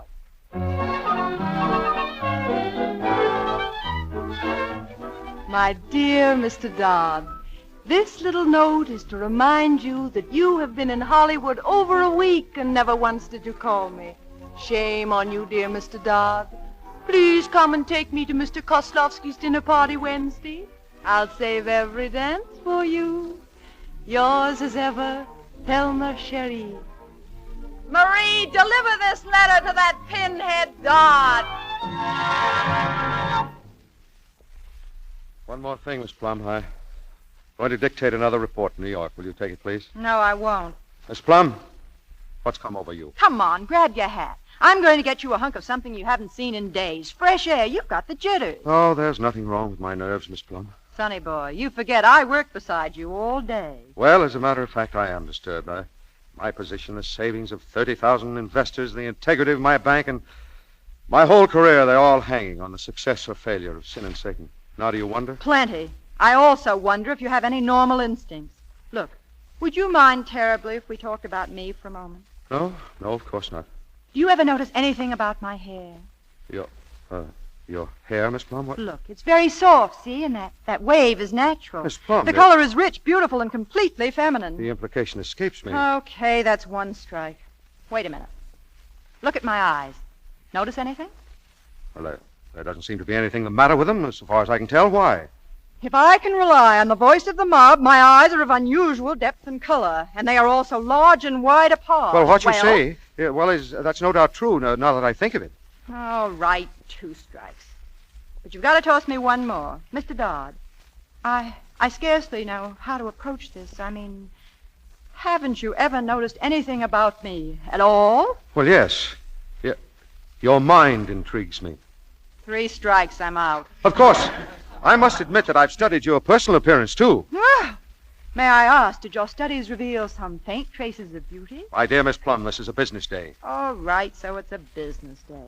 But that's no reason why you should stick around and worry yourself sick. Let's go out and have some fun. Miss Plum, Look, you might fire me for this, but I'm going to say it anyhow. The trouble with you is that you've got figures in your blood instead of red corpuscles. You're a scratched entry in the human race. Miss Plum, please. I can prove it. Did you ever hit a man? Never. Ever been in love with a woman? No, never. Ever get drunk and been thrown out on your ear? Naturally not. Ever do anything wicked or want to do anything wicked? I hope not. Haven't you ever had any fun at all? No, I've had no time for fun. Then you're going to have it tonight. Don't be such an old stick. Oh, I'm sorry, but I just couldn't help it. It's for your own good. Miss Plum, you've shown me a picture of myself. It's not pleasant to see. Oh, I seem to have led an odd existence. I seem to have been left a long way behind. You'd better start catching up. Yes, I agree. Well, just how do you propose to go about it? Oh, I've been afraid to let myself go, but from now on I shall give life the opportunity to turn me into the sort of a person I might have been. Miss Plum, do you dance? Why, of course. Would you mind showing me how? Don't you know how? No, I'm afraid not. Wait a minute. I'll turn on the radio. It won't take long to learn. No, I'm certain I can master it. It's just a matter of putting your mind to it. Well, sort of. There we are. Come on. Put your arms up. Wait, please. What's the matter? Miss Plum, now, if you'll just do it by yourself first, just a few steps. You mean like this? Yeah, that's it. No, stop! What for? Stand right where you are. Now, on the 3rd beat of the music, your foot was there. And on the 4th beat here. Now we'll call them 3 and 4. Now, hand me that ruler, will you? Ruler? Now listen. No, please. Yes, sir. Yes, just as I thought. About 18 inches between steps. Cut it out. You can't learn to dance by mathematics. It's rhythm. All rhythm is based on mathematics. Well, I'll try it now. Let's go. Don't make it 19 inches or we'll trip. Oh, no. I'm a fair judge of distance. No. Just relax. Let yourself go more. That's it. Fine. You're doing fine. 1, 2, 3, 4. How's that? Sonny boy, I wouldn't have believed it if I'd seen it with my own eyes. Where are we going tonight? We? Why, I'm going with Miss Cherie. What? I'm taking her to Mr. Kozlovsky's house. So, she's the one you're going to let yourself go with. No, I wouldn't say that. Well, go on. Go with her. Dance with her. I hope you fall flat on your face. Miss Plum! She's a strange girl, very strange.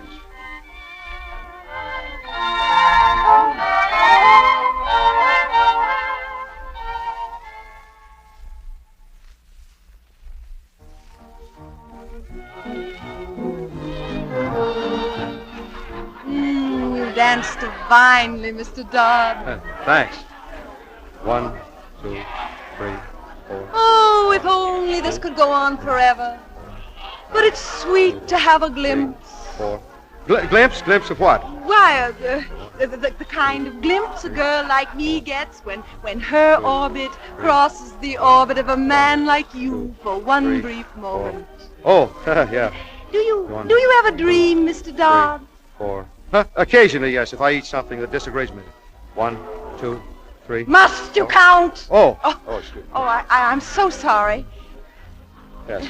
Not at all, not at all. Tell me, Miss Cherie, while we've been dancing, there's something I've wanted to ask you. Yes? Where did Mr. Kozlovsky get those drapes? Drapes? I don't know why. Oh, I'm just interested. Well, it's a very strange thing to ask. Well, I might also ask about the rug in the library. Very nice rug, that. Yes, it is. Hello there, Dodd. How do you do, Mr. Nassau? Well, how do you like Hollywood, Dodd? Well, I've been so busy I haven't had time yet. That's the trouble. You big fellows don't know how to relax. You try to repair in a day the accumulated damages of bad management. I'll take Colossal, for instance. Yes, that's what I'm trying to prevent. Huh? That's pretty good, Dodd. And since you mention it, I do know things about that situation that you don't. Yes, precisely. For instance, you know why Colossal is worth $5 million to you, while the pennypackers consider it worthless to the stockholders. You make it sound like a conspiracy against the stockholders. The thought is yours, not mine. Still, now listen, Dodd, you've got a lot to learn. But you're all right. Yes, sir, you're going to be all right. Well, hello there, Dodsy. So we meet again, eh? What do you think of old Kozlovsky's party, huh? How do you do? How do you do, Mr. Potts? Well, and he's the old director himself. Hiya, Sergei. Greetings, Mr. Dodd. How do you do, Mr. Kozlovsky? I give you a drink. No, wait a minute. Get Mr. Dodd a drink. No, thank you. I don't drink. Oh. Mr. Kozlovsky, I've been wanting to ask you, how is the picture coming along? Picture? Oh, the picture. That doesn't answer my question, sir. I should like to know how Sergei, that reminds me. I got a great idea for a sequel. A sequel to Sin and Satan? That's right. It came to me in a flash. Gentlemen, before we do a sequel... Now, here's the setup. We got a picture called Sin and Satan, ain't we? But there ain't no Satan in it. But in the sequel, he's in it. Mr. Potts. What do you think, Sergei? Like Dante's Inferno. Potts, there you got something. Now, let me visualize, huh? I see fire. Yeah, that's it. I see girls, beautiful girls running over hot brimstones. I see dragons snorting flame. Green dragons, red flames. We'll give it to them in Technicolor. And it ain't sensible, but because Dante's Inferno is a classic. Dodsy old socks, what do you think? Well, I think I should still like to know how Sin and Satan is getting along. Oh, yes, Sin and Satan. Oh, it's coming along great, Mr. Dodd. We're having a press preview next week, ain't we, Sergei? Well, I don't know yet. I may reshoot that last half. The last half? The mood is wrong. It needs, schlock. Well, I'm afraid I don't agree. Huh? Oh, you don't know what I mean. Nobody does. That's just it. But shooting the last half of the picture is a little too expensive. And while we're on the subject of expense, Mr. Kozlovsky, I wish you'd return some of the furniture and to the property department. What's that? Yes, they might need it. Now, those drapes still have a Colossal Studios tag on them. I've noticed several vases and an oil painting and a rug. You think I steal this thing? No, certainly not. I'm Kozlovsky. Yes. I kill for less than that. Kozlovsky, don't hold him, somebody. I kill him. Oh, you crazy fool! Oh, forgive him, Mr. Dodd. He didn't know what he was doing. Oh, your poor eye. Never mind. Consider the incident closed. Excuse me, I'll have to leave now. No, please, don't go. For my sake. Dodsy, you can't go. The party's in your honor.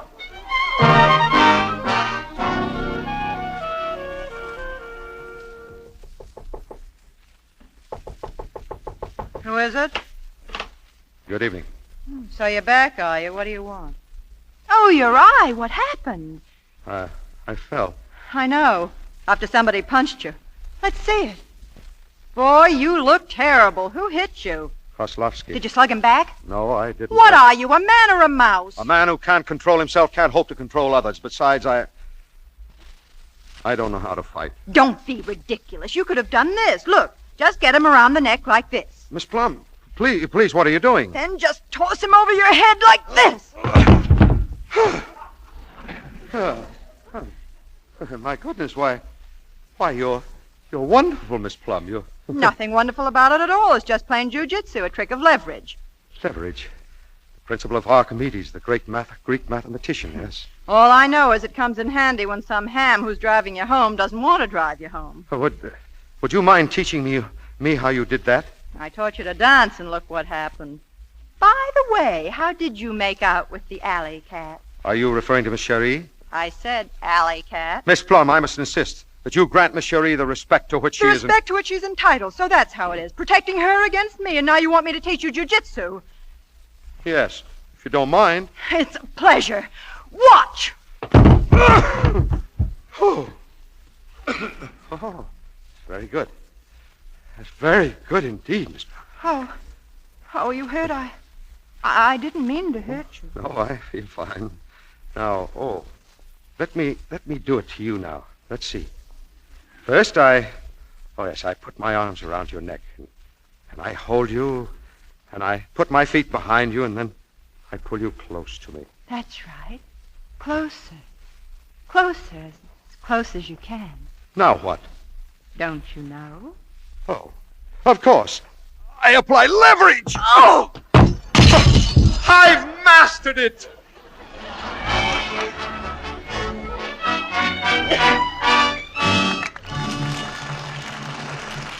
We pause now for station identification. This is the Columbia Broadcasting System.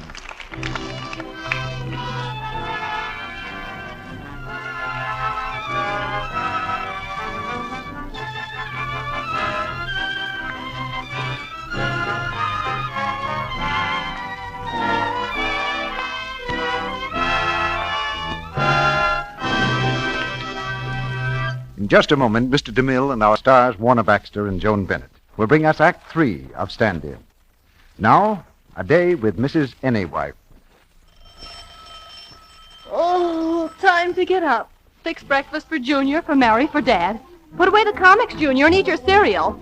Mary, your slip shows. Oh, Dad, you'll miss your train. Now it's time to wash the dishes. Run the vacuum.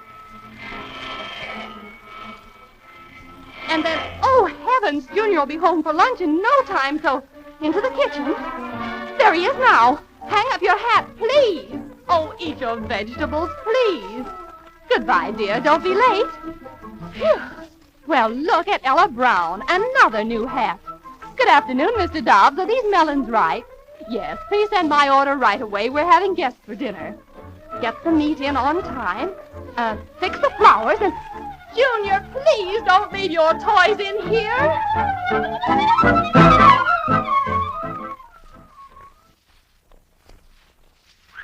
A pretty strenuous day. But now Mrs. Anywife shows how smart she really is. She draws a nice, warm Lux toilet soap bath and relaxes in it completely, happily. She knows that this fine white soap with its delightful fragrance will make her bath a joy. She covers herself all over with Lux Soap's creamy, soothing lather. She knows its active lather does a thorough job of cleansing, makes her sure of skin that's sweet. Delicately perfumed, too, with a fragrance that clings. It won't be long now before she'll be ready in a fresh frock, a gay ribbon in her hair, to hear a proud husband say, "Hello, sweetheart. How nice you look. How sweet you are." Now, Mr. DeMille returns to the microphone. Curtain rises on the third act of StandIn.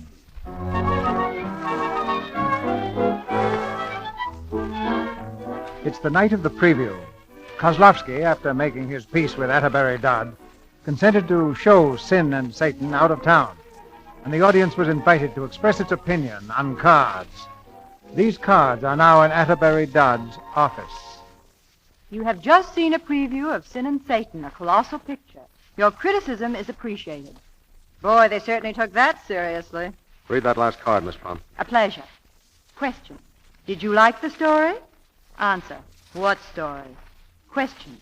What part of the picture did you enjoy most? Answer. The end. Question. What actor or actress did you enjoy most?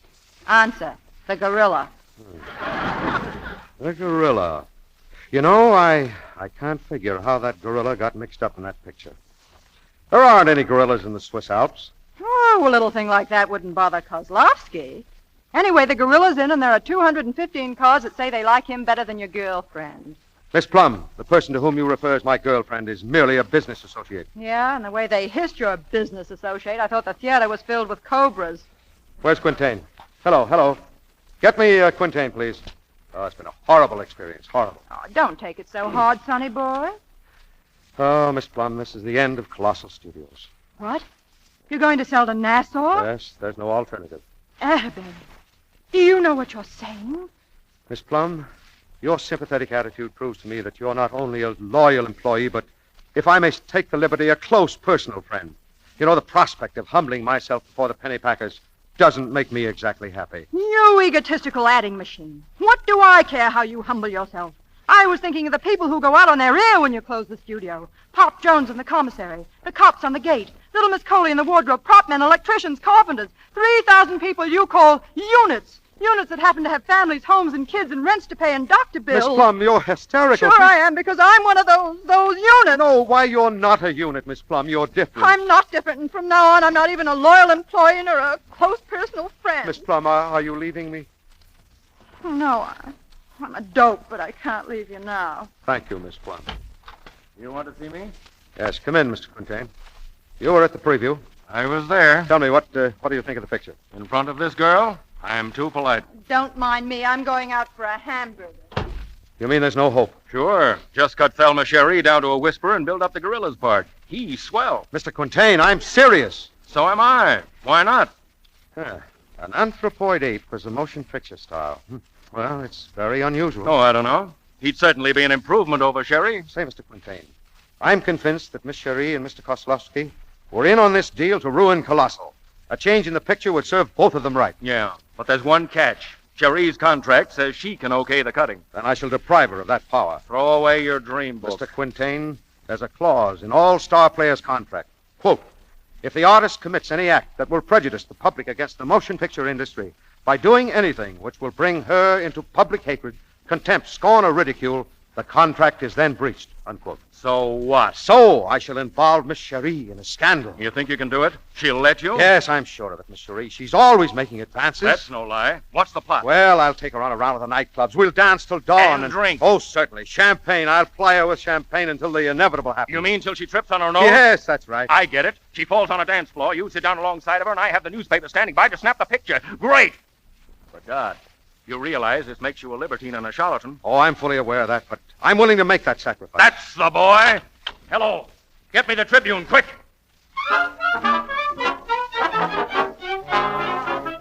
What street paper? Thelma Sherry and scandal. Thelma Sherry takes a spell. Thelma Sherry and Atterbury Dodd arrested, drunk and disorderly. Whoa!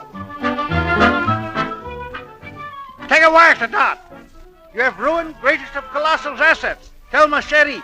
We are selling Colossal Studios to Ivar Nassau. Close payroll and turn business over to Nassau. You were fired.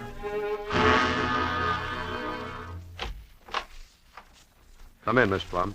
I see they bailed you out. I suppose you know about the notice they tacked up on the bulletin board this morning. Colossal's been sold. Miss Plum, I've just been dismissed. Stop. You're breaking my heart. After 4 years with Pennypacker and Sons. Look at this, Mr. Dodd. A closing check. I've been dismissed, too, in case you're interested, along with 3,000 others. And I'm supposed to break out in a rash because you lost your job. You sold out your stockholders and fouled your employees. Everything I did was for the good of the company. Listen, Dodd. There's a mob coming across the lot. You'd better get out. Mob? Electricians, carpenters, everybody. They're blaming it on you. Tossed all them off. Get out, Dodd. Beat it. Well, I only did what I thought was right. I tried to tell them that. Oh, what a bust. And to think I had that picture almost cut. 2 more days of retakes, and I'd have made a star out of that gorilla. Mr. Quintain, assuming that you had those 48 hours, what else would you need? Nothing except those guys out in the yard there. We got the gorilla on the lot. If the gates were locked and Mr. Nassau was not allowed to take over the studio. Nassau's on the lot, too. Yes, but there are also 3,000 men on this lot whom he's put out of work. And who will resent his presence here if they only knew the truth? If we can keep Nassau locked up until... You're talking about 20 years in the jug, brother. It's unlawful possession. Do you want those people out there to lose their jobs? Hey, whatever happened to that Atterbury Dodd who used to call those mugs units and cogs in a machine? I confess to a certain modification of viewpoint. And a 20-year rap doesn't matter? All that matters now is what is true or false. All right, brother, I'll split that 20 years with you. Yeah, hello, Dodd. Well, I suppose you know what's happened. Yes, I found out this morning. Too bad, Mr. Dodd. A pity. The jackals are gathering. You put up a great battle, Dodd. Well, I did the best I could under the circumstances. I admire you, Dodd. No hard feelings. You have a lot of virtues I like. Yes? You're a brilliant man, Dodd. What difference can it make to you which side you're on, as long as you win? I'll give you a job at $75,000 a year right now. You will, huh? Sure, it's more than Pennypacker paid you. Yes, a lot more. Atterbury, get out of here. That crowd will tear you to pieces. No, let them come in. I want to talk to them. Talk to them. You can't reason with 3,000. Yes, I'm going to talk to them. Quintain, you wait here. Don't let those two out of the room. Face. Hey, I'll meet the crowd outside. Wait, Atterbury! It's out of work. Gentlemen, fellow workers, man, listen to me. I've got to talk to you. Stop. You must listen to me. All right, men, let him talk. Yeah, let him talk. Make it short, make it good. Gentlemen, I was discharged this morning, too. Now, wait, you regard me as your employer, the big boss, but I'm not. Your bosses are the stockholders. There's a streetcar conductor in Denver, a bricklayer in Chicago, a soldier's widow in Memphis. 30,000 of them. They are the stockholders. Their savings built this plant, and now a small group of financiers, headed by Ivan Nassau, are trying to close it. The stockholders can't afford to see this studio close any more than you can. There's no trouble here that a good picture won't cure. Why, Mr. Quintain tells me that we have a smasheroo in Sin and Satan. Now, look, we can expose Nassau, save the studio and our jobs. So I'm asking you for 48 hours' work. I haven't any money for salaries, but I pledge... Pledge what? I pledge my word that I'll convince the stockholders that you're entitled to an interest in the business you've saved. Yeah, but can we hold on? Nassau will get the law on it. He will, yes, but we're over 3,000. We won't let the law in. Listen, men. Mr. Quintain needs carpenters, electricians, the gorilla, all of you for 48 hours. What do you say? What do you say, Juicers? How about it, Grip? I own the gorilla. The gorilla says yes! Thank you. We'll show them a real fight. And now, I want you to meet Mr. Nassau and Mr. Kozlovsky. Mr. Quintain, bring them out, please. Listen, Dodd, what is this? Mr. Nassau, a few minutes ago, you offered me a position. That offer was a bribe. A bribe for what? To prevent my dissolving the sale and to avoid an investigation at which I must charge you with conspiracy. Why, I'll break you in half. If you please, Mr. Nassau. If there's any breaking, I shall do it. Why, you take your hands off me. Watch, Mr. Nassau. Archimedes' law of leverage, sometimes known as jiu-jitsu. Oh! Gentlemen, I give you Ivor Nassau. Here's the other rat, Dodd. Let me go, I'm Kozlovsky. Mr. Kozlovsky, meet Mr. Archimedes. Oh. Gentlemen, I give you Mr. Kozlovsky, too. Oh, Sonny boy, you were magnificent. Thank you. Take a telegram, Miss Plum. Yes, sir. This will advise you that for failure to deliver to buyer, you still own this business. Stop. Have checked all items carefully and... Miss Plum. Yes? Miss Plum, if you please. Will you marry me, Miss Plum? What? No build-up? Miss Plum, that's picture business.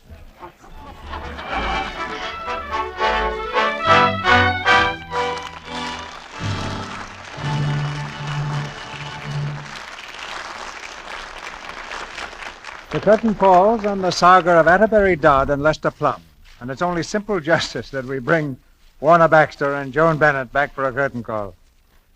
Well, my first visit to the Lux Radio Theatre has been a very pleasant experience, CB, and you always were a top-notch host. He's the only man I know, Warner, who can be both boss and host and make you like it. You don't mind if I blush, do you, Joan? Go right ahead, Mr. DeMille. I'd enjoy it. Well, pardon the pun, but after StandIn, you both stand in 100% with us. That was quite a different part you played tonight, Warner, from the last one you played for me. Yes. Not an Indian in sight tonight anywhere. What was it you played for Mr. DeMille before, Warner? Well, I spent several jolting weeks on horseback for him, making the squaw man. Oh, really? You know, my mother was in the original Broadway production of that play with William Faversham and Theodore Roberts. I remember it very well, Joan. It was long before you were born. And perhaps I should explain that it was not the silent squaw man in 1913 that Warner played for me, but the one that talked just a few years ago. Well, in any event, playing a banker is easier on the anatomy. Say, by the way, what's on here next week, CB? Before you tell us that, Mr. DeMille, I want to say just a word about something that's good this week, next week, or any week, and that's Lux Soap. I suppose most of the women in this audience know that already, but the few who don't are really missing something that when they don't use Lux Soap. It's been my regular complexion care for years. And we hope for many years to come, Joan. A very pleasant prospect for Lux Soap, too. But to get back to Warner's question about next week. Yes, what is the play, Mr. DeMille? It's the unusual drama, Dust Be My Destiny. Who's in the cast, CB? We're going to have John Garfield and Claire Trevor. The play's adapted from the Warner Brothers picture, and we think it has great possibilities for the theater of the air. You'll hear John Garfield in his original screen role as a young man with a very common complaint. He thinks fate is against him. And you'll hear Claire Trevor as the girl who convinces him it isn't. So next Monday night, with Dust Be My Destiny, we have the makings of another exciting evening. Well, I think the audience will all be present and accounted for with a play like that, CB. Good night. Good night, Mr. DeMille. Good night. Good night. We'll keep the footlights burning till you two come back.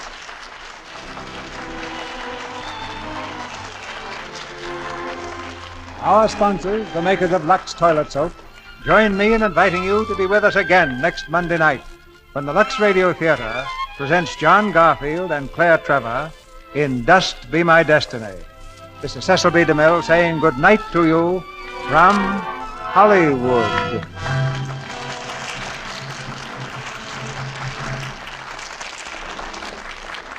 Warner Baxter is currently seen on the screen in the Columbia picture Adam Had Four Sons, produced by Robert Sherwood.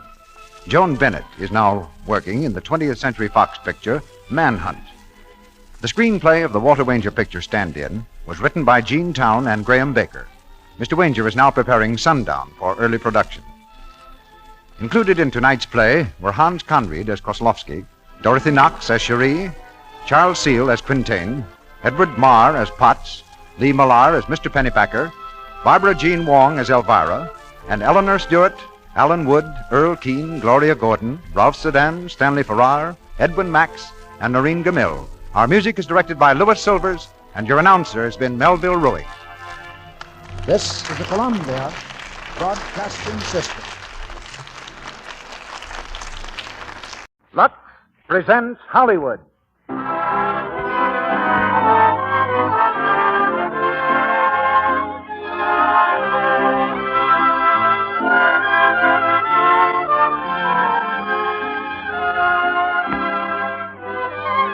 Lux Radio Theatre brings you John Garfield and Claire Trevor in Dust Be My Destiny.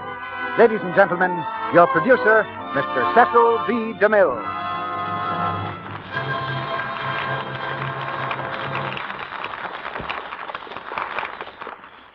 Greetings from Hollywood, ladies and gentlemen.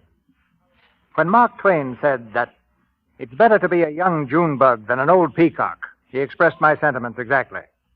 But sometimes we old peacocks use the June bugs pretty roughly when they're trying to conquer the world in their own youthful fashion.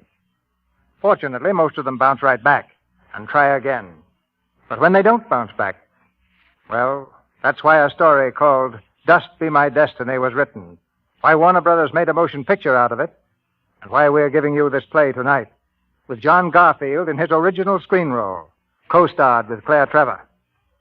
Dust Be My Destiny is the drama of a young man with a chip on his shoulder, just daring anybody to knock it off.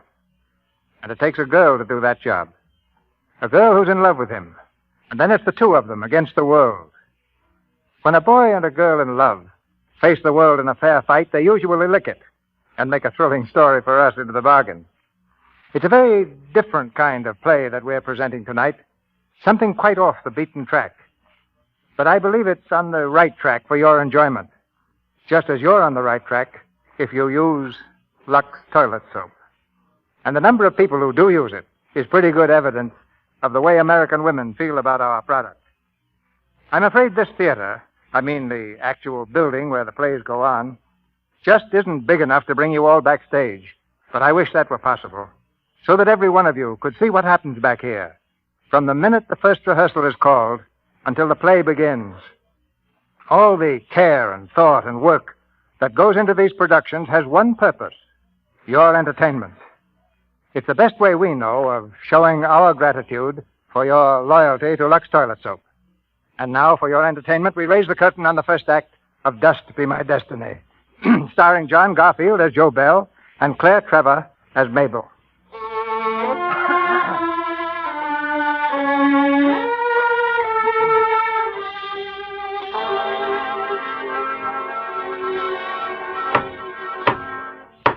Case of the people versus Joseph Bell. Will the state's attorney continue, please? Joe Bell, age 23, is on trial for his life. In the hot, crowded courtroom of a Midwestern town, he faces a jury of his peers. 12 men who hold his destiny in their hands. 12 men who must decide whether Joe Bell shall live or die. And the state will prove that Joe Bell, in spite of his youth, is a seasoned, hardened criminal with a long record behind him, who, when arrested, was wielding a deadly weapon, and who, when he escaped from the county work farm with this girl a short 6 months ago, reached the pinnacle of his career in crime, the cold-blooded murder of the prison foreman. Ladies and gentlemen of the jury, the state will contend and prove that for this crime, Joe Bell deserves no mercy and merits the supreme penalty to be hanged by the neck until he is dead.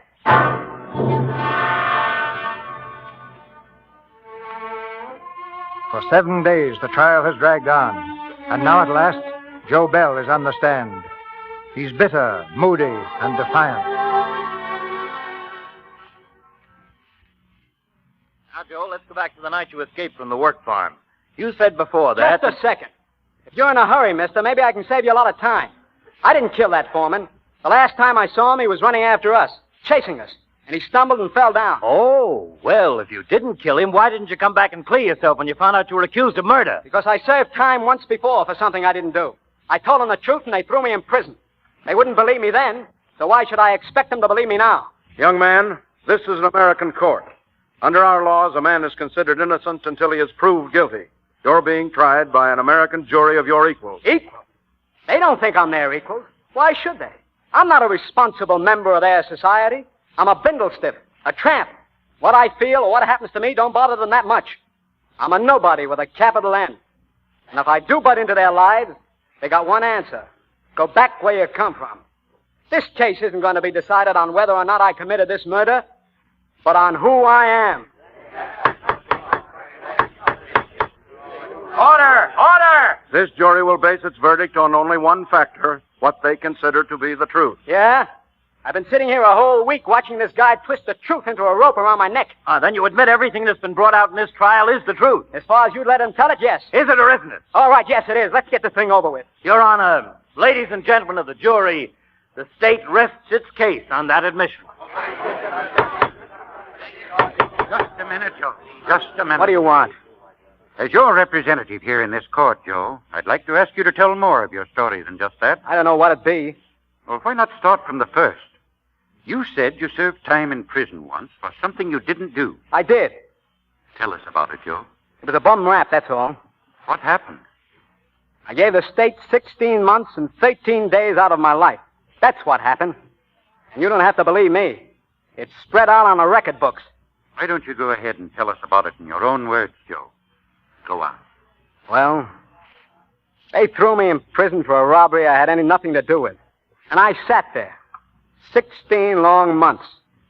One day the bull come by my cell, the guard. He said the warden wanted to see me, something important.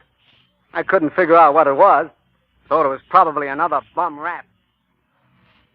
Come in, Bill. Sit down. Well?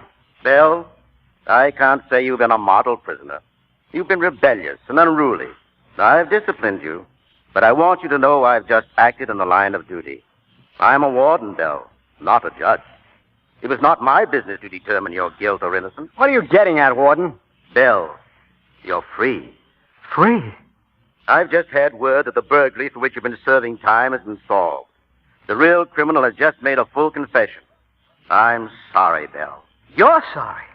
Well, you didn't serve time. I did. I'm sorry I was chump enough to think the cops would believe a nobody like me when I told them I was only trying to help a guy who was shot. I should have kept my nose out of trouble. But don't worry, Warden. I'm smartened up now. Because no matter what happens or who gets hurt, from now on, Joe Bell runs the other way.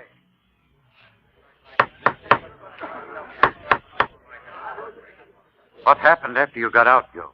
Will you tell us? Nothing much. I started doing what I've always been doing, hopping freights, just drifting. Pretty soon I picked up with a couple other bindle stiffs. Kids, Jimmy and Hank. We were heading out to the wheat fields on a freight, looking for work.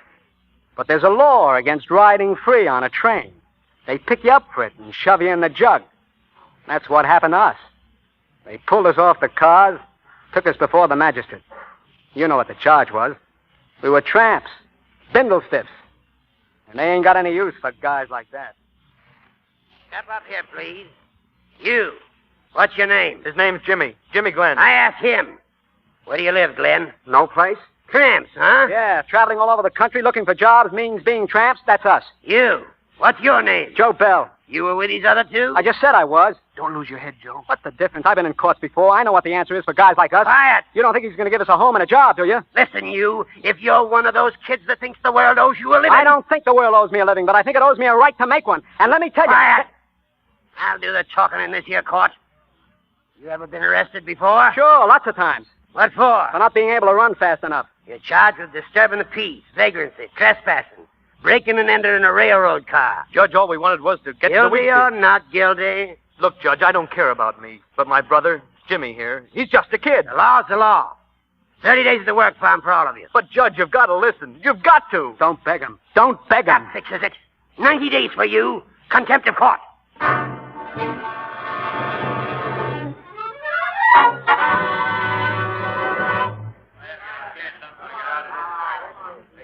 Okay, you guys, line up outside the barn. You're about to learn farming. Okay, Charlie. Yeah, I don't get this farm work. What's the matter, buddy? Well, I tell the God I don't like farming, so he puts a pair of overalls on me, and he says I'm a farmer. He's nuts. You think he is? Wait till you see Charlie the foreman. He's a first-class screwball. When he gets drunk, he tries to feed the cows liquor and starts chewing grass himself. You're kidding. Shh, here he comes. Before you go to work here, I want to say a few words to the new men. I'm a nice guy. I'm a bad guy. See, he's a screwball. I'm just showing you both sides of my nature. You can have whichever you want. Most of you are in here because you're tramps. You're tramps because you were too dumb to learn anything when you were kids. Well, you're going to learn now the hard way. And you're going to learn the most wonderful thing in all the world. Farming. You think he's stewed? Wait till you see the cow. You new ones, step out in front. You. Ever done any farming? Yes, sir. But my brother here, he ain't very strong. Little guy, huh? Close to the ground. Good for planting. You look healthy enough. Hay pitching for you? Yes, sir. All right. Who's next? I guess you mean me. Yeah. I guess maybe I do. What would you like to do? Anything but farming. And just to straighten you out, I wasn't too dumb to learn when I was a kid. Maybe that'll hold you. First thing you learn at this work farm is to keep your mouth shut. The barn's for you if the cows will stand for it. The rest of you guys get going. And remember, I got two sides to my nature.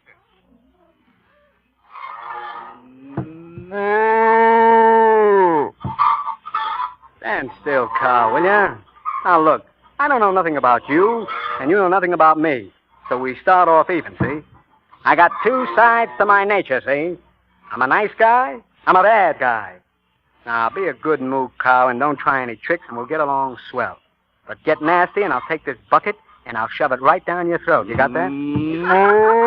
What's so funny? Oh, gosh, you're dumb. You're on the wrong side of the cow. What's the difference? To me, one side of a cow is as good as another. Look out, he's going to kick.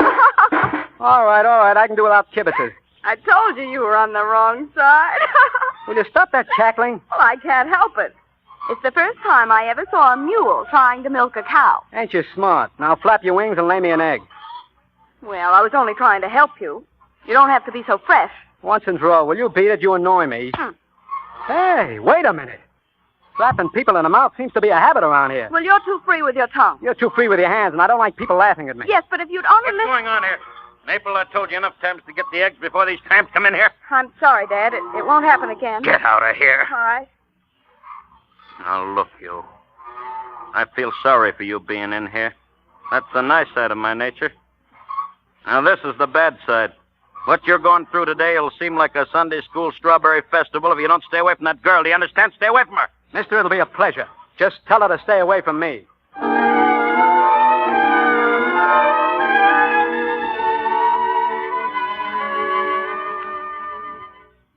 Well, Mabel, I certainly hope that what you're trying to do for Joe Bell is going to help him. I think he deserves the break, Warden. He doesn't know anything about farming. You should see him try to milk a cow. So I thought if you could give him a job driving, it would be better for him and better for the farm. I'll have a talk with Bell. I don't see why it can't be worked out if what you say about him is true. It wasn't fair of my stepfather to punish him. Charlie was probably drunk, as usual. Oh, no, he wasn't. Really, he wasn't. He gets those spells. He's a sick man. You know? Mabel, there's no sense fooling ourselves about Charlie any longer. I'd like to see him hold his job here, but there's his medical report. Tell him if he continues this way, he's through. Oh, but he's really sick. Will you tell him? Yes, I'll tell him. And Warden, thanks for helping Joe Bell.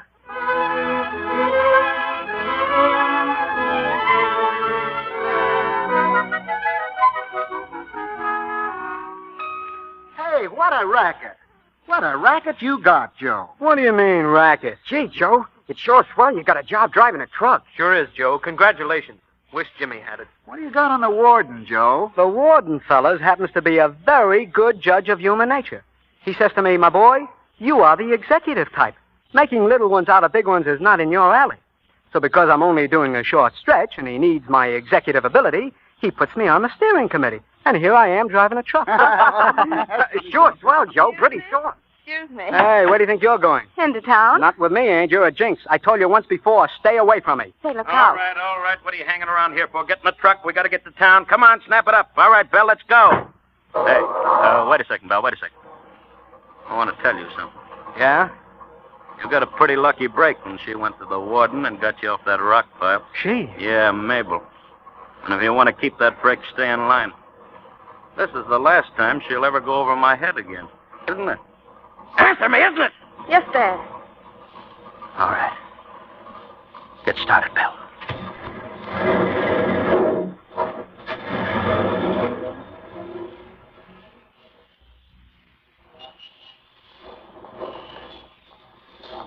Those bundles look kind of heavy. Don't you think I ought to carry them? Oh, you'd better get back to the truck before my stepfather sees you. Well, the guard said it was okay. Here, give them to me. Well, I can... Give them to me.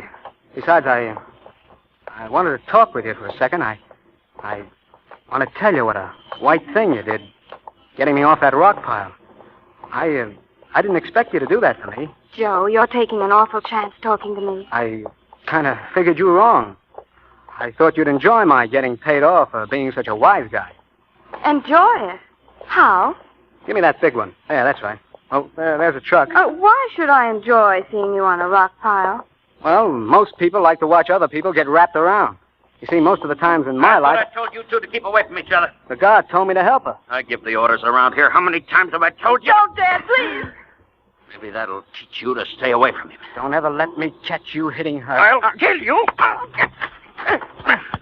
Joe, don't. You'll lose everything. Stop, Joe, stop. You can't do it.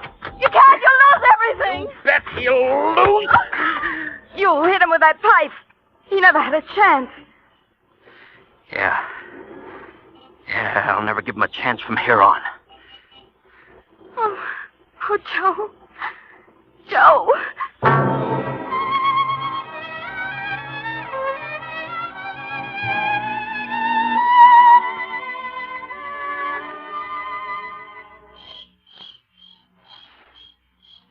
Joe, stop chewing on that hay. I can't help it.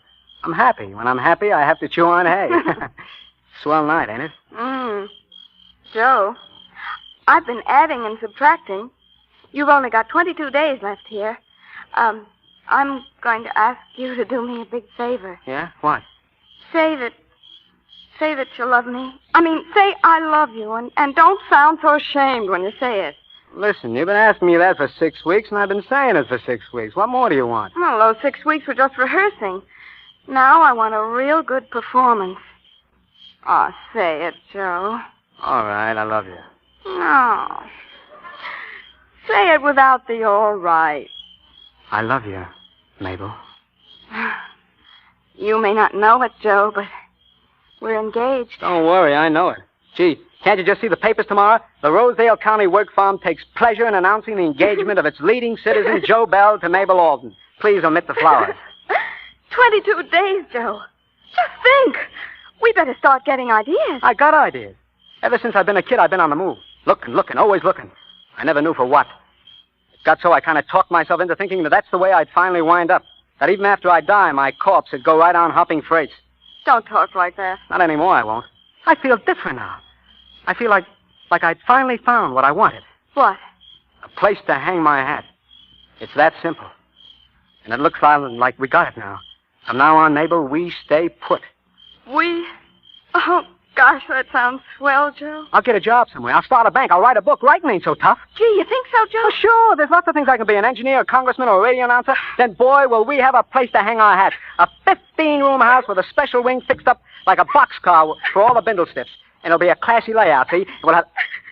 Hey, what are you crying about? I can't help it, Joe. I want to laugh. But all these years I've been praying for something like this to happen. To have somebody I can talk to and hold on to, and now it's happening. Instead of laughing, I'm crying. I can't figure it out. Mabel. What? If I say it again, can I kiss you again? Oh, sure. I love you, Mabel. Who is that over there? Joe. Charlie. Take it easy, Mabel. Who is it? Oh, yeah, I thought so. I thought it was you two. Look, Charlie, you gotta understand. Sure, I understand. Listen, we were just sitting here. Yeah, you were, huh? Let go of my arms. Let go. Charlie, I don't want no trouble with you.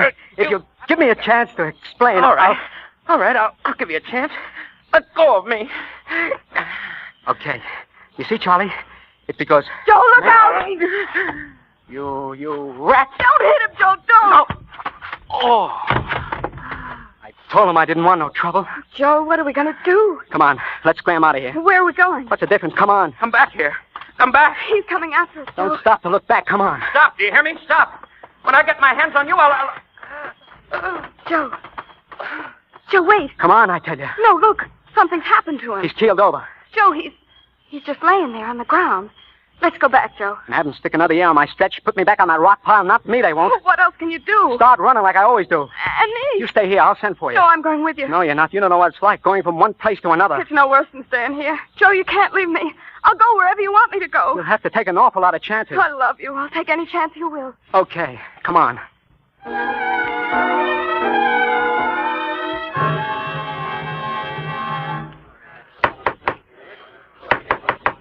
Will the defendant please continue? Go ahead with your story, Joe. Well, Mabel and me took it on the lam, all right. We got across the state line early the next morning, landing in a little burg there. First thing we headed for was the city hall. We figured on getting married. The place wasn't open, and while we waited, a guy come by looking for a couple, just like Mabel and me. He give us a spiel, promised that if we get married on the stage of the Joe Theatre for a stunt, he'd outfit us complete. Ring, license, and apartment rent-free for a month, furniture, clothes, everything. I should have known better, but I fell for it. It looked like a good bet. The wedding was swell for everybody, but us. People thought it was funny. They were wisecracking, laughing, and poking cameras at us all through the ceremony, taking pictures. They made suckers out of us, all right. Plenty. You see, I figure a guy gets married only once, and it ought to be pretty. Something almost sacred. But ours wasn't. We tried to kid about it all the way home to our new apartment, but it was no go. We were sitting there listening to the radio.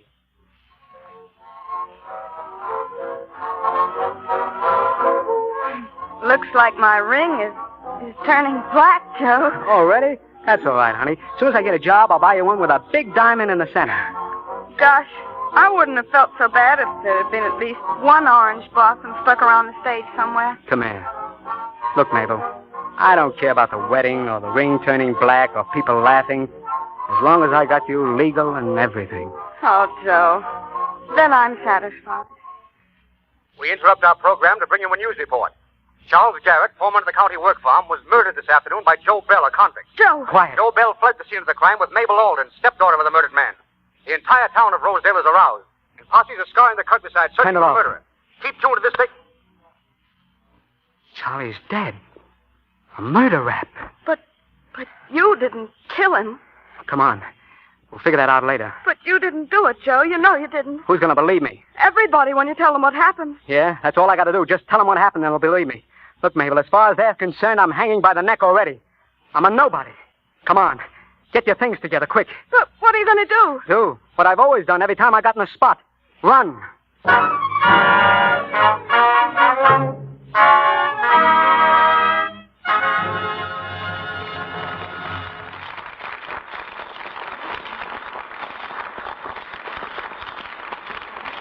In just a moment, Mr. DeMille and our stars John Garfield and Claire Trevor will bring us Act 2 of Dust Be My Destiny. Now, just for a minute, let's listen in on a very feminine conversation that two young housewives are having over a cup of afternoon tea. Sue, you're certainly looking well. That blouse you have on is awfully becoming. But I hope you don't mind my saying so. I think it's your skin. It always looks so lovely and fresh. Oh, I guess it's my daily beauty facials. Facials? So that's it. Of course, I wouldn't have the time. Now, don't leap to conclusions, dear. You can give yourself a Lux Soap facial right in your own home. And it costs practically nothing. Lux Soap facials? I heard about them on the radio. How the famous Hollywood stars use them regularly. So, I said to myself, I guess that Lux Soap care must be something pretty special.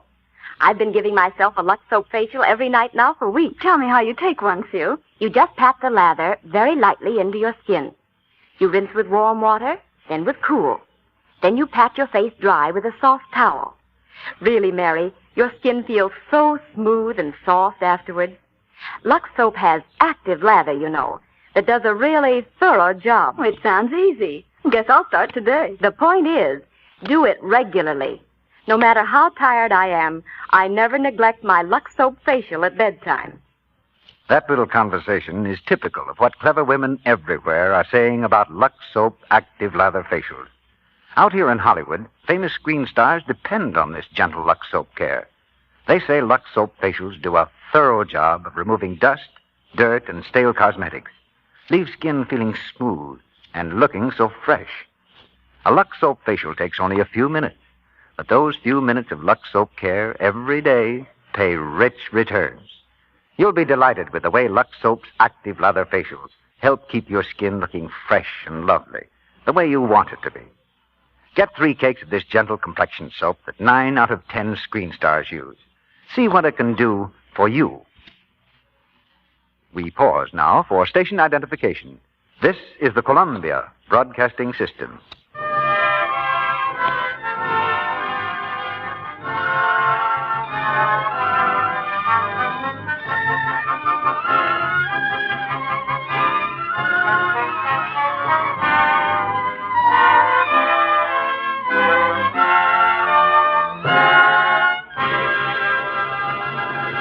Act 2 of Dust Be My Destiny, starring John Garfield as Joe Bell and Claire Trevor as Mabel.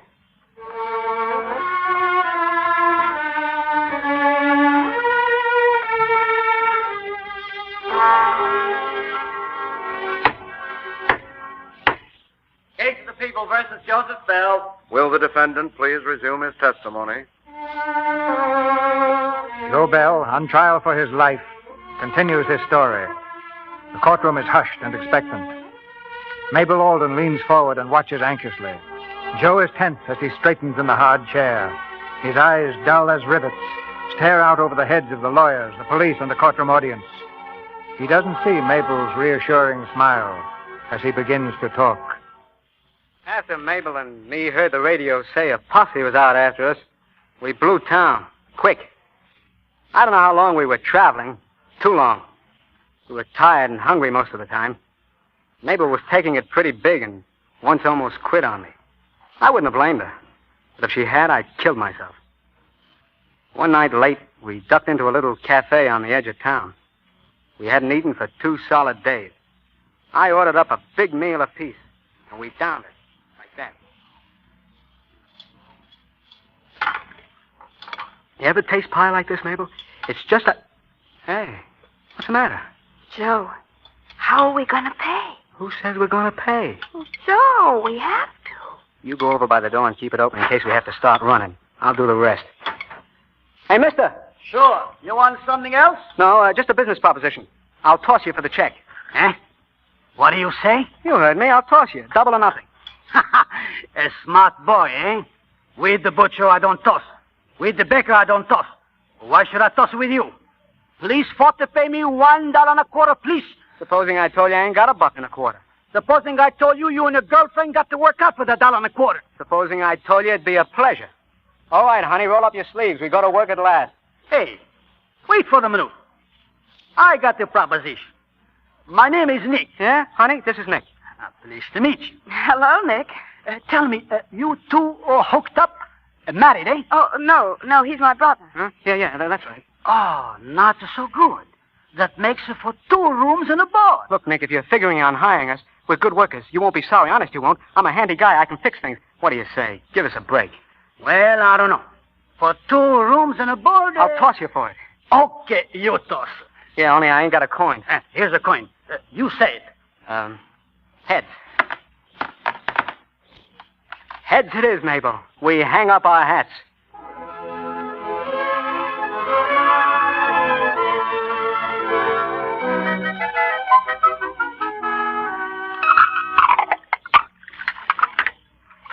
Hey, I thought I told you and Joe to take off today.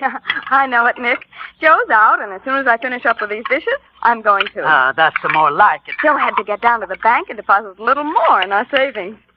You know, Nick, we got $72 as of today. That's nice. I like it for to see young kids save money. And now maybe you and your husband... My husband? What? You don't fool old Nick, eh? You make too much love. Nick, you're okay. Go on now, go on. You are through with the dish. All right. We'll open up in the morning. You sleep late. You betcha. I sure get spoiled. Nick, are you here? Coming. Howdy, Nick. Busy right now? Gentlemen, what can I give the police today? I feel real hokey-dokey. It's on the house. Sorry, Nick, sorry. We haven't got time. We're paying you a business call. Where's the 2 kids that work for you? Which 2 kids, you mean, Lieutenant? Come on, Nick. Stop playing foxy. We've seen those 2 kids working around here a dozen times. What for you want them, Lieutenant? Got a warrant for their arrest. Here. Take a look at this circular. See that guy? Yeah. And the dame? Yeah. Well, they're the 2 who's been working for you. Now, don't kid me. This is serious. They're wanted for murder. Murder? Hey, that circular thing must be crazy. Where are they? They and don't quit work stalling. here. They don't work here no more. They don't? Since when? Since last week. They come in one day and quit. Where'd they live? I don't know. I got no interest where they live. Come early in the morning and go late at night. That's all I know. Okay, Nick. We'll find them ourselves.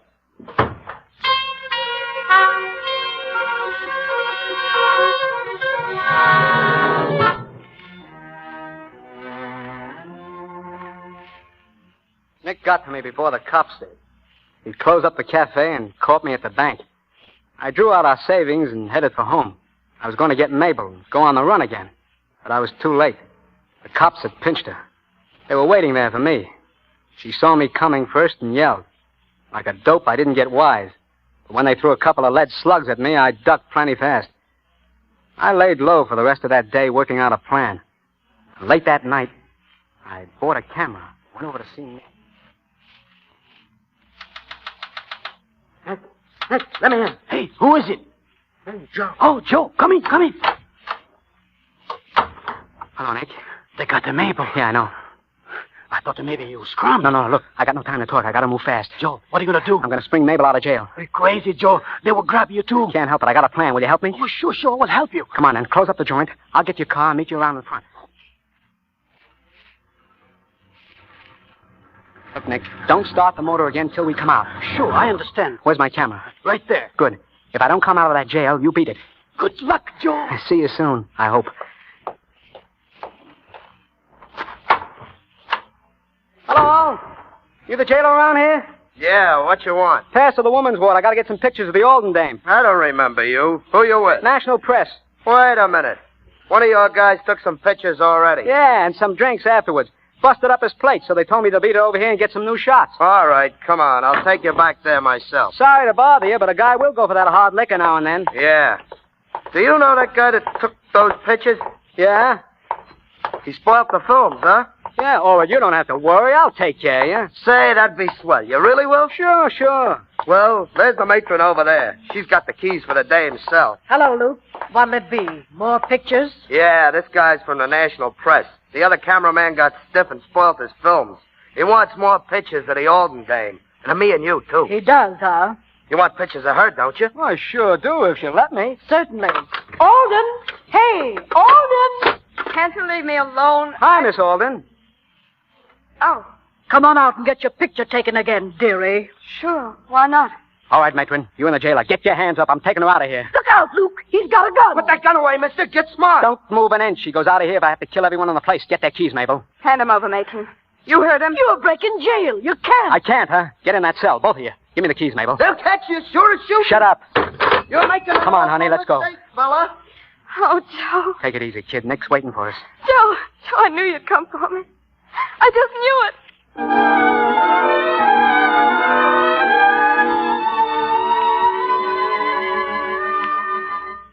Well, there we were. On the run again. Nick took us out to the edge of town, and we said goodbye to him. That Nick was a right guy. Me and Mabel owe him plenty. Anyhow, this time I put 1,000 miles between us and the cops. We landed in a town out west, and I hunted for work on a newspaper. I thought I'd have a chance with my camera. We stuck around for over a month, but didn't get no break. Pretty soon, we were down to our last dime. Joe? Oh, gee, I was getting worried about you. You've been gone all day. Yeah, I know. What happened? Nothing. I've been to every newspaper in town, some of them twice. Oh, Joe. They got all the pictures they want. They got all the cameramen they want. I haven't got enough experience. Come back Tuesday. No, don't come back. You can't see the editor. You can't see anybody. Joe, did you ever stop to figure that we got a long time ahead? We're young now. Yeah? You get old being on the run pretty fast. I'm 19, you're 23. Look, why don't we go back? What if they do give us 20 years? I'd be 39, you'd be 43. That's not so old. Forget it. You could get life, too. Or death. Oh, they wouldn't do that. I don't believe it. I do. But we can't go on like this. It's not right. We're married. We got a right to have a decent home and kids. What'd you say about kids? I said, well, we got a right to have them. Well, we haven't. And don't forget it. Mabel, What? tell me the truth. Yes or no? No. I'm glad of that. You ain't got no right to have kids born with 2 strikes on them at the start. Yes, Joe, yes. Look, I'm going out. Where? For a walk. I need some fresh air. I'll go with you. No, I want to go alone. But, Joe, you just got home. I don't see... Joe. Yeah? You've got your gun. That's right. You're going to pull a stick up. What about it? I won't let you do it. You don't know what you're Let go. Don't you realize we're down to our last dime? You'll get a job. You will. Sure, there's 1 million of them around. I won't let you steal. What would you rather have me do, beg? Yes. Yeah? Well, not me. At least I still got my self-respect. Anybody can beg, but it takes courage to steal. Oh, no, Joe. No, it doesn't. You're wrong. Listen to me, Joe. You can't go. Don't you see what you're doing? You're proving to them that they're right and you're wrong, that you don't deserve a break. Don't you see, Joe, you're giving up. That's a lot of talk. I don't care what we go through. If we have to starve, anything, I'll stick. I'll stick as long as I feel you're right, that you're honest. But if you do this, you don't have to come back. You mean that? Yes. Okay, Mabel. You're going? I can't hold you. No, you can't. All right, Joe. I once told you that any time you felt like going, you could just get up and go. Yeah. I remember. So long, Mabel.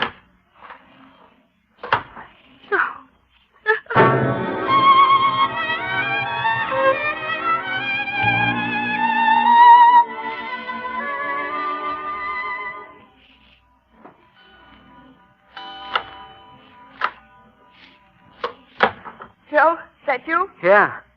It's a nice night for a walk. I'm sorry you didn't come with me. Joe, look at me. Joe. I couldn't do it, Mabel. I couldn't go through with it. Oh, darling. It wasn't in me. It just wasn't. I knew you couldn't rob anybody. I knew you couldn't.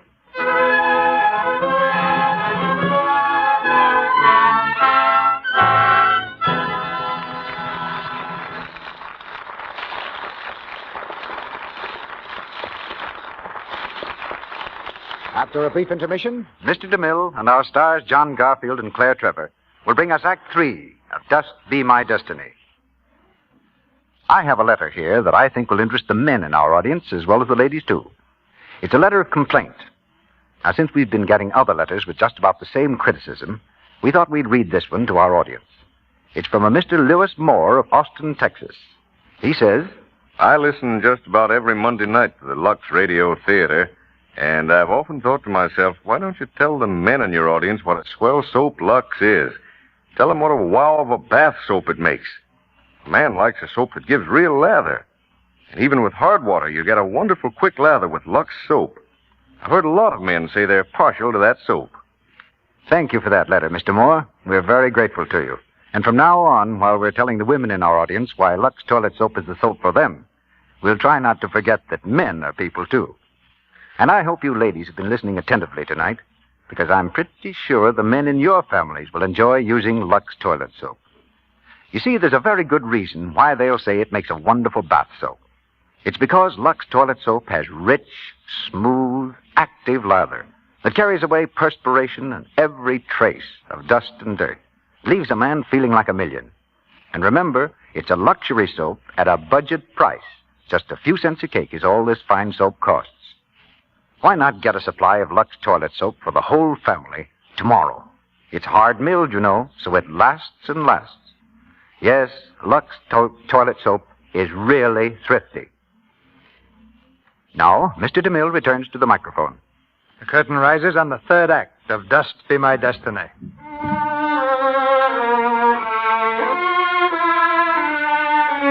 Joe Bell, on the witness stand, is hard and indifferent. He scarcely seems to realize that his life is at stake. The spectators strain forward, eager to hear every detail as Joe Bell continues his story. So I didn't pull the stick up. I don't ask you to believe that. You probably don't anyway. But I didn't. Anyway, a few days later, I took the camera down to Hockett. We had to eat. As I started to go in the place, a burglar alarm began sounding off at the bank across the street. 2 cops run by me, guns out. I ran after them, just as 3 mugs came blasting their way out of the bank. I ducked behind a parked car and snapped a picture. The lead really begun to fly. One of the cops stopped a bullet, and I caught a shot of him falling and the guy who did it. When the mugs piled into their car, I got another. It was a wonder no one took a crack at me. Well, when it was over, I hot-footed it down to a newspaper, the Journal. I had a great idea in my head. Journal. Just a minute, I'll connect you. Daily Journal. Hey, kid, the editor in? You back again? I gotta see the editor. Don't you ever take no for an answer? No, I don't. Hey, come back here. You can't go in there. Yeah, I saw the pictures of the bank robbery. They look like scenic postcards.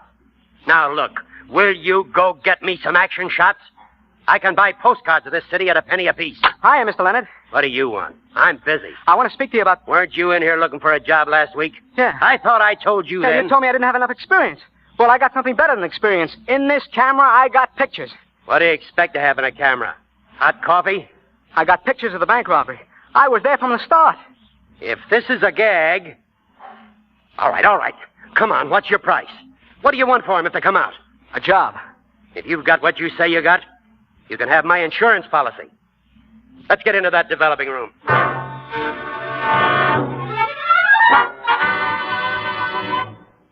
Okay, Pete. How much longer on those pictures?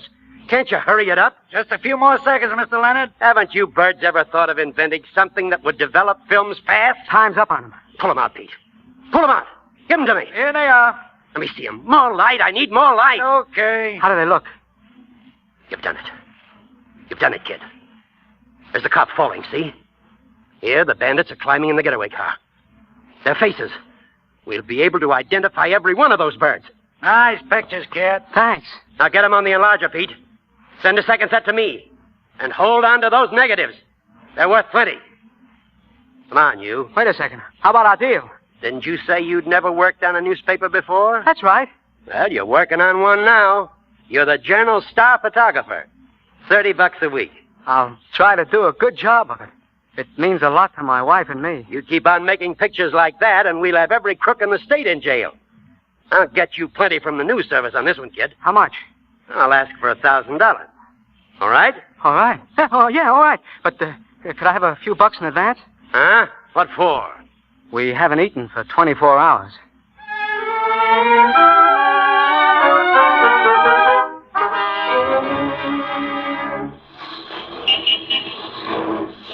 Extra pictures of the bank hold-up. Extra exclusive pictures of the hold-up. Extra journal. Read all about it. Exclusive pictures.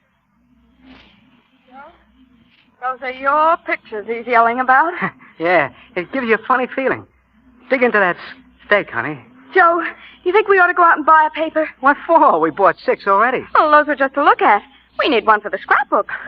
I'd rather have another steak. You know, Joe, if we can afford 40-cent steaks, maybe that 15-room house we were talking about isn't such a crazy idea. Well, if you got nothing special to do tomorrow, take a look at some lots. I'll bet someday you're going to be famous, Joe. Like President Roosevelt. Oh, he's in a different line from me. Of course, I got a big job, too. Oh, it's more than just a job. You found a place for yourself. At last you know that you belong. You know, that's even more wonderful than anything else. Belonging. Yeah. I guess it is. But make that we belong. I couldn't do a thing without you, Mabel. And don't you forget it.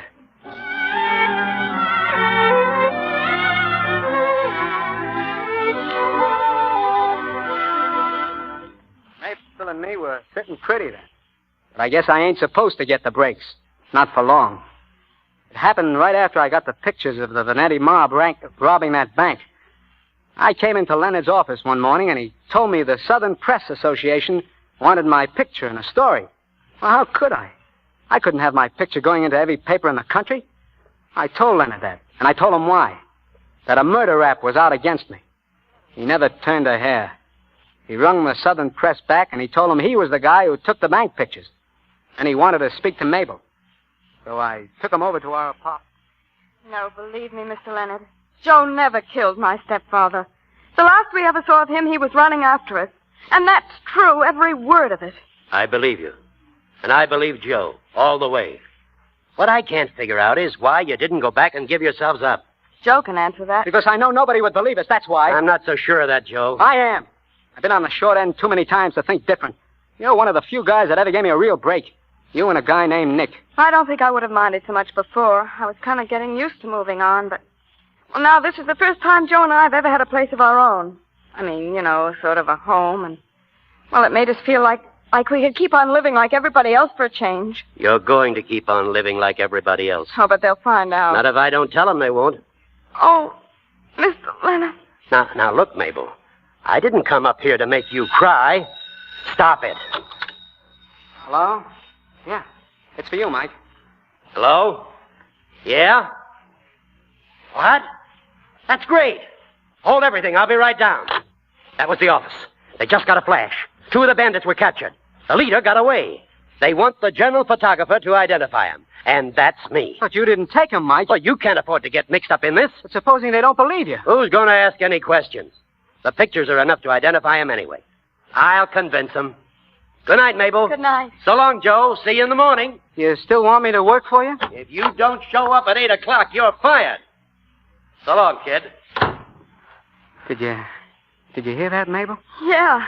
I can't get over it. Me, getting all these breaks. Me, Joe Bell, tramp. You were never a tramp. I know what I was. I still got cinders in my hair. Trains still whistle in my ears. Now I'm getting a break. In a home. Yeah. Come here and look. What, Joe? Out the window. You see all them stars? And the moon? Yeah. Well, maybe you know it, too. But we're sitting on top of them. Yeah. I guess if we had a baby now... Yeah, what? we'd have just about everything we could ever want. A baby? Well, that don't sound like such a bad idea. A baby? Joe, look. What? Isn't that Mr. Leonard down there? Yeah, but he didn't bring his car, did he? No. Joe, look at those two men. They look as if... Wait here, I'll be right back. No, Joe, wait. Don't you see what it is? They got a gun in his ribs. Joe, be careful. They may be the gangsters. Joe, they'll kill you.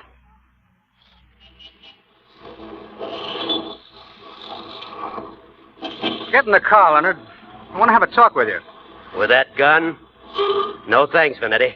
I can hear you and your boyfriend just as well out here. You're a very handy guy with a camera, Mike. You get your information fast, don't you? Yeah, and I move fast, too. Now, look. I got 10 grand here. It's yours if you don't identify my friends. I can make more than that writing a book about guys like you. 15 grand. You're wasting your money. All you got to do is turn over the negatives. What do you say, 15 grand? I'm not interested. Well, glad to have seen you, Vanetti. You ain't going nowhere, Leonard. Get in the car.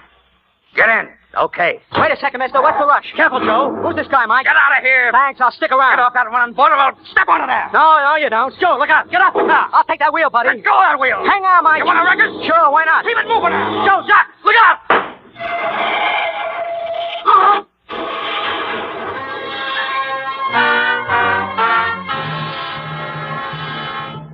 Joe, I watched the whole thing from the window. It was horrible. I thought they'd killed you. Take it easy, Mabel. It's all over now. I'm all right. But there's nothing wrong with me. Is there, Doc? Nothing much. Your husband is a very lucky young man. How's Mike? Swell. Just shaken up, that's all. There you are, young man. Leave that bandage on. You can go now. Thanks, Doc. Come on, Mabel. Let's go home. Here he comes, guys. Hey, how about a picture, Joe? Close that door, quick. What's the matter, Joe? Those guys just snapped my picture. The news service will pick them up. By this time tomorrow, they'll be in every paper in the country. Joe, we're trapped, aren't we? No, we're not. We'll be out of this town in a half hour. Come on. Oh, what good is that going to do? You want to stay here and let them take us? Yes. Are you crazy? No, but you are if you think there's any place left for us to run to. You don't know what you're talking about. You just said yourself every paper in this country will carry our pictures. So we'll stay in hiding for a while. Yeah, and then what? Then we'll find $1 million and buy a boat and take a trip around the world. You're wasting time, Mabel. Joe, this can't go on. It gets worse and worse every time. First it was only getting over the state line. Then it was attempted robbery. Now you were almost killed. Come on, Mabel. We'll talk about it later on our way out of town. There's not much time. You're wrong. There's a whole lifetime in front of us. And I'm not going to spend it running away. We're human beings. We've got a right to live like human beings. You coming with me? No. If that's the way you feel, I'll go it alone. You're not leaving here. Get out of my way. Joe, please. I'm getting out of here. I swear you won't leave without me. Hey, Joe, how about another? Come on, don't forget us, Joe.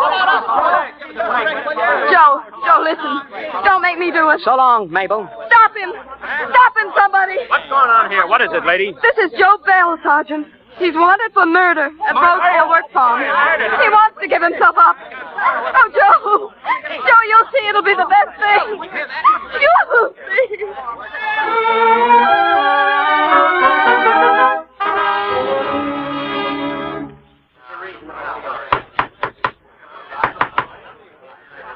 Well, that's all there is. They brought me back here to face trial. And here I am. What I've been telling you is the truth. I got no reason to lie. Why should I? It wouldn't do me any good if I did. I'm a nobody with a capital N. That's it, Judge. Quiet in the court. You can step down now, Joe. Ladies and gentlemen of the jury, Joe Bell has summed up the issue in this case far better than I could. He's right. He is a nobody. But there are an awful lot of nobodies in this world, and if they were all to be judged on that basis, then the whole system of American democracy that we believe in is hollow. That's why this trial is important. Just a minute. Is counsel summing up? No, Mr. Prosecutor, I'm not. I have one more witness to call. She'll make you understand this boy. The only way you'll ever feel or know what's in his heart is to have the person nearest his heart tell you. Call Mrs. Mabel Bell to the stand. Mrs. Mabel Bell, place your hand on the Bible. Do you swear to tell the truth, the whole truth, and nothing but the truth to help you? I do. Will you take the stand, Mrs. Bell? Just start talking, Mabel. Tell us in your own words about Joe. Well, I haven't got much to say. Only like Joe said, when he got his job at the Journal, he felt he belonged. If I could only make you understand what that meant to him. He wanted a place to hang his hat, and he had it. He was happy, but now Go on. he wasn't at all like the boy you saw get up on the stand. He's bitter now. He thinks he hasn't got a chance in the world, that nobody cares, that he's wrong. You've got to prove to him he's wrong. I believe you will. If I didn't believe it, I wouldn't have turned him in. Just take it easy, Mabel. He hates me for it. You know, it's not easy for a woman to have a husband hate her. Especially at a time when she's going to have a baby, but I couldn't help it. I just couldn't go on running away anymore. I'm asking you to believe me when I tell you that my stepfather was a sick man. Joe didn't kill him. He hit him, yes, but he had started to hit me. You see, whatever Joe's done, it was because he loved me.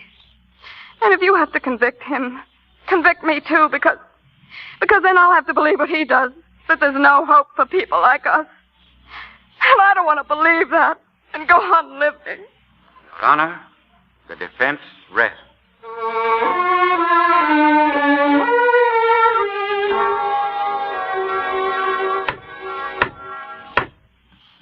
Ladies and gentlemen of the jury, have you reached a verdict?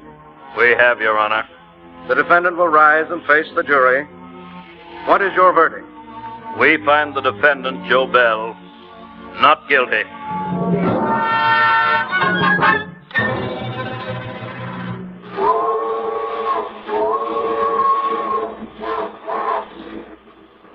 Mabel, I just thought of something funny. What? You know, this is the first time we've been on a train together where we actually paid our fare. This is the first time we've ever been on a train when we actually knew where we were going. That's right. And Joe, there's something else. I know what you're going to say. What? We finally found the place to hang our hats. My hat, your hat, and Joe Jr.'s.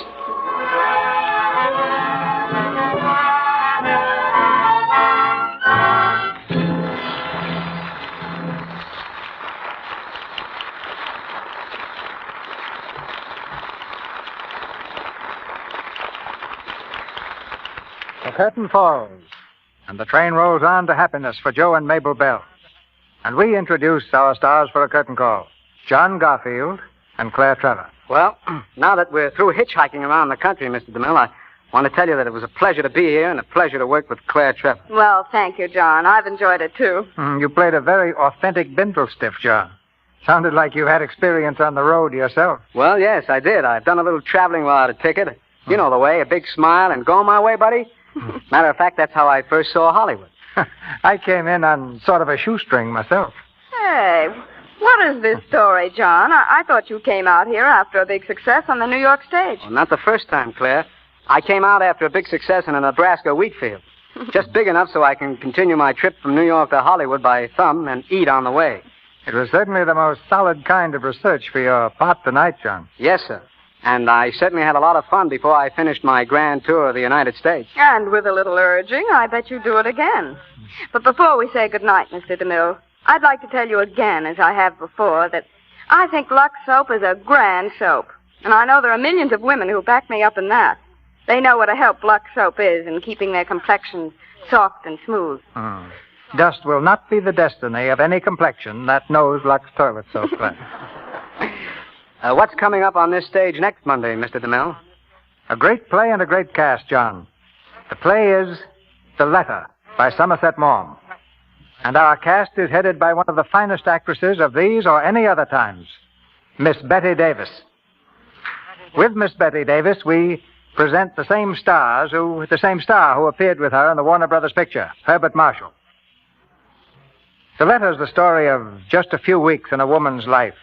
Relentless, dangerous weeks, so sharply presented in this drama and so finely acted by this cast that I firmly believe you'll remember next Monday night's play for many months to come. Oh, it's one of my favorite plays, Mr. DeMille. I don't want to miss it on the air. Well, good night. Good night. Good night. Good night. That applause you hear echoes from coast to coast.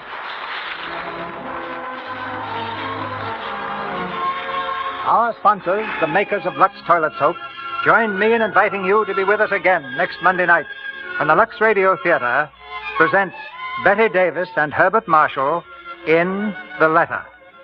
This is Cecil B. DeMille saying good night to you from Hollywood.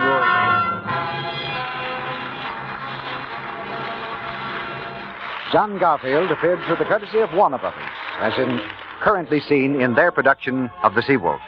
Claire Trevor was heard tonight through the courtesy of Columbia Pictures, with whom she has just signed a long-term contract. The novel, Dust Be My Destiny, was written by Jerome Odlum.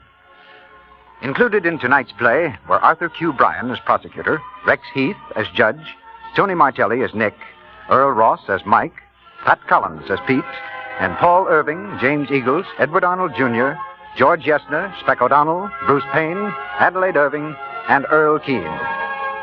Our music is directed by Louis Silvers, and your announcer has been Melville Ruick. This is the Columbia Broadcasting System.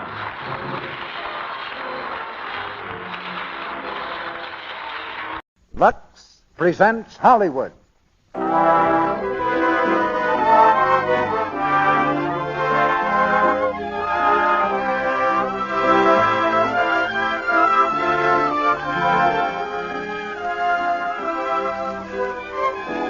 The Lux Radio Theatre brings you Betty Davis, Herbert Marshall, and James Stevenson in The Letter. Ladies and gentlemen, your producer, Mr. Cecil B. DeMille.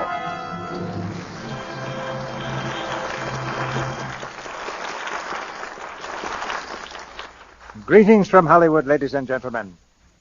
I don't know which is more exciting to a producer, a play by Somerset Maugham or a performance by Betty Davis. But we have both in the Lux Radio Theatre tonight. And the pulse of this producer is beating double time. For Miss Davis again proves her genius in one of Mr. Maugham's most powerful dramas, The Letter. And you'll hear more than one star performance. For with Miss Davis, we have Herbert Marshall and James Stevenson, who share honors with her in Warner Brothers' film production of this play. The Letter is the story of a beautiful woman fighting the heat and privations of a jungle backcountry, who tears to shreds the lives of two men.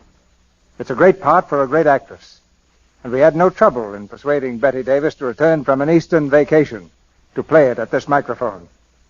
The result of her gracious gesture is the kind of bill that would mean standing room only in any ordinary theater. But of course, this theater always has enough seats to go round, all the way around, the whole country. That's one reason it's a national theater. Tonight's performance comes to you with the best wishes of Lux Flakes. And just as you have made this theater a weekly custom in so many American homes, you've made Lux Flakes a daily custom in your homes, too. And that adds up to an all-American rating for both plays and product. And now get ready for a dramatic experience you'll never forget. The curtain rises on The Letter, starring Betty Davis as Leslie Crosby, Herbert Marshall as Robert Crosby, and James Stevenson as Howard Joyce, with Sen Young as the lawyer's assistant.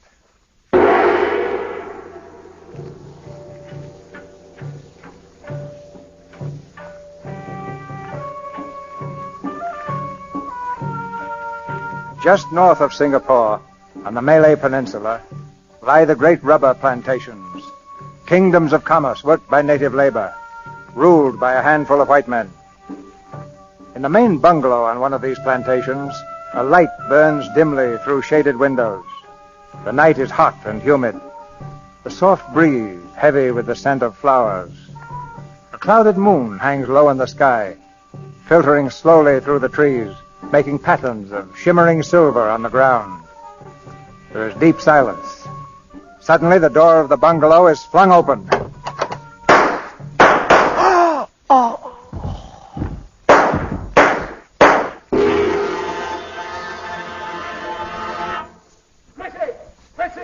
I hear gunfire. Mr. Crosby, I hear... That man, that is Mr. Hammond. Is he dead? I think him dead. You shoot him, Miss Crosby? Do you know where the new district officer lives? Yes, Missy. Send someone for him at once. Say there's been an accident and Mr. Hammond's dead. Yes, Missy. And get word to my husband. He's out somewhere on the number 4 plantation. Yes, Missy. I try.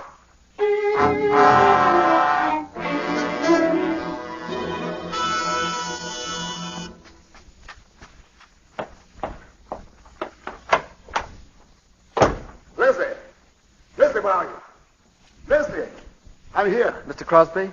Huh? I'm John Withers, the new district officer. Where's Mrs. Crosby? She locked herself in the room. She wouldn't see me until you came. Excuse me. Leslie, let me in. Leslie, darling, it's Robert. Leslie, what's happened? Didn't they tell you? They said Hammond was killed. Is he still out there? I had your head boy remove the body to a shed. Leslie, what happened? Tell me. He tried to make love to me, and I shot him. Leslie. Oh, Robert, I'm so glad you've come. Well, darling. Hold me tight. I'm so frightened. There's nothing to be frightened about. It'll be all right. There, now, that's better. I'll try not to do that again. Mr. Withers, I hope you'll understand. I didn't want to see anyone until my husband came. Of course, I understand, Mrs. Crosby. Howard, come in. I got your message in Singapore. Howard, how nice of you to come. Naturally, I'd want to be here if I can help. Oh, you will help then. Of course I will. In every way I can. You're a dear. Mr. Withers, this is Mr. Howard Joyce, my attorney. How do you do? How do you do? How's Dorothy, Howard? Oh, she's very well and anxious to see you. Has her sister arrived from England? Adele? Yes. Charming girl. She came last week. Oh. Here, you better be resting. I do feel dreadfully faint. Come and lie down, darling. I'll get you a drink. I'm sorry to be so tiresome. Nonsense. You're being very brave. She's bearing up wonderfully, Mr. Joyce. Yes. Yes, she is. How long have you been here? About an hour. One of the Crosby houseboys came to fetch me. Was Hammond dead? Oh, yes. He was just riddled with bullets. What? Here's the revolver. All 6 chambers are empty. Here, you two. You better have a drink yourselves. Thanks, but I'm afraid I shouldn't. I'm on sort of a duty, you know. I'll have one, Bob.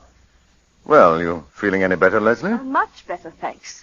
Mrs. Crosby, I know it seems brutal, but I'm afraid it's my duty to, ask you some questions. I think that can wait, Mr. Withers, until my Oh, wife... it's all right, Robert, really. I feel perfectly well now. Then suppose you tell us exactly what happened, Leslie. I'll try. And take your time, Mrs. Crosby. Remember, we're all friends here. You've been so patient. Well, as you know, Robert was spending the night at number 4 Plantation. Well, I never mind being alone. A planter's wife gets used to that. My dear. I had dinner rather late, and I started working on my lace. I don't know how long I'd been working when suddenly I heard footsteps outside, and someone came up on the veranda and said, "Good evening, can I come in?" Well, I was startled because I hadn't heard a car drive up. "Who is it?" I asked. "Jeff Hammond." Oh, of course, I said, "Come in and have a drink." Were you surprised to see him? Well, I was rather. He hadn't been in the house for ages, had he, Robert? 3 months at least. I told him Robert was over at the number 4 Plantation getting out a shipment or something. Wasn't that it, darling? What did he say to that? He said, "Oh, I'm sorry. I felt rather lonely tonight, so I thought I'd just come over and see how you were getting on." Well, I put on my spectacles again and went on with my work. We chatted about one thing and another. He asked me if Robert had heard that a tiger had been seen on the road 2 or 3 days ago. He said he thought he'd try to get it over the weekend. Oh, yes, I know about that. Don't you remember I spoke to you about it yesterday? Did you? Oh, yes, I believe you did. Well, we went on chatting until... Well, suddenly he said something rather silly. What? It's hardly worth repeating. He paid me a little compliment. I think perhaps you'd better tell us exactly what he said. He said, "You've got very pretty eyes. It's too bad to hide them under those ugly spectacles." She ever said anything of the sort to you before? Oh, no, never, and I thought it impertinent. I don't wonder. And did you answer him? Yes, I said, "I don't care a row of beans what you think about me." But he only laughed and said, "I'm going to tell you all the same. I think you're the prettiest thing I've ever seen." Leslie. Let her finish, Bob. "In that case," I said, "I can only think you half-witted." He laughed again and moved his chair up closer. But, Mrs. Crosby, I wonder you didn't throw him out there and then. Well, I didn't want to make a fuss. I think a woman makes a perfect fool of herself if she makes a scene every time a man pays her a compliment. When did you first suspect that Hammond was serious? The next thing he said. He looked at me straight in the face and he said, "Don't you know that I'm awfully in love with you?" Swine. Were you surprised? Of course I was surprised. Well, we've known him for 7 years, Robert, and he's never paid me the smallest attention. I didn't suppose he even knew what color my eyes were. We hadn't seen very much of him the last few years. Yes. Go on, Leslie. Well, he helped himself to another whiskey and soda. I began to wonder if he'd been drinking before. "I wouldn't drink any more if I were you," I said. He emptied his glass and asked me in a funny, abrupt way, "Do you think I'm talking to you like this because I'm drunk?" I said, "That's the most obvious explanation, isn't it?" "Oh, awful having to tell you all this. I'm so ashamed. I wish there were some way we could spare you, Mrs. Crosby. Leslie, it's for your own good that we know the facts. All you can remember of them. Very well. I'll tell you the rest. I got up from my chair. I was standing in front of the table, about here. He rose and stood in front of me. I held out my hand. Good night, I said. But he just stood and looked at me, and his eyes were all funny. I'm not going, he said. Well, then I began to lose my temper. You poor fool, don't you know I've never loved anyone but Robert? And even if I didn't love Robert, you're the last man I should care for. He answered, Robert's away. Well, that was the last straw. I wasn't frightened, just angry. If you don't go away this minute, I told him, I'll call the boys and have you thrown out. I walked past him to call the boys from the veranda, and he took hold of my arm and swung me back. But I screamed as loud as I could. He flung his arms about me and began to kiss me. I struggled to tear myself away from him. Oh, he seemed like a madman. He kept talking and talking and saying he loved me and he loved me. And oh, it's horrible. I can't go on. I'm sorry, Leslie, but we'll have to know the rest. Well, he lifted me in his arms. I struggled to get free, but he was too strong for me. He started to carry me, and then, well, he stumbled on those steps. I got away from him. Suddenly, I remembered Robert's revolver in the drawer of that chest. He got up and ran after me, but I reached it before he caught me. Oh, it was all instinctive. I didn't know what I was doing. I didn't even know I'd fired. I heard a report and saw him lurch toward the door. I followed him out to the veranda.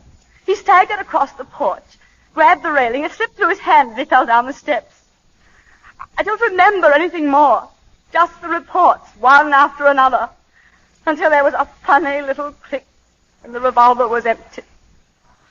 And suddenly I looked down and saw him lying there, lying in the moonlight.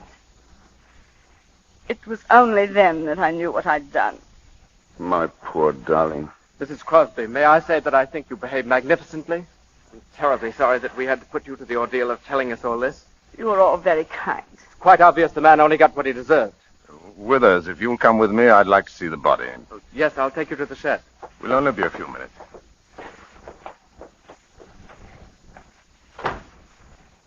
My poor child. Oh, Robert.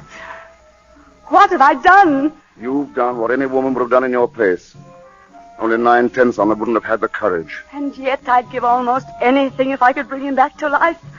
It's so horrible to think that I killed him. Leslie. Why, there isn't a man or a woman in the colony who won't be proud to know you. Darling, we have been happy, haven't we? You've been the best wife a man could have. I'm grateful for all the time we've been together.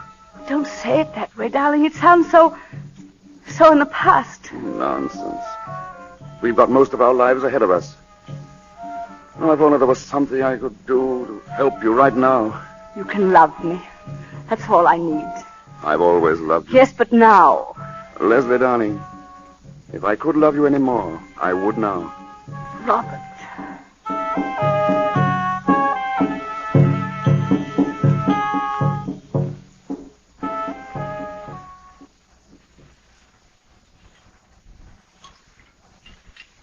You have to be very indulgent towards my cooking, gentlemen. I can't vouch for it. But I can and will. Funny. The head boy running off tonight. Yes, it is odd. Well, he couldn't have done better than this, my dear. It's delicious. It certainly is. Thank you, gentlemen. I think we should start to Singapore as soon as we've finished. Right away. Why, it's still dark, Howard. It'll be 8 o'clock by the time we get there. We'll ring the Attorney General and find out when we can see him. I think that's the first thing to do, don't you, Withers? Yes, I think that's the best thing to do. Would I have to be arrested? Well, you see, Mrs. Crosby, as a matter of fact, I think you're by way of being under arrest now. It's purely a matter of form, Mrs. Crosby. Shall I be imprisoned? That's up to the Attorney General. It's possible that after you've told him your story, he'll be able to accept bail. He's a very good fellow. I'm sure he'll do everything he can. How do you mean, be able to accept bail? Well, my dear, it depends on what the charge is. What? What do you mean by that? I think it not unlikely that he'll say that only one charge is possible. And in that case, well, I'm afraid an application for bail would be useless. What charge? Murder. Leslie. Oh, I'm quite all right. More coffee, darling. No. As a matter of fact, if we're going to leave, I better put a few things together. Won't be long. Let me do it, Robert. Don't bother, dear. Oh, Leslie, Yes? there's just one question I'd like to ask you. Yes, what is it, Howard? When I was looking at Hammond's body, Yes? it seemed to me that some of the shots must have been fired after he was lying on the ground. I'm afraid it sounds very cold-blooded, but I was so terrified. I didn't know what I was doing. Everything was confused and blurred. Well, there, Leslie, I shouldn't have brought it up tonight. Put it out of your mind.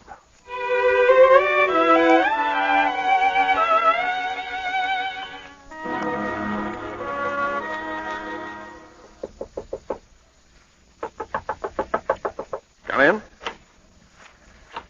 Well, aren't you saying? Mr. Crosby to see you, sir. Oh, ask him to come in. Mr. Crosby? Thanks. Hello, Bob. Howard, how is she? Sit down, Bob. Have you seen her?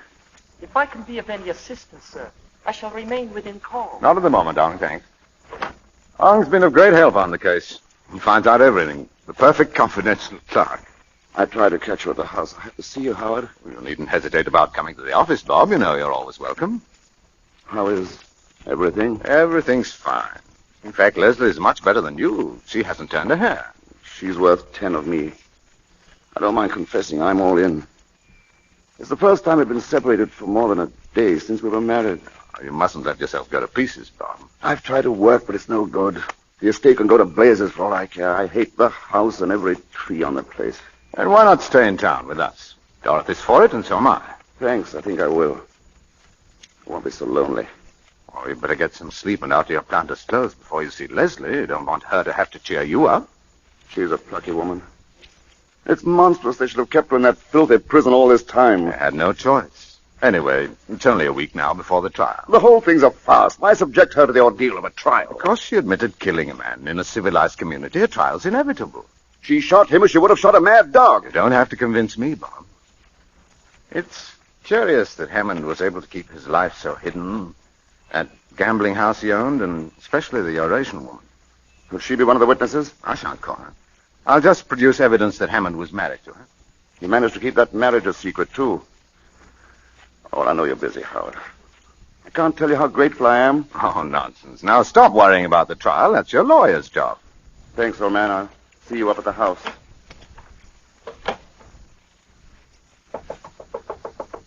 Yes? Mr. Joyce. Well, Ong? If you are not too busy, sir, might I trouble you for a few words in private conversation? No trouble at all, Ong. It has to do with the case of the Crown versus Crosby. Yes? A friend has brought me information, sir, that there is in existence a letter from the defendant to the unfortunate victim of the tragedy. Well, that's not surprising. In the course of 7 years, I've no doubt Mrs. Crosby often had occasion to write to Mr. Hammond. But the letter, sir, was written on the day of the late Mr. Hammond's death. Well? You will no doubt recall that Mrs. Crosby has stated that until the fatal night, she had had no communication with the deceased for several weeks. In my opinion, this letter indicates that her statement is not, in every respect, accurate. Have you seen the letter? I have with me a copy, sir. The original is in possession of a woman who happens to be the widow of Mr. Hammond, deceased. May I read it? Oh, certainly, sir. Of course, as I said, this is but a copy in my handwriting. You can understand it, sir? Perfectly. Ong, it's inconceivable that Mrs. Crosby should have written such a letter. May I suggest, sir, that it would be well to make sure, since my friend is of the opinion that the letter might be of some interest to the prosecutor. I'm obliged to, Ong. I'll give the matter my consideration. Very good, sir. Do you wish me to communicate that to my friend? Might be well if you kept in touch with him. Yes, sir. It might be very well.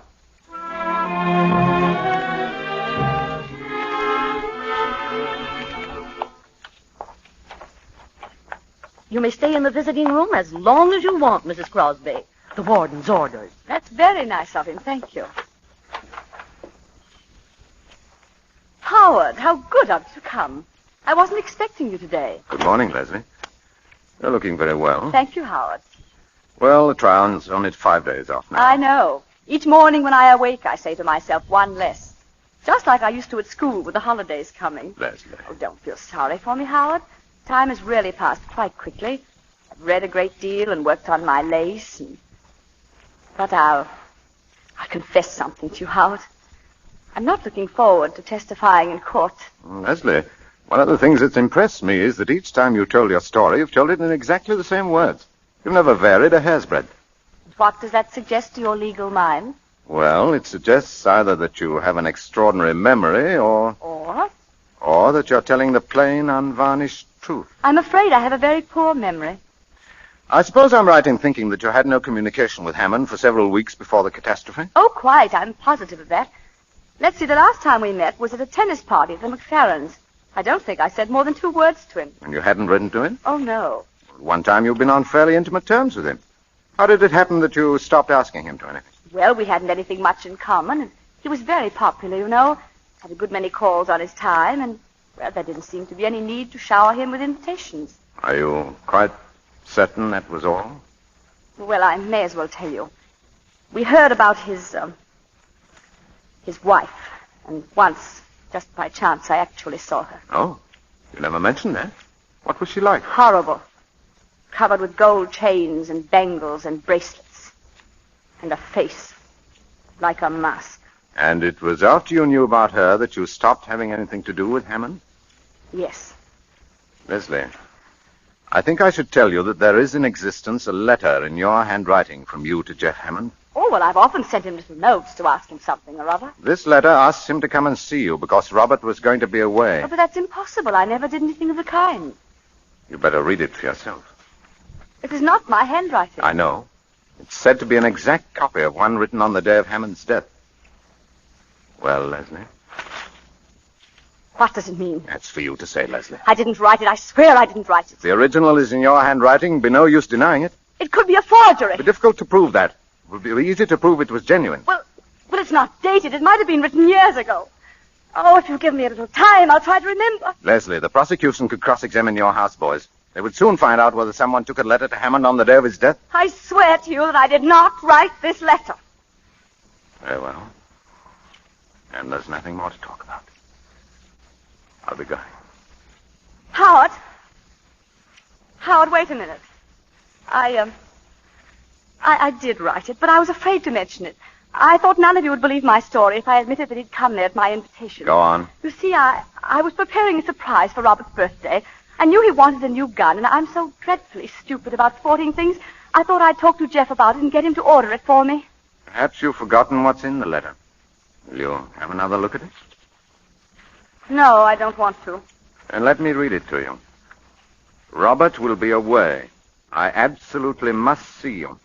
I'm desperate, and if you don't come, I won't answer for the consequences. Don't drive up to the door. Leslie, I shall have to talk to you very plainly. I told Bob today that I was certain of your acquittal, and I didn't say that just to cheer him up. I don't believe the jury would have retired at all. But this letter alters the case completely. I won't tell you what I personally thought when I read the letter. The duty of counsel is to defend his client, not to convict her, even in his own mind. I don't want you to tell me anything but what is needed to save your neck. Oh. They can prove that Hammond came to your house at your urgent invitation. I don't know what else they can prove, but if the jury comes to the conclusion that you didn't kill Hammond in self-defense... Oh, no, They'll... Leslie! Matron, quickly! Yes, sir? Call nurse. Mrs. Crosby's ill.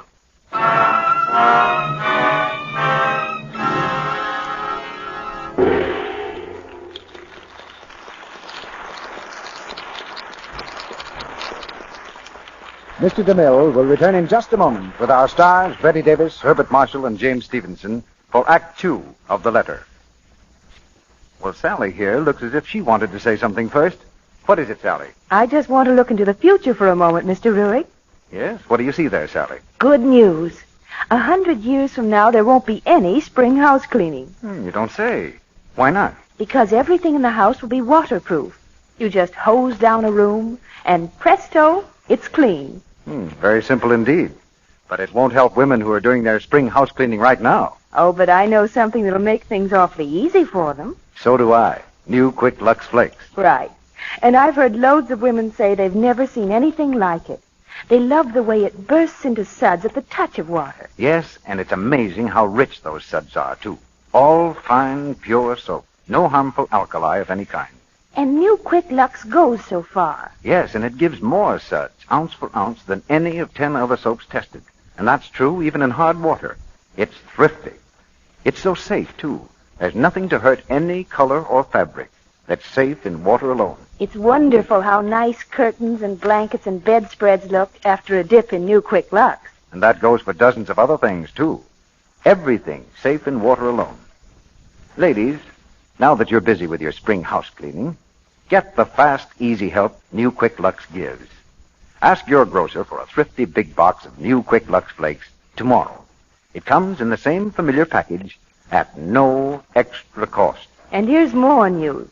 Right now, thousands of grocers are featuring new Quick Lux flakes in their spring house cleaning sale.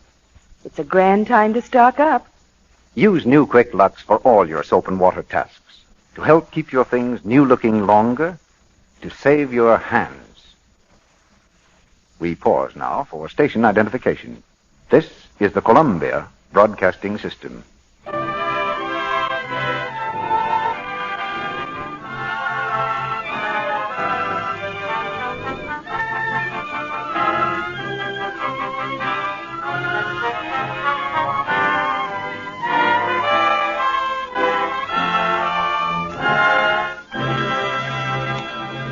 Act 2 of The Letter, starring Betty Davis as Leslie Crosby, Herbert Marshall as Robert Crosby, and James Stevenson as Howard Joyce.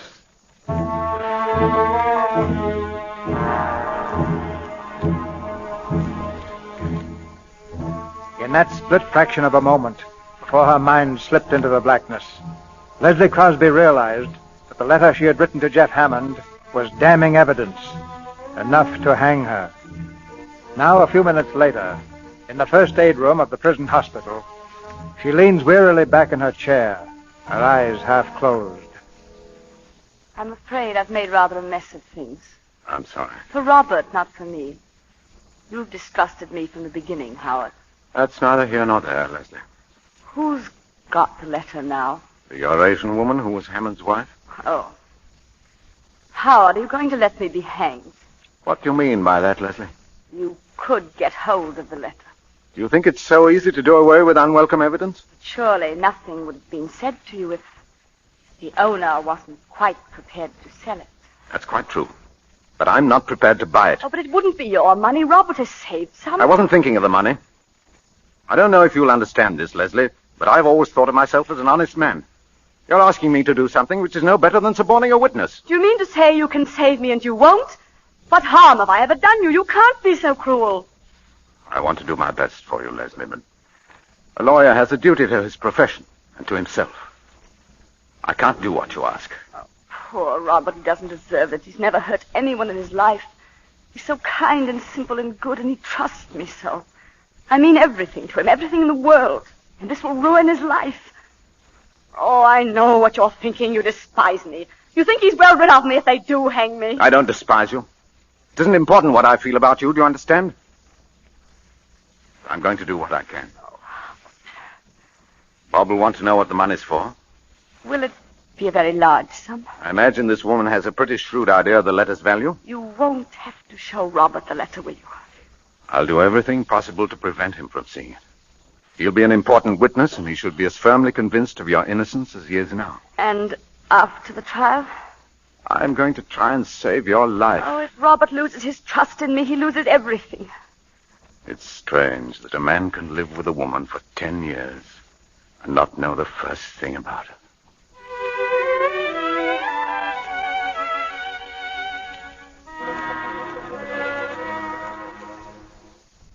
Ray, you think your friend could be induced to part with the letter? I believe so, sir. But my friend has not got the letter. The woman has it. She did not know its value until my friend told her. What value did he put on it? $10,000, sir. Only 10,000? Why not 50 or 100? For the reason, sir, that Mr. Crosby has in the bank of the British Malaya Company a savings account in the amount of only $10,450. $10,000 is a good deal of money, Arnold. Yes, it is a good deal of money. Well, I'll speak to Mr. Crosby. Have the woman come to my office. I was about to mention, sir. She made 2 conditions. She insists that the money shall be brought to her. I can take you to the house whenever you are ready, sir. What's the other condition? That Mrs. Crosby shall bring it to her personally. You must be mad. Good heavens, man. Do you suppose Mrs. Crosby can just walk out of a prison cell whenever she feels like it? My friend thinks you could arrange to have her stay at your house until the trial. I believe the judge will permit it if you are responsible for her, sir. Chi Seng. Yes, sir. What are you getting out of this? $2,000, sir. And the satisfaction of being of service to you and our client.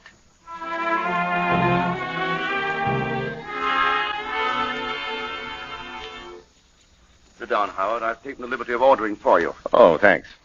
Well, you're looking more cheerful, Bob. I feel better since this morning. I guess you finally convinced me we've nothing to worry about. Well, as a matter of fact, Bob, something's come up. It's nothing very much, but I thought I'd better have a talk with you about it. Yeah? It seems that Leslie wrote a letter to Hammond asking him to come to the bungalow on the night he was killed.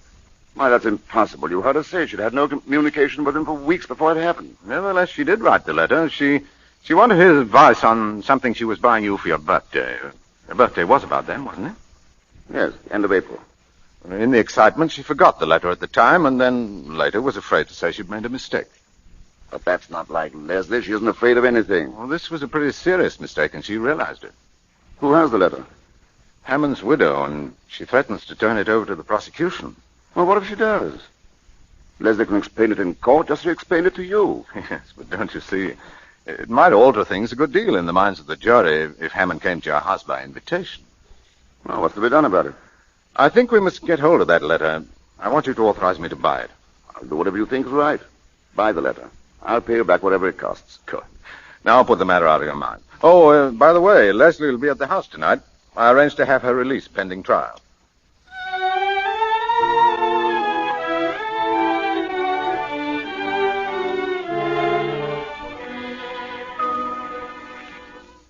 Leslie, don't tell me that's the same lace I saw you working on at the McFarrians. How can you go so fast? Well, I haven't had anything else much to do this past month. What's it going to be? It's too fine for a tablecloth, surely. It's a coverlet for our bed. Dorothy, Leslie and I have some work to do this evening. Look here, Bob, why don't you take the girls to a picture? Well, it won't take all evening, will it, Robert? Well, there's a lot to go over. No use you 3 hanging around. You'd much better see a good film. Yes, darling, go ahead. It'll take your mind off tomorrow. I want you to. All right, then. I'll bring the car around. Come on, Adele. I can see the legal mind is anxious to get rid of us. Night, Leslie. Good night. Where do we have to go? Chinese Quarter.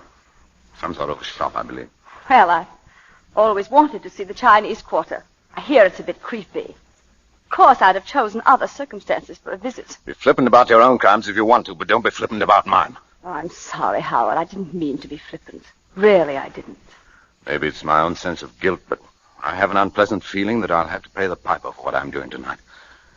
I'm jeopardizing my whole career, and I have to rely on your discretion. Whatever else I am, I'm not ungrateful. Forget what I said. When did you first start doing that lace work, Leslie? Oh, a few years ago. How did you happen to take it up? Well, I wanted something to do, and it appealed to me. But it must take enormous concentration and patience. I find it soothing. You mean it takes your mind off other things? Is that a legal question? You're not an ordinary client, Leslie. You've been watching me, Howard. I felt it all evening. Trying to read my thoughts. I'm trying to understand you. Why? Because I'm so evil. That's it, isn't it? Some time ago, I saw a volcano erupt. An island south of here, Guadi. It had been dormant for years, and then suddenly the crest blew off. It was terrifying and beautiful. Fire turned the sea and sky crimson, and 3 villages melted into ashes. It's time we were starting. Aung Chi Seng will be waiting for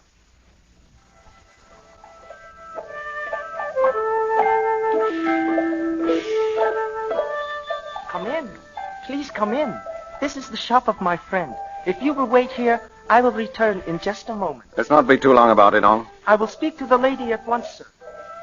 Well, they seem to have a little of everything to sell here. Most of these shops do. That looks like good jade. And this dagger. See the workmanship in the ivory handle. Imagine all that on a knife.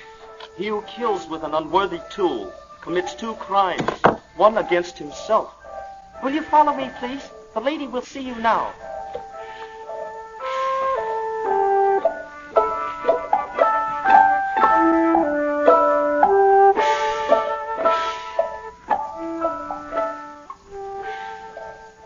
Where is she? You said she'd be here. She is coming, sir. Well, what's she standing there for? Ask her if she has the letter. Yes. 你嗰封信喺處嘛？封信我信得過唔好咧。Mrs. Crosby, I regret, but the veil that you wear over your head, Mrs. Hammond requests that you remove it. Of course. Mrs. Crosby, Mrs. Hammond has a further request. She wishes you to walk over to her. Now, look here. Tell her this is it's enough. all right, Howard. I don't mind.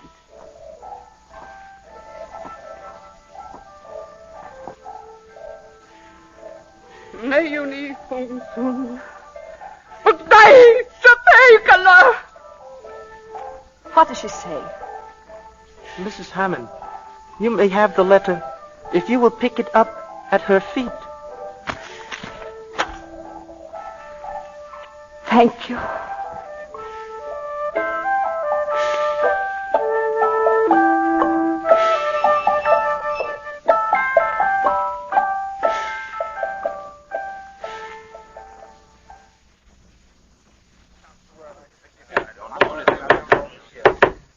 Gentlemen of the jury, have you agreed upon a verdict? We have, Your Honor.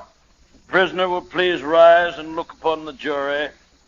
You find the prisoner at the bar, Leslie Crosby, guilty or not guilty? We find the defendant not guilty.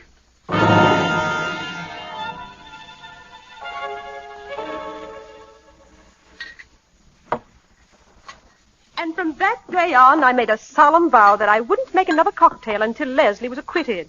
So if these aren't up to my usual high standard, remember, I'm out of practice. Dorothy, darling, they're wonderful. Never been better. Robert Crosby, right now you wouldn't know what you were drinking. I guess that's right. I can't taste or think or feel. All I can do is keep saying to myself over and over, Leslie's safe. Darling. Well, anyone planning to bathe, shower, or sponge before dinner should be getting at it. A shower for me. I've laid out some things for you, Leslie. Thank you.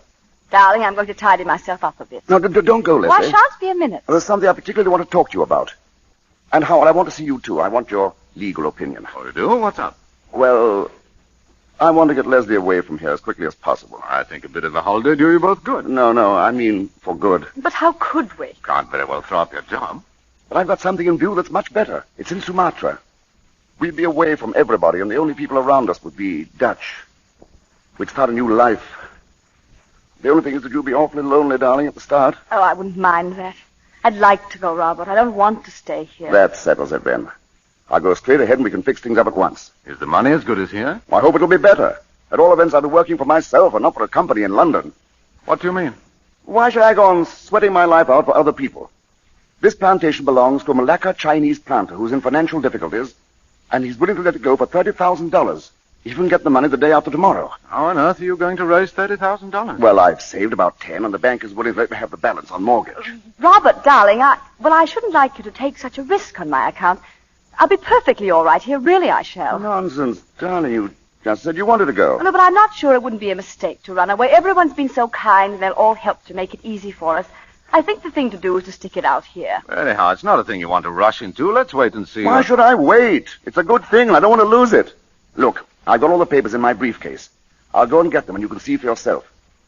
And I have a couple of photographs of the bungalow to show Leslie. I don't want to see them. Please, Robert. Oh, come, darling. That's just nerves. That shows how necessary it is for you to get away. But, Robert... Leslie, darling, in this case, you must let me have my own way. I won't be a minute. Howard, What are you going to do? What can I do? Oh, don't tell him now. I can't bear any more. You heard what he said? Wants the money at once to buy the estate. Can't. He hasn't got it. Give me a little time. I can pay it back. Leslie, I can't afford to let you have a sum like that. I've mortgaged everything I own. I was glad to advance it, but I can't. Where is the letter? I have it in my pocket. Oh, it will break his heart. What shall I do? I don't know, Leslie. If I tell him, he'll want to see the letter, of course. Here we are. He's coming. What shall I do, Leslie? It's up to you. Well? Tell him. Tell him and have done with it.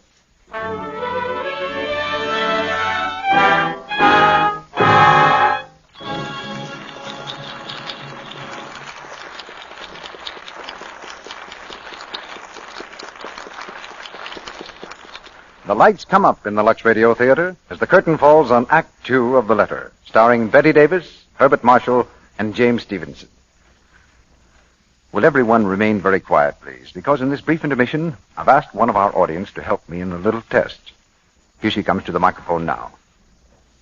Her name is Mrs. Lee Millar. And your home, Mrs. Millar, is... Oakland, California. Oh, we are delighted to have you with us, Mrs. Millar. Now, do you see what I have in my hand? Why, 2 rubber bands. Yes. Will you take this one and stretch it as far as it will go? That's right. It stretches, then snaps right back, doesn't it? Yes, Mr. Roy. Well, now do the same with the other.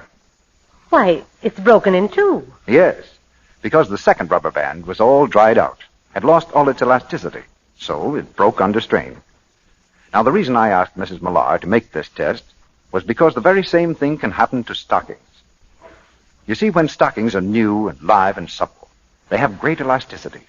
They can stretch as you walk or run or stoop down, then spring back into shape with each motion of your leg. Yes, that's true. But if the threads get all dried out and lifeless, why then... They break when they stretch. Right. Now, one way to weaken elasticity is to use a soap that contains harmful alkali. This dries out the fibers. Another way is to rub with cake soap. This weakens the fibers, makes them less elastic, and more apt to break under strain. And you have a run. Well, I always Lux my stockings, Mr. Roy. Good, because Lux saves elasticity. New Quick Lux Flakes have no harmful alkali. And with Lux, there's no rubbing. That's why Lux keeps silk elastic and cuts down runs. No wonder it's America's favorite stocking care, and recommended by over 90% of the makers of both silk and nylon stockings in the United States. Why not save your stockings by washing them every night with new Quick Lux Flakes? Now, our producer, Mr. DeMille. Curtain rises on the 3rd act of The Letter.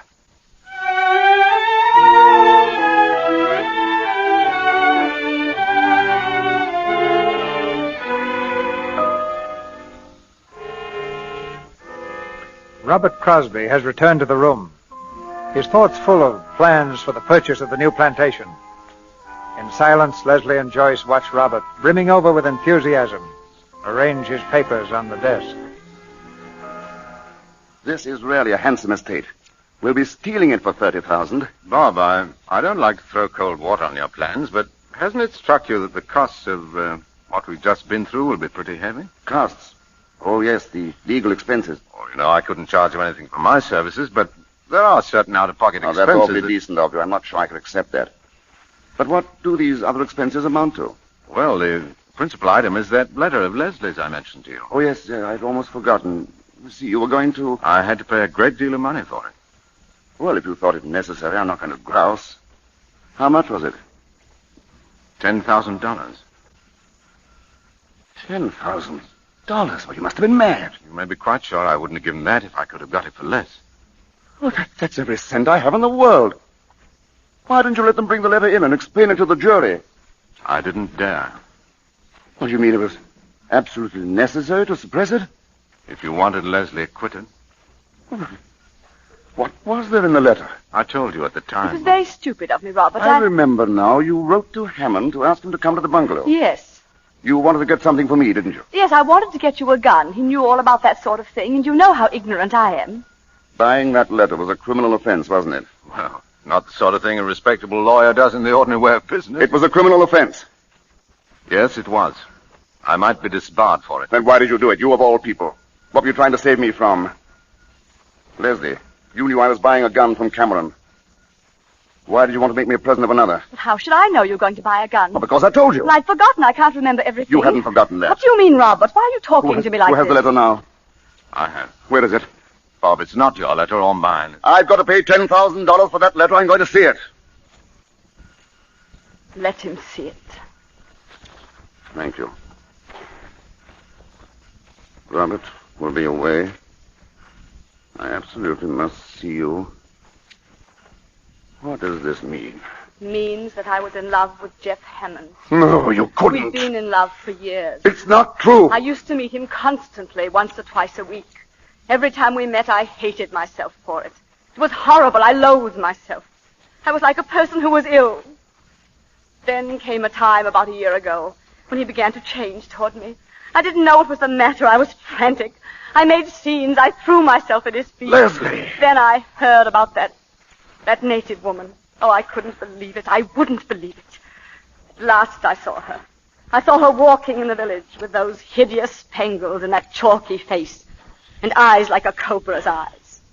But I couldn't give him up. I sent for him. You've read the letter. Oh, I'd always been so careful about writing before. But this time I didn't care. I hadn't seen him for 10 days. He came and I told him I knew about his marriage. Oh, at first he denied it. I was frantic. I don't know what I said to him. I hated him because he'd made me despise myself. I insulted him. I cursed him. At last he turned on me. He told me he was sick and tired of me. That it was true about the other woman. That she was the only one who really meant anything to him. He said he was glad I knew because now I'd leave him alone. I knew if he went out that door, I'd never see him again. I seized the revolver and fired. He gave a cry and I saw I'd hit him. I ran after him and I fired and fired and fired until there were no more cartridges. That's what happened. And I have no excuse for myself. I don't deserve to live. How could you do this? To me, Leslie. How could you? I'm sorry. I shouldn't have let myself go. I've got to think.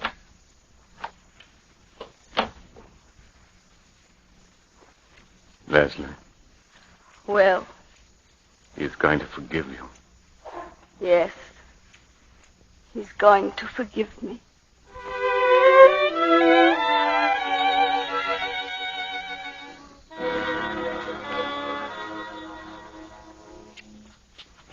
And the fifth couple are the Prescotts. Oh, yes. Robert's told me about them. You'll adore them, Leslie.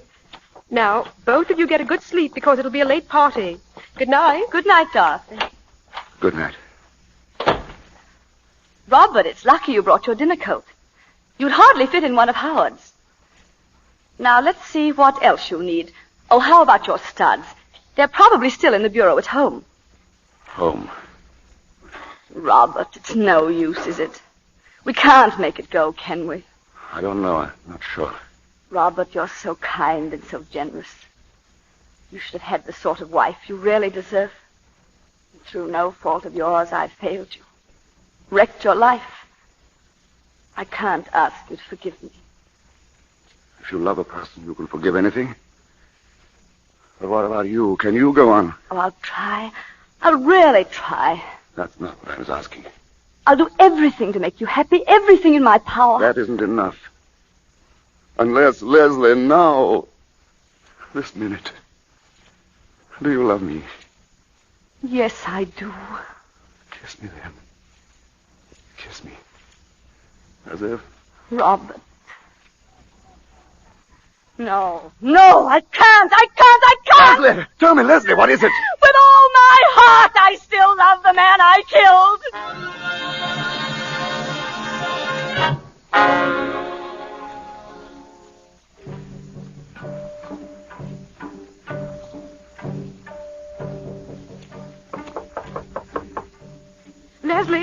Leslie, let me in. My dear, they're all waiting for you. This is your party, you know. I'm sorry, Dorothy. I took rather long to dress. Leslie, isn't that your lace work? Yes. Were you working on it just now? A little. I'm anxious to finish it. Leslie, please come downstairs. Of course, dear. In a few minutes. Very well. When did you first start doing that lace work, Leslie? I find it soothing. You mean it takes your mind off other things? I couldn't give him up. I sent for him. At last he turned on me. He was sick and tired of me. She was the only one who meant anything to him. She was the only one. I hardly know what happened. I seized the revolver and fired until there were no more cartridges. I have no excuse for myself. I don't deserve to live. I don't deserve to... Who's out there? Who is it? You, I see you there. Mrs. Crosby! Come here. What are you doing out there? I don't want to come. She make me come. She tell me I come here. She? Mrs. Hammond. Yo, Mrs. Hammond. She tell me I come here. Bling dagger. Leave it outside window. Yes. Dagger, Missy. She say bling dagger to you. She's here, then. Miss Hammond on path by gate. You no go in garden, Miss Crosby. She kill you. She wait there. That is what dagger mean. She kill you, you go in garden. Missy, you know tell police I come. You know tell police I come. You know tell police I come. Dagger, see the workmanship on the ivory handle.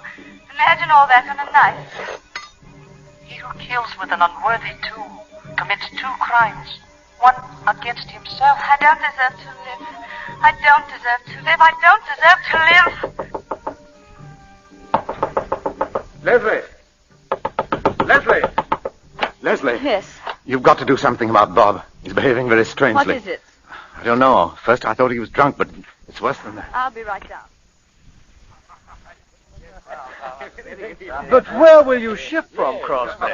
Oh, it's near a good harbor, only 5-6 miles away.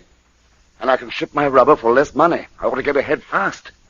In 10-15 years, I can live in London, travel, do anything I please. Robert, will you come outside with me, darling, please? Not now, darling. Maybe later. I'm telling the boys about my new plantation. Sounds like quite a place. Of course, we'll miss Singapore. Our friends are here. We've had some mighty fine times. No English people in that part of Sumatra, only Dutch and natives. It's going to be a little lonely at first, maybe. But we'll get used to it. Robert, There'll be just the two of us. But my wife's a good sport. Always can count on her. She's not afraid of anything. And we'll have each other. That's the important thing. Stop it! Stop it! I can't stand anymore. I can't stand it. Give me a drink. I want a drink. What's the matter, boy? Howard, where is Leslie? Where did she go? She ran out into the garden. The garden. I'll find her. No, let her alone. There's nothing you can do for her.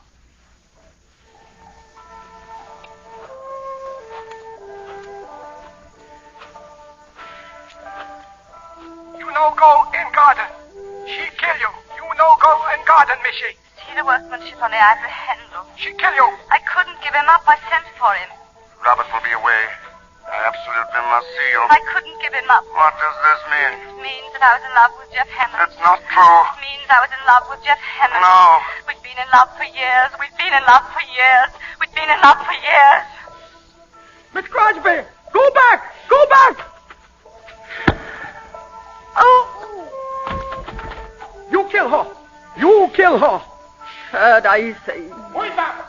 Don't move! Who? Police! Police! Don't move, I will shoot!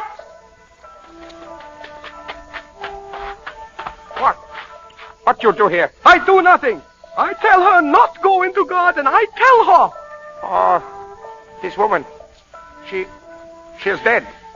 John had I sella. What the sick? She say she kill her. It was right. She died. Leslie! Leslie! Leslie!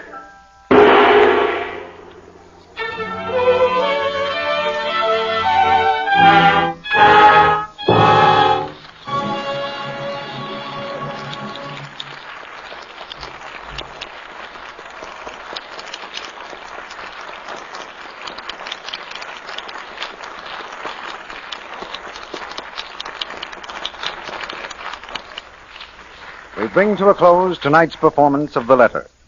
In a moment, our stars return for their curtain calls. But while we're waiting, Listen to this.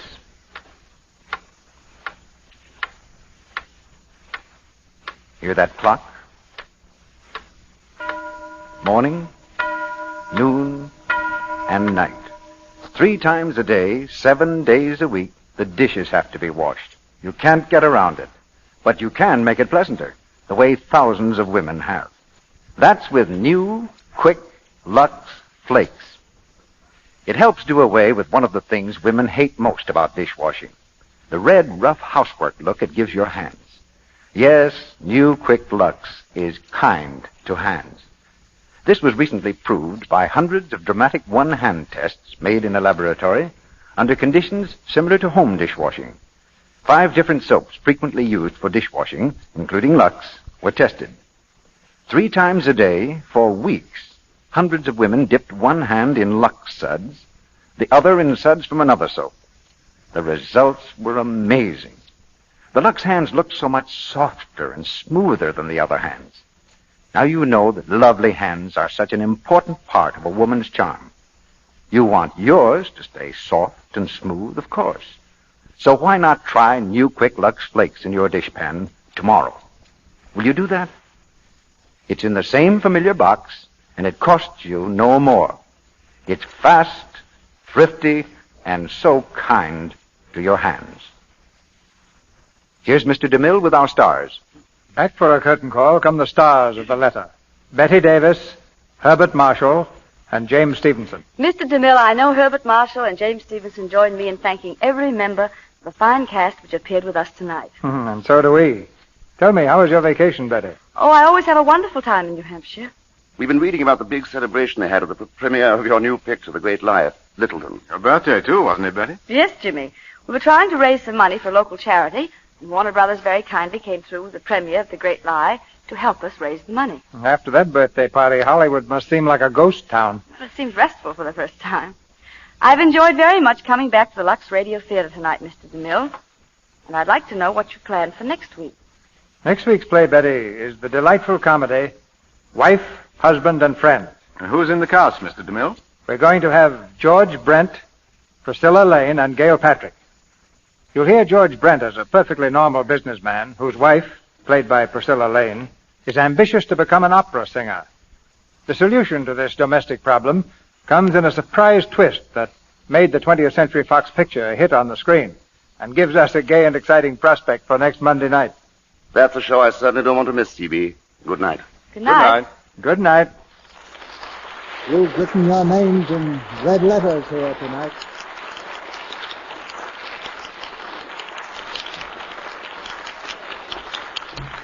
Ladies and gentlemen, we have just learned that the Lux Radio Theatre has again been selected by the readers of the Movie Radio Guide magazine as the best dramatic program on the air. It's the 3rd consecutive year that this theater has received the Movie Radio Guide Award. And to all who participated in the poll, we express the gratitude of our sponsors and of the entire staff of this theater.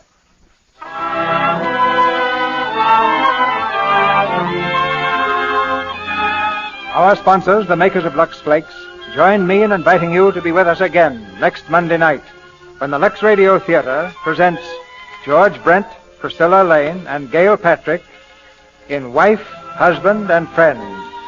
This is Cecil B. DeMille saying good night to you from Hollywood.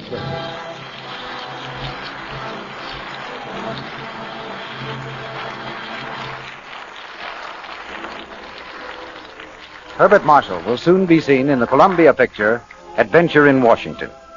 James Stevenson appeared through the courtesy of Warner Brothers Studio and will soon be seen in their production of Shining Victory. Now, an important announcement.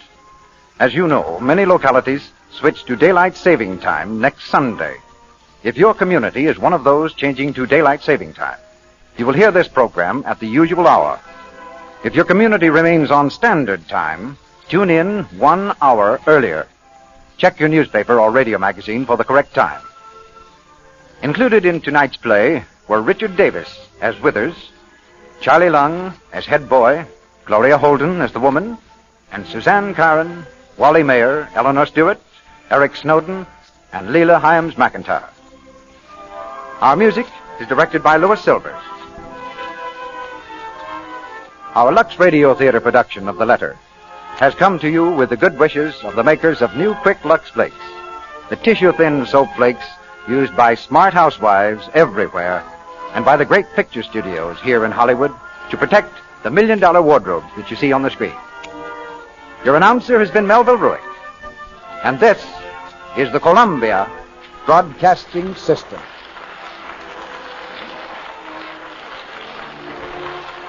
Lux presents Hollywood.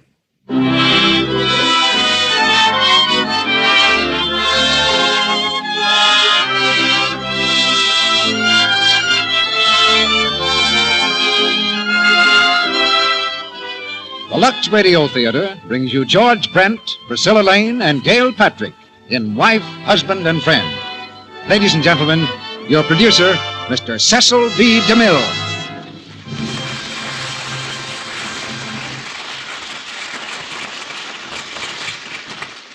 Greetings from Hollywood, ladies and gentlemen.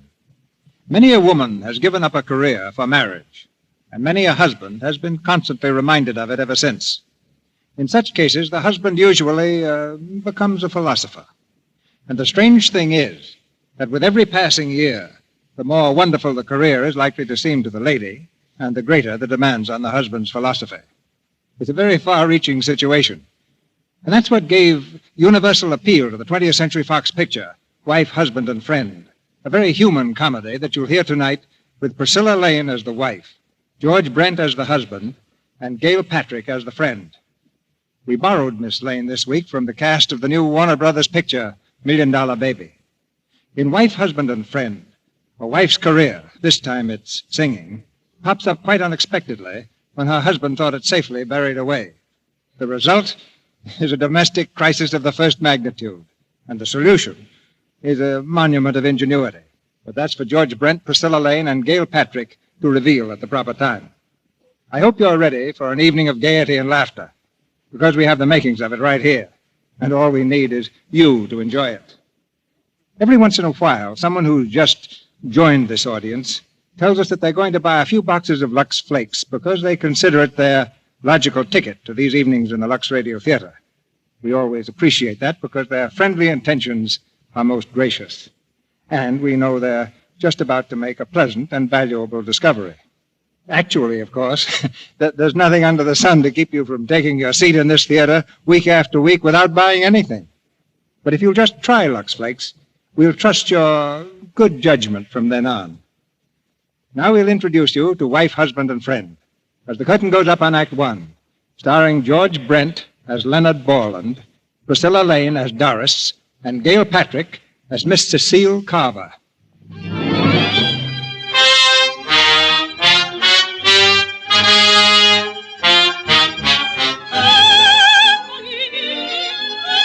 On the stage of the New York Opera House, a great soprano is about to die on a high B flat. You'll know from this that the opera is almost over. The full-dress audience is breathless, spellbound. In a box near the stage, Doris Borland sits tensely on the edge of her seat. Mrs. Blair, Doris' mother, sits tensely on the edge of her seat. Major Blair, Doris' father, is a little more comfortable. And Leonard Borland, Doris' husband, is sound asleep. Leonard always goes to sleep at the opera.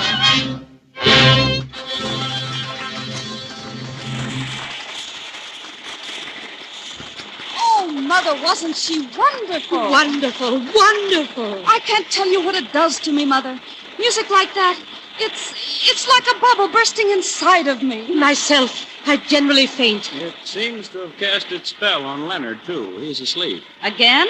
Leonard. Leonard, dear, wake up, wake up. Oh, what's that? Oh, hello, Doris. The pretty music is over, darling. We can go home now. Over already? Why, it seems we only got here yesterday. How are you, Major? Evening, my boy. Hello, Mother. Huh. Yeah. Doris, I think your mother's angry with me. I must say, I can't understand how anyone can sleep through an opera. Oh, you get used to it after a while. Like I always say, the opera's really no worse than a horrible case of arthritis. Leonard, shall we go? Of course, dear.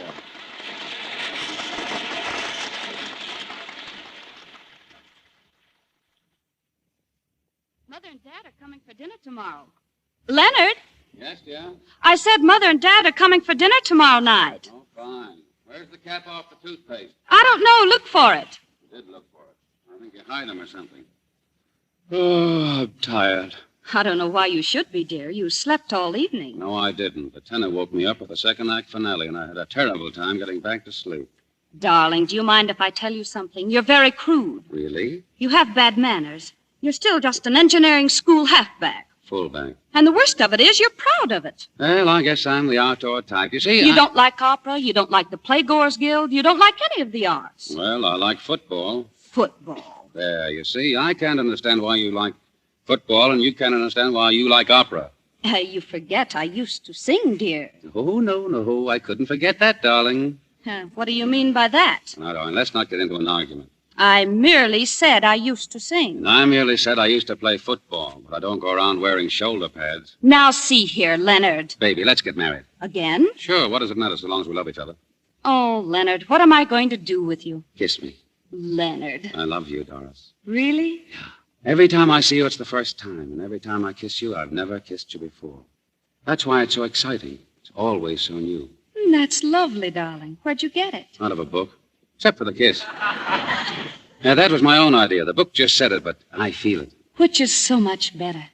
Doris, I've got a confession to make to you. Confession? It's not an easy thing to say, but the truth is you're a snob. Why, you take that back. Hey, cut that out. Cut it out. Hey, you hurt. I meant to. Darling, if you weren't in the social register, I'd smack you flat on the floor.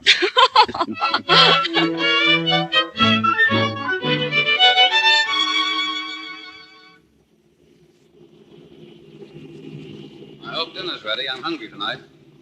What's the matter, Major? Leonard, my boy, how did you like the opera last night? I slept like a baby. No, I mean, did you notice anything unusual during the evening? Well, I had a bad dream during the third act. No. I mean anything unusual about Doris. You didn't notice that gleam in her eye as we came out. Ah, there you go again. Leonard, Doris is getting ready to sing again. I can feel it in my bones. She's getting ready for that career again. And there you are, sitting back, blind as a bat. Major, with all due respect, you're crazy. That's all over. Fini. That's the way I used to be about her mother. Blind. I must have aged 30 years listening to my wife sing. And that's the way it's going to be with you, too. Well, I may not know everything, Major, but I flatter myself that I know how to handle Doris in her career. That's what I used to say about her mother. Only one way to handle a woman, Major. Good evening, sir. Evening, Fisher. Will you take the Major's coat? Yes, sir. Only one way. Kind but firm. I was firm. My wife was firmer. The hand of steel and the velvet glove. It never fails. Hey, what's it? Fisher, what's that? Mrs. Blair and Mrs. Ballin, sir. They've been practicing all afternoon. Well, good night, Leonard. Tell my wife I've gone to the club, but not which one. Oh, nonsense, Major. Come on in. No. It's your problem, my boy. And already I recognize history repeating itself. Tomorrow, or maybe even tonight, she'll say, "Do you realize if it hadn't been for you, I'd be a great singer today?" And after that, X marks the spot. You think so? I know so. Good night, my boy. Fisher, is anyone with them? The singing teacher, sir. Mr. Hugo Kurtfelder. I'll have Mr. Kurtfelder's coat ready. He's leaving in just a moment. Oh, darling, you're early. You know Hugo Kurtfelder, don't you? Sure. So long, Hugo. I beg your pardon. Come on, this way out. Leonard. I'll get to you next, Ma. Outside, Hugo. But I don't understand. Of course you don't. That's what I'm just trying to tell you. So long, son. He's insane. A stark, raving maniac. And I've always suspected it. Good evening, Ma. Leaving so soon? Leonard. Sorry, dear, but your mother's next. This way, Ma. Doris! Now, listen, Ma. You're a great old girl, and I love you. But this is my home and not yours. And the Major's the one you're supposed to pester and not me. So if it's all the same to you, outside. You loony! So long, Ma. And I'll thank you not to call me Mom. Hello, darling. Leonard, how dare you? How dare you? Now, listen, don't get excited. Who do you think you are, Tarzan? Listen. With Hugo, it was bad enough, but to bully an old woman, my mother. Now, listen, darling. And stop starting everything you say with listen. Okay, any way you like, but listen. Be quiet. Do you realize what Hugo said today? Something screwy, I bet. Do you realize he said if it hadn't been for you, I might be a great singer today? A great singer, I tell you. He didn't. And that I had a career. Maybe a brilliant career, but for your stubbornness. He did? Yes, and I still have a voice. I still can sing. He said so. All right, sing. Well, I'm going to. You know what else Hugo said this afternoon? He said that in 3 months I could be ready for a recital at Town Hall. Sure. In 3 months, I could be ready to lick Joe Louis. When you say a thing like that, I seriously wonder if you still have good sense. Well, the statement stands. Well, I'm going to do it. Do what? Give a recital. You are over my dead body. But why? Why do you say such a thing? Why do you take such an attitude? Oh, forget it. I'm not going to forget it. Not again. You stopped my career when we were married, and you've stopped it ever since. But now I'm going to know why. Well, I'm telling you, don't ask me. But I am asking you. Okay, if that's the way you want it. Because you're a rotten singer. So I'm a lousy... No, I said rotten. You did not. You said lousy. Well, all right, what's the difference? All right, okay, I said it. But what Hugo says, a singer himself, a man who has taught and coached singers for years, what he says means nothing? Well, you asked for it. And may I ask how you, fullback. A contractor, without even a child's knowledge of music, may I ask how you know that I'm a lousy... I don't know it, but I know it. I mean, it's instinctive. And that's all you have to say about it? Isn't it enough? No, darling, not nearly enough. And if you don't believe me, read the papers tomorrow morning. Social Registrite debut. Doris Boland, daughter of Major and Mrs. L. Rodney Blair, will present a program of the lighter operatic arias at the Town Hall the evening of May 14th. Registrate recital next Tuesday. Well, deadline's approaching, Mike. Brother, you're in a hole. Is that the best you got to offer? I'm your business partner, not a magician. I got Haggerty to buy 20 tickets. I promised him preferential treatment on the next concrete deal.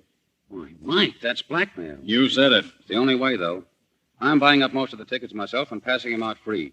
You see, the way I figure it, I can't stand to lose much more than $1,000 on the whole show. That makes it dirt cheap. Makes what dirt cheap? Well, for Doris to get it out of her system, of course. That's all she needs. A nice blowout like this just to show me she's got what it takes. That'll wash the whole thing up. I guess you're right at that. Sure, that's why I want to put it over big. And she'll get it out of her system, and that'll satisfy her forever. I see.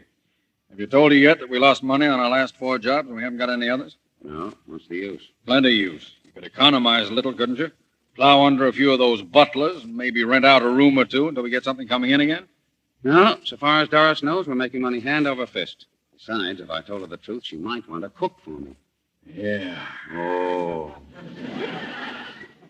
I tell you, Mike, a singing wife is a terrible problem. Yeah. If my wife even starts to hum, I'll smack her right across the mouth.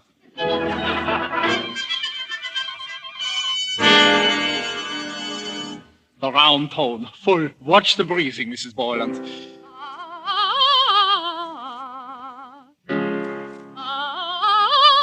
you'd better hurry. We're due at the theater in 20 minutes. Not now, Mrs. Blair, please. Doris, where's my pants? What's the matter with you? My evening pants. I can't find them. Oh, Leonard, don't bother Doris now. She's got to practice. We're due at the theater. Quiet, please, quiet. Telephone, Mrs. Boylan. Telephone's pants. How can we practice? I'll take it, Fisher. Doris, where's my pants? Hello? Let her alone. Well, listen, I got no pants. But that's all. All right, I'll go without them. Maybe it'll start something new. Vulgar. Vulgar. You name it and I'll do it, but I got to have pants. Will you please keep your voice down? Leonard, something terrible has happened. Oh, Doris, where are my pants? Oh, Leonard, please listen. Louise Bronson got Rudolph Hertz to promise to come and give me a review. And now it turns out that she told him the wrong day. Who's Rudolph Hertz? Only the most famous music critic in the country. Well? I've got to have him there, Leonard. I must have him. A good review from him would mean everything. How about giving him a ring? Well, the phone's private. There's only one thing to do, Leonard, and that's for you to go right over to his hotel yourself. Hey, wait a minute. Leonard, please. But I can't go busting in on some guy I've never even heard of. Oh, you must not upset me, Leonard. I've got to have Rudolph Hertz at my recital. Okay. Let me get my coconut. Hey, wait a minute. Where's my pants?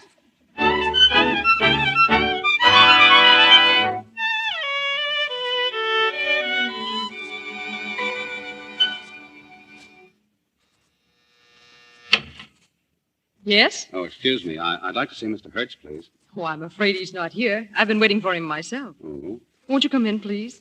Is there anything I can do? Well, you see, my wife, she's a singer. Well, I mean, she thinks she's a singer. A lot of us do. My name is Cecile Carver. Oh, why, you sang at the opera the other night. Were you there? Yes, I was. Did you like it? I was asleep. Oh, not really. I'm sorry. I didn't mean to be rude. Not at all. I enjoy honesty. Won't you sit down? Oh, I can't. You see, my wife's singing at the town hall tonight, and I was supposed to ask Mr. Hertz to come over and listen to it. I hardly think he'll be back in time, but I'll give him your message if I see him. Oh, thanks a lot. Well, I've got to run along. Wait. What did you want? An opinion of your wife's voice? Well, I don't need any opinion. I see. Well, good evening, Mr. Borland. Leonard Borland. Good night, Miss Carver. Good night. Charming. Hello, desk. Cecile Carver speaking. Will you call the town hall, please? Have them reserve a ticket for tonight's recital in my name. Thank you.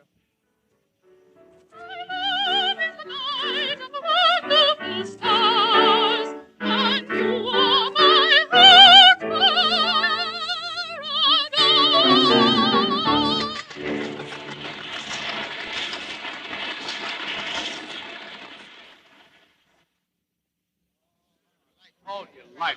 Leonard, you are marvelous. Oh, thank you, thank you. Outside, everyone. Please, Mrs. Borland must race. Thank you so much. Doris, you were magnificent. Well, Leonard? You win, baby. Give me a kiss. Oh, darling. Oh, honey, you murdered him. Perhaps next time you'll think twice. Oh, you Leonard, bet I before... will, Ma. Now, how about us getting away, Doris? Just you and me and having a little celebration of our own, huh? Oh, Leonard, I can't. It's quite out of the question. Hugo's coming back with the agent. With a what? The agent, dear. The man who arranges the tour. But I thought this was all. I thought this was all you wanted, was this. Are you out of your head again? Leonard, you mean that after a triumph like this, I should actually give it all up? Oh, but honey, Well, don't you see, dear, if I had flopped this evening, but I didn't. The whole house packed. Not only friends and people I knew, but hundreds I never saw or heard of before. The entire theater sold out. Oh, Leonard, even you must appreciate what that means. Yes, I do. You must realize, Leonard, that after tonight, Doris belongs not to you, but to America. Does America want her? Mrs. Borland, picture. Oh, Doris, pictures. On stage quickly. Oh, Leonard, I've got to go. I'll see you later, darling. Don't wait up for me. Oh, what have I done? Hello? Hello, Mr. Borland? Yes? I thought I'd find you there. This is Cecile Carver. Oh, how are you? I was at the recital, Mr. Borland. Would you still like an opinion of Mrs. Borland's voice? I certainly would. Then why don't you come over to the Dorchester Apartments and see me? Let's say tomorrow at 3. Thanks, I'll be there.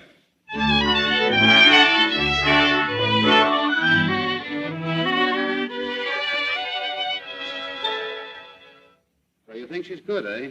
She has a fine voice, a remarkably fine voice. Then you think she ought to go on? With that voice and her looks, certainly. Oh, well, that's fine. You're such a liar. But so am I. Liar?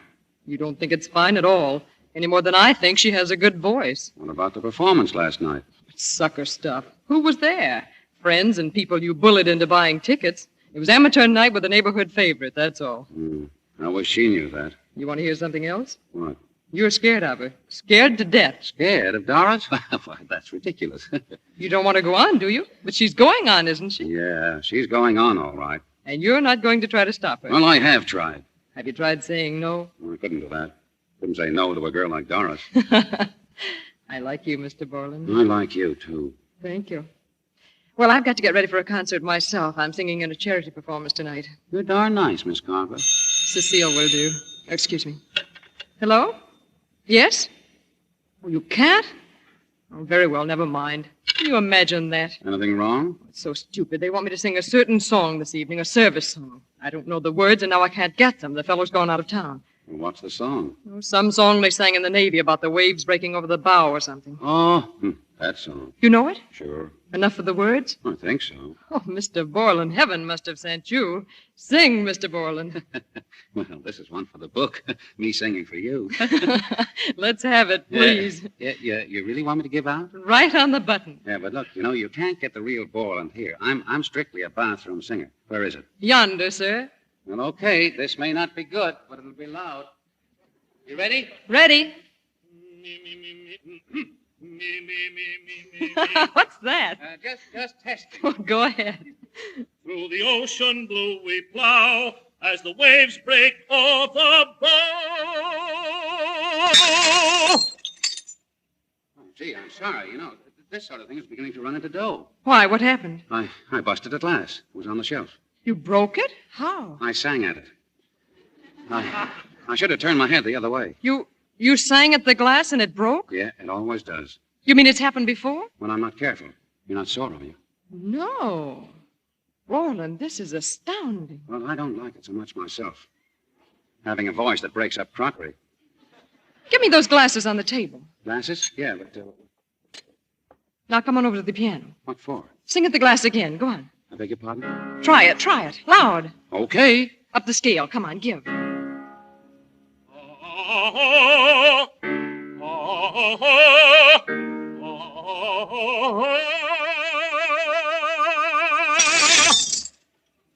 Now, you see? It's a terrible waste of glassware. Borland, I'm almost afraid to say it, but that's a great voice. Would you mind repeating that? It sounded exactly to me as if you said I had a great voice. You have a great voice. Say, listen, why don't you lie down? It's a miracle. I think I better get out of here. Oh, no, not yet. How would you like me to give you lessons? What? I'm serious, Borland. That's what I'm afraid of. Goodbye. Oh, no, wait. You can't just walk out. You can't. Listen, I've got it. But what? You're the one that's going to sing. You're the one that's going to be a success, not your wife. How would you like to sing on tour? All the big halls. I believe you're really insane. Don't be stupid. When I tell you you've got a voice, you've got a voice. I'm Cecile Carver. I know. Yeah, but lady, I'm a contractor, a building contractor. Not to me. To me, you're a singer. A singer with a trumpet in his throat. A trumpet? Think of this. Carnegie Hall, the lights, the excitement, the whole house packed to hear you sing. Me? You can do it, I tell you. With that voice, I guarantee it. Well, all I know is that you're scaring the living daylights out of me, you know. Am I? Then think of this, too. Think of her sitting out front that night. Your wife, sitting with everybody else when the house lights go down and the footlights go up, and then the applause as the star walks out on the stage. You. To sing? To sing. Who would be the head man then? You or your wife? It's crazy. But it is a funny idea. We can do it, Borland. Will you? Sure I will. Why not? Do, do, do, do. Yeah. Did you see that? I just busted the chandelier.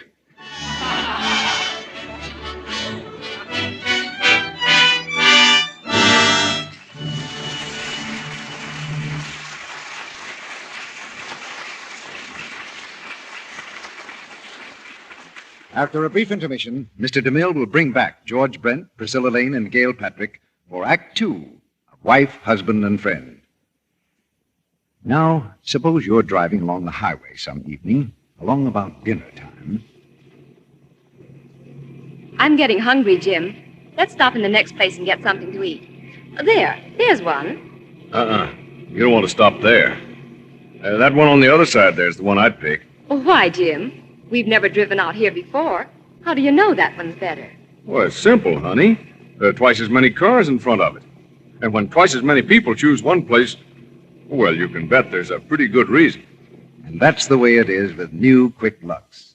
Twice as many women choose Lux Flakes for stockings, underthings, pretty dresses, other nice things, too, as choose any other flakes, chips, or beads. And we've got plenty of reasons for doing it, too. Right, Sally.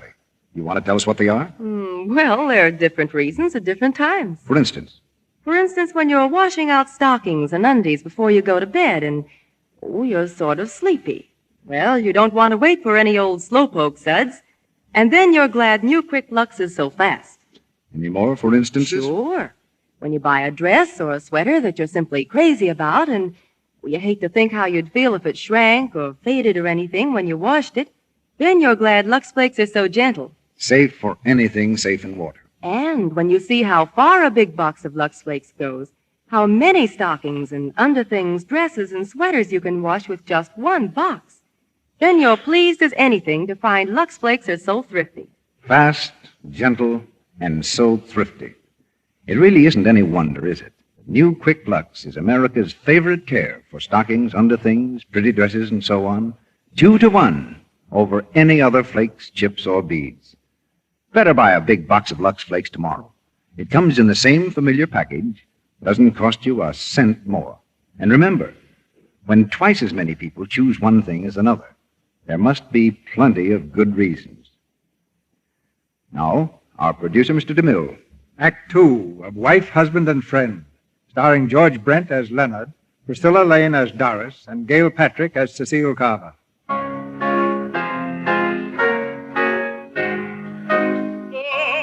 Under the tutelage of Cecile Carver, Leonard is preparing for his debut as a singer. For a month, they've been practicing in secret session, modulating his tremendous voice to keep down the glassware bills.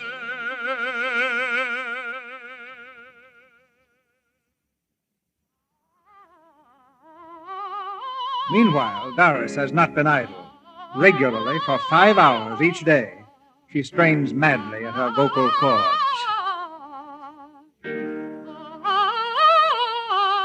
Glorious, Doris. It rings like a bell. Pear-shaped. Pear-shaped. Telephone, Mrs. Borland. Who's calling, Fisher? Mr. Murray of the New York Concert Bureau, madam. Give it to me. Yes, Mr. Murray? Yes. Oh, you can't. I see. Oh, I understand that. Yes, I know. Thank you very much. Well, dear? He said no. No, I cannot understand that. I simply cannot. How about the radio? I understand it's becoming quite respectable. We tried the radio. There was that movie theater offer. Movie theater? Who do they think Doris is? Cab Calloway? Oh, don't be ridiculous. Mother, am I in a spot? Can you just imagine what Mr. Leonard Borland would have to say if he knew about this? That throwback. Can't you just hear him saying, didn't I tell you so? Why, if he ever suspected. I wonder if he already suspects. What do you mean? Well, he's been acting so funny for the past month or so. Very jolly and mysterious, as if he had something up his sleeve. And very patronizing, too. That's what gets me. He's done everything but give me a friendly pat on the shoulder. Oh, it's probably just another woman. What? Your father always acted in that rather silly fashion after leering at some poor girl from the top of a bus.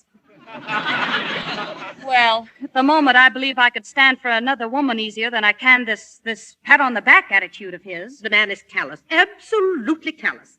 It's a tragic fact, my dear, but for 5 generations, the women of our family have married inartistic men. Most of them could scarcely be distinguished from cannibals. I know what you mean. Your father was even worse. For 3 years, I discussed Wagner with him before I realized he thought I was talking about a baseball player. It's depressing. Anybody home? Oh, there he is now. Smile, Mother, smile. How are you, darling? How's our little canary today? Oh, very well, thank you. How are you, Ma? Well, thank you, Leonard. I think I will be going. So long, Hugo. Where's the major, Mother dear? In the butler's pantry. Well, what's the old gentleman doing? Shooting spitballs? Leonard, please. It was his own idea. I had just started telling Doris about my debut in Washington. Yeah, I get it. I'll run out and see him. Well, baby, everything okay? That's fine. Just keep your chin up, baby. Major, where are you? Did you see that? Didn't I tell you? Mother, that settles it. I've got to do something. I don't care what it is. I've just got to, Mother. I can't admit he was right about this thing. It's gone too far. What are you thinking of, dear? I'm going to take a job. Any kind of a job, as long as it's singing. I'm going to call Mr. Schultz. Doris, he was the movie theater man. Well, what of it? He's the only one who'll take me. Darling, I don't care for this. I'm going home. Oh, goodbye, Mother. Hello, Mr. Schultz, please. A movie theater. After all our wonderful plans. Don't worry, darling. It'll be all right. Hello, Mr. Schultz? This is Mrs. Borland, Mr. Schultz. I've decided to accept your offer. Yes. Oh, well, I'd like to keep it quiet for a while. You see, I'm in rather a strange position. Sitting in the pantry. I'm not here of my own free will. They sent me out of the room. They're plotting, I tell you. They're up to some plot. You'd better watch your step, son. Don't you worry about me, Major. I've got this whole singing business licked any time I want to bear down. You mean you've got a plan? Major, I've got a honey. Then use it now. Well, I've been hoping I wouldn't have to. Oh, Leonard, you're young yet, but when you're my age, do you want to have to sit on a pantry shelf every time some long-haired guy sits down at the piano? No. Then use your plan. No matter what they say, use it. Give them both barrels. Blow them sky high. When you're dealing with musicians, show them no mercy. Yeah, I guess you're right. But I'll have to speak to Doris first.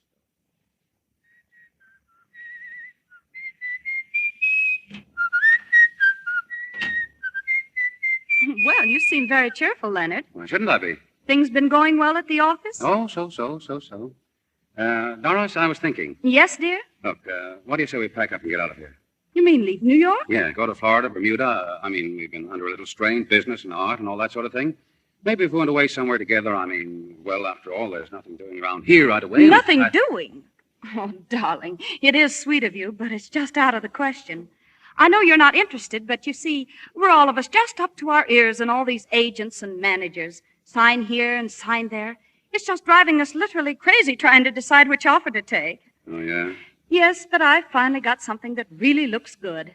It's not quite settled, but it's by far the best yet. Okay, forget it. Why, even Hugo was impressed when he heard about it.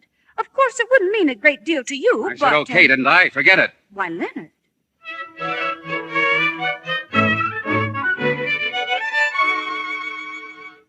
Here's the booking, Leonard. Open in Pittsburgh, then Cincinnati, Charleston, Washington, Baltimore, Philadelphia, Newark, and New York. But, Cecile, what'll I tell my wife? A business trip, silly. And here's the billing. Miss Cecile Carver in a song recital, assisted by Mr. Logan Bennett. Logan Bennett. If anybody calls me that, I'll sock him.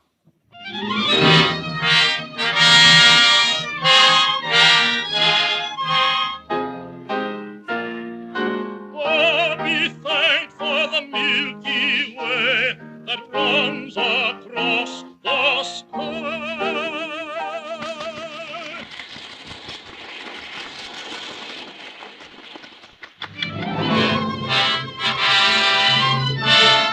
Cincinnati. White turns all the boundless ocean. It is for you. It is for you.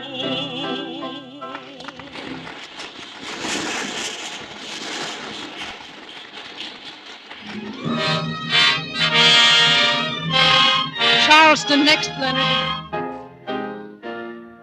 God be thanked for the Milky Way that runs across the sky.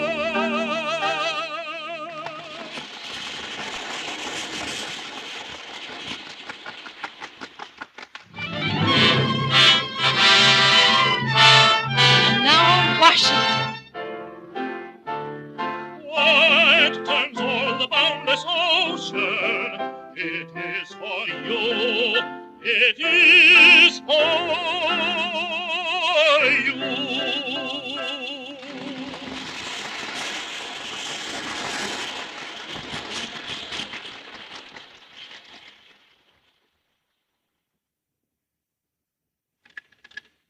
Hello. Hello, operator. I was speaking to New York. Hello? Leonard?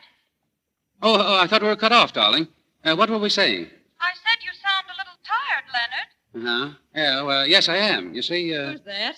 Your wife? Yes. What? I said yes, dear. Did she call you? No, I called. Leonard, I can't hear you. Listen, dear, I may be away a little longer than I'd planned. I mean, there are certain angles to this deal.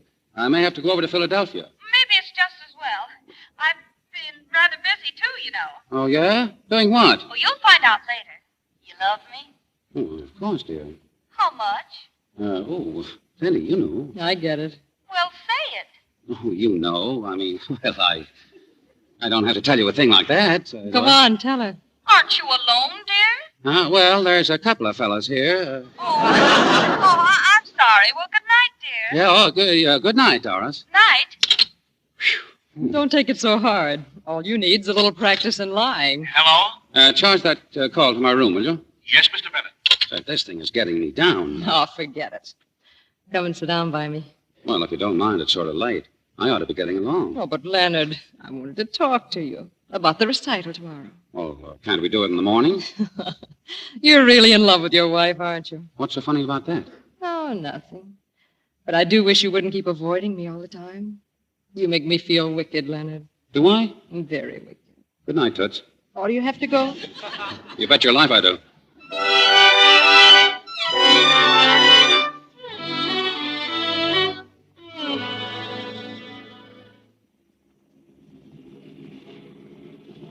New York. Oh, boy. It's great to be back, isn't it? Are you glad to get back to New York or your wife? Both. Mostly my wife. Well, please remember that we're playing over in Newark tonight. I want you to be at the theater at 8 sharp. Don't worry. I'll be right on the dot. I just wanted to remind you. I thought perhaps you might get so interested in seeing your wife you'd forget. By the way, just what are you going to tell her? Well, I don't know. I figure it's too complicated to try and explain all at once. I think I'll just tell her that, I've got to follow up this business deal a little further and... A very novel story. Right over here, driver. Well, there's no use springing it until I'm a real success. How long are you going to be, Leonard? Oh, just a few minutes. All right, I'll wait. Yeah, what? I said I'll wait. But what for? Well, you said you'd only be a few minutes. Well, yeah, but... And I'd feel easier in my mind if you were somewhere I could keep my eye on you. You're a very impulsive man, Leonard. I might suddenly find myself without a partner. All right, stick around. I'll be down as soon as I can.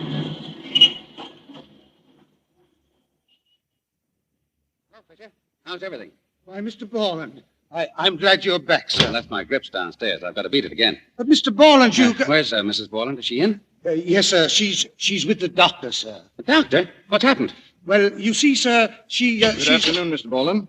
Oh, doctor, what's the matter? How is she? Oh, she's quite all right, really. She's resting very nicely. She's dying. She's dying. I know it. She's dying. No, far from it. It's just shock. Yeah, but what happened? Well, it's really so technical. I'd rather you got the explanation from these two gentlemen. Well, Mr. Kurtfelder. Good afternoon. Well, what is it?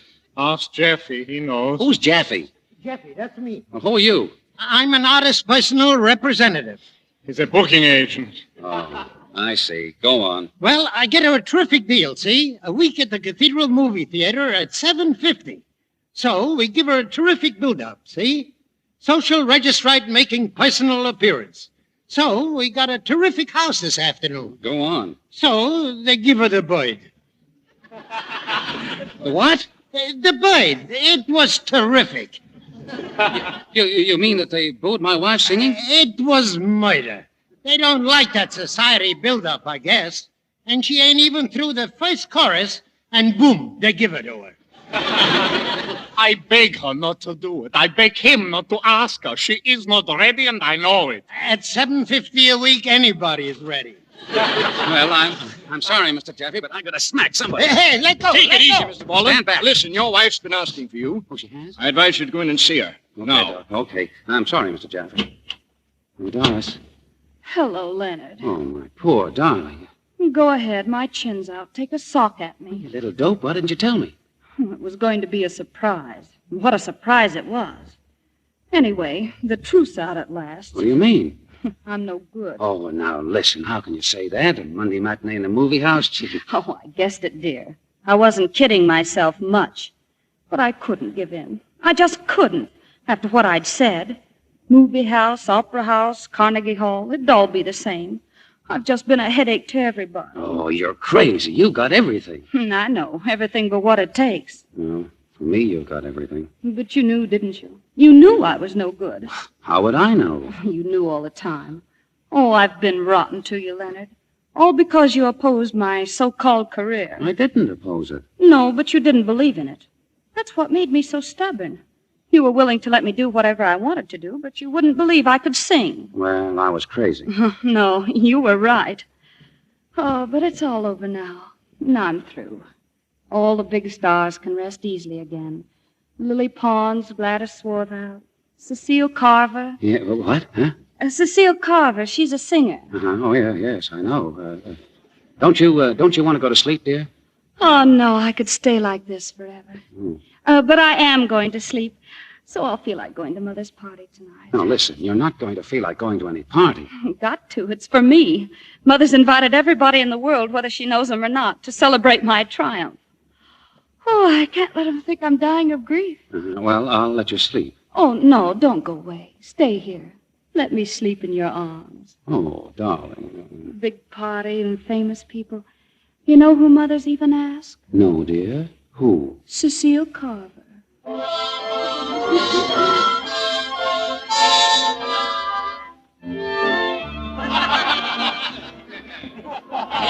I'm not exaggerating. They booed me.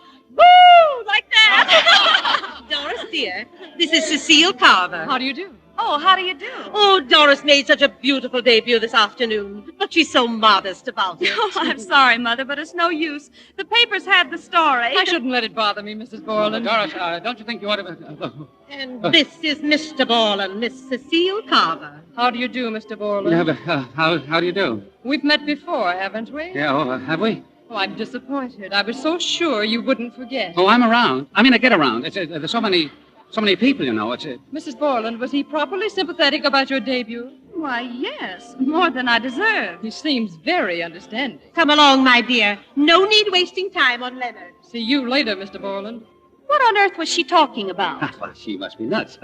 Well, I think I'll catch me a quick one. Excuse me, darling.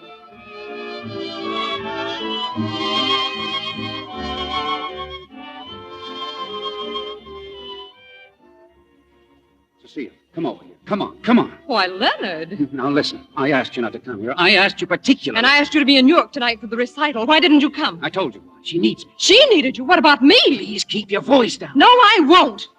I suppose you told her the whole story. And now you're backing out on me. Is that it? No, I didn't tell her anything. Why not? What was there to be afraid of? Just two singers, weren't we? Together professionally, that's all. She'd have understood, wouldn't she? Yeah, well, I'm not so sure. Why, Leonard, surely you don't mean she doesn't trust you. Now, listen, Cecile. There she is. Oh, Miss Carver, I was afraid you'd run away. Leonard, I thought you went for a drink. Well, I did. But you see, I'm not thirsty. Oh. We just wanted to know if you wouldn't sing for us, Miss Carver. Why, of course I would. Doris, don't you think we ought to leave? Why, dear? Just as I'm going to sing, Mr. Borland. Don't you care for singing? I'm afraid he doesn't. He couldn't now. No, not Leonard. The village loony, no. Oh, no more if he ever did. I'm not sure I understand what you mean. Oh, I only mean, after what the poor man's just been through, I could understand if he never wanted to hear a singer again. So, you lied to me, Leonard. Lied? I did not. You lied. You told me you told her nothing. I don't quite understand. Wait a minute. I think I do. Now listen, Doris. Pittsburgh, Cincinnati, Washington, Baltimore, Philadelphia. Now listen, I'll tell you... Don't give me that foolish story again about business. I've followed her whole career for years. I know everything she's done. She's been singing in those places, and Mrs. Borland, I'm sure I've never meant a thing to your husband. Miss Carver, I don't believe you. Listen, We saw quite a lot of each other, that's true. We could hardly help that, since we were singing together. You were doing what? Singing. Don't you understand English? Oh, the picture's perfect. Leonard singing. Leonard of all people. No, Doris, please. Then maybe he'll sing now, if that's true. Something he sang with Miss Carver. Why don't you, Leonard? Yeah, why not? Sure, I'll sing to you. I'll sing you bow-legged. Oh! Come over here. Come here. Look at that mirror. That big one on the wall. We'll watch it. Keep your eye on the mirror, Ma, and hold your breath.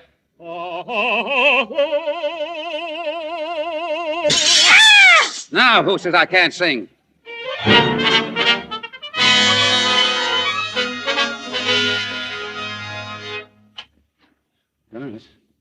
Doris, turn on the light. Are you in bed? Darling, I can't see. Doris, listen. Oh, my head! I'll show you. Hey, you hit me with a lamp. I'll hit you with worse than that. No, Doris, cut it out. Shame me, will you? Make a fool out of me. No, stop. Listen, I'm getting mad. Let go of me. Put on the light. Go away with that woman. Go on, I'll kill you. Will you please listen? Now, please don't make me choke you. No, I'll murder you. All right, there. Now, behave. You little cat. This is a pretty welcome, I must say. Get out. Don't worry, I will. Get out and stay out. I never want to see you again as long as you're alive. You won't, sweetheart. This time I'm through. I've taken all I'm going to take. Jumping on me in the dark. And it isn't because I couldn't explain the whole thing either. I just don't want to. You just nothing but it. Get out, I tell you. Get out. All right. Well, put down that lamp.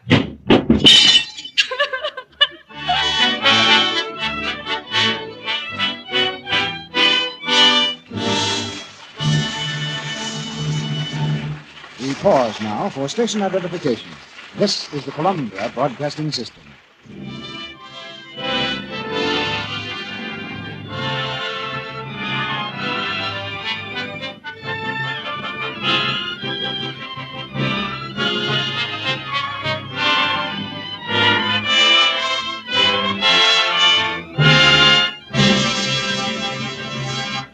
In just a moment, Mr. DeMille will present our stars, George Brent, Priscilla Lane, and Gail Patrick, in Act 3 of Wife, Husband, and Friend. Young Mr. and Mrs. Bill Taylor are stepping out tonight, all dressed up and looking very festive. What's this? Something seems to be wrong. Wait a minute, Bill. Let me fix your tie. It's all twisted. Now, Bill, don't stare at my hands like that. It makes you cross-eyed. Besides, I can't help the way my hands look. It's washing dishes for you every day that makes them all rough and red like that. Ah, but that's where young Mrs. Bill is wrong. It isn't the dishwashing that's making her hands so rough and unattractive. It's that harsh soap she's using in her dishpan. And that's something she can help very easily. She can change to new Quick Lux, because Lux doesn't give hands rough, red dishpan look. We know that's so because hundreds of women have proved it in actual tests. Tests made by a well-known scientific laboratory under conditions similar to home dishwashing. And these impartial tests of Lux Flakes against 4 other popular dishwashing soaps proved new Quick Lux, kindest of all to hands. Proved that with new Quick Lux in the dishpan, hands stay soft and smooth and white, the way you want them to be. Now, if young Mrs. Bill would do that one thing, just switch from harsh soap to new Quick Lux for dishes, that little scene you heard a moment ago would probably go like this. Wait a minute, dear. Let me fix your tie. It's all twisted. Now, Bill, how do you expect me to fix it when you hold my hands like that? I don't. I'd much rather hold your hands. They're so pretty and soft, darling. I love them. Words like that are music to any woman's ears, and soft, smooth, feminine hands inspire them. So, don't let a harsh wash day soap give your hands that ugly dishpan look. Change to gentle new Quick Lux. It's fast, thrifty, and it leaves your hands so lovely in spite of dishwashing. Buy the thrifty big box of Lux Flakes tomorrow and start using it for your dishes right away. Now, Mr. DeMille returns to the microphone. Curtain rises on the third act of Wife, Husband, and Friend.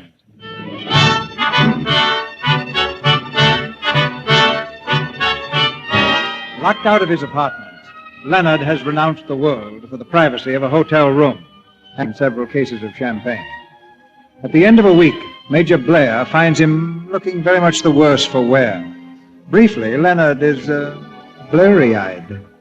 Leonard, my boy, you must pull yourself together. Yeah. You mustn't let yourself go to pieces this way. Mm-hmm. Look at me. In 30 years of marriage life in 30 years of marriage. Have some more champagne, Major. No thanks, no thanks. In 30 years of married life, I never lost a battle. Major, have you seen Doris? No, not since Tuesday. She's gone to Bermuda. Bermuda, huh? Bermuda. What do I care? That's the spirit, my boy. Come in. Oh, here you are. Did you bring that ice? I'm not the bellboy, Mr. Borland. I'm the manager. Oh, hello. It's about this check, Mr. Borland. Yeah? What check? It came back. It's no good. You remember about it, don't you? Of course I remember about it. Who wrote it? But you did, sir. Oh, let me see it. Yeah, it's my handwriting, all right. What about it? Yeah, it's marked no funds, Mr. Borland. It's what they call rubber.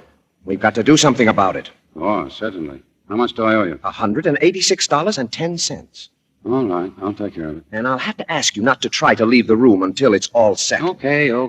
I'm sorry, Mr. Borland. So am I. Leonard, my boy, let me take care of it. Thanks, but you know something, Major? I'm broke. That's all? Yeah. No business. Not even a chicken coop to build. What are you going to do? Well, there's only one thing. I've still got my beautiful voice. Oh, such a way to make a living. Yeah. You know what they want me to do? Sing in the opera with Cecile Carver. No. You going to? You've got to. Oh. Hello? Get me Maine 54636. Who's that? Mr. Rosselli, opera man. Oh, this is a terrible thing you're doing, my boy. Terrible. Yeah, I know. Oh, hello, Rosselli. This is Borland, the singer. Is that offer still good? Don't do it, my boy. Uh-huh. Well, I'm all set. When do we open? Huh? Sure, my voice is still okay. I gave a blast on it this morning and 40 hogs ran out on 22nd Street. Say, how much do I get? 500? Okay, it's a deal. Thank you. Well, Major, can you picture me in the opera? Yes, I can, my boy, but the picture is revolting.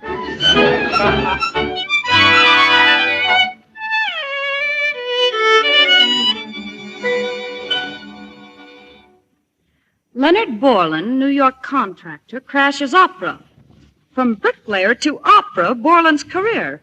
Borland debuts with Carver. Well, that ought to be fun. I can't get over your coming all the way back from Bermuda just for this. I'd come back from China to see Leonard wearing a wig and a sword. But suppose he's good. Don't even suggest it. I'm afraid Mr. Borland will find opera a little different.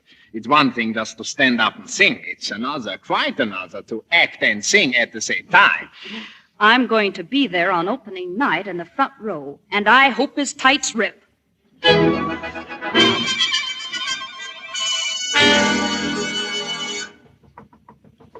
Who is it? Come in. Leonard, are you ready?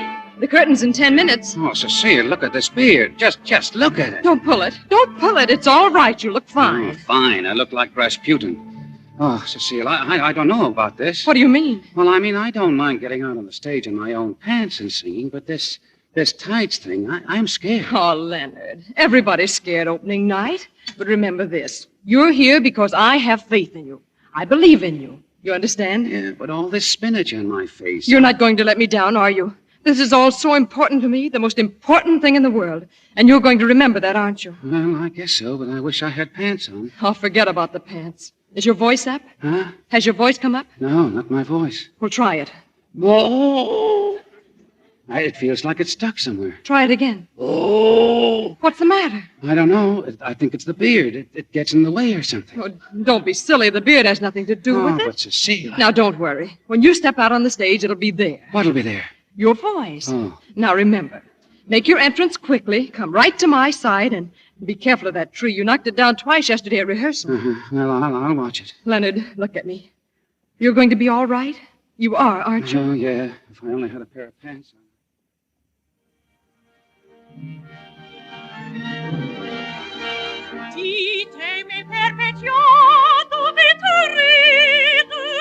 All right, Wallen, there's your cue. What? Your cue. Go on, get out there. I can't move. I think I'm going to faint. You can't faint now. Get out there. Don't push. Don't push. You fool. I told you to look out for that tree. Sing. Sing. Oh, I can't. You've got to. Sing. Oh. Sing. Do you hear me? Oh, I'm fainting. You're not. You're not fainting. Oh, here I go. Look. Stand up. Oh. Stand up. Oh.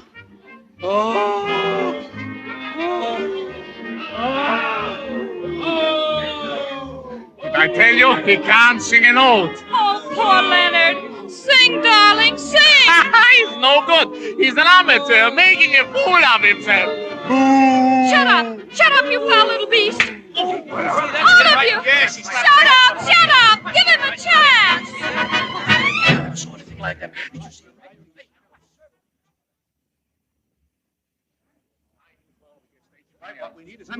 You've got to go back, Leonard. It's the only way. You can lick them, I tell you. Go back on that stage. Oh, no, not me. But it's my show, you thick ape. It's my show, and you're ruining it. You can't do that. Now, let me alone. You yellow. Bet your bottom dollar I'm yellow. Let go. Get out. Get out of my sight. Get out. Get out. Hello, darling. Oh, Doris. Something terrible has happened to me. Don't tell me. I was out there. I saw it. I couldn't even croak. Oh, you poor lamb. Get that silly wig off. I could have killed them. Here, get out of those boots. Oh, it doesn't matter, sweet. I guess you and we're just not singers. We sing, I suppose, but we're not singers. Oh, wait a minute, Doris. Is that on the level? Really? Darling, I love you. And never in my life did I love you more than when you knocked over that tree. That must have been a Lulu. All I could think was, heaven help me, I'm married to one of the Ritz brothers. Hey, Leonard. Hello, Mike. Say, listen, fella. Sit down. Sit down. We're celebrating. You mean it was a success? Oh, Mike, weren't you there? Ours, I didn't have the heart. Oh, brother, I busted that opera wide open. No kid. I smeared that opera from here to breakfast. I was the flop of the century. Oh, boy, that's great. I knew my boy could do it. One performance ballin', that's me. Okay, but now listen. In 1 hour from now, there's a train leaving Penn Station for Miami. And if we're on it, we got a job. It's a racetrack, $1 million plant. Can you make it? Can we make it? Miami, here we come. Oh, get those wait tights on, darling.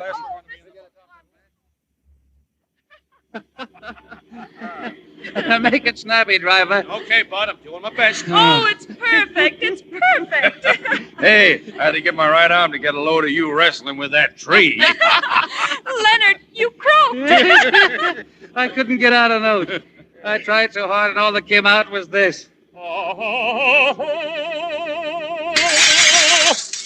It's coming back to me.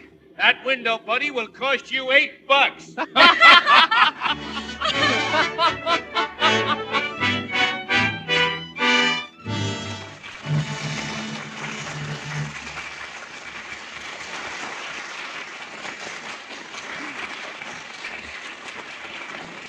In a moment, our stars will return to the microphone for a curtain call. Now, Sally, I have something here I'd like you to read. Let's see. Fashion note for spring. Most petticoats are now made with a band rather than a yoke. And the full ruffles, which extended up the back to give the effect of a bustle, are not often used. Casings in which steels are run, to be removed when laundried, replace these ruffles. Mr. Roick, a fashion note for spring? Well, maybe I forgot to say that it was the spring of 1888. Well, you certainly had me worried for a minute. A petticoat with steels in it, imagine.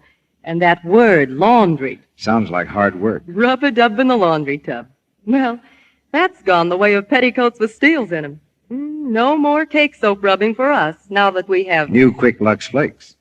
Yes, today's filmy silk, rayon, and nylon fabrics need gentle care. And New Quick Lux is wonderfully gentle. Safe for everything, safe in water alone. There's no rubbing, no harmful alkali into the colors of fabric. And it's so fast, too, Mr. Ruick. We can freshen lingerie in no time with those lovely, rich Lux suds. They just float away soil and perspiration, leave things fresh as a daisy. It takes no time at all to Lux undies every day. So, along with the vanishing bustles on petticoats, the bustle and hustle of old-fashioned wash days has vanished, thanks to New Quick Lux. Here's a thrift tip, too. In water of average hardness, the generous big box of Lux Flakes will do under things daily for at least 2 months. That's a mighty thrifty way to protect daintiness and keep nice things new-looking longer. Now, here's Mr. DeMille with our stars. The curtain has fallen on Wife, Husband, and Friend. But George Brent, Priscilla Lane, and Gail Patrick are coming back to our microphone now. And we say bravo to all three of them. Thank you, Mr. DeMille. It was grand being here again. I second that. In fact, it was a unique experience for me. Well, what do you mean, George? You've been here a lot. Yes, Gail, but CB usually casts me in those plays where there are 2 men and 1 girl. But tonight, well, you see how it is. Well, don't let it go to your head, George. This was a comedy. Say, what's this wild story about you going to Honolulu in a sailboat? Nothing wild about it, Priscilla. I hope to get away from work long enough to enter the yacht race from San Pedro to Hawaii. It starts the 4th of July. And when do you expect to get there? I guess that depends on the wind more than it does on George. I certainly envy him. We'll miss his schooner in the harbor. Well, tell us about this boat, George. Well, it's an 86-footer. I call her the South Wind. She carries a crew of 14, and right now the skipper's burning the midnight oil studying navigation. I feel a little doubtful about you out there in the middle of the Pacific Ocean with the book of instructions in one hand and the steering wheel in the other. Steering wheel? I could feel Mr. DeMille shudder from here, Gail. On a schooner, it's the helm. What about giving me a few lessons someday, CB? Name the day, George. We'll go down to the harbor, and I'll give you a little practice race with my schooner, the Seaward. Fine, I'll take you up on that. And what's the show for next week, CB? Next week, George, the Lux Radio Theatre presents an Academy Award winner. The play is Kitty Foyle, and our star is Ginger Rogers. Hollywood itself, by a majority of all the actors, directors, and producers, voted Ginger Rogers' performance in this RKO picture the finest by an actress during the past year. Next Monday night, she'll play Kitty Foyle for the first time on the air. And with Ginger, in this great emotional drama, we'll have both the leading men from the screencast, Dennis Morgan and James Craig. It was really a great picture, Mr. DeMille. And for me, it'll be one of the big events of the radio season. And good night. Good night. Good night. You three make a perfect triangle. And fair winds for the yacht race, George. And now, ladies and gentlemen, we send you our very heartiest greetings to the Campfire Girls of St. Paul, Minnesota, who are indeed good friends of ours. They've just made a survey of 10,000 high school students in St. Paul and discovered that the Lux Radio Theatre is the favorite radio program in the city's high schools. And that's good news at anybody's campfire.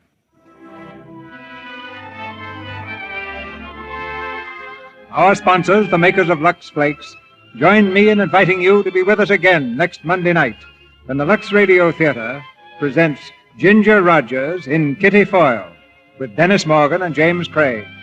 This is Cecil B. DeMille saying good night to you from Hollywood.